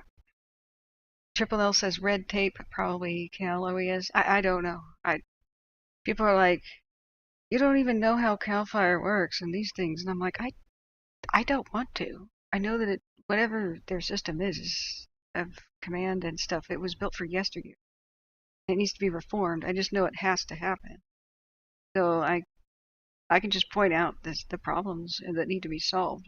I kind of don't want to know the ugly political stuff behind the scenes and the bickering between agencies and the red tape and the crap. That just sounds horrible. If necessary, they should scrap all of those agencies and just make it like the National Guard, just the national firefighting, wildland firefighting teams. That the states, right now it's just bad that the rich counties and the rich states get all the equipment and the other ones are just left in the dust. You know, that's the way it works right now currently. That's not the way it should. And if chain of command is stupid and the agencies bicker at each other, that's okay. Just make a national guard. Make it as every bit as a radical reform as the Marius reform for the Roman army. The Roman army started failing and the Roman Empire started shrinking. And then this genius dude, well, he's credited as being a military genius, but actually he's a guy with common sense. Just said, I don't care what the old system was, it doesn't work, and here's the new one. So I'm really hoping that somebody with good experience in wildland firefighting will scrap the old system, outline plans for a new one, and the country will get on board. Because whatever the hell's current doesn't work. But this is blowing my mind right now. I'm not calling him a liar or anything, but that's a fantasy story, man. If he's meaning the whole South Lake Tahoe Basin evacuated in 5 hours, sure, whatever. Anyway, Polar Vortex says, I left my South Lake Tahoe cabin as fast as I could last year, and thank you. Yeah, you're very welcome. I mean, we'll never get credit for this stuff, because they can't, you know, I feel we are appreciated, because I think a lot of the people wanted to say on stage, I would want everybody to get out now, but they just can't. They'll lose their jobs. It's just, I'm not blaming them for sticking with protocol or whatever. But you know, I'm blaming the system. It's bad. So we've evacuated many different towns, 3, 6, and even 24 hours earlier than the officials recommended, and that's always been the best thing about the stream. It's nuts. So Sismon Canyon says today new wildfire starts. Yeah, there's been a couple. We're monitoring them, but I need to eat the rest of my food, so we're gonna watch this. Watch the rest of this community meeting, but wow, that just blows my mind. So J. Cat says last night fire called for order to close Highway 74. 2 hours later, the firefighters were asking why the highway was still open. Within a minute, they got the okay to close the road for the sheriff.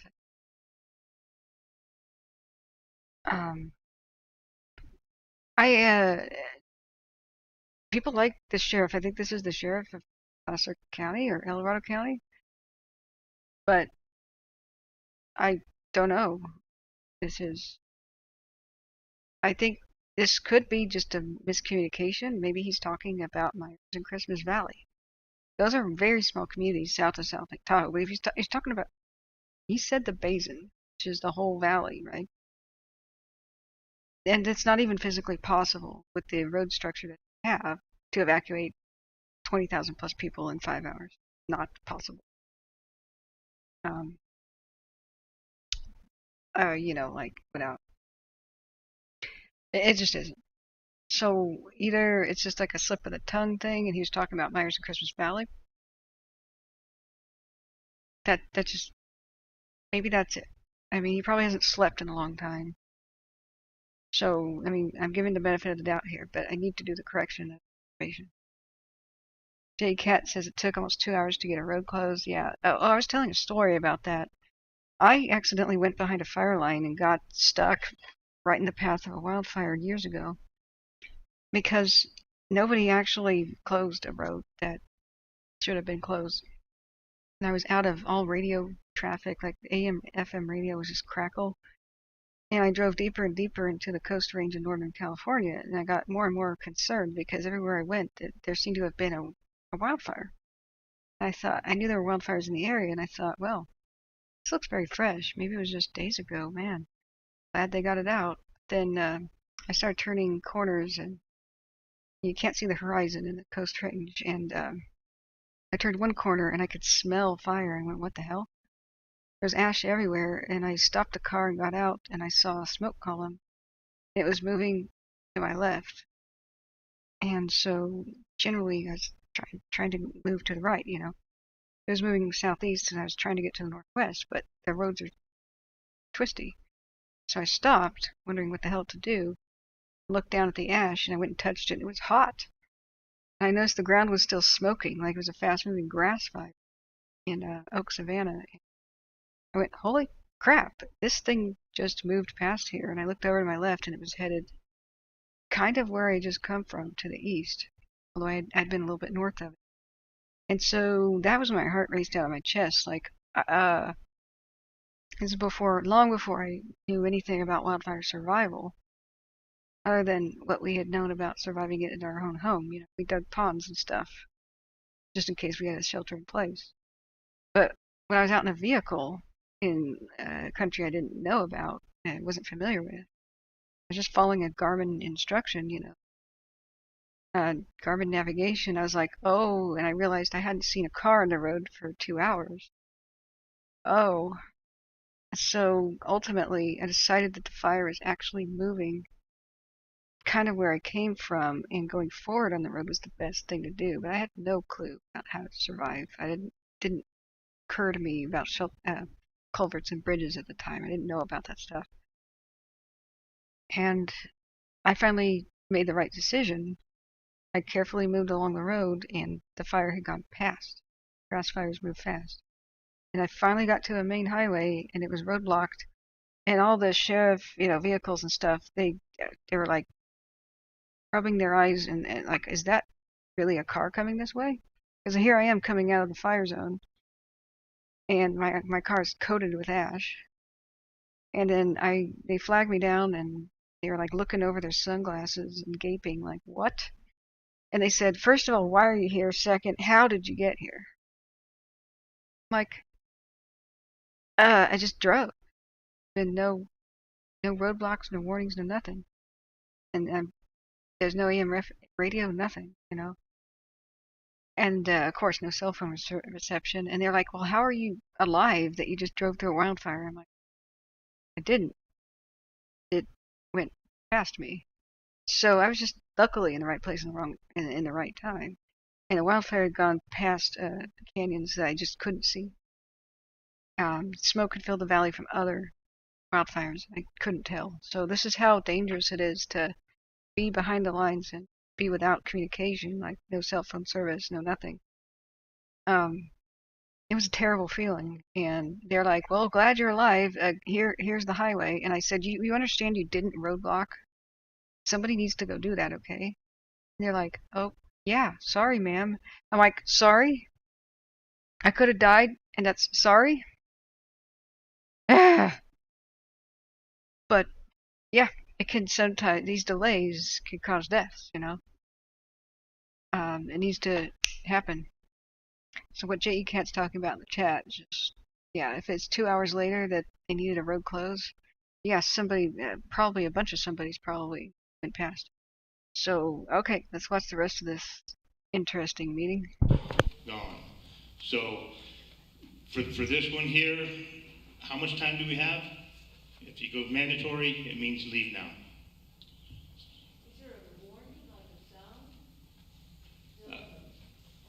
No, you may hear high-lows going through your community, sirens going through your community, but have you signed up for the notification systems?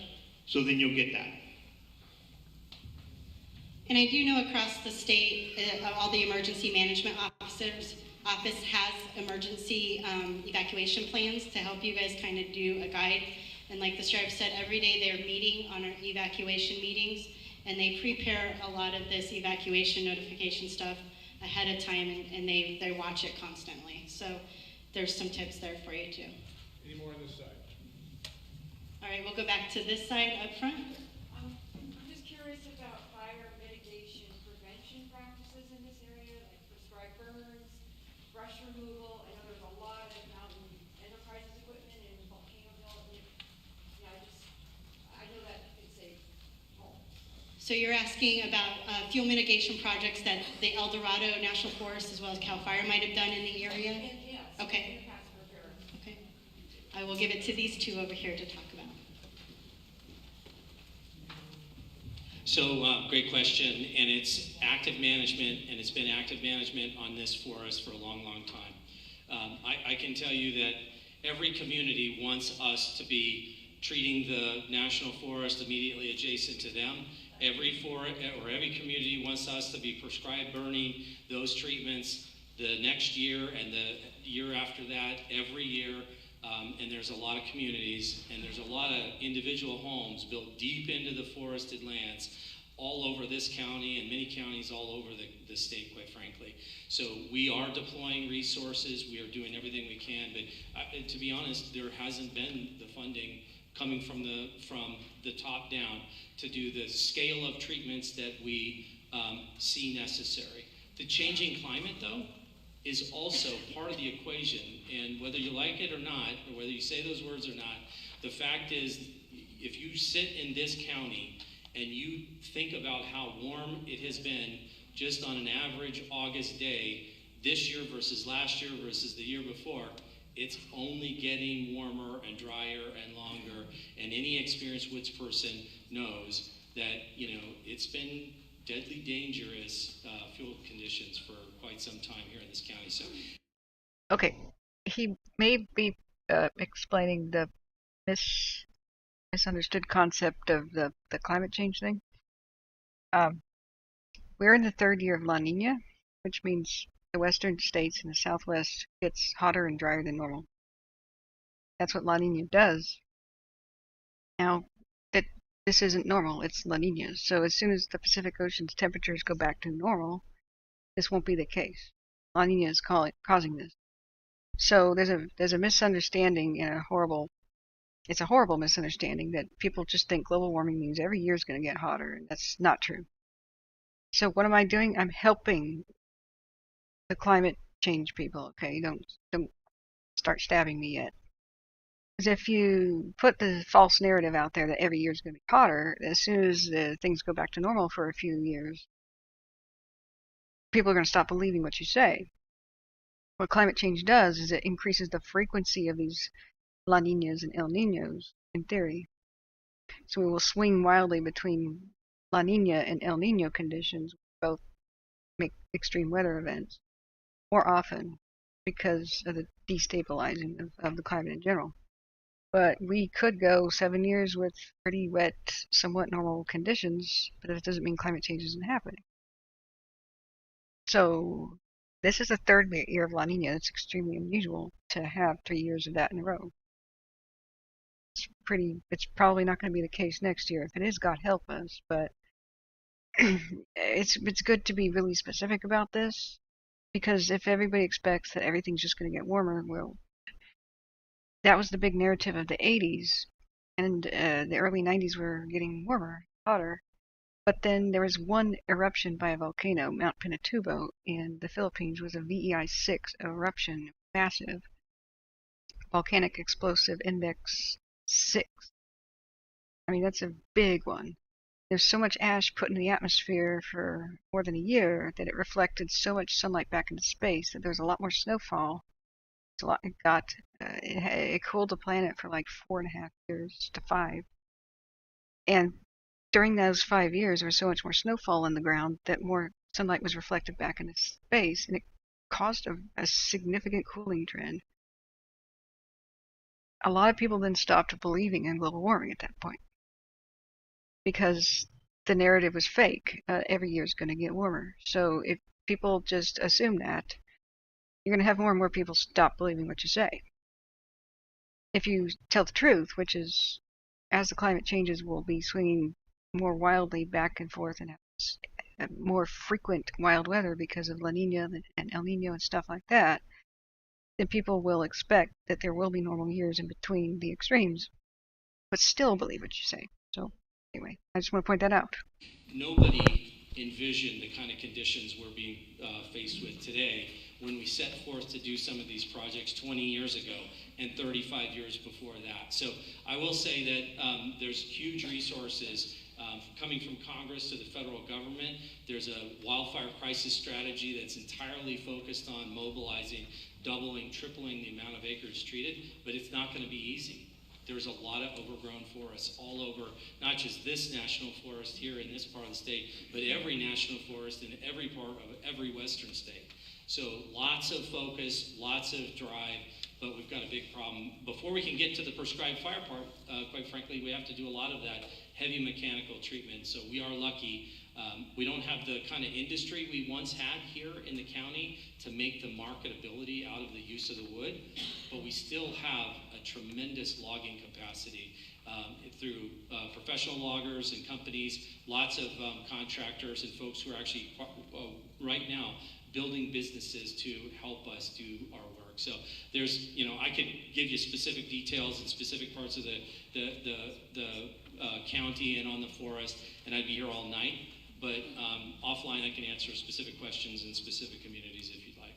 And I'll turn it over to Chief Blankenham because I know the state's doing ramping up along with the Forest Service to increase pace and scale. So this is a good topic. So I think we all recognize that there's too much fuel on the landscape right now. I think that's recognized, and it's not just forest. It's private property. It's county-owned property. It's city-owned property. It's government-owned property. So it's a problem across the board.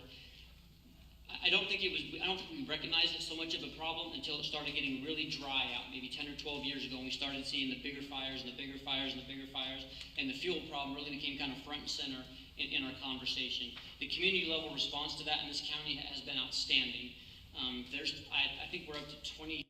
Okay, I also want to point out that yes, we did know 35 years ago that things would get hotter and drier. I mean, the global warming thing was drilled into everybody's heads in the 80s. So, yes, we saw this coming, and yes, we needed to do it, but it didn't get done. Okay, we'll proceed now. 27 or 28 individual. Oh, you like the fact that I say hold on to your butts? Well, Angela, hold on to your butts. Thanks for the compliment. Individual fire safe councils representing individual communities around the county, and they are extremely active. There's one council we call the Mothership Council, the Dorado County Fire Safe Council, that kind of helps facilitate all of those. And they've been extremely active in the past whole bunch of years, going after what Jeff just talked about there. The increased grant funding coming from the state, coming from the forest, from the U.S. government, coming from some private entities, some of those kind of things. So the money coming in to do the fuels work is getting higher and higher and higher every year, which is a good thing. And the community responds by active participation in the fire safe councils to be able to get that money into El Dorado County and put it to use through the private contractors that Jeff. Translation. We didn't do it yet. Whoopsie. There wasn't enough money. That sucks. But we're getting money to do it. But we'll do it after the fire. And we don't need to do it. Yeah. Oh dear. I mentioned and that kind of thing has been outstanding. So to answer the question, yes, fuel reduction is a high priority for all the agencies involved. It's a high priority for the local government agencies. And we're getting better and we're getting more efficient and we're building capacity through both of our agencies and quite frankly through the private industry as well as the money becomes available. So he's spitting the truth here. I mean, it wasn't a priority. The money wasn't allocated, and that's tragic. And now we see just one of the mistakes. But there's a lot of reasons for these big fires. There's no one solution. Like if we just do control burning, that's a solution. No, we need fire roads too. We need forest thinning too. We need to remove the fire promoting weeds off the landscape. We need to re-diversify the forests instead of monoculture. I mean, there's a ton of things that needed to be done. So that shouldn't be pigeonholed. But yeah, it's called climate change instead of global warming for a reason, because we actually have no idea what human industry's effect on the climate will do. It has had a pretty significant one. I think CO2 is mostly a scapegoat, and it's not that big of a deal. I think nitrous oxide, methane, the melting permafrost releases of methane, what we did with CFCs and stripped the Earth of its, ozone layer, and a lot of the extremely bad for the atmosphere gases that China's still producing that were banned in the 80s. There's still, the atmosphere is still, it's being eaten up again. Like the ozone layer still has holes in it, and it's not repairing itself like it was, because China now has been found to be putting CFCs back in the air. So we're taking steps backwards. The nuclear testing, there were more than 6,000 nuclear bombs that were detonated, and the nitrous oxide releases from them were gigantic, and that is a greenhouse gas. And it did seem to have had an extremely negative effect on the atmosphere. There's so much of a complication. I think they just simplified it as CO2 bad. It's a pretty weak greenhouse gas. It's less than 1% atmosphere or something like that. I mean, it's 10%. I have numbers dyslexia, but it's methane. Methane is much more powerful, and as the permafrost melts, it's just oozing out of the Arctic, and we can't stop it. It's a crisis that we may not have a solution for.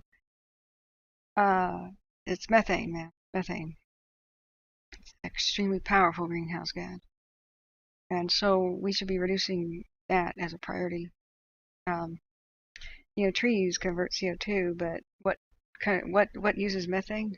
Not a lot of things. It just sticks around. So we have no idea what it'll do. And now even initial global warming might result in New York City being permafrost and frozen over. And that was a pretty cool movie. It was like a popcorn kind of silly movie, but The Day After Tomorrow was about the tidal wave that hit New York, and then everything froze, became permafrost, and that's because all the melting ice sheets and glaciers could desalinate the Atlantic Ocean so much that it changes the current, and the warm currents don't even reach, the east coast of the United States anymore. And that would instantly turn northeast portion of the United States into basically a tundra. I mean, there'd be caribou and stuff running around New York. Just if the Atlantic current changes, and that would change worldwide climate. There wouldn't even be a hurricane season anymore. It would look so radically different. But if you see that movie, it's exaggerated, but that's why they call it climate change, because we actually have no idea. It's not worldwide global warming, that not everywhere would get warmer. Some places might go to extreme cold, and some places that were formerly cold might become lush. Some places that were desert might become lush again, and some places that were lush will become desert. It's why they call it climate change. It's really complicated.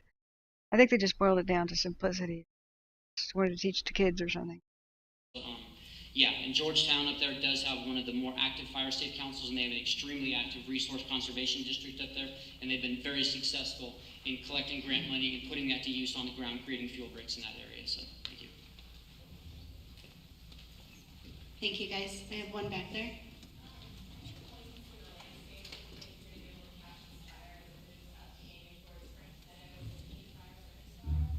So your question was, any chance or any landscapes of where we're going to be able to catch the fire moving up north towards the King Fire Scar? Or the French Meadows? Okay. So yeah, that's something that we are looking at. I don't know if you've been up there, the King Fire Scar it will slow the growth, but it's not going to stop it. It's the brush has come back. There's a lot of plantations in there now. But like I said, we're just out there. It's hard just trying to piece some of these ridges together and see if we can get down in there from both sides and pick it up. They're looking. We're working on getting further and further out to look, because I know French Meadows was up over here. We were up in here, 11 Pines today, looking at some areas up in there. So we don't have anything set in stone yet. So it's just basically scouting. They are, like I was saying earlier, they are actively today. We're trying to kind of get an edge and kind of pick its way in, do some checking on this to slow it up until we can get out in front of it and find some good spots to bring it back down into the rivers there.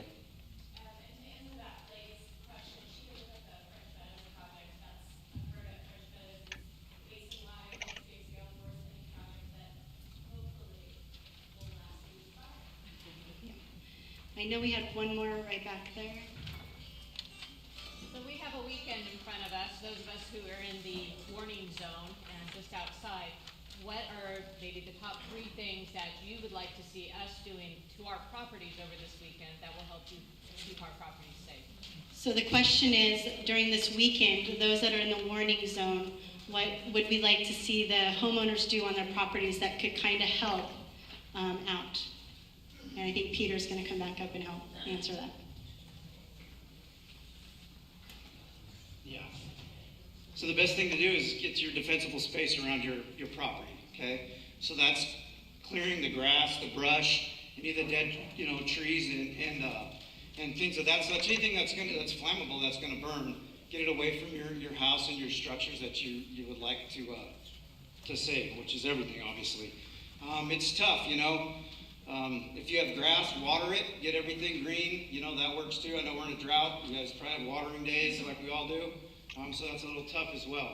But the big thing is the big flammable firewood, piles of wood, junk, one man's junk's another man's treasure, but that kind of stuff you'd like to move away from the structures. And it helps us, so when the fire crews do go in there, they don't have to spend as much time. They can go in there real quick, maybe cut some line around, throw some hoses out, and they're able to defend a lot more structures. They don't have to spend as much time on it.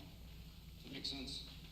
Just as a follow-up, if we are being evacuated, somebody mentioned that if we leave our porch lights on or off, one of those 2 would indicate to you that people are gone or that there's still people home. Is there something that we should do at night to help alert you if we've cleared out? I don't know. I'm looking back at the Sheriff's Department to get a confirmation of a yes or no for that.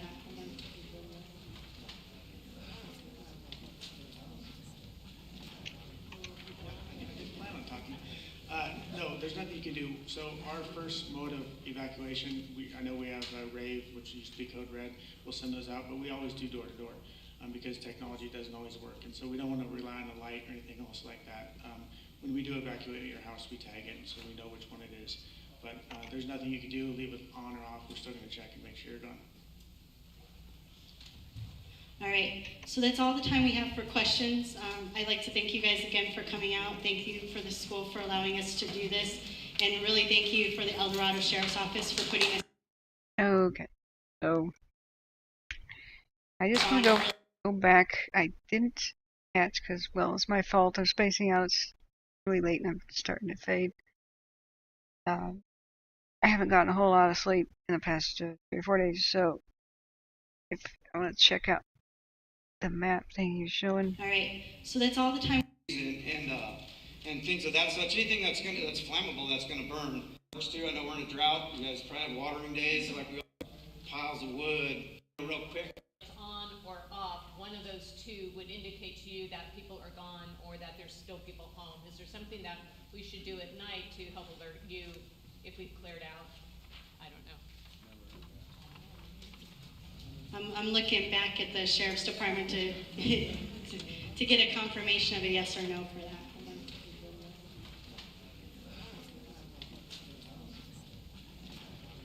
I just missed this question here.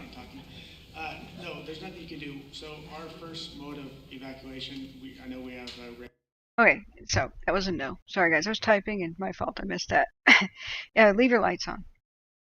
That's the blanket advice. When you evacuate, leave your lights on, and that'll make your dwelling visible, especially through smoke and stuff. I mean, even in daytime, the smoke can turn day to night, so they'll at least know your dwelling is there and head towards it and check it out and see if it's okay. And it'll also help them understand if power is on. You know, there's a lot of question like, is power off in this neighborhood? And they hesitate to do things, especially if the lines are damaged or like they're down in the road by your house. Well, if your house lights are on, they'll know that the power's on. So it's slightly helpful. That's just a good advice. Just at least some lights that are by a window or two. So what I was just typing though is that there's scammers on every scene, and it doesn't mean that all recycling programs are one, but there's a really big scandal, and I'm not that educated about it, but there's exposed that a lot of the plastics that have a recycling triangle stamp on it actually aren't recycled. So people are putting them in the recycle bin, but there's a huge array of those that just really can't be, and it's because they don't have enough value to be recycled. So mostly, even though people put them in the bin, and mostly like, you know, the cherry tomatoes, for example, you know, the kind of little clear plastics for cherry tomatoes at the grocery store, those are not recycled. So even though they go in the bin, they have that little stamp on them. That was mostly the plastic industry that did a kind of a scandal. They started the scandal. They wanted those labels put on the plastics that can't be recycled feasibly, so that people didn't demand a different type of plastic be used or a different thing like a paper carton. And so people tolerated the plastic when they were starting to stop using it. And poor recycling companies got screwed because they have to sort on the conveyor belts which kind of plastics they actually can recycle, and they picked those out. And then it was found out that mostly they had the plastics that couldn't be recycled were going to be sent to China, and China was burning them in big piles and polluting the landscape. We were selling our trash to China, and China was burning it and burying it on their own land. It was just polluting China. So this has been going on for decades, and there was some brave journalists that exposed that. So that there are scammers in every every industry where they can make a buck. It doesn't mean that we shouldn't recycle, but that's been extremely disheartening. So if anybody hasn't heard of that yet, I encourage you to look it up, because boy, did that make me mad. It's really hard, but a lot of green stuff is actually a scam, where it's advertised as being green and it's just the opposite. So the polar fleece, where everybody felt good about buying polar fleece for ski trips or whatever, or my sweater. No, I have a polar fleece sweater. It's made from recycled plastic bottles. It's great. That's not eco at all. It's extremely bad for the environment. Mostly plastic bottles, they get recycled back into bottles. There's a good chain for that's established. But once you start turning that into a shirt, nobody recycles a shirt. So it took plastic out of recycling and put it eventually in the trash. And then we found out that microplastics are killing ocean wildlife and entering our bodies and stuff, and building up in the oceans in huge amounts. And I'm not talking mini plastic. Mini plastic is small, but you can see it, right? Micro is microscopic. Every time you wash your plastic shirt, you know, polar fleece or whatever, you're releasing huge, maybe even billions of microplastic particles into the water, and they go right through the sewer systems. They go right to the ocean. So washing plastic clothing is polluting the oceans massively, contributing to the plastic pollution problem. So whereas if it was a bottle again, none of that would happen, especially in the states like Oregon, where bottles pay 10 cents whenever you buy a drink like a Pepsi, a Coke, even a milk today, if it's a plastic bottle. And when you return it to the store, there's a machine outside the store. You put it in a slot. Put 10 in there, you get $1 back. It's 10 cents each.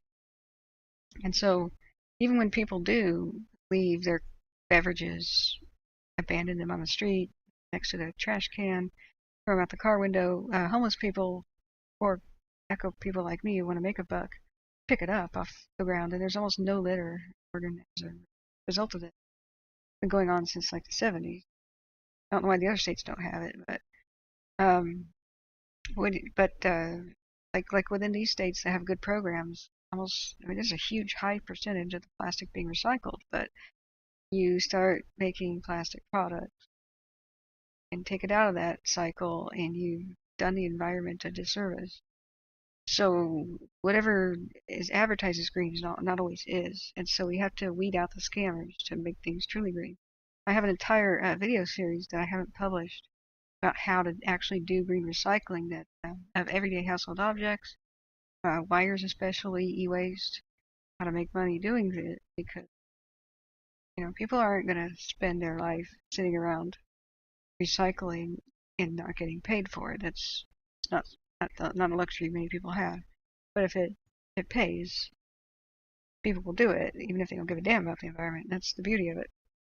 One day I'll publish that stuff, but I want to have a kind of a show too that exposes things that are not truly green that people should stop doing. Like, don't buy vegetables in those little plastic cartons. It's fake. Buy the other product, recycled, paper cartons. But it's not the right place or time to mention that. There's not a whole lot to talk about right now with the fires. There's not a whole lot to monitor. Just watched. We tried listening to Lane County to find out what's going on there. We don't have more than one camera to look at it. Aircraft's off the fire, and we can see if the aircraft is mapping right now. Really see that. I don't think they're going to do it in Southern California because the high winds are still there. Check it out. But when it's off, when it's not as busy, we can kind of talk about random subjects. So Cheryl says, so use the Teflon to protect from Russia. What? Teflon is also all over the planet now. Yes, I hate that stuff. It probably killed my precious pet bird. People don't realize how toxic it is. If you overheat Teflon on a stove, like, your bacon overheats, or if you use a drip pan in this oven during a broil, like a turkey. Most birds in the United States die on 2 different days, and that's Thanksgiving and Christmas. Because it releases a toxic gas that humans can't smell, but birds drop dead. They're the canaries in the coal mine. What it does is it makes humans sleepy and lethargic, kind of like the way the beginning of carbon monoxide poisoning works. And that's actually why people believe the myth that turkey makes you sleepy. It doesn't. Only cooking a turkey in a Teflon coated drip pan makes you sleepy because you're being poisoned by this toxic fumes. You can't smell it. You don't know about it. And the reason this doesn't happen in other times of the year, just with the Christmas and the Thanksgiving turkey usually, is because that's when everybody has closed their windows and there's no ventilation in the house because it's cold. So, but you never heard of anybody getting sleepy after a turkey sandwich, it wasn't cooked. So there's a lot of things I can talk about, but I think it's going to be banned, absolutely, especially on cookware, and I don't know why it isn't already. It's not safe. Anything that you cook with, you're scraping utensils against it, even if it's soft, like a silicone spatula. But it ends up in your food. Your food is being pushed around on it, and you ingest it, and no one's ever proven that that's a safe thing to ingest. Don't get me started on the forever chemical aspect of that.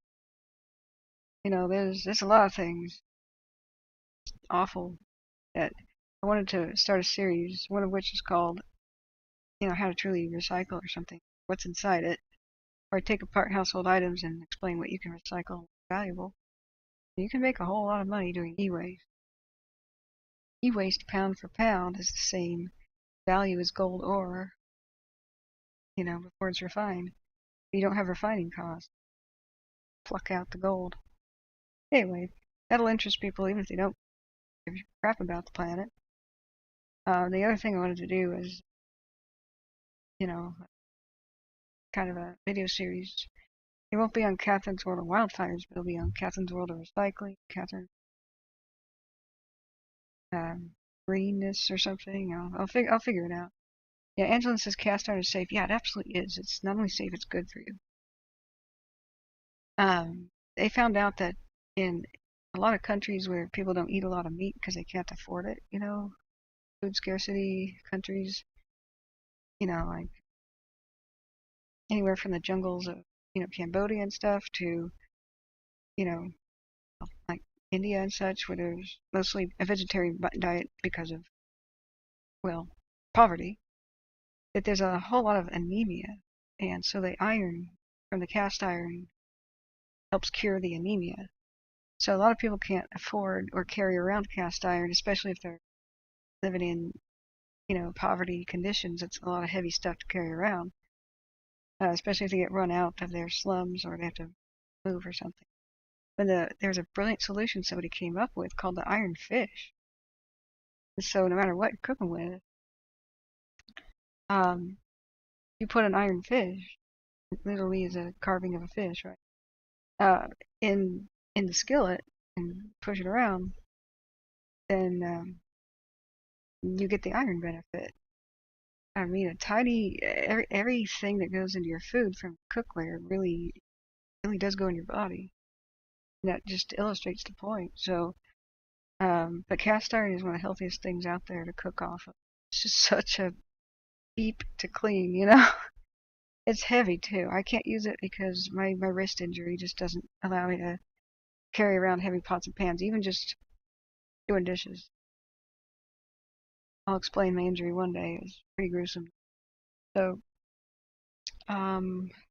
great news about Fairview, Lucky Ducks. I know the Fairview cams showing they're all wet. I want to look at the mosquito cams again. I think things are going well with the fire in the Tehama-Shasta County border. I mean, wait a sec. What's that? Okay, let's do a 1 hour time lapse. We'll check watch duty again. Okay, it's beyond 1 hour, so let's do it. What I'm looking at, is that like a spot? What's that there? So I don't know if that's a factor or not. I was hoping somebody would update us. But you can see a lot of ground crews are hovering around it right now. So I think the activity is moderated a little bit and kind of hard to say. But you don't see a whole lot of smoke production. And if the wind died down, which it usually does around this time, 11, midnight, whatnot, all you need is time. If a fire is not controlled in the same day, you have another window of opportunity before noon the next day.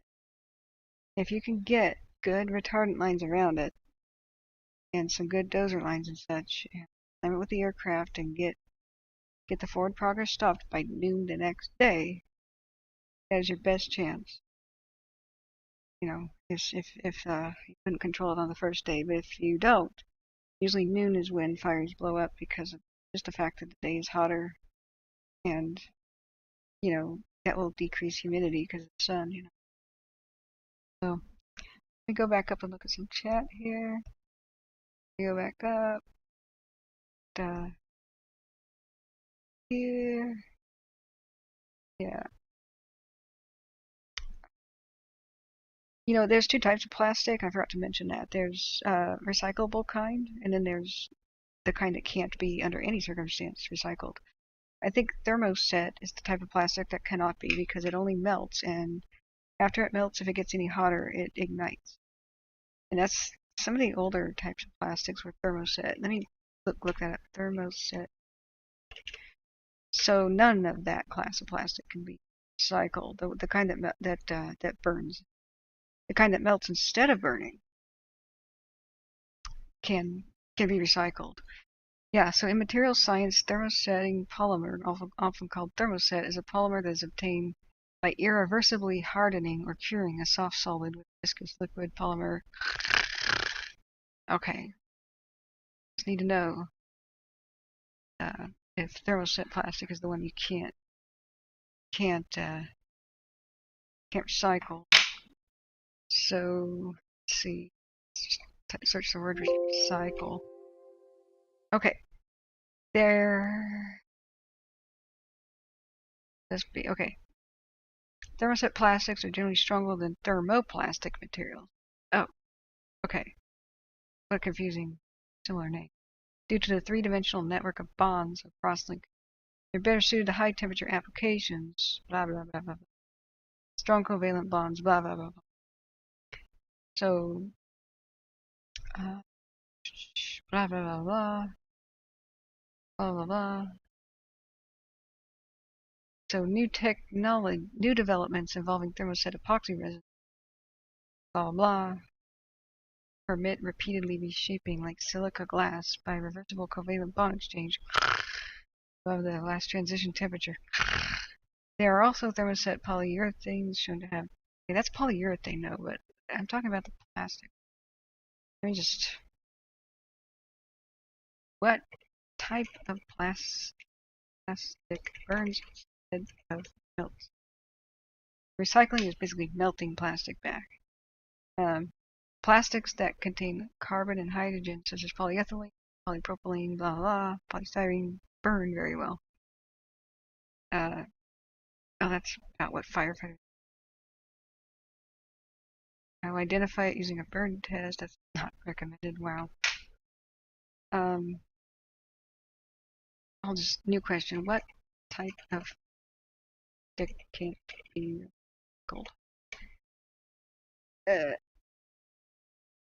Well-known non-recyclables are like cling film, blister packages, blister-coated wrapping paper, composite plastic, bioplastics, and polycarbonate. Thermoset plastics contain polymers that form irreversible chemical bonds and cannot be recycled. Okay, yes, thermoset cannot be. So this is under rainbowrecycling.org. Thermoset. Okay, this article will give you more information about curbside blah blah blah. So we could solve a lot of the plastic waste problem by kind of banning under most circumstances thermoset plastic. So PET is one of the most commonly manufactured plastics in the world, and it can be recycled. Yay. But PVC cannot, and that's a huge source of pollution. And I found out that PVC has toxic chemicals in it. But what's horrible about that is that PVC pipes, which replaced copper pipes because people got cheap for drinking, for the plumbing of the house. PVC, chlorine reacts with it and weakens it, makes it brittle, and helps leach out the toxins of it. So remember the whole toxic shower curtain scandal thing? People threw away the shower curtain and thought they were being safe. No, it's PVC is your pipes. Repipe your house. Get copper back in, man. Copper's good for you, and PVC, you're basically bathing in stuff like cadmium and stuff as it breaks down. It can't be recycled, so like every PVC pipe, vinyl, the vinyl floors, like black and white checkered floors from the 50s, vinyl flooring is still a thing. Vinyl windows, none of that can be recycled, and I think it should just be straight up banned, because when it burns, it makes that toxic black smoke. It's dioxins all over the landscape, and that's why, like for the Paradise Fire, because everybody has this PVC siding crap, vinyl siding, excuse me. Not only does it endanger the lives of the firefighters, toxic black smoke, if you take a few whiffs of that, you're down, you're dead, without protection. It's the thing that makes, one of the things that makes smoke in household fires now less deadly than, say, in the 1800s. So hang on a second, I gotta mute myself.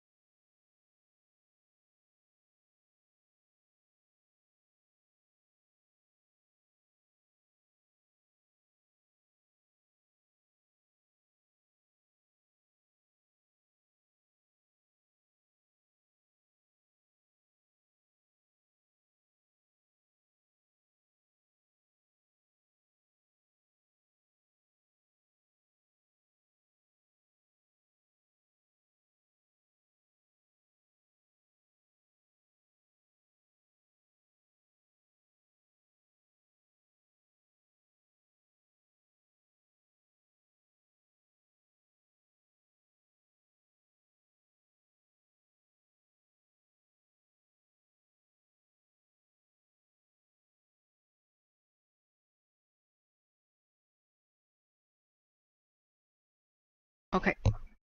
House guest is going to bed.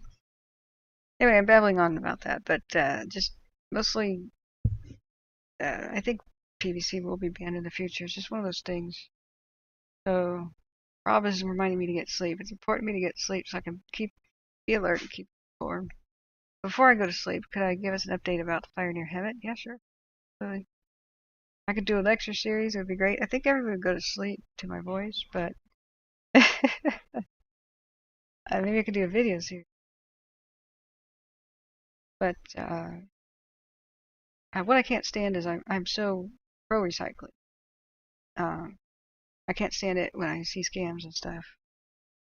So we got to weed out the brown. The opposite of green is brown. So something green or is it brown? So the Fairview, man, it's still raining on it, isn't it? Let's go see. Fairview Fire is the one by Hemet. Here's my mosaic tile of available cam feeds. It had water droplets on the cam most of the time. I mean, look at this. This is the Idlewild 1 cam, guys. Remember where the fire was blazing and stuff? So we can, I mean, we haven't even seen a heat detection over it all day. I mean, there's Big Bear City, no heat. There's Hemet, no heat. No heat, guys. So let's see what Watch Duty has to say. And I'm frustrated that we can't watch what's going on with the Cedar Creek fire because we listened for a couple hours to Lane County. Their fire ops can't be heard, and there's not much going on with dispatch. So still rain. Here's 11:20 p.m. Now it's sometimes fires, smoke and stuff comes out and looking like moisture. It gets kind of tricked, you know, because there's a lot of steam when rains on a fire. So you can't really tell the difference between the steam and the rain. But the fact that it's in this arc, you know, like the storm was, circle pattern, I'd be willing to bet that's true rain because it's been coming over from the east. I mean, over the last few days, any of the monsoonal stuff has been coming over the east.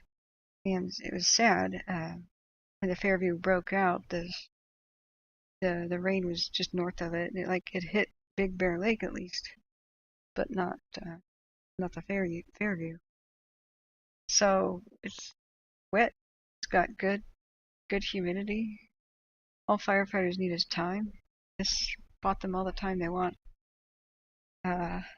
We go to watch duty. I expect nothing.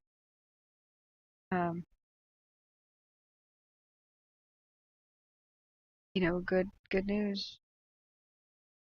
I haven't looked at Twitter, but I'm not that functional today. Not as functional as I was before, because this is marathon streaming while sick has taken it out of me. I'm still not very recovered from my severe flu. Yeah. Hey DB, hey, welcome. Oh. And J Cat goes, what? Sorry? Yeah, I think my voice would kind of lull people.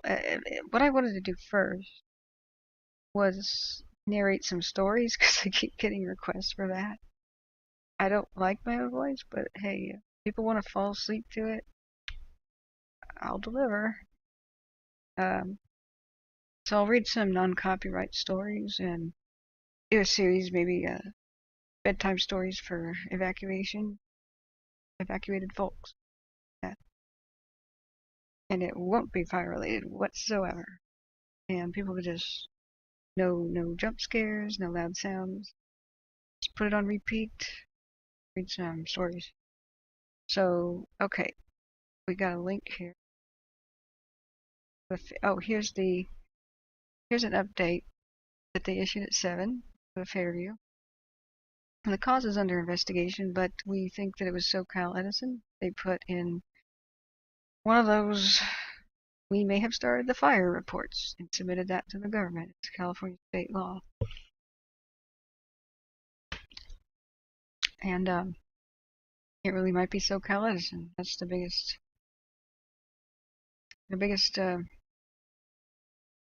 well, the largest suspect, I guess, the main suspect. But until the investigation concludes, we can't conclusively say that. And I wouldn't count on that happening anytime soon, because the Bobcat fire that I covered in 2020 was probably also SoCal Edison. And they still haven't finished their investigation since 2020. So my own conspiracy theory there is that they're dragging their feet because there's a statute of limitations on lawsuits.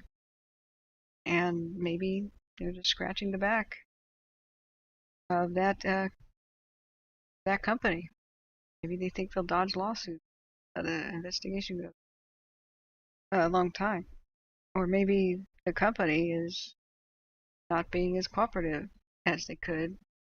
Either way, I don't know why the delay is out there, but we still don't know. 2 years later, we don't know, so don't expect an answer anytime soon. But the people of Southern California are pretty pissed. This is happening again and again. And this time it killed people and severely burned somebody. So, million fatalities too. And containment, at least, is 40%. Size of the Fairview is 28,307 acres. They expect full containment by the 12th, guys.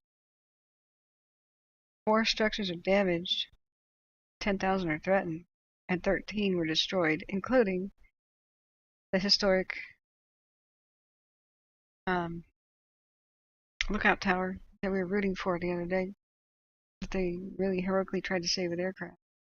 And that's because they let bushes grow right next to it. And I think the radio relay station was destroyed too. That's going to be millions in damages. God's sake, get a bulldozer and a weed eater and put some rocks down like everybody else does. That's ridiculous. So, current situation of the Fairview. Due to today's weather conditions, we saw minimal growth and decrease in activity in all areas of the fire.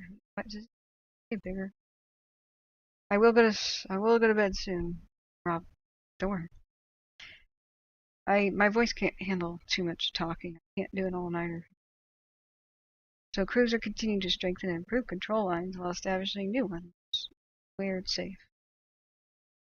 Heat will still be present in the deep-seated stump holes and the heavy dead and down material, which means dead trees. The fire area is forecast to have rain over it the next few days, with an increase in humidity and lowering of temperature. Hallelujah. Everybody knows about the evacuations and the road closure.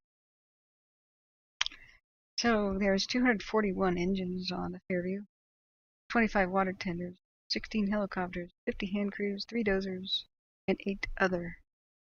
I'd like to know what the other is. There's more than, as for total personnel, there's 2,241 people. Air tankers. There are numerous firefighting air tankers from throughout the state flying, including the nighttime helicopters that were last night. The Mosquito could have used them. Both the Mosquito and the Fairview are suspected of being started by power companies. Those are the 2 big ones of California. SoCal Edison for the Fairview and PG&E for the Mosquito. These are optional fires that we don't need to have. In an age of climate change and all this dryness, we can't have negligence of any sort, not people throwing around matches, and not corporations either. So, that explains the rage. It's just happening year after year. So, this is great. Like, I really think we should thank our lucky stars and our deities. This is just what the doctor ordered. Finally, some good news. So, let's see, let's go back to watch duty. I haven't felt compelled to really cover much of the Fairview all day. And what could have happened was if the hurricane remnants went a different way and went into the Nevada desert, it would have pushed dry Nevada desert air at hurricane force speeds, perhaps, into fire, and we could have seen a Holocaust today. We could have seen multiple towns erased and insanity and mayhem and lots of dead people. But we didn't. We really dodged bullets. They did the right thing by evacuating people, but I'm super critical of the fact that they didn't tell anybody in the evening when everybody's ready to watch TV and ready to look at the updates. They told people at 10 o'clock at night last night. I was like, are you serious? Just, that's after people have gotten high, gotten drunk, gone to bed, taken their hearing aids out, turned off their phones, turned off the TV. That's when you put an excessive burden on the law enforcement to knock on all kinds of doors, and everybody goes, what? And nobody has time to get their stuff out. I highly recommend all you agencies just stop doing that if there's at all a chance that people need to evacuate. Such as, yeah, a hurricane's coming.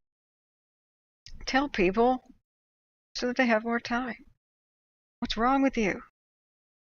Why did you tell people with the Caldor fire, 20,000 people of South Lake Tahoe, oh, everything's fine at 5 o'clock, and then on 10 o'clock at night, bang on doors. They did the same thing to Mineral, California. 10 o'clock at night, evacuate. I'm telling you guys, something terribly wrong. I don't know what, but they just need to stop it. People have horses to round up. They have livestock. Are they going to do that at 10 o'clock at night? You're going to go wake up your pets and put them in the car at night and come on. Wake up your kids. Anyway, sorry for the rant. Come back up. Morris says, we love you, Granny. We love your granny voice. That's what he calls it. You guys, oh, good night, Bugs, by the way. Thank you for being here. There's a private joke on the stream where early in the stream in 2020, somebody said in chat that I was a 68-year-old woman. And I thought she was joking. I said, and she goes, no, really. And I still was like, oh, really? Do I sound like a 68-year-old? This is what Morris is talking about. And she's like, yeah. And I said, I really am not. And she goes, liar. Something to that effect, right? I went, sorry, what? She goes, yeah, you're not telling the truth. And I really thought I was being trolled, so I kind of played along. I'm like, really? Yeah, totally, I'm 68. You know, I was like rolling my eyes, right? And she goes, see, everybody, I told you, that's the truth. I'm like, no, wait, no, I was joking. She goes, then you're a liar. And I'm like,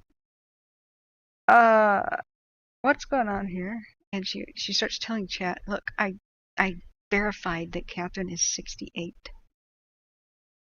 And I went, what? She goes, I found out about you. And I'm like, it was the first time I'd ever really had a conflict in the chat, like related to me, where somebody accuses me of something. And I really thought at any moment she'd be like, just kidding, you got trolled, ha ha ha. I would be like, hey, you got me, man, what the hell? But no, she was dead serious, and she starts trying to convince everybody in chat that I'm 68.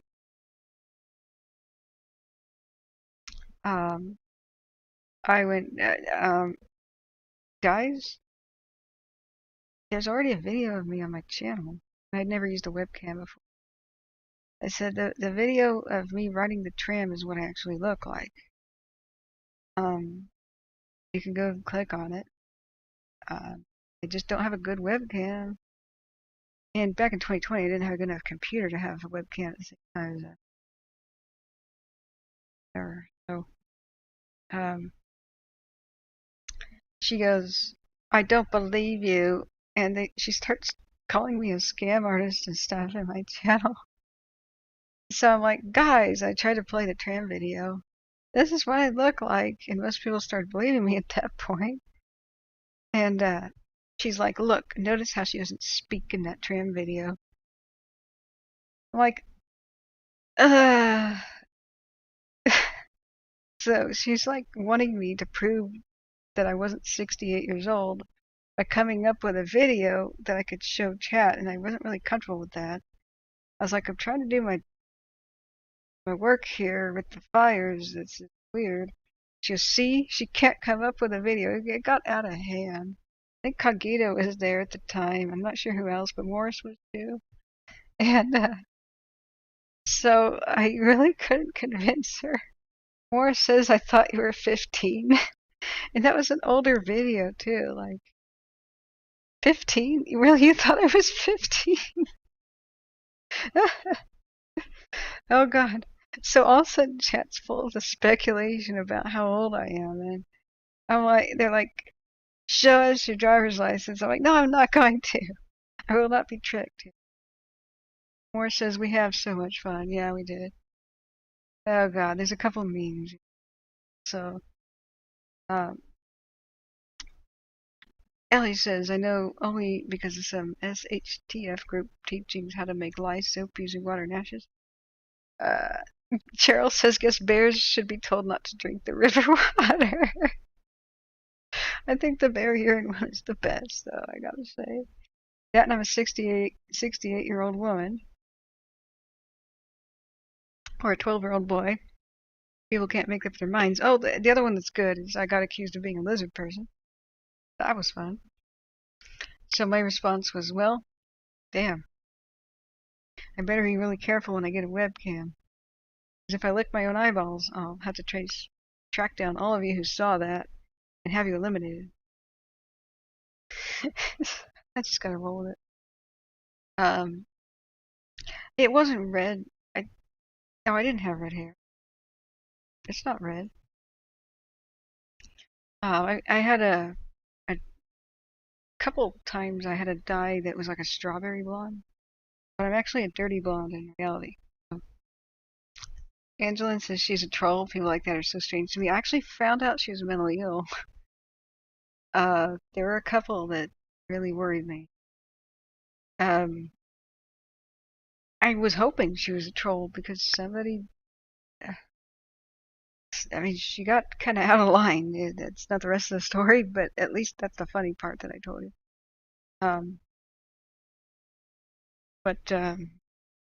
Yeah, I mean, you have to laugh at it. J Cat says, I keep them guessing. I drink oil of Olay. God. I hear if you bathe in bear urine, it keeps your skin nice and tight. Oh, man. Oh, my God. Mods open fire on this spot. Okay. Man, okay, let me scroll up here. Zavuya says the Fairview is still climbing the mountain towards the mountain center in Idlewild. Oh, and Angelin says, how big's the mosquito? I don't think we know yet. Usually in the middle of the night they map it because that's the best time. The best map, the most clear, is going to be when there's cooler air in contrast with a hot fire, right? So that's when you get the contrast of the deep blacks with the whites. And they have to fly directly above. So whenever there's a pyrocumulus, they can't, like for obvious reasons, that would throw an airplane out of the sky. So I think tonight they're going to get a good map, but during the day they tried several times and they couldn't get a good bead because of thick smoke and stuff. So, I mean, infrared can see through some of it, but we'll have to kind of... Wait a second. Speaking of the devil, actually, 15 minutes ago they did a map.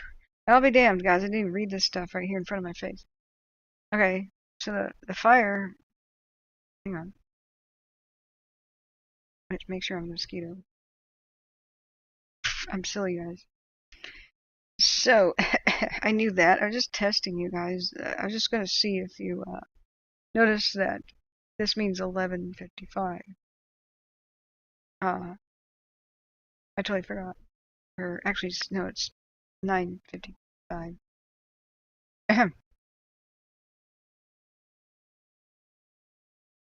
Wait, yeah. Wait, 10:55. Whatever, I can't read. Line coming up out of the river Hang on. cord. OES Intel 1-2, September 9th, 2022, 22:55 hours. This is the Mosquito Fire, currently at 33,754 acres, Division Delta. Dozer line coming up out of the river, of the American River, and coming up into the town of Forest Hill. Forest Hill just below the reticle now. Fire's all the way up in near the town, but it has a line around it apparently. Dozer line. End of recording. Record. OES Intel 1-2, September 9th, 2022, 22:55 hours. This is the Mosquito Fire, currently at 33,754 acres, Division Delta. Dozer line coming up out of the river, of the American River, and coming up into the town of Forest Hill. Forest Hill just below the reticle now. Okay, just wanted to look at that again. So this is looking, okay, it's kind of hard to see the compass. But the compass here, use my magic pen. Now that's even harder to see. Hang on, bright color. Green on the gray is hard to see. So this is their triangle for their compass. And it says east, south. So this is just, it's basically looking south of the town. It's so the copter is north of it and looking towards the southeast. So this is the deep canyon here, the American River. It's pretty severely deep. And so where the camera is, the Forest Hill camera, is on the south edge of town, kind of overlooking the cliff, overlooking the river. So if I kind of minimize this for a second, I can bring this up on the map so that you can orient yourselves to this. So if you go over to Forest Hill, wind activity, so you can see it, the view of this copter, well, like that. So if we flip on the map view for Forest Service, you can see it says tower, that right there. That's where the camera is. So you can look at Mosquito Ridge Road, this red road here, kind of orient yourself and kind of see this puzzle piece notch thing. And then kind of flip back. Tower is a W-shaped squiggle. W, sort of. So let's flip back to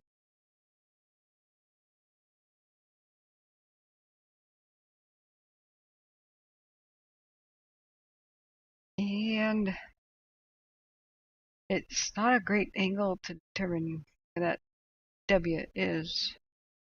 Easier to see the contour of the river.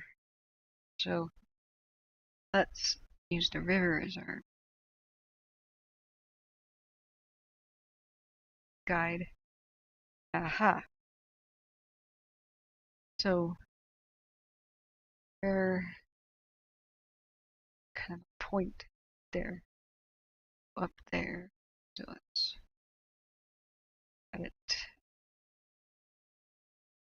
I think then that means the tower.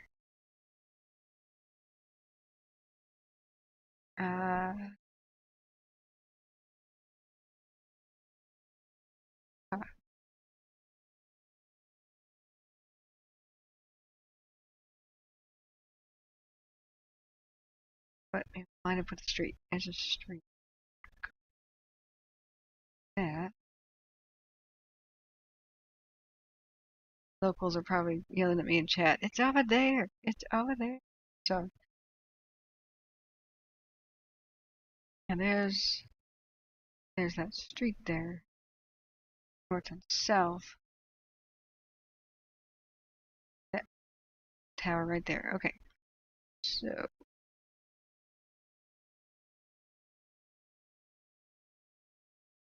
Okay.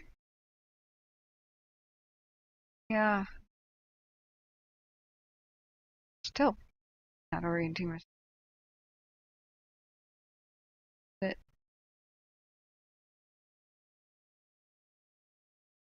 mosquito. Like this.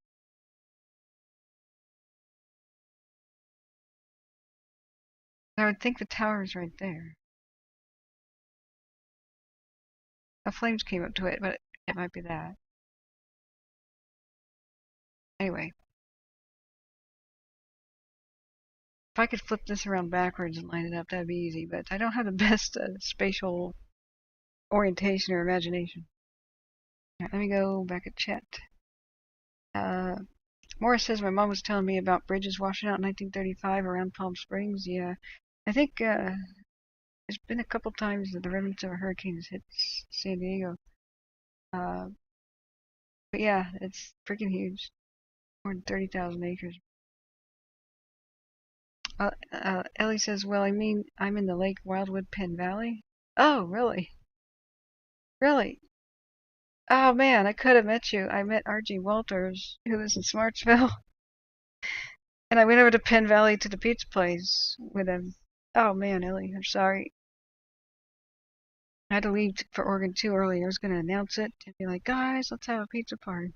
That's a great pizza place in Penn Valley. Sabine says, is that illegal in California to collect rainwater?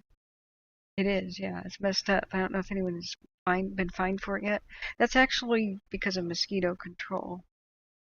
Standing water is all that mosquitoes need, and so those laws date back to when they're trying to get rid of malaria and stuff. If you get a permit, you can do it.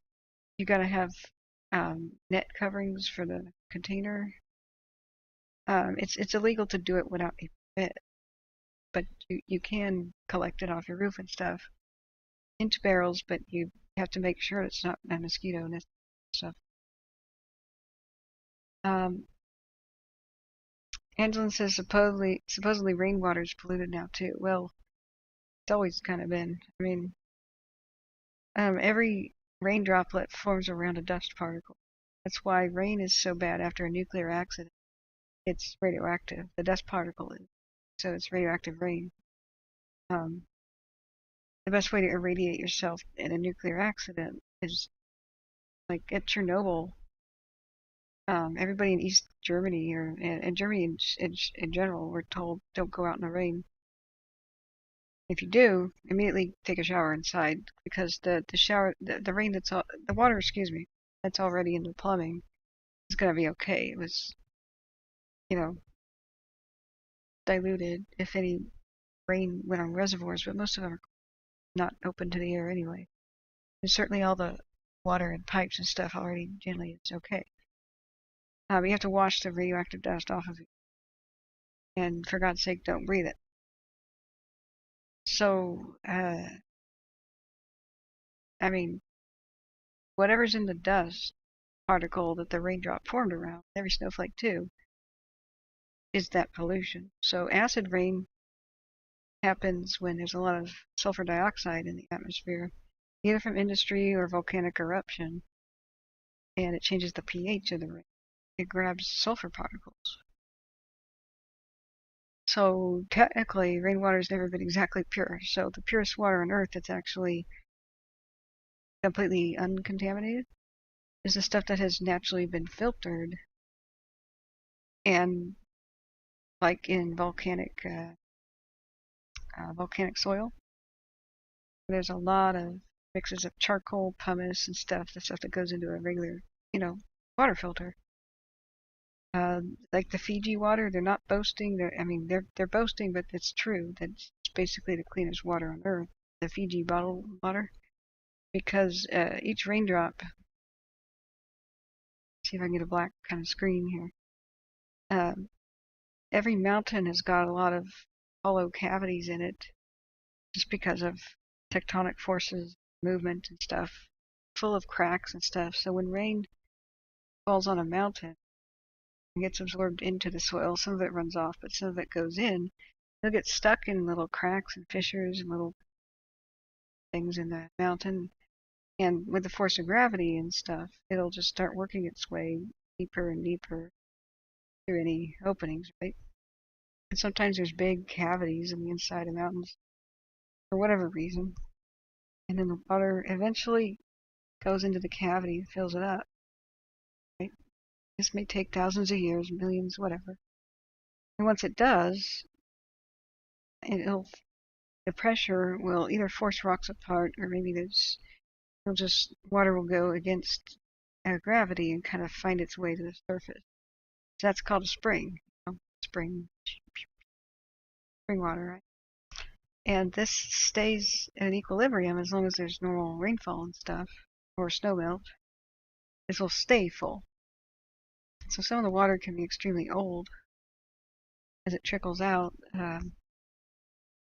Who knows how old? Sometimes the water's been in there for thousands of years. Sometimes it can take one raindrop like hundreds of years to work its way through all the stuff, mountain. And what the rain's doing is it's letting go. The drop is letting go of the minerals as it's passing through all that filtration and everything else in it. It'll pick up some more minerals just from being in a volcano, but if it's silica, that's good. It's good for you. It'll pick up maybe things like iron and copper and whatnot too. Some springs are actually kind of polluted by lead, just because lead might be present in the mountain or something. So not all springs are good. Like there's hot springs I've been to where I thought I was doing my body a favor, but then I realized there's a little bit of lead content in it. Whoopsie. But if they take a sample from the spring, or they drill to the water cavity, whatever they're doing, and there's really no better filtration than volcano. So that's the way to get the best, purest water. Either that or distill it. But distilled water is bad for you to drink. Pure water without minerals in it is going to give you a massive headache. You need some salts, some trace elements of salt for your electrolytes. And so if you feel like you have a headache, and one of the biggest things is, oh, it means you're dehydrated, drink water. Actually, it means you actually don't have salt in your body usually. Instead of just drinking water, which is going to make it worse and dilute it, make sure it's mineral water. And you might even want to pour a tiny amount of salt in the palm of your hand and lick it off your fingertip. That usually will cure your headache if that's an electrolyte. But if you start drinking distilled water, that's why all the bottled water companies put a little bit of mineral. They'll give it some flavor too. Copper is the best. Silica is also very good. But spring water will taste different around the world because of the content. Okay, going back over.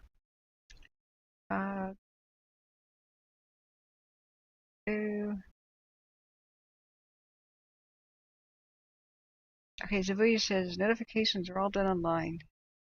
Yeah. And many people in the area don't have Wi-Fi. Yeah. And alerts were done through a computer, hardly no TV coverage. And the fire was really big until the fire was really blazing. Which one are you talking about?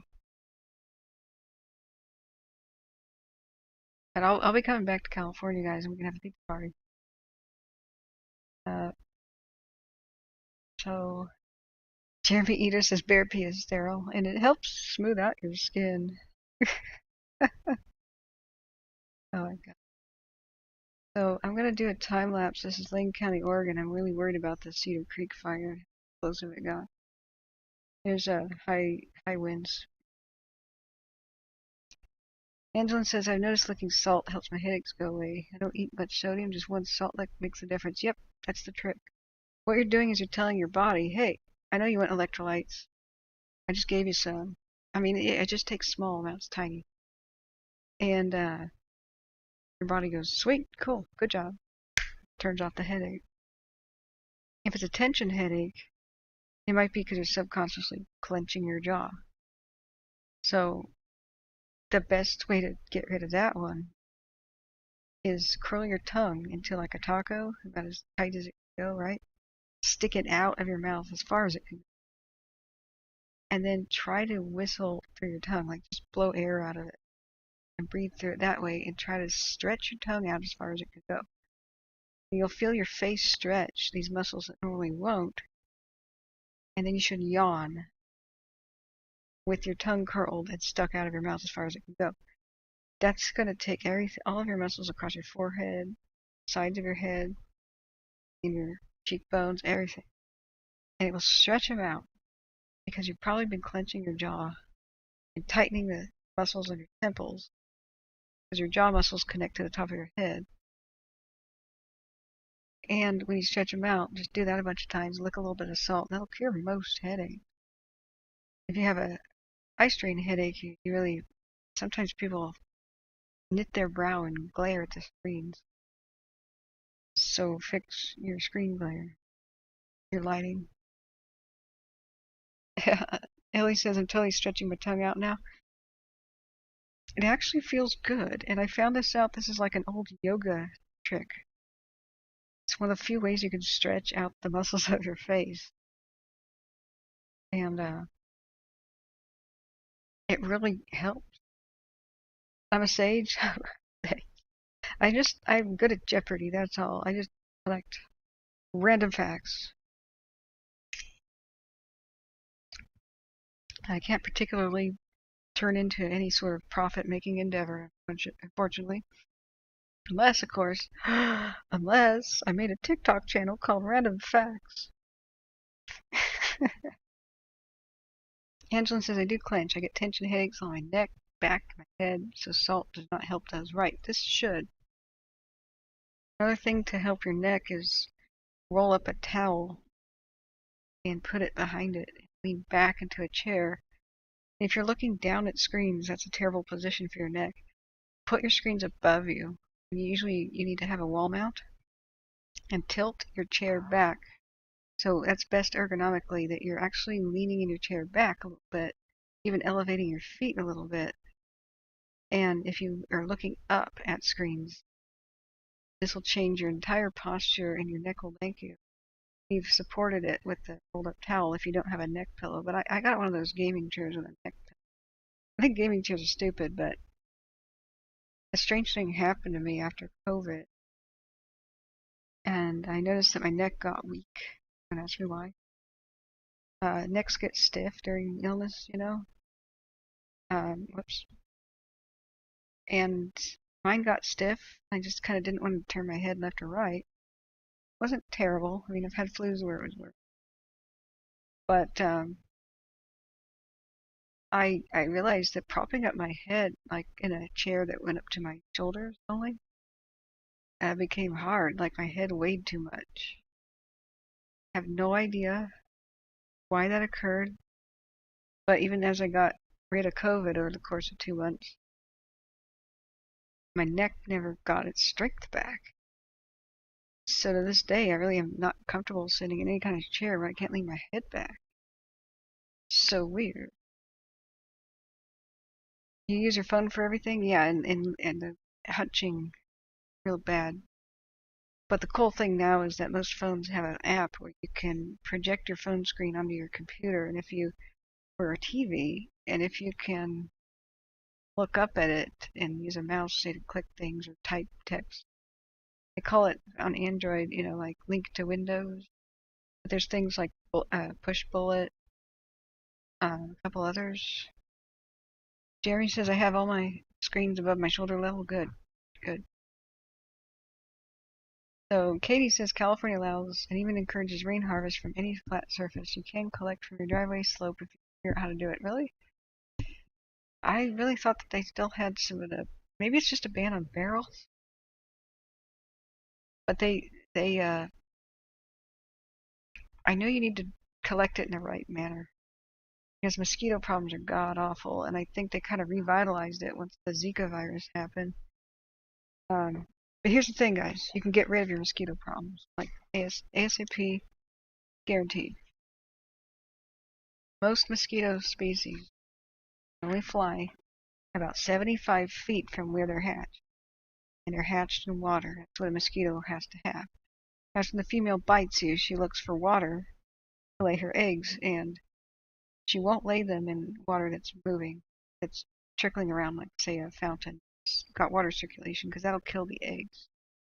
When the eggs hatch, there's like larvae that swim around in water. It's part of their life cycle.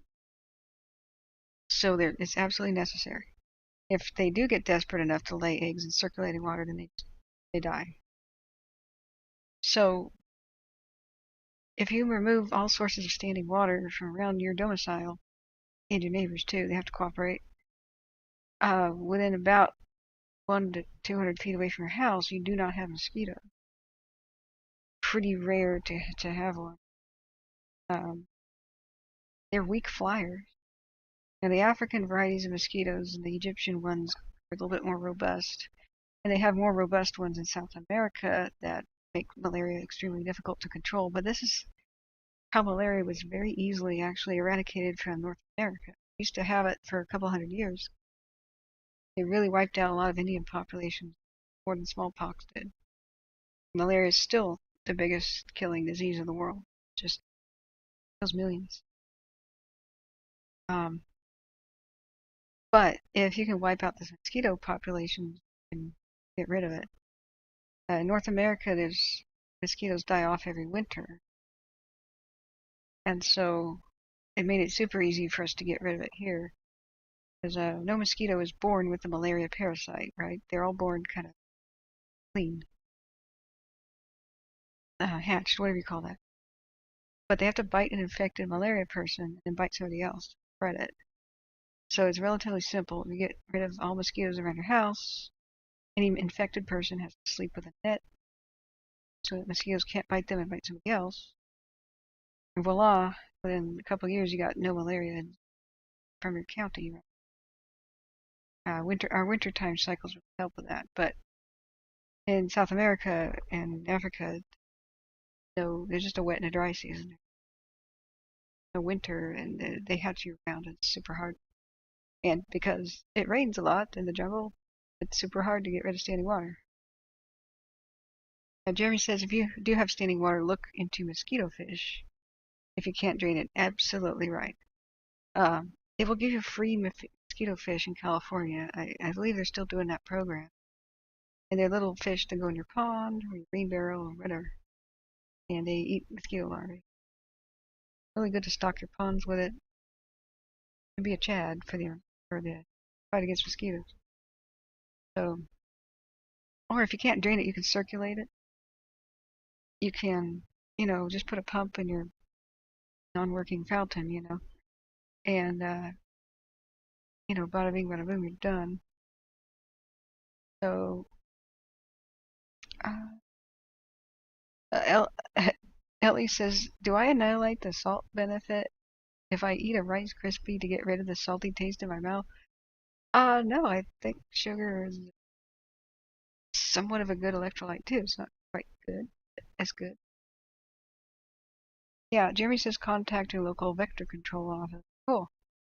What about koi? Yeah, that's a good question. Do koi eat mosquito larvae? They're real bad for the environment if they get out, though. They're not native, blah blah. I never really had much luck with mosquito fish in a real small environment because the raccoons came and ate them. They're kind of dumb as a post fish, so any smart raccoon with a little bit of patience, even if you put little pipes in there for them to hide in, they'll eventually get killed. So, but Big Al says I got destroyed by mosquitoes last night in Long Beach. Oh, I'm sorry. Now I think about it, the property owner had a hot tub he didn't use with the cover off and had water in it. Oh yeah.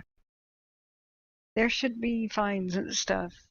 One of the biggest things that people don't think of is their gutters. If you have your gutters clogged, standing water will be in them, and you'll see the mosquitoes buzzing around your gutters. And also the little plant watering trays underneath your plants. You don't have to get rid of them, but what you should do is take nylon stocking, like, pantyhose, and put that over your drip tray, right? And then put the potted plant on top of it. So you got a nylon pantyhose fine screen mesh that the mosquitoes can't get in.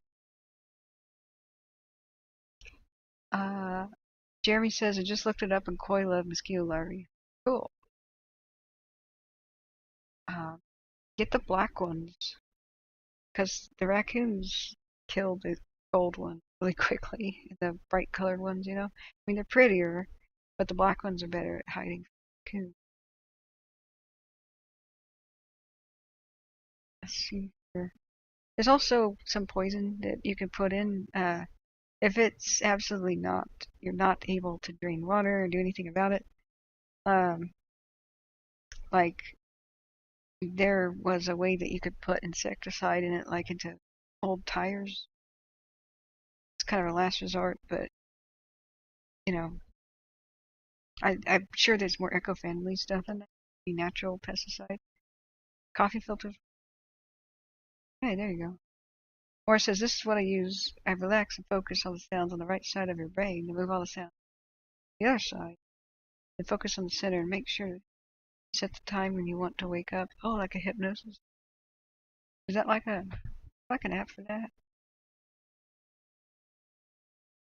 Big Al, are you now infected with Zika? Did your head shrink down to the size of a grape nut? Just curious. Like a scientist, I'm going to walk over to your bed, and a clipboard and a white coat, take your temperature.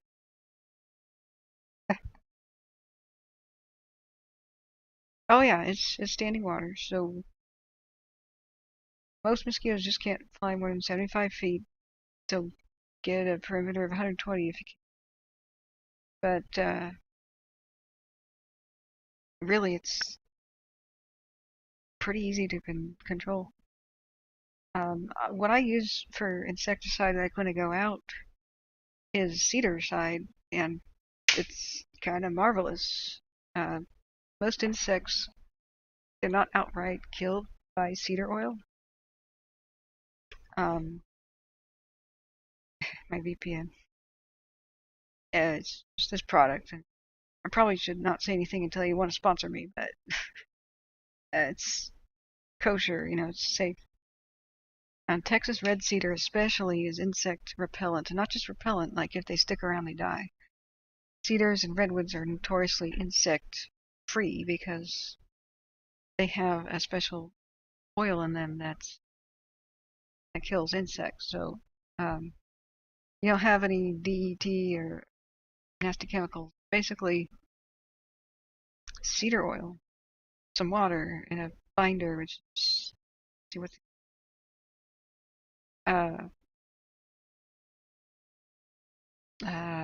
you'd squirt it all over your pets and whatever. And this is not a commercial, I swear to God, guys. Active ingredients is 20% to 10% cedarwood oil, 10% soybean oil, just to get to bind together, and a little bit of mineral oil, which is totally safe. A little bit of silica, whatever, isopropyl, whatever that is, diatomaceous earth. Basically, stuff in toothpaste that makes it crunchy. A little bit of it has to cling to your clothing instead of running right off. So I think that's the gritty part, right? So I just put it all over my neck. I hold out my arms like a cross, and I have somebody spray down the back of my arms. On my jacket, I spray my ankles, and you'll smell like a cedar tree a little bit, but it goes away after a bit and doesn't stain clothing or anything. I was kind of careful with that. And it will evaporate after a few days. You gotta reapply. It doesn't stick around forever. And there's a funny thing that happened. Too bad Sister Golden Hair's not here. John Stoker.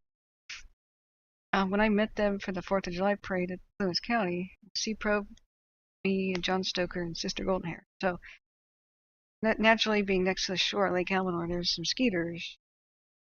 So I said, guys, I got the solution. And so I held out my arms and said, John, and I handed him the bottle, and I said, spray me down. He goes, what? I said, hose me down, man. So he starts fiddling with the opening of the, why is it not working? I said, twist the thing, you know, open the, he goes, huh? Well, I can't tell which one. He's like reaching for his glasses. Meanwhile, I'm holding my arms out, staring straight ahead, like, what's the holdup, man? You don't need your glasses, just turn it and spray until, you know, it squirts, right? And he's still hesitating and fiddling with it. So I look over my shoulder to say, "You want me to try it?" You know? As I looked over my left shoulder, I get this blast in my eye of Cedar's side. I mean, bam, a huge one. He had put it in the rocket mode, you know, not like the mist mode. And I yelped in fright, and I'm like waiting for this horrific pain, right? I just knew I was about to be blasted by pain, and my left eyeball was going to inflame and need to be amputated or something. And I'm like, oh God, I just got hit with a chemical burn in Plumas County, and Plumas County has like no medical facility. Well, they were in Greenville, but it burned down. I would have probably had to drive more than an hour to Susanville against all the traffic of everybody coming to watch the fireworks. So here I am going, oh no, and I'm like, what do I do? Maybe I could run and jump in the lake and just swish my head in it, but it's kind of scummy and ice cold. And I'm like, oh God, oh God, oh God, and then I realize there's no pain,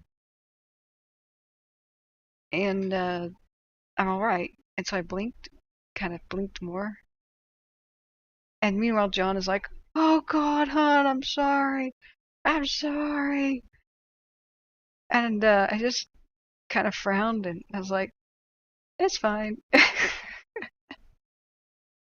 It's fine. And he was like, what? I don't recommend trying that at home, but that happened to me, and I'm sure if he had blasted me in the face with some oh God, don't pay $39 for this. Wait, is that an industrial sized bottle? No, 32 ounces? Oh my God, it's really cheaper on Amazon. But first of all, I didn't get bitten by anything. Never had a tick on me or anything with Cedar side. I've even put it on the top of my head because mosquitoes like to bite the top of my head, right on my hair part. So I'm pretty down with it. And you can also spray like furniture that you got from a secondhand store or something. Make sure you don't get any bed bugs and stuff. So let's go back up and look at things. Jerry says, what can I put in my plant water to kill mosquitoes? It's a tablespoon of extra virgin olive oil to 1 gallon of water kills mosquito larvae fast. No way. Big Al says, I may have Zika. I know I can't wear shorts outside for a while for fear of being attacked, being labeled a drug addict. What? My legs probably have 30 bites each. Just tell everybody you have monkeypox and watch everybody run away. Like, say there's a long line for the ice cream, right? Well, just walk up into the front, drop your trousers, and say, I have monkeypox. Everybody will scatter. Then you could be first in line for that ice cream. That's all you gotta do. J.E. Cat from Canada says, last year we had a high-speed chase that ended after the car crash. The suspect ran into a bush. Dispatch asked if a canine was needed, and the cop goes, nope, the bugs will drive him out. In about 5 minutes later, they did.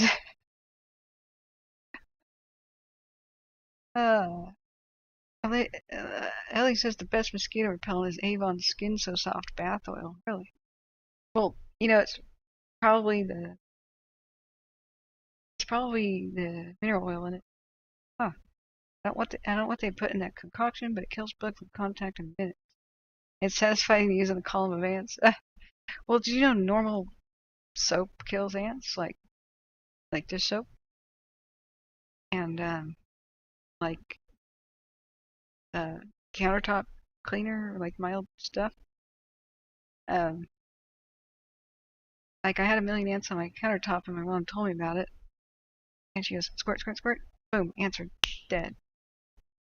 Like they're all dead instantly. They just stopped moving, and it was just Dawn dish soap and the water. Weird. Morris says WD-40 works the best. Isn't that flammable? Do you bathe in WD-40 to get mosquitoes off you? Well, okay. Angelin says nice cedar roots can kill other plants in the garden. True, we had 3 big ones in the parents' backyard. Jerry says adding a teaspoon of extra. Well, it's a layer on the surface. It smooths the surface and suffocates the larvae. Well, yeah, because oil floats to the top. Brilliant. Morris says it also kills roaches. Angela says, I'm going to sleep. Love chatting with you. Learned a lot tonight. Hopefully the mosquito fire slows down a bit. Till tomorrow. Good night. Good night, Angela. Saddle Tramp says, bagworms infest and kill cedar trees in Texas. Then we should ban them. Okay. Morris says, I think the gas kills them. But WD-40. Wow. Ellie says diatomaceous earth should be safe for plants or humans if you get the food grade, but kill bugs slowly. It dries off their bodies. No. Maybe outside you should use diatomaceous earth, but it's basically like silica dust. It will cut up your lungs. There's no safe grade for your lungs. Please do not listen to anybody that says sprinkle it around your house or your attic or anything. Do not do that. You will be basically inhaling something a lot like glass dust. Silica gives you silicosis, right? That's the lung disease. Now, when they invented the pneumatic drill, which is an air drill for mining, miners in the Wild West had a lifespan of they died at the age of 25, 27. There's all these graves in the Wild West. They were breathing in the silica dust. And only when they started adding water to put the dust down, like a spray water, to the drills, did people stop dying. And if you work with pottery and you're working with silica clay, if the dust, you get dust and inhale it, you get silicosis over time. Glass blowers can get it from glass dust. Glass cutters, so you always have to wear masks and stuff. Or spray bottle down your surfaces so the dust doesn't go in the air. And so diatomaceous earth is just as sharp. The little crystals are that sharp. So if you sprinkle it around your house, you're at any time, if you ever clean again, you're going to stir it up. You might think, well, I can just vacuum it up, right? It'll destroy your vacuum. It'll destroy the motor. Really nasty stuff. So it's like hazmat cleanup. It's really difficult to do. And you will basically ruin your house if you get too much of that everywhere. So it's technically, sure, gonna kill bugs. Because when they walk on it, they get cut up. Because it's so sharp. And the same thing with glass dust. Put glass dust in front of a bunch of ants. Put glass dust in a circle and they walk over it, they get cut up. But don't do it. Food grade means it's safe for food. You can eat it inside of things. I think they put it in Oreos to make the cream kind of crunchy. That's because it's with other stuff. I'm thinking of DE, I think. That's why it's called food grade. It's for use in food, but for God's sake, don't inhale. Big Al says, lol, Kathryn, I may actually try that approach when I toss somebody from the bar, drop my trousers and start screaming I have monkeypox while I chase them out of the bar. I would pay to see that, Al. I think a lot of people would. So, Ellie says, can you tell I hate bugs? Lol, I'm in the know. Yeah. So, Jeremy says the dish soap strips oils off of bugs' bodies, leaving them exposed to the environment. They seem to stop moving real fast, though, Jeremy. I mean, why do they die instantly? Weird. Oh, they were asking about the plants, not the house diatomaceous. Okay. Okay, yeah, I mean, it's got its uses, but don't take the advice of, oh, I'll just sprinkle it around my house and ants. I'll have no pests. Okay. Anything more about that?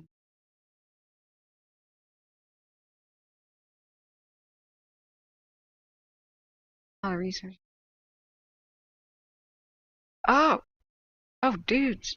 The Alert California team installed 2 FLIR thermal imagery cameras today for the Mosquito Fire. Yes. Oh. The website and cameras are in beta mode, but we'll be told they'll be ready to share with the community. They're ready. Okay. Panoramas are run every 1 to 2 minutes. The cameras show fire activity earlier during the setup, but thankfully appear quiet at the moment. Oh yeah. Is it the color flare? It helped us so much with the calendar today. Yes! Friends! We could see through the smoke now. Yes. Okay. They're doing panoramas. Oh. Dude. Time lapse. 6-hour time. Get bigger.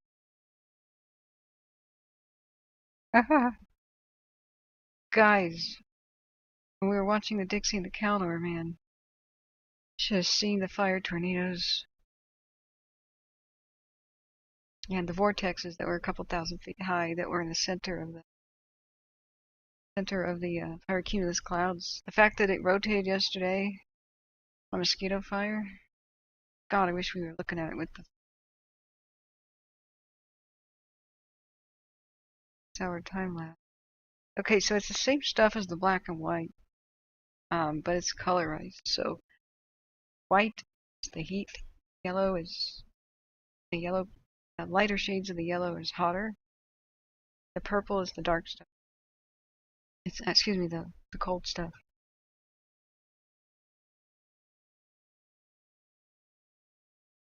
Now during the day it's normal for the tops of trees to be all white and yellow because that's the sun heating them up.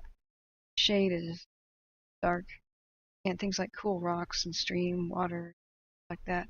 When they flew in front of Greenville and we watched it on a cam like this, the planes were kind of dark, but the retardant was almost black. It was like a deep purple.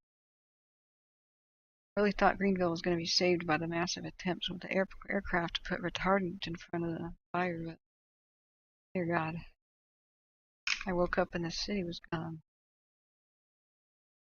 But we could see also 300-foot tall flames and all kinds of crazy stuff that we would have been blind to. If you go back to some of my archives, early August last year, just type in like 804 08.04.21. When you search my videos, you'll see some of that stuff. And there are 300-foot tall flames that came down to take Greenville and Canyon Dam. Absolutely. Yeah, exactly, Jeremy. The lighter the shade, the hotter the purple is, the colder. That's a simple way to put it. And these are, oh, they had it as video cams. Are these, oh no, these are just stills? Oh, I want the video cams back. Come on. Where's the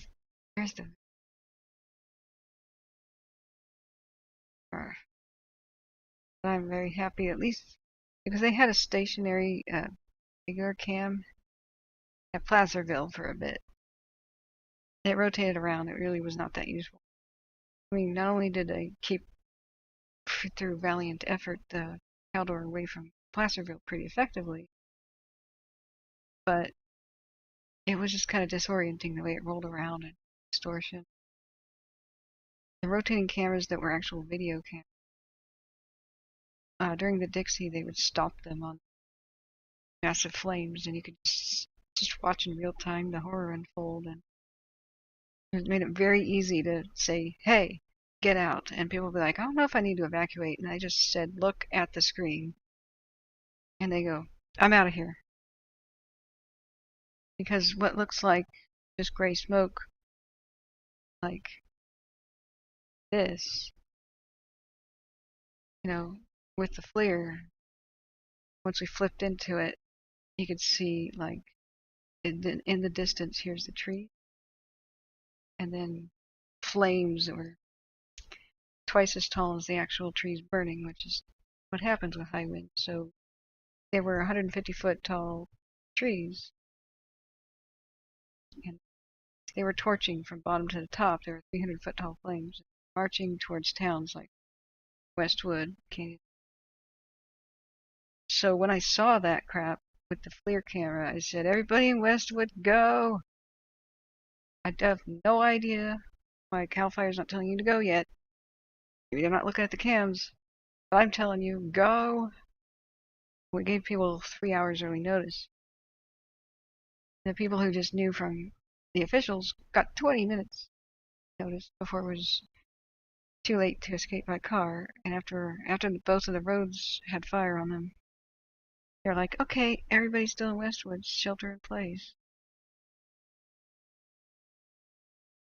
So Morris says it was some of the great photos. Yeah, let me see if I've got one. Your tornado. It may be on a different hard drive, not connected. Oh yeah, I got them.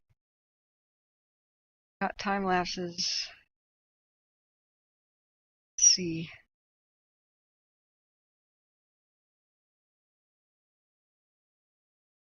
So there were two parts of the cam on Dyer Mountain. So that's Lake Eleanor with on the left with this is yeah, we always had a color code down here for which one was facing which direction, so it never really lined up and it was kind of hard to tell. But this was north, so the camera at this point is, sorry, I need a different color. Camera was looking to the west by northwest, I think that is Dyer Mountain. And then here it was looking kind of north towards like Westwood and stuff. That's probably north. I just remember right, but they rotated a lot. So let's see. I did a time lapse. I just moved from frame to frame.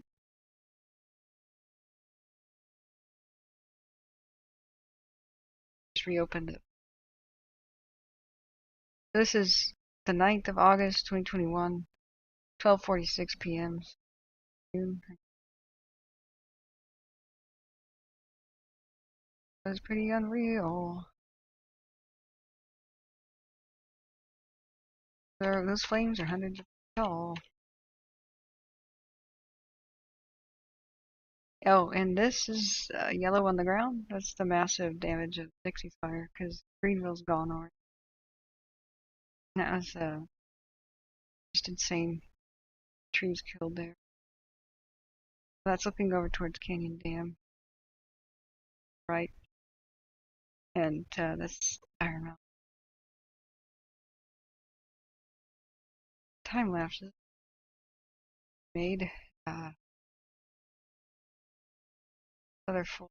I have bonfire that can burn over, Tahoe snow, time Tobias Peak.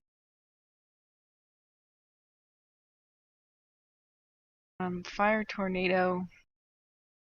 This is Dyer Mountain in the foreground, and I measured it was pretty rough.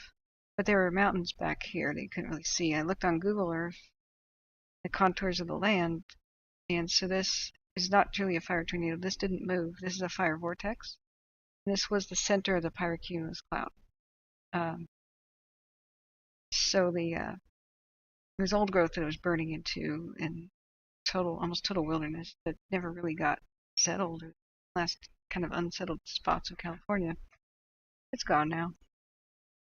But it was just straight up gray smoke. But this is at least 2,000 to 3,000 feet tall, and it stayed there, and it formed and reformed and formed and reformed.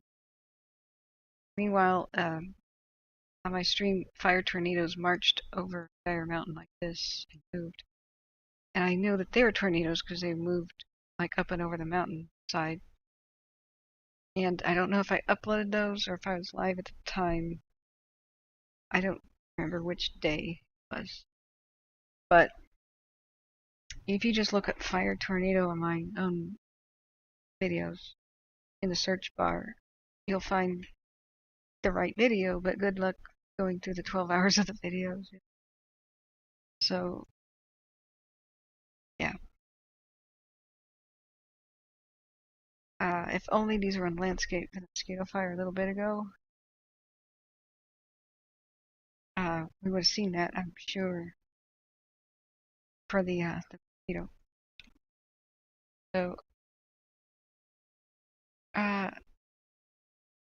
yeah, Gen G says I remember watching all night too. John Robinson says the mosquito fire is still raging or is it slowed down? Yeah, we had a lucky break today. Really lucky break. The winds were so calm that the smoke settled over the fire and tamped it down. They couldn't use aircraft on it, but they didn't need to. Gave them all the time in the world for the ground crews to get to where they needed to be.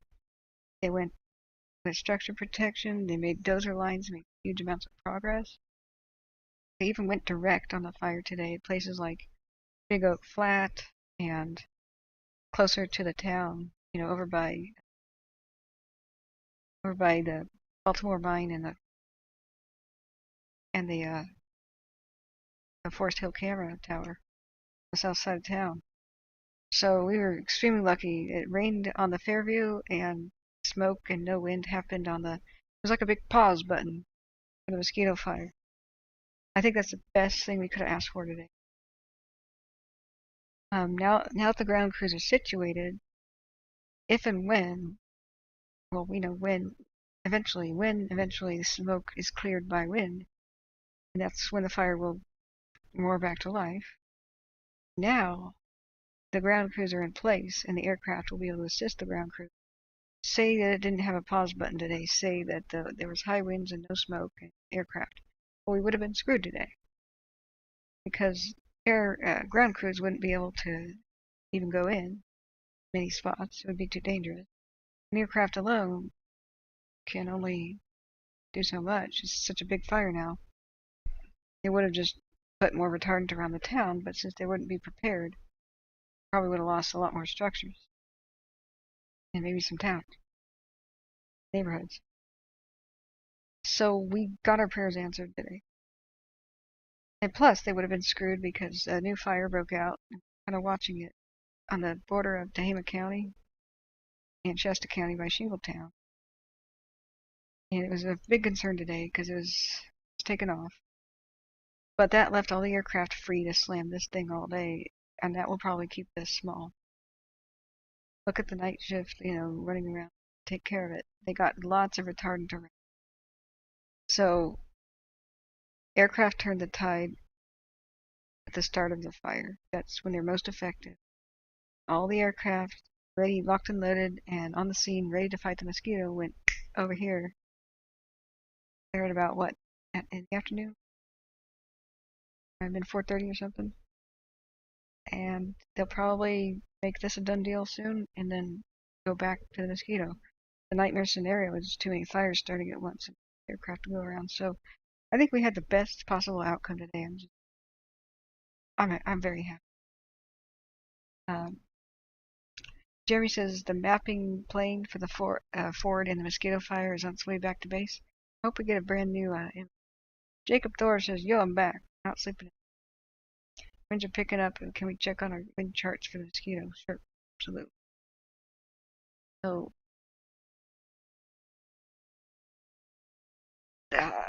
first, let's look at our multi-cam view. Here's Bald Mountain, El Dorado. Let's do a time lapse for now.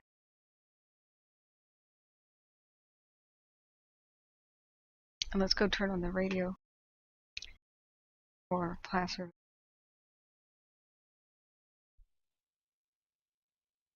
Okay. Alright, we'll try to figure out the volume.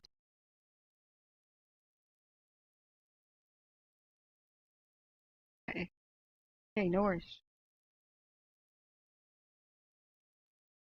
So where are you currently at? Where's the wind picking up? It's really bad. The Cedar Creek fire exploded today.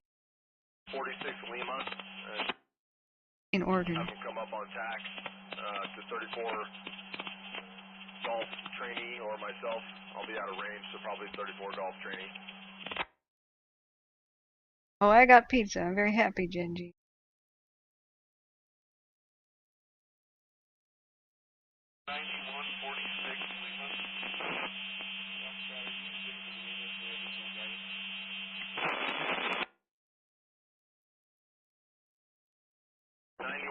Lima, is that you? Dozer 1449, yes. Yeah, are you busy over there right now? We've got FLIR. We got FLIR. Yeah, the contingency group was looking for dozers, and I wasn't sure if you guys still had a line to punch out or where your low boys were, or if you were available to go into contingency and help them push some line around for us still. Are you available for that? 46 Lima, dozer 1449 and one private. We're over here at the pumping platform. Sitting here right now. Find out today.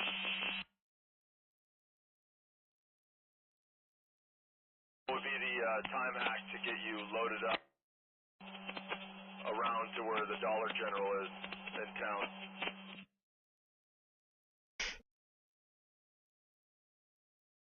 The Dollar General is like the only store that survived in Greenville. Do they have a deal with the devil or something? Why do the Dollar Generals survive? Go ahead for 317. Yeah, this is 167. I'm empty. I'm going to go ahead and unhook, and we'll hook up 173. Oh, I love his accent. 317 copies. Thank you.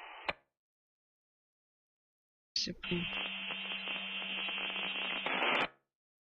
This is live FLIR.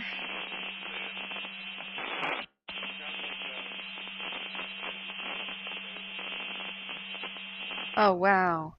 I get it. So Myself, my Lima, and then the private here with me. You want me to stay here in case you guys burn this, leave an agency dozer here, or do you want to send the two privates up for transport?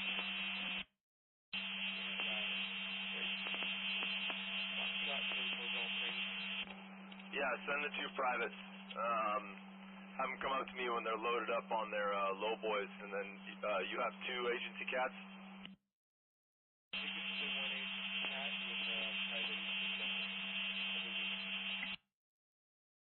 yeah, hey, Three Winners, what's up?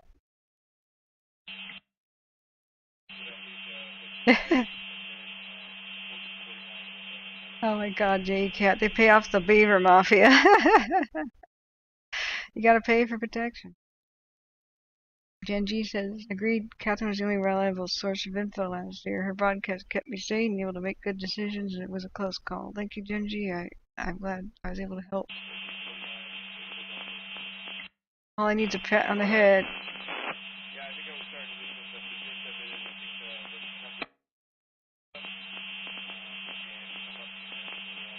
Huh.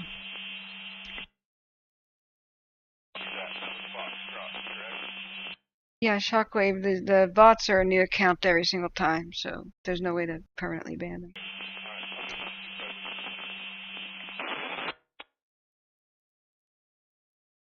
But I can do something. I can definitely ban some keywords like 69 mega. I'm pretty sure nobody is going to type 69 mega in my chat. Let me take a few notes here. I already banned some keywords and got rid of some of them, like cam girl and some other beep, beep, beep, and I also got rid of, you know, granny beep, and midget beep, and, you know, animal beep, and those sorts of things. But they get creative.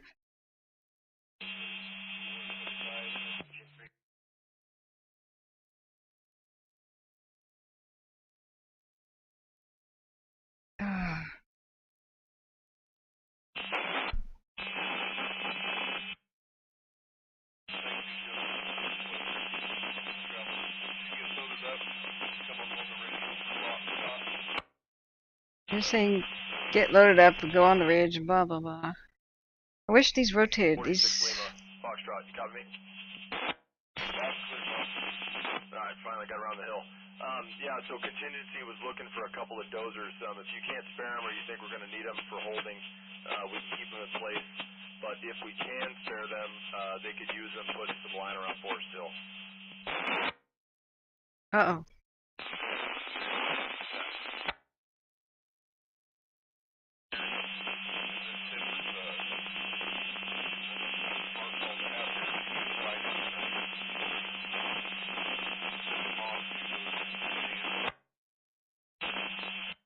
Yeah, I don't think firing's in the cards. It's already 1 o'clock. We haven't even finished the line yet. My guess is that the crews get that cut out sometime before, like at first light. Right. Sure that 4 dozers, like, was hand lined.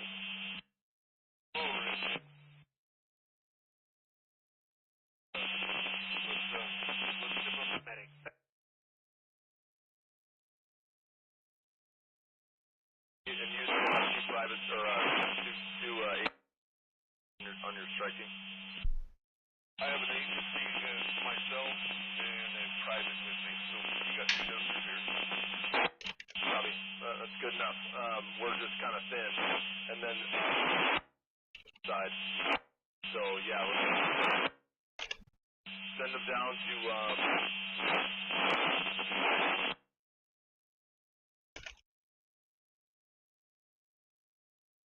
Send them down to the general, mill staging, and I'll get a hold of them and then just play their E numbers when they're ready.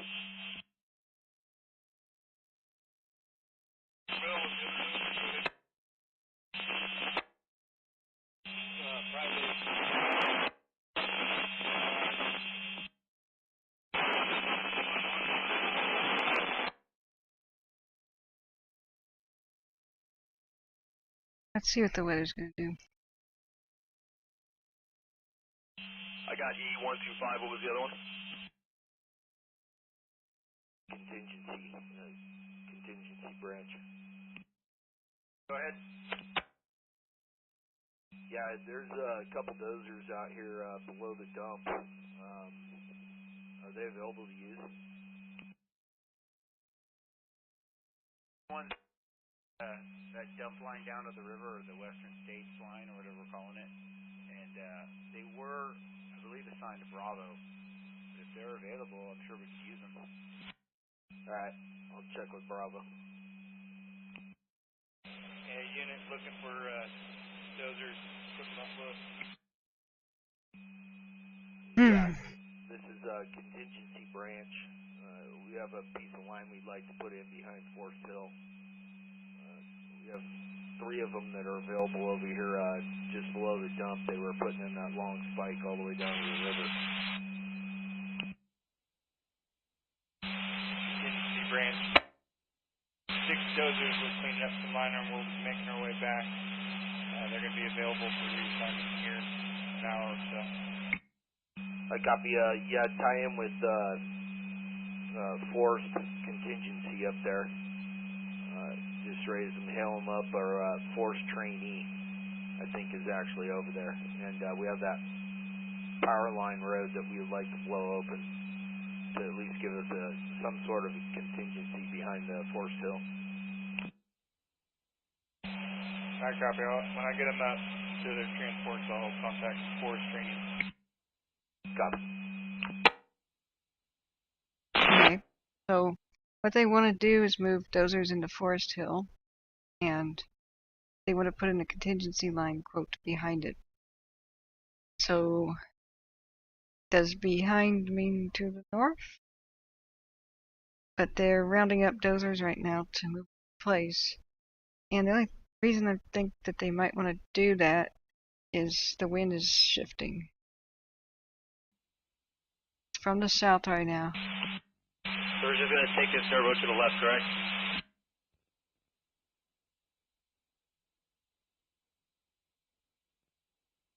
Contingency branch, dog, Hell. contingency.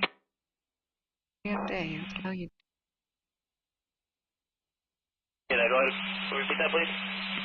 Yeah, I'll drive down and come get you. Stupid.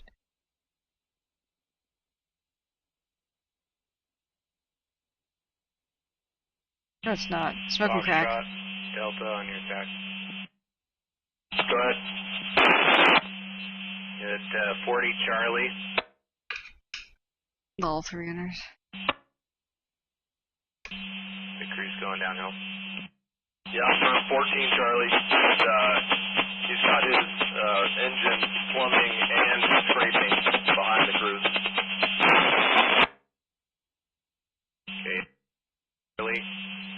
gave them to you a little while ago. Are they still committed there too? Task Force 48, Vision Yankee on track.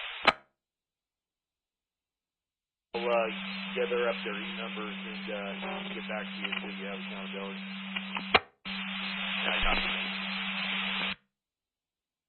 All right, so when I'm looking at the temperatures and weather here, you probably can't see the micro, letters here and words. So it's actually the wind's not changing. I'm smoking crack. Windy, it drives me nuts because it put it like on Monday the 12th. And it was showing animations for Monday the 12th. Now it's on 1 a.m. Saturday the 10th. So it's almost a dead calm. It's 4 to 5 mile an hour winds. It's almost nothing. 69 degrees. But they are wind gusts of 12 to 13 miles an hour. And those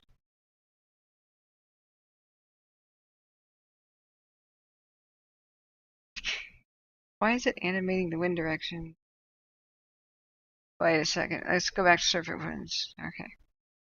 Surface wind is an east wind. Usually hot and dry for the desert kind of stuff. But it's probably just the heat of the day winds cooled off at night and they're now falling back down the canyon. So it's down canyon winds. So, hang on. The water off of Blackhawk. The line's being completed off the water across from Blackhawk.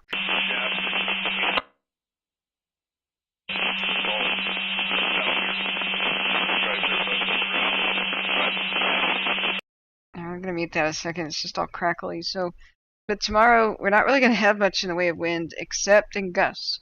So at 11 a.m. it'll be 90 degrees. And they're seeing 20 to 25 mile an hour winds, but up canyon. So that means fire would be pushed towards the northeast if they were consistent, right? So I don't think they're concerned about Forest Hill right now. I think they're just probably they completed stuff elsewhere and they want to start a new project. It's flagged with double pink flagging on either side of the driveway. It's called Glover Properties. Somebody threw a glow stick down. You might be able to see it. Might directly across from the water. Here he says wind of the valley's picking up. Road. Yeah, on the map it shows the path of the normal right there. Okay, bye.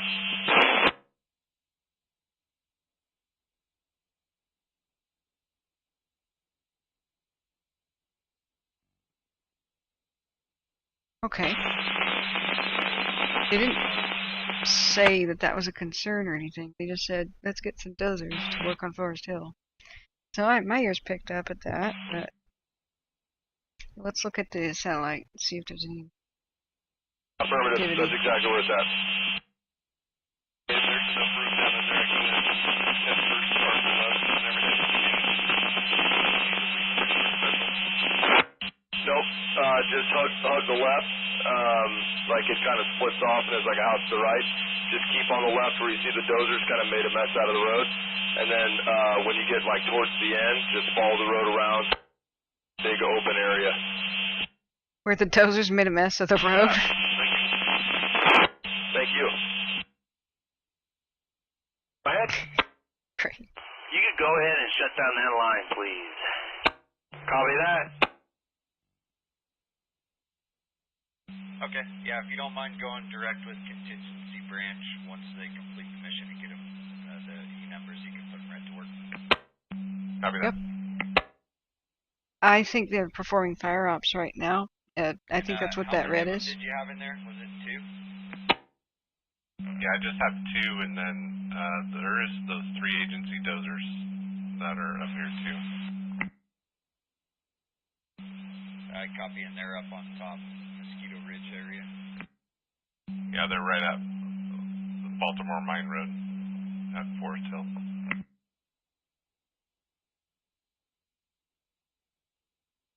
Okay, they're just prepping for tomorrow.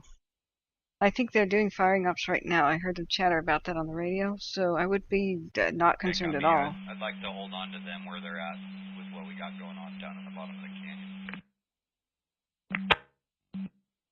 unless they say something like something concerns us, I think what they've been doing is firing ops to protect the town because it's a perfect opportunity. Right now, it's been really quiet most of the day. It's pretty quiet tonight. Agency branch, Bravo, on your tech. Yeah, Bravo, go ahead. Yeah, there's two more dozers about an hour out from their job being completed at Mosquito Ridge Road area.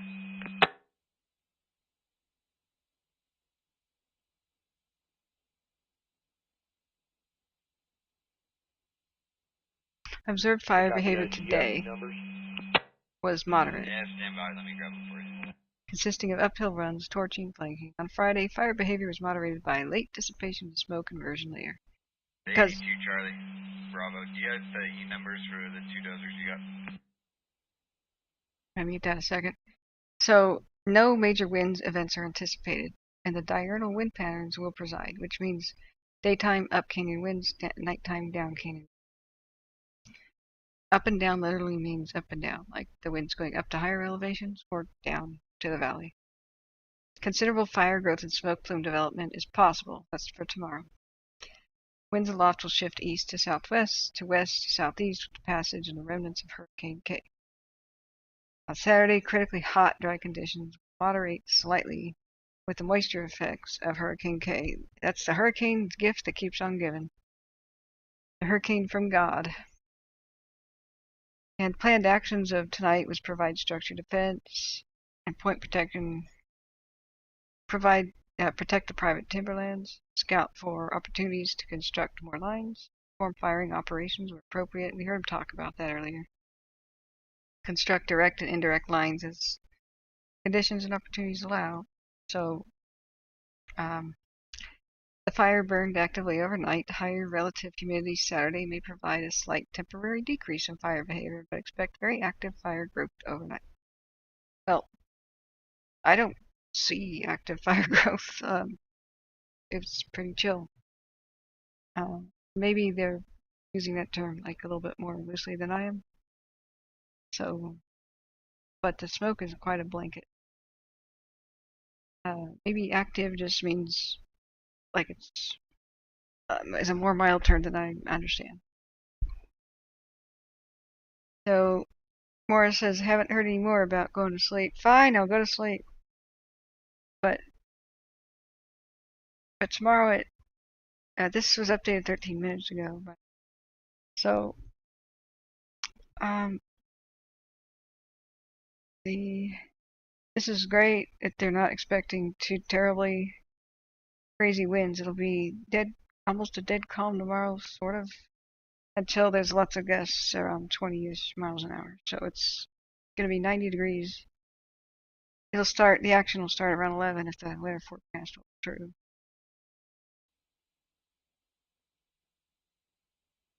Can you meet me over here at the dump? It's out there.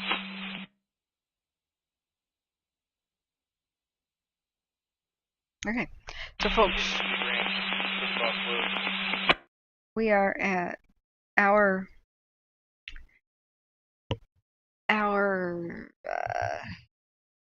11 of the stream. So we always have to end it before 12 and at least restart the stream because YouTube does not save videos that go longer than 12 hours. It sucks. So we'll have to restart it for sure. But I should just ask. Mods, do you want to pull a night shift or do you want me to just start the stream tomorrow at noon? Because I just don't think there's anything to particularly worry about. But pretty much the weight would fall on you 3 winters, and I don't know who else is gonna stay awake. And maybe J.E. Cat for a bit, but I would hate to tell you, hey, can you just babysit the stream for 12 hours? So 3 Winters says, sounds like they got some quiet time to strengthen defense instead of hustling to stay ahead of a rapid moving blaze. Yeah, this is all we could have asked for from God, and we got it. So thank our lucky stars.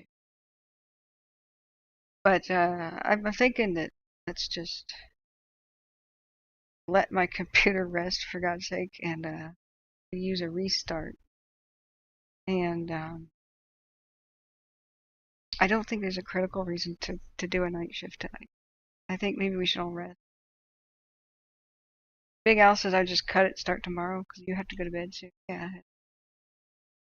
I gotta keep some healthier habits here. Sure. Yeah, I don't think we need to go all night. So I would love to know what's going on in Lake County. I mean, it's horrible. The evacuation of Lane County is massive, and it happened after 9 p.m. The evacuation in Lane County, I should say. The damn Roadless Wilderness Act meant that they couldn't put fire lines in the Cedar Creek fire. Just for some reason, not on InstaWeb right now. So they evacuated the entire town of Oak Ridge and West Fir and at 9 o'clock at night. So what I want to know is Oregon okay? We've still got hot and dry winds blowing right now. Look how crazy this is. Now, the town of Oak Ridge is right here. It's 100% evacuated. It's nuts. Mobile home park, mobile home park. Once again, they did it at 10 o'clock at night, even though they knew what the forecast was. It's insanity here, but what can you do?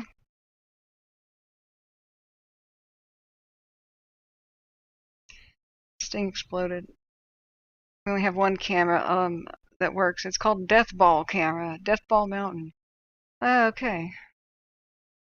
But they could have gotten this out weeks ago, but they had no road access, so there's nothing to do. The Waldo Lake is a beautiful natural area, one of the few that hasn't been touched by fire yet, and look what just happened.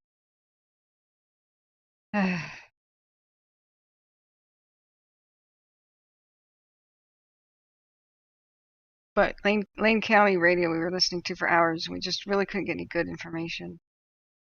So I don't even know if the media is on it. Cedar Creek fire, latest news.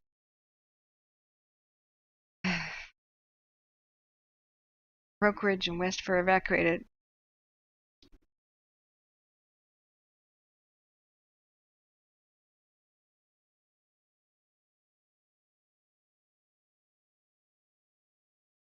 Wow. One of the biggest highways of Oregon has been closed.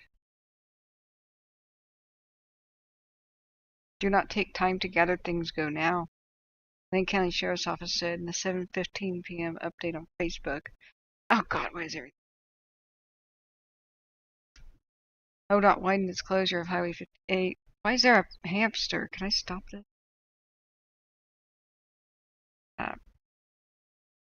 Another fire had some residents south of Salem evacuated Friday. And then the Kalama Fire in Cowlitz County, Washington. And the Gifford-Pinchot National Forest officials said the fire grew from 4 acres to 80 overnight.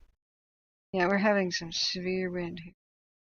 Washington County, west of Portland, 2 fires broke out near Hag Lake. Really? They were brought under control. Good. Wow. That's where Big Dog is close to, sort of. He experienced a power safety shutoff and had to go because of that. I didn't, thank God, because my lines are buried nearby, so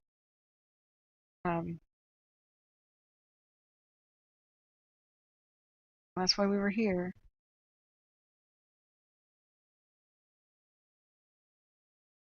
Governor Kate Brown invoked the Emergency Conflagration Act as a preemptive measure in response to the Cedar Creek fire burning the national forest east of Oak Ridge.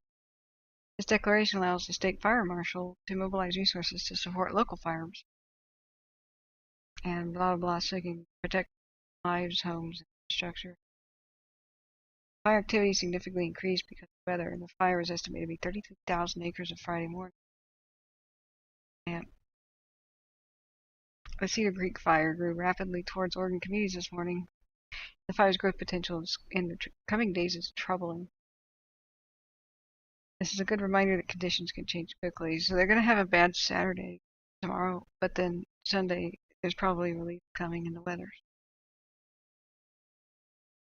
The Cedar Creek fire has been burning in the wilderness for a month, and it was a pretty small affair, guys. Local fire service agencies increased staffing plan to protect life and structures in the surrounding area. And like I said, it's not their fault that they couldn't put it out. There's no fire access. To change that law, should go in the toilet.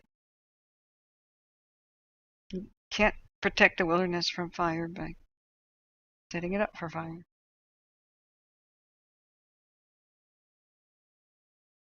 Okay. It's caused by lightning from August 1st and is burning the Willamette into Deschutes National Forest. 12% contained and it's 33,000 acres size. Visit interweb. Current situation: east winds, low humidities, high temps will cause the fire to be active today. Highest activity will occur where the lichen is present in trees and there's a high concentration of down wood. Where winds align with the slopes, tree canopy fire and fire spotting are anticipating. Last night, scouting occurred at high points to assess the fire group, but smoke limited the visibility. Alaska Team 1 has joined Northwest Team 6 to manage the eastern side. This has brought key middle management personnel to the fire, allows them to have shorter driving times to the east side. A red flag warning is affected this Saturday due to hot, dry, and windy conditions. The east winds, which means coming out of the Oregon Desert.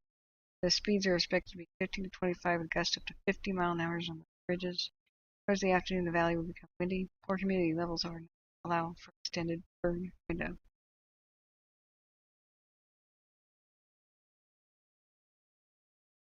Firefighters are working on a fire line from North Waldo Lake to Charlton Lake, connecting to Forest Service Road 2090 to hold the fire from continuing to move south. On Forest Service Road 2421, firefighters will be watching for any spot fire, holding the fire on the road. Crews will be engaging spot fires north of the Winchester Trail, trying to extinguish if safe to do so. While they're also coordinating with a ranger district, blah blah blah. Provide initial attack. Wow, sounds like they've gone like full 1920s technology on this. There's no roads. Time to get out the mules and get on out to the fire on the trail. There's only trails. Okay. It is what it is. Now I'm listening to Mosquito Fire radio still, and they're just counting their dozers literally. They're like taking an inventory of dozers. It's nothing too radically important. But it's time to go to sleep. The Torculators has been busy all day. Woke up in South Lake Tahoe and it's super smoky. Drove down 50 through the Caldor burn. It's devastating to say the least. Don't I know? Drove through Placerville and smoky all the way to Sac. Yeah, the entire valley's going to fill up with smoke. It's going to be god awful. I looked at some of the smoke forecasts. It's going to be unbreathable. What's the update? I've noticed they don't warn people about 8 hours everyone's sleeping last night. They made no mention of it possibly doubling in size. What? It was pretty quiet today. It's been quiet tonight. Like, they made awesome progress on it. So they're prepping for tomorrow, which will be pretty light winds, but up to 25 mile an hour wind gusts. There might be some more humidity as the Hurricane K remnants kind of sweep up north. And so that's all pretty good news. We got our prayers answered for both the Fairview because the rain hit it. It's probably over now, really. I mean, they just got to do some mop up if it counts on it. The same thing at Big Bear Lake for the Radford. And it was a good thing that there was no wind today on the Mosquito. Grow that much at all. It's just that the numbers jumped because there was a long time before they could map it safely.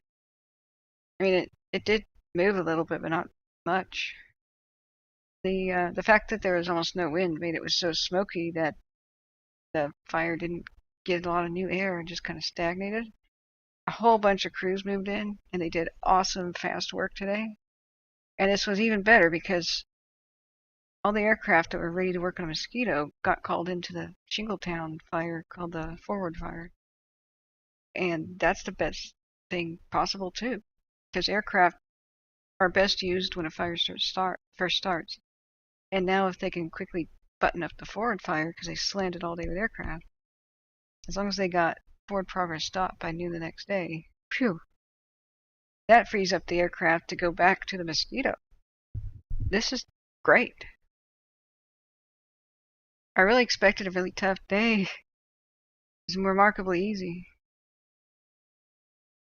Yeah, that's because they tried to map it twice today, so they really couldn't do that very accurately. So yeah, it's moved, but they already had suspected it was well beyond 20 yesterday though. By the time that I went to bed, so I think it went from somewhere just over 20K to the 30K, but it took more than 16 hours for it to do it. Yeah, it didn't make big runs. We've got FLIR cameras now set up too, which is awesome. Not the ones I love, not the camcorder ones. But watch this. If I move my mouse to the different ones, you can see which part of the landscape it's looking at. It's in panorama mode. And then you can do a time lapse of the panorama mode. So cool. Now, here's the problem. They didn't calibrate it right because it's nighttime and it's showing way too much heat on the regular trees from just they should be pretty dark. You know, we're talking like residual sunlight heat. Yeah, the trees are warmer than the creeks and rivers. They should look pretty dark. We shouldn't be seeing like yellow horizon stuff. So that hopefully they calibrate them correctly. This one is a lot more better calibrated. But the other one's kind of messed up. And this drove me nuts on the Dixie and the Caldor too. So when they're not calibrated, it looks like the whole landscape's on fire. But it's not. So it is cool. Got some tools. Yeah, I don't think today it doubled in size. I think they didn't have a good handle of its growth during the previous day and all that. I mean, I don't know what to say. But when they have a long delay in mapping, it's just it looks worse than mapping. I don't know how to say that, but we're coming up on my 11th hour of the stream with very few breaks. My voice is kind of failing. I gotta save it for tomorrow. There's nothing at all to report right now, so we're gonna shut it down. We'll come back tomorrow in the afternoon, just as things are probably gonna pick up. So Jerry says I saw NASA, NOAA, the U.S. Army, all go over the Mosquito today. Yeah, they tried it when the regular planes kind of failed. And maybe they have different equipment on each one. Yeah, we did lose the Red Mountain Watchtower. I'm so pissed. Somebody could have saved it with a bulldozer in about 10 minutes. All they need to do is get rid of the vegetation around. $1 million, what RJW was saying was $1 million radio installation. And critical. That was entirely preventable. They didn't even have to attend it. They left the damn window shutters open. The iron shutters that you're supposed to close and fire. Once the heat bursts a window, then all these embers go in there and burn it down. That's just, I swear to God, it's just like people want our history to burn down. The airplane pilots valiantly tried to save it. I think ground crews tried to get to it. But it's just, there's some nose pickers in charge somewhere. Excuse my outburst. So Genji says, thank you. Yep, you are pretty caught up.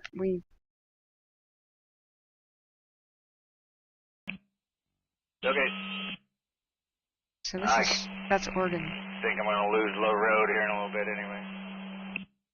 Look, there's almost no heat detection. Mosquito. This red thing, as they're firing, they're doing firing ops. It's so calm that they can fire, which is great. That's going to reduce the fuel load around the town of Forest Hill.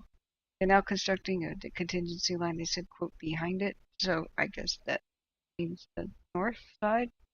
I don't know. They didn't specify where, but this is awesome. It moved away from Georgetown because mostly the wind was pushing it up canyon. It did move a little bit to the northeast, but they even got direct. I mean, we're like, let's go direct, and it worked. So they even went aggressively to put it out in some spots. Awesome. I think we had the best outcome we could have hoped for. Reasonably. I mean, best would be if it started snowing, but yeah, it was totally a preventable loss. That's ridiculous. But what can you do? What can you do?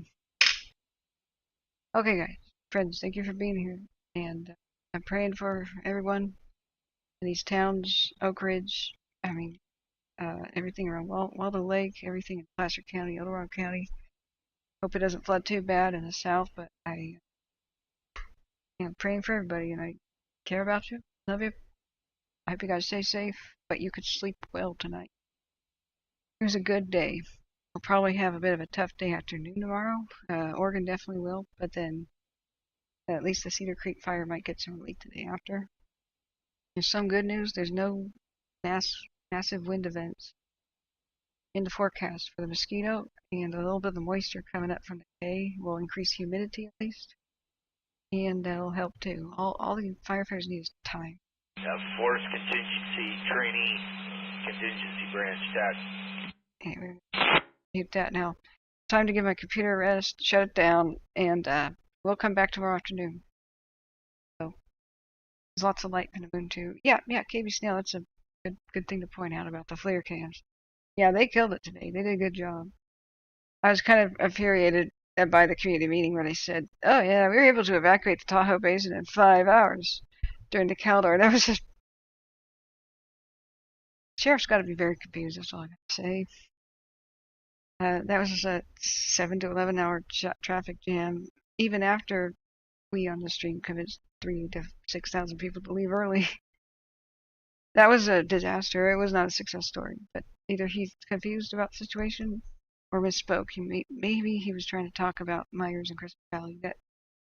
Yeah, I believe it for that, but it's not physically possible to evacuate 20,000 people in 5 hours from any community, basically, let alone one that has 2 working roads out of it. Anyway, other than that, very good day. So my voice is ragged. Gotta shut it off.